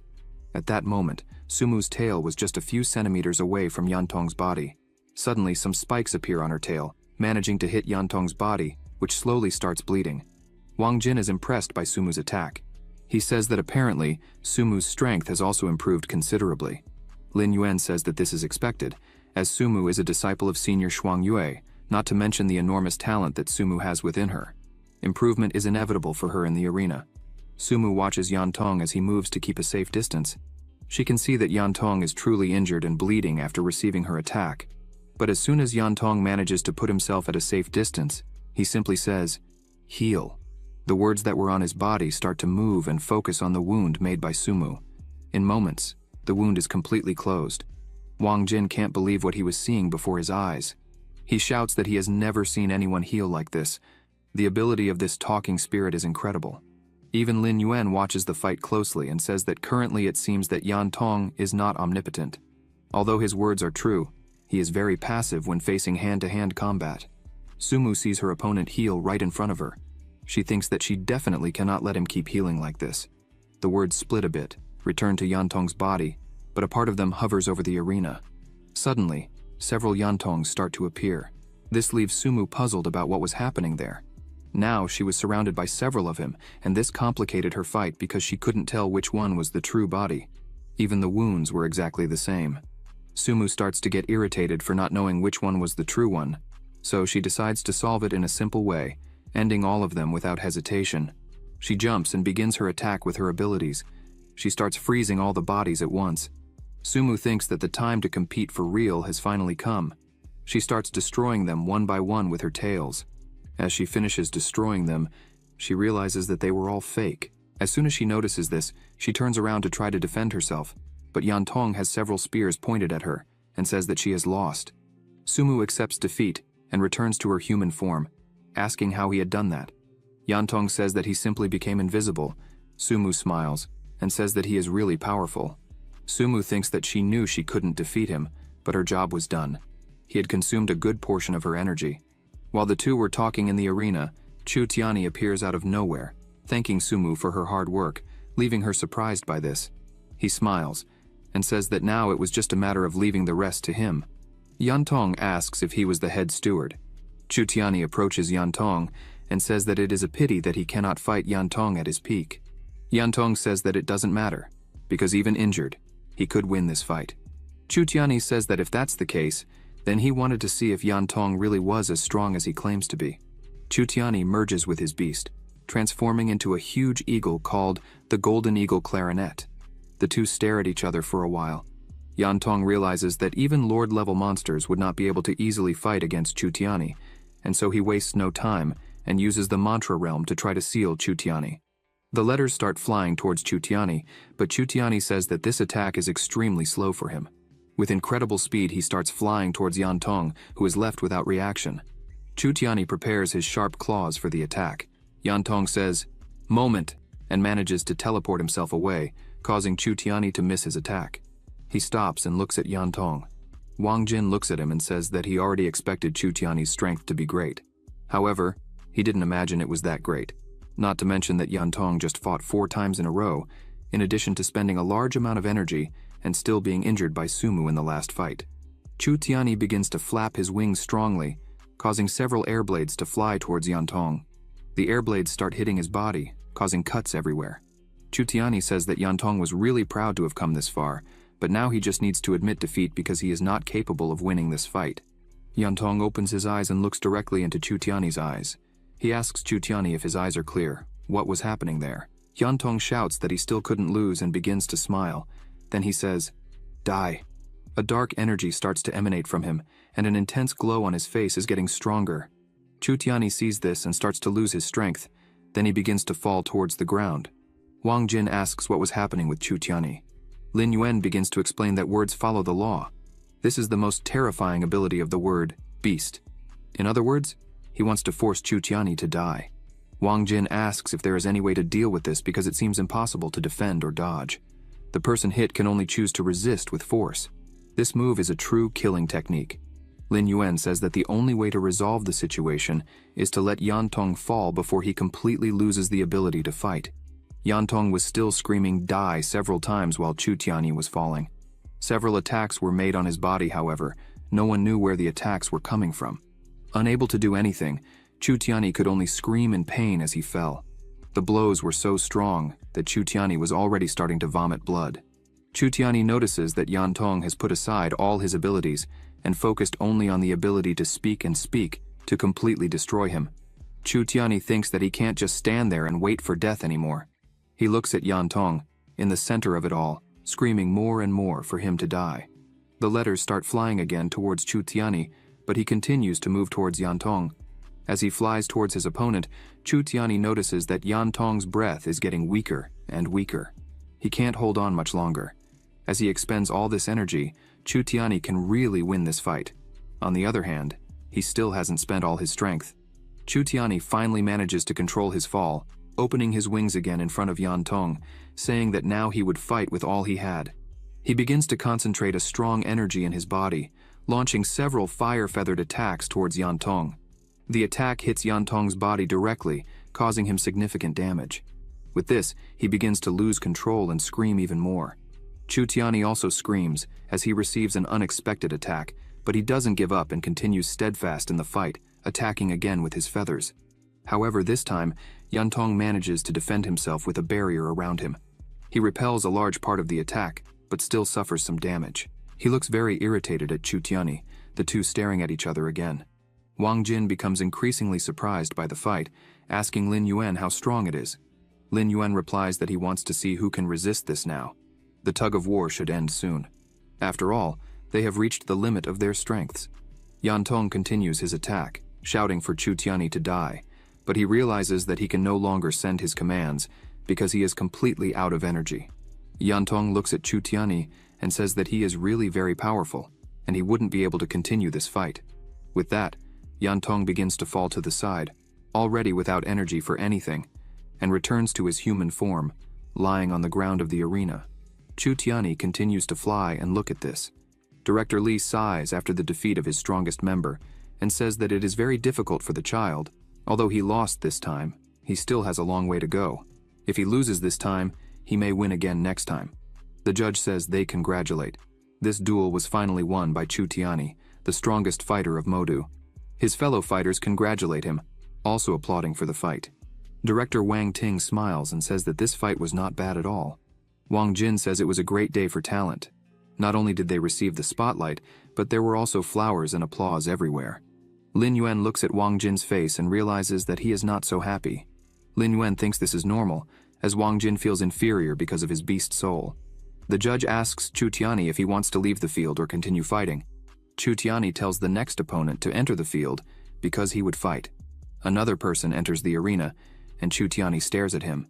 This person stops and thinks that Chu Tianyi was completely exhausted in the battle with Yan Tong, and his current conditions are not good. With this, he thinks he can defeat Chu Tianyi and become famous. 5 minutes later, the same man was completely injured and holding his chest, shouting that he gave up the fight. Lin Yuan thinks that for an eagle, no matter how wet their feathers are, they are still birds of prey. Director Su Dian says that Modu University is really amazing and interesting because even the injured fighter in this way can stand and fight. Wang Ting smiles and says that it's not just about fighting, as Yan Tong had managed 4 consecutive victories, so they needed to fight. Su Dian says that Chu Tianyi is really arrogant. Wang Ting asks Director Su Dian how a person can be a genius without seeming arrogant. Wang Ting says that back then they were exactly the same way. Time really doesn't forgive. Su Dian raises his hand and says, "Damn it, the years really don't forgive." He emphasizes that Wang Ting is sad for the spring and autumn and couldn't count on him. Lee gets a little annoyed to see the two getting along so well. He closes his face and thinks that they really don't even give him any respect. 2 more fights passed, and Chu Tianyi defeated everyone, completing 4 victories. After the 4, he returns to his human form and says he surrenders because he was exhausted. As soon as he returns to his human form, he starts to fall because he had no energy left. Quickly, Song Lan appears and holds him in his arms, not letting him fall to the ground. He gathers his last energies and says his task was completed. Now he could rest. Song Lan looks at him and says he really is a true captain, even injured and almost out of energy. He persisted for 4 fights to regain what they had lost. He congratulates his captain Chu Tiani and says he did an excellent job. Song Lan shouts for someone to come and take him to the infirmary because his injuries were serious. He would need to rest for a long time. Qing Nan says that his captain was really amazing and worked very well. If they find the great Yan Jing, it's thanks to their captain. Song Lan closes his eyes and says that the captain persisted in this situation for the sake of the beasts of the demon city. Qing Nan says he didn't mean to blame him. He was just thinking about the overall situation. Wang Jin looks at Lin Yuan and asks him if they encounter a strong team in the next round. Would he take action? Lin Yuan smiles and says yes. Wang Jin asks him if he doesn't always have the tendency to be in the spotlight. Lin Yuan says he heard that the prize for the winner of the National Rookie Contest is quite generous, and he also has an agreement with the director. The judge begins to announce that in this arena battle, Modu Mon is the winner. Wang Ting smiles and tells Director Li that he's sorry because Yue Xin had defeated his orcs Jing Hang. Director Li gets irritated by this. Wang Ting says that, to be honest, the students of Hangzhou Best are really excellent, especially that one called Yan Tong. Li responds that it's natural. Wang Ting smiles again and says that it would be great if students with such potential came to his college. Li gets irritated again and thinks that this old fox is waiting for him there. Upon meeting the great beast Yan Jing, he will cry a lot. Lin Yuan asks which were the 2 schools that would be in the next round. Wang Jin replies that the great beast of northern Hubei and the great beast of Tianfu. Sumu tells Lin Yuan to look at that person. He is Wu Mo Xuan. They both look carefully at him. Lin Yuan says that actually he is the captain. Wang Jin asks if they knew each other. Lin Yuan says he already knew him and even gave him a head treatment to fix his brain. Wang Jin is shocked by this and asks if Lin Yuan really can deal with diseases. Sumu just laughs behind. Wang Jin looks at Wu Mo Xuan's face and says that, by his look, this guy is not at all happy with the benefactor who tried to help him. He asks Lin Yuan how he treated this disease. Lin Yuan just says it was a bit of physiotherapy. The judge begins to say that after a day of competition, the 10 schools finished the duel. 5 groups of winning schools entered the winning group. Zhongjing Jiju scored the highest and was successfully promoted to the winning group. Therefore, there are currently 6 teams in the winning group and 4 teams in the losing group. Next, the draw for the second round of the match begins. The judge says he invited the director of Yanjing, Mr. Su Dian, to select the opponents for the next round of Yanjing. As soon as the director begins to enter, people ask if he really is the master of the emperor-level beast soul known as the Red Dragon Emperor. He seems to be very young. They say the director of the demon is also very young. The 2 must be about the same age. They say Director Wang Ting is the designated successor by Mr. Chu Longhuang. Director Su Dian puts his hand in the box, and all the fighters keep an eye on him. He takes the first ball out of the box. Upon opening and reading the paper, the judge says that according to the draw results, Yanjing's opponents in the second round are the Demon City Beast. It's huge. People start to celebrate, some saying they would face each other so soon, others celebrating for not going against them. Most say they can't wait for this confrontation, as these are clearly the 2 biggest and strongest universities. Wang Jin says they really hit the mark. Song Lan seems to be a little worried about this. Yuan Li says the captain definitely won't be able to fight. All the players from Yanjing are at full strength, Chen Longxiang, Xu Xiao, and the terrible Luo Jie. Song Lan takes the lead and tells everyone to calm down because they are so sad. The fight hasn't started yet, and it's not like they won't win this, as they had enough strength to fight. Wu Xuan smiles and points to Wang Jin and Lin Yuan, saying how could they win if the captain was in the hospital and he was still injured? In the end, they would have to rely on 2 trash to replace them. Wang Jin gets angry and tells him to shut up. Wu Xuan asks what's wrong because he didn't lie. He asks what he and Lin Yuan were good for, as there was no room for cowards. Song Lan gets annoyed and says that the enemy doesn't care about who they will fight, and instead of trying to do something for the team, he wants to attack his own members, so he really doesn't want to win. Wu Xuan says he was just talking about the details because he doesn't consider teammates who don't contribute anything to the team. Song Lan gets angry with this and says that one more word about this, he would report this situation to Director Wang Ting. Wang Jin starts to smile and calls them. He asks the Vice Captain Song Lan to send him to the first fight against Yanjing's beast. Everyone is completely shocked by this because of all of them. The one who least likes to fight is Wang Jin himself. Wu Xuan smiles at this, and Wang Jin says he wanted to make a little bet. With this, if he wins, Wu Xuan not only will apologize to him, but also will have to avoid him whenever he sees him from now on. Likewise, if he loses, he will accept any request he makes. Wu Xuan spreads his arms and asks why he should make this bet, as it was Wang Jin's obligation to contribute to the school. Wang Jin asks if he is afraid, and that's why he doesn't want to accept the bet. Wu Xuan stands up and says he doesn't have time for nonsense.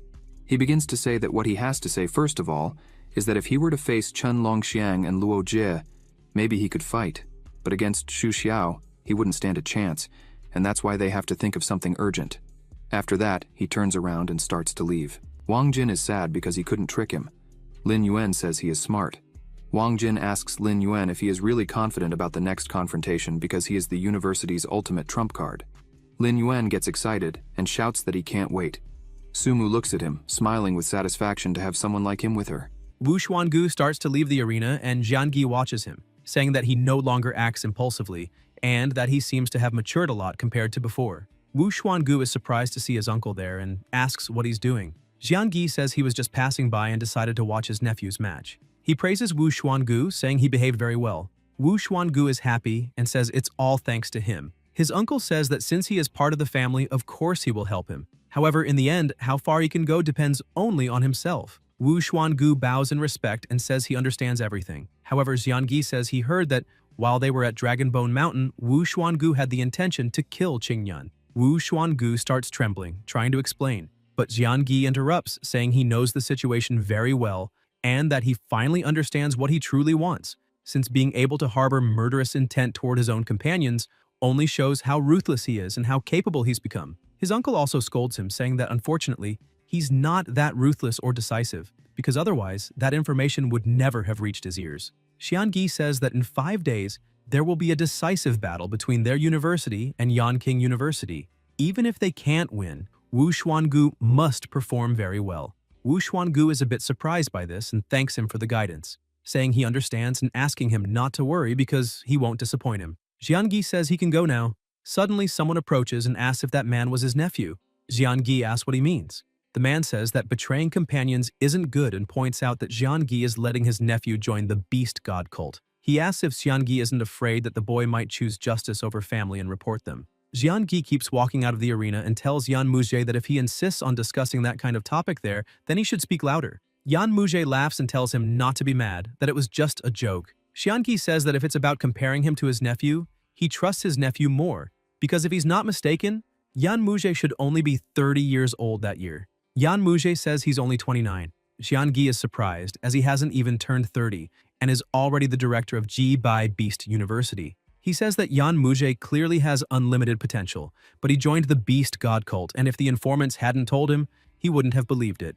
Yan Muzhe asks who he is to say that since Jiangi also joined, so why couldn't he? He yells that Jiangi should call him senior since he joined the cult first, but Jiangi keeps walking, saying it's all tiresome. Yan Muzhe is a bit disappointed and says Jiangi is very cold, and that must be why Wang Ting has been suppressing him for so many years. Director Li goes to Wang Ting and says that if he asks, it'll seem like they've already lost to his university, Jingheng. Wang Ting slaps his hand and says that since they're there, they should relax because there's nothing to worry about.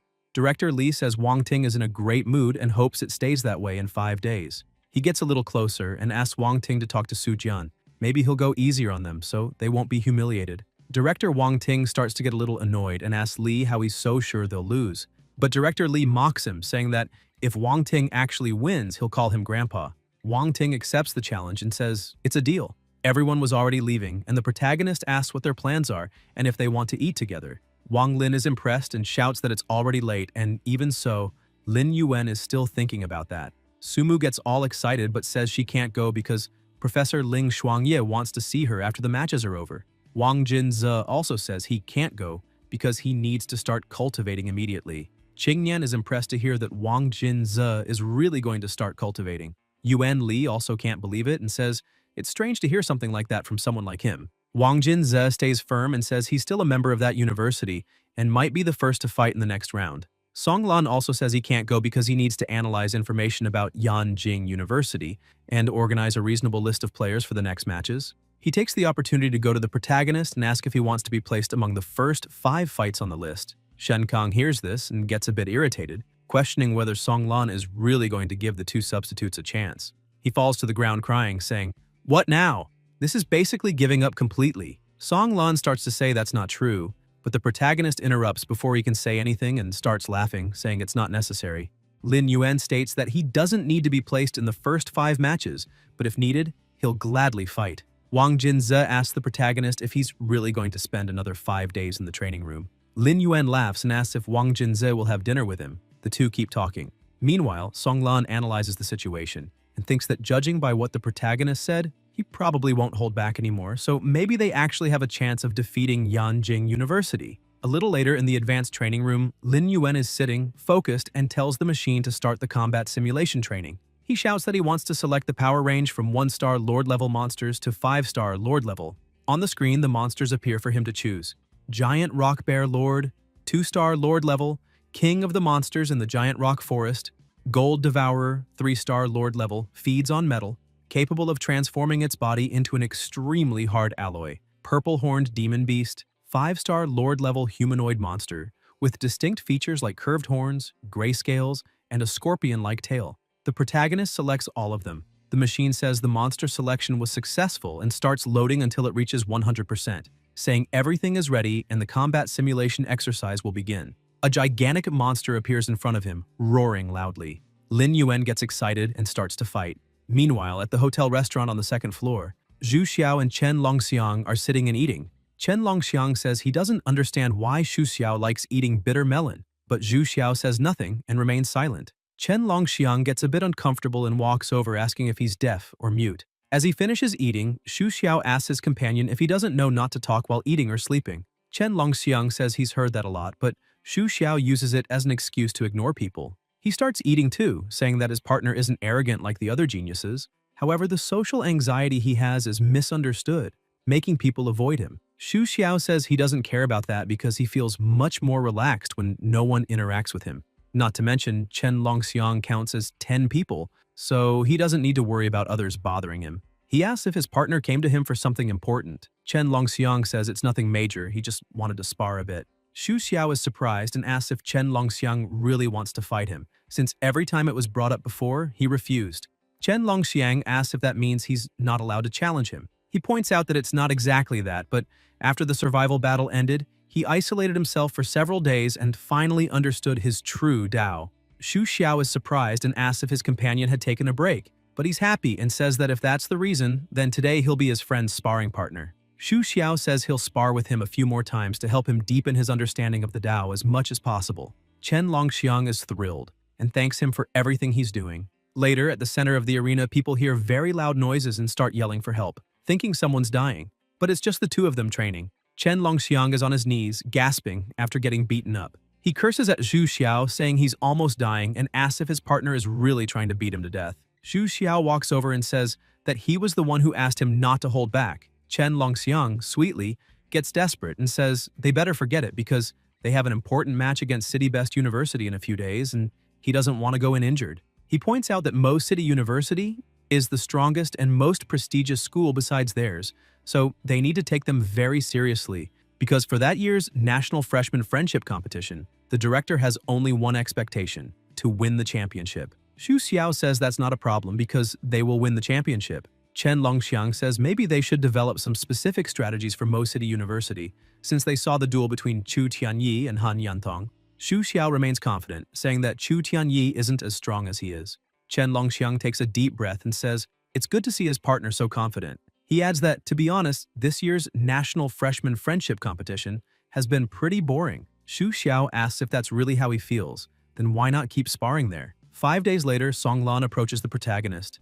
Lin Yuan asks what he's doing there. Shen Kang says he was planning to check on Chu Tianyi's injury recovery. The protagonist asks if the matches aren't about to start. Song Lan points out that he just received a notice saying the battles start this morning, and their group will fight in the afternoon. Lin Yuan also gets concerned and says that in that case, he'll go visit Chu Tianyi too. As soon as they arrive at the university infirmary room, everyone is there. The director asks Song Lan if he's already finished organizing the order of the fighter list. He says yes. He points out that their first fighter is Wang Jinze, the second is Qingyan, the third is Wang Lin, and the fifth is Sumu. Wang Jinze says that as for Chu Tianyi, it depends solely on the recovery of his injuries, and he'll handle that later. He notes that if the other side doesn't put Xu Xiao and Chen Longxiang in the first 5 matches, then they'll have a great chance. Chu Tianyi, even in a lot of pain, tries to get up, saying he can still fight this afternoon. But the director gets angry and yells that he should just focus on recovering properly. Chu Tianyi starts blaming himself, saying that the reason things turned out this way is entirely his fault for being stubborn and trying to prove he's not inferior to Han Yantong. Director Wang Ting asks what the point is, whether it's winning or losing, since this is just a friendly competition. He turns to everyone and shouts, saying this isn't a battlefield, so they don't need to carry such a heavy burden of responsibility and honor. In his eyes, they've all performed wonderfully. He asks them to remember that this is just a competition, not the end of their lives. The director looks at the protagonist and starts laughing, saying that despite all that, the competition hasn't even started yet. And how dare they say with such certainty that their university is going to lose? Lin Yuan starts laughing and thinks the director is clearly shifting all the responsibility onto him. Even though he says winning or losing doesn't matter, he's still placing all his hopes in his strength. Xiangi keeps looking at the protagonist, having also noticed something. Director Wang Ting yells again, saying they shouldn't stay there anymore, as they need to go watch the competition and let Chu Tianyi rest properly. Lin Yuan asks what the matches are for today. Wang Jinzi says it's Tianfu Beast University versus Beijiang Beast University. But in terms of strength, Beijiang completely dominates Tianfu. After that, it's Haiyu Beast University versus Yuelan Beast University. Songlan says he heard that Yuelan Beast University is currently ranked last. Wang Jinzi agrees, saying they definitely have to watch Yuelan Beast University's match. Lin Yuan asks what's so interesting about last. Wang Jinzi says it's because Yuelan Beast University is one of the all-girls schools. Suddenly, someone starts banging loudly on a door, yelling for Yu Xiaoyin to open up. She gets up, still sleepy, and tells her mom that she just woke up asking what's going on. Her mom yells that today is the big battle between Yuelan Beast University and Haiyu Beast University, and asks why she's not fighting yet. Yu Xiaoyin asks if she hasn't already done her part and withdrawn. The young woman starts yelling at Yu Xiaoyin, asking if she has any sense of responsibility and whether she's really going to stand by and watch their university be eliminated, even as a member of the school. Yu Xiaoyin says that if that's the problem, then she'll just close her eyes so she doesn't see it. The woman gets extremely irritated and keeps yelling at her. Yu Xiaoyin starts closing the door and tells her mom that if there's nothing else, she's going back to sleep. Seeing she had no other option, the mother says that if Yu Xiaoyin helps the university get out of the loser's bracket, she'll let her skip all classes for all 4 years of college, emphasizing that she won't have to take any exams and can sleep as much as she wants, and she won't say anything anymore. Upon hearing that offer, Yu Xiaoyin excitedly opens the door, asking if it's true. Her mom asks when she's ever lied to her. However, Yu Xiaoyin asks her to pinky promise. Then she'll believe it. Her mom makes the pinky promise, and the daughter starts laughing, saying, "Pinky promise hangs up high, no lies for 100 years. Already inside the arena, the announcer declares that the next fighter should enter. He welcomes the representative team from Haiyu Beast University and the representative team from Yuelan Beast University. Lin Yuan can't understand why the audience is so excited. Wang Jinzi simply tells him to watch, and suddenly, those wonderful girls begin entering the arena, greeting everyone with their charm and grace. Sumu and the protagonist notice that someone next to them is acting a bit strange. Suddenly, all of them start crying and shouting, saying they're all amazing. Wang Lin takes a deep breath and says that if you know it's a competition, it's fine. But if you don't, it looks like a celebrity is putting on a show for them. Wang Jinzi opens a bag of chips and comments that it's a bit strange. There are only 11 students from Yuelan University present, and it looks like one is missing. The protagonist asks who the missing person is. Wang Jinzi says it seems to be the daughter of Yu Yuelan, the Emperor rank Beast Soul Master, and director of Yuelan Beast University, the monster genius known as Yu Xiaoyin. He wonders how she hasn't shown up to such an important competition,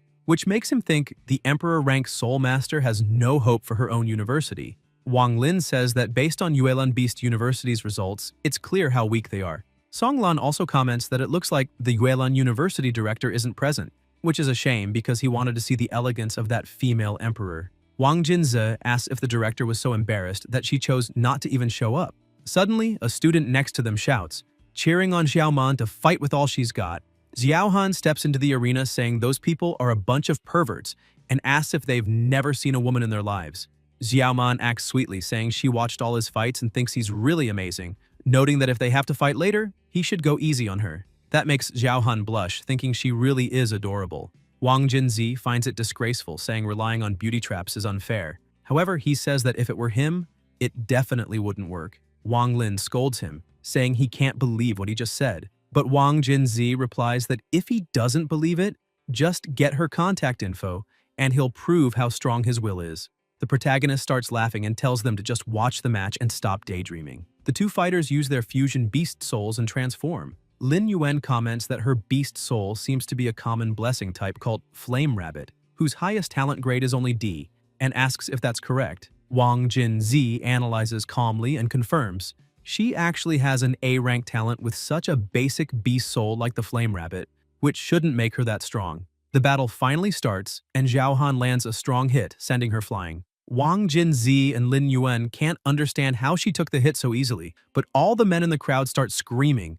cursing Zhao Han for what he did to Xiao Man. However, Zhao Han is confused, thinking he didn't even use any real strength. Another student from Yuelan University enters the arena and says Zhao Han hurt Xiao Man and that he'll pay for it. 3 minutes later, that girl is also being carried off the arena on a stretcher. The men in the audience kept insulting him, saying he's not human for doing that to such lovely maidens. Zhao Han still doesn't understand anything. He already knew the students from Yuelan University were a bit weaker, but he didn't expect them to be this weak, making him wonder if he could beat them all on his own. The protagonist comments that this is all really boring and a complete waste of time to come watch. Wang Jinzi agrees, since Zhao Han won 5 matches in a row without any effort, which almost confused him, as he gets furious whether he wins or loses because he's so miserable. Shortly after, Zhao Han raises his hand and tells the judge he's exhausted, and therefore admits defeat. However, he thinks to himself that he's just not going to fight anymore because that girl is barely there, and he's a little scared. The judge says it's fine and asks him to call the next students from Haiyu University to step forward.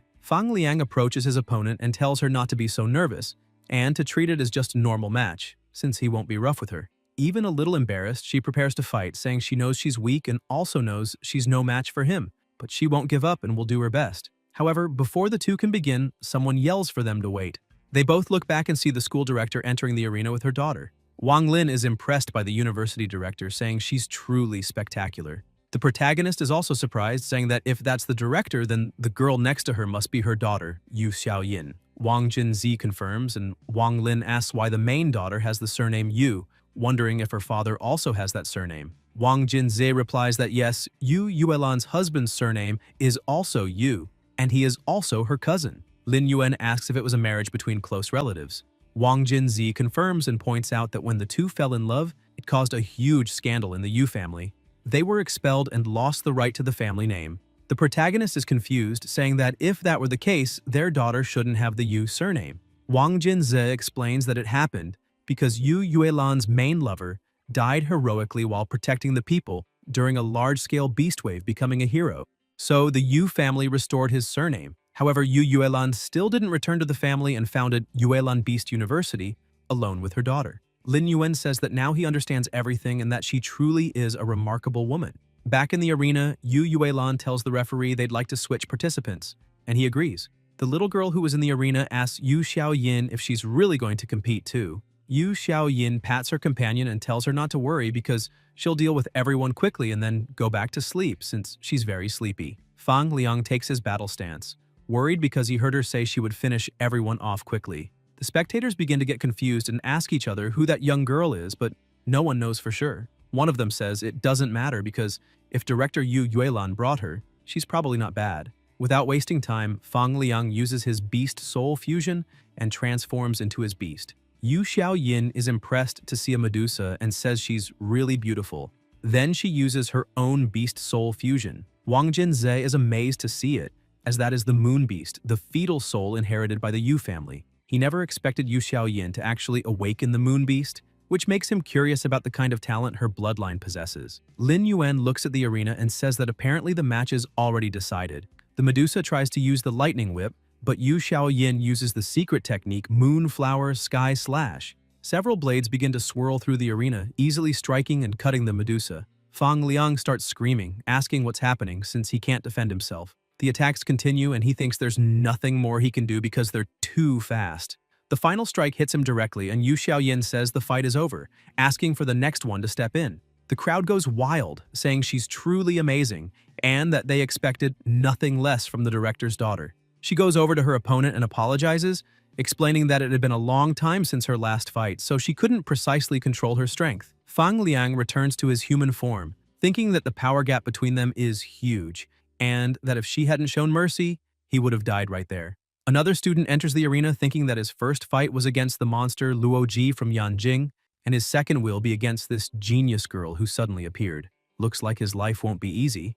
Within minutes of battle, she wins again. All the participants start to get worried. Zhao Han begins to regret giving up so quickly, thinking that if he had stayed, he might have at least worn down some of her strength. However, one of his teammates says it's not his fault. No one expected Yuelon University to have such a powerful prodigy. The team leader stands up, startling his teammates, who ask if he's really going up like that, questioning whether he should send in other members first to drain more of the girl's energy. But the leader says there's no need, because the difference in power is too great. He steps into the arena and stands face to face with Yu Xiaoyin. The announcer declares that Haiyu Beast Academy has sent their captain, Xia Yu. This will be the showdown between the strongest freshmen of two prestigious universities, and he asks who will emerge victorious in this incredible battle. Yu Xiaoyin looks at him and asks if he's really the captain of the other team. Xia Yu says yes. She replies that if that's the case, then he must be the strongest among all the others.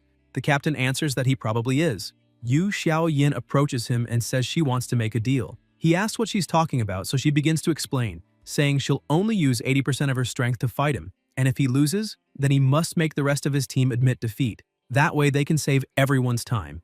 Yu thinks that this girl is extremely confident. He begins to release his power and apologizes, saying that even though he's the captain, he still can't make decisions for the other team members, and he would also like her to give her all and have a fair fight with him. He fuses with his beast, and she thinks he's quite bold. Wang Jinze starts to get excited, saying they'll finally witness a battle that isn't just a one-sided defeat, and asks the protagonist who he thinks will win between the two. Lin Yuan replies by asking how he's supposed to know something like that, but based on the characteristics of their beast souls, Xia Yu is clearly at a disadvantage. Yu Xiaoyin begins her attack once again, but this time her opponent doesn't stand still and starts gathering strength to counterattack. He also launches his strike, causing both attacks to collide midair, leaving the entire audience stunned, as they couldn't even see what was happening. They begin to wonder if Xia Yu is killed in a single blow. However, Yu Xiaoyin observes everything and starts to wonder where her opponent went as he vanished. She asks herself if he could have turned invisible or something like that and thinks it's very interesting, wondering how he pulled it off. Suddenly, she hears a noise behind her and Xia Yu appears out of nowhere on the ground, attacking, but she manages to dodge. Xia Yu continues attacking nonstop and charges at her with everything he's got. Yu Xiaoyin creates a barrier around herself, blocking the attack and counterattacking at the same time, causing Xia Yu to be hurt by his own strike. He's thrown far away and falls into the water again. That escape was so impressive that even Wang Lin is amazed, wondering if that's even allowed, because with such a secret technique, Xia Yu is about to take full control of the battle. Wang Jinze says that might be true, but maintaining that secret technique probably consumes a massive amount of energy. The protagonist asks what he means by that, and Wang Jinze explains that outside of combat, a Lord-level Beast Soul Master can only maintain that technique for 10 minutes, but in battle, barely for 5. And Xia Yu isn't even Lord-level yet. Wang Lin says that means Yu Xiaoyin just needs to buy time to wear down her opponent. Wang Jinze replies that in theory, yes, but only if she knows the weaknesses of the technique. Xia Yu keeps using his secret technique, circling the arena and leaving Yu Xiaoyin in the center. He thinks he doesn't have much time left and needs to finish this as quickly as possible. Yu Xiaoyin also starts getting annoyed, saying this is such a pain, because if she hadn't made that pinky promise, she'd be curled up in her bed right now. And that's why she wants to end this quickly so she can go back to sleep. Yu starts to get nervous and wonders what that girl is talking about. Yu Xiaoyin gets even more irritated, takes a deep breath, and says it's time to take this little game a bit more seriously now. If you enjoyed this video, subscribe to the channel, hit the bell icon, and like the video. Thank you.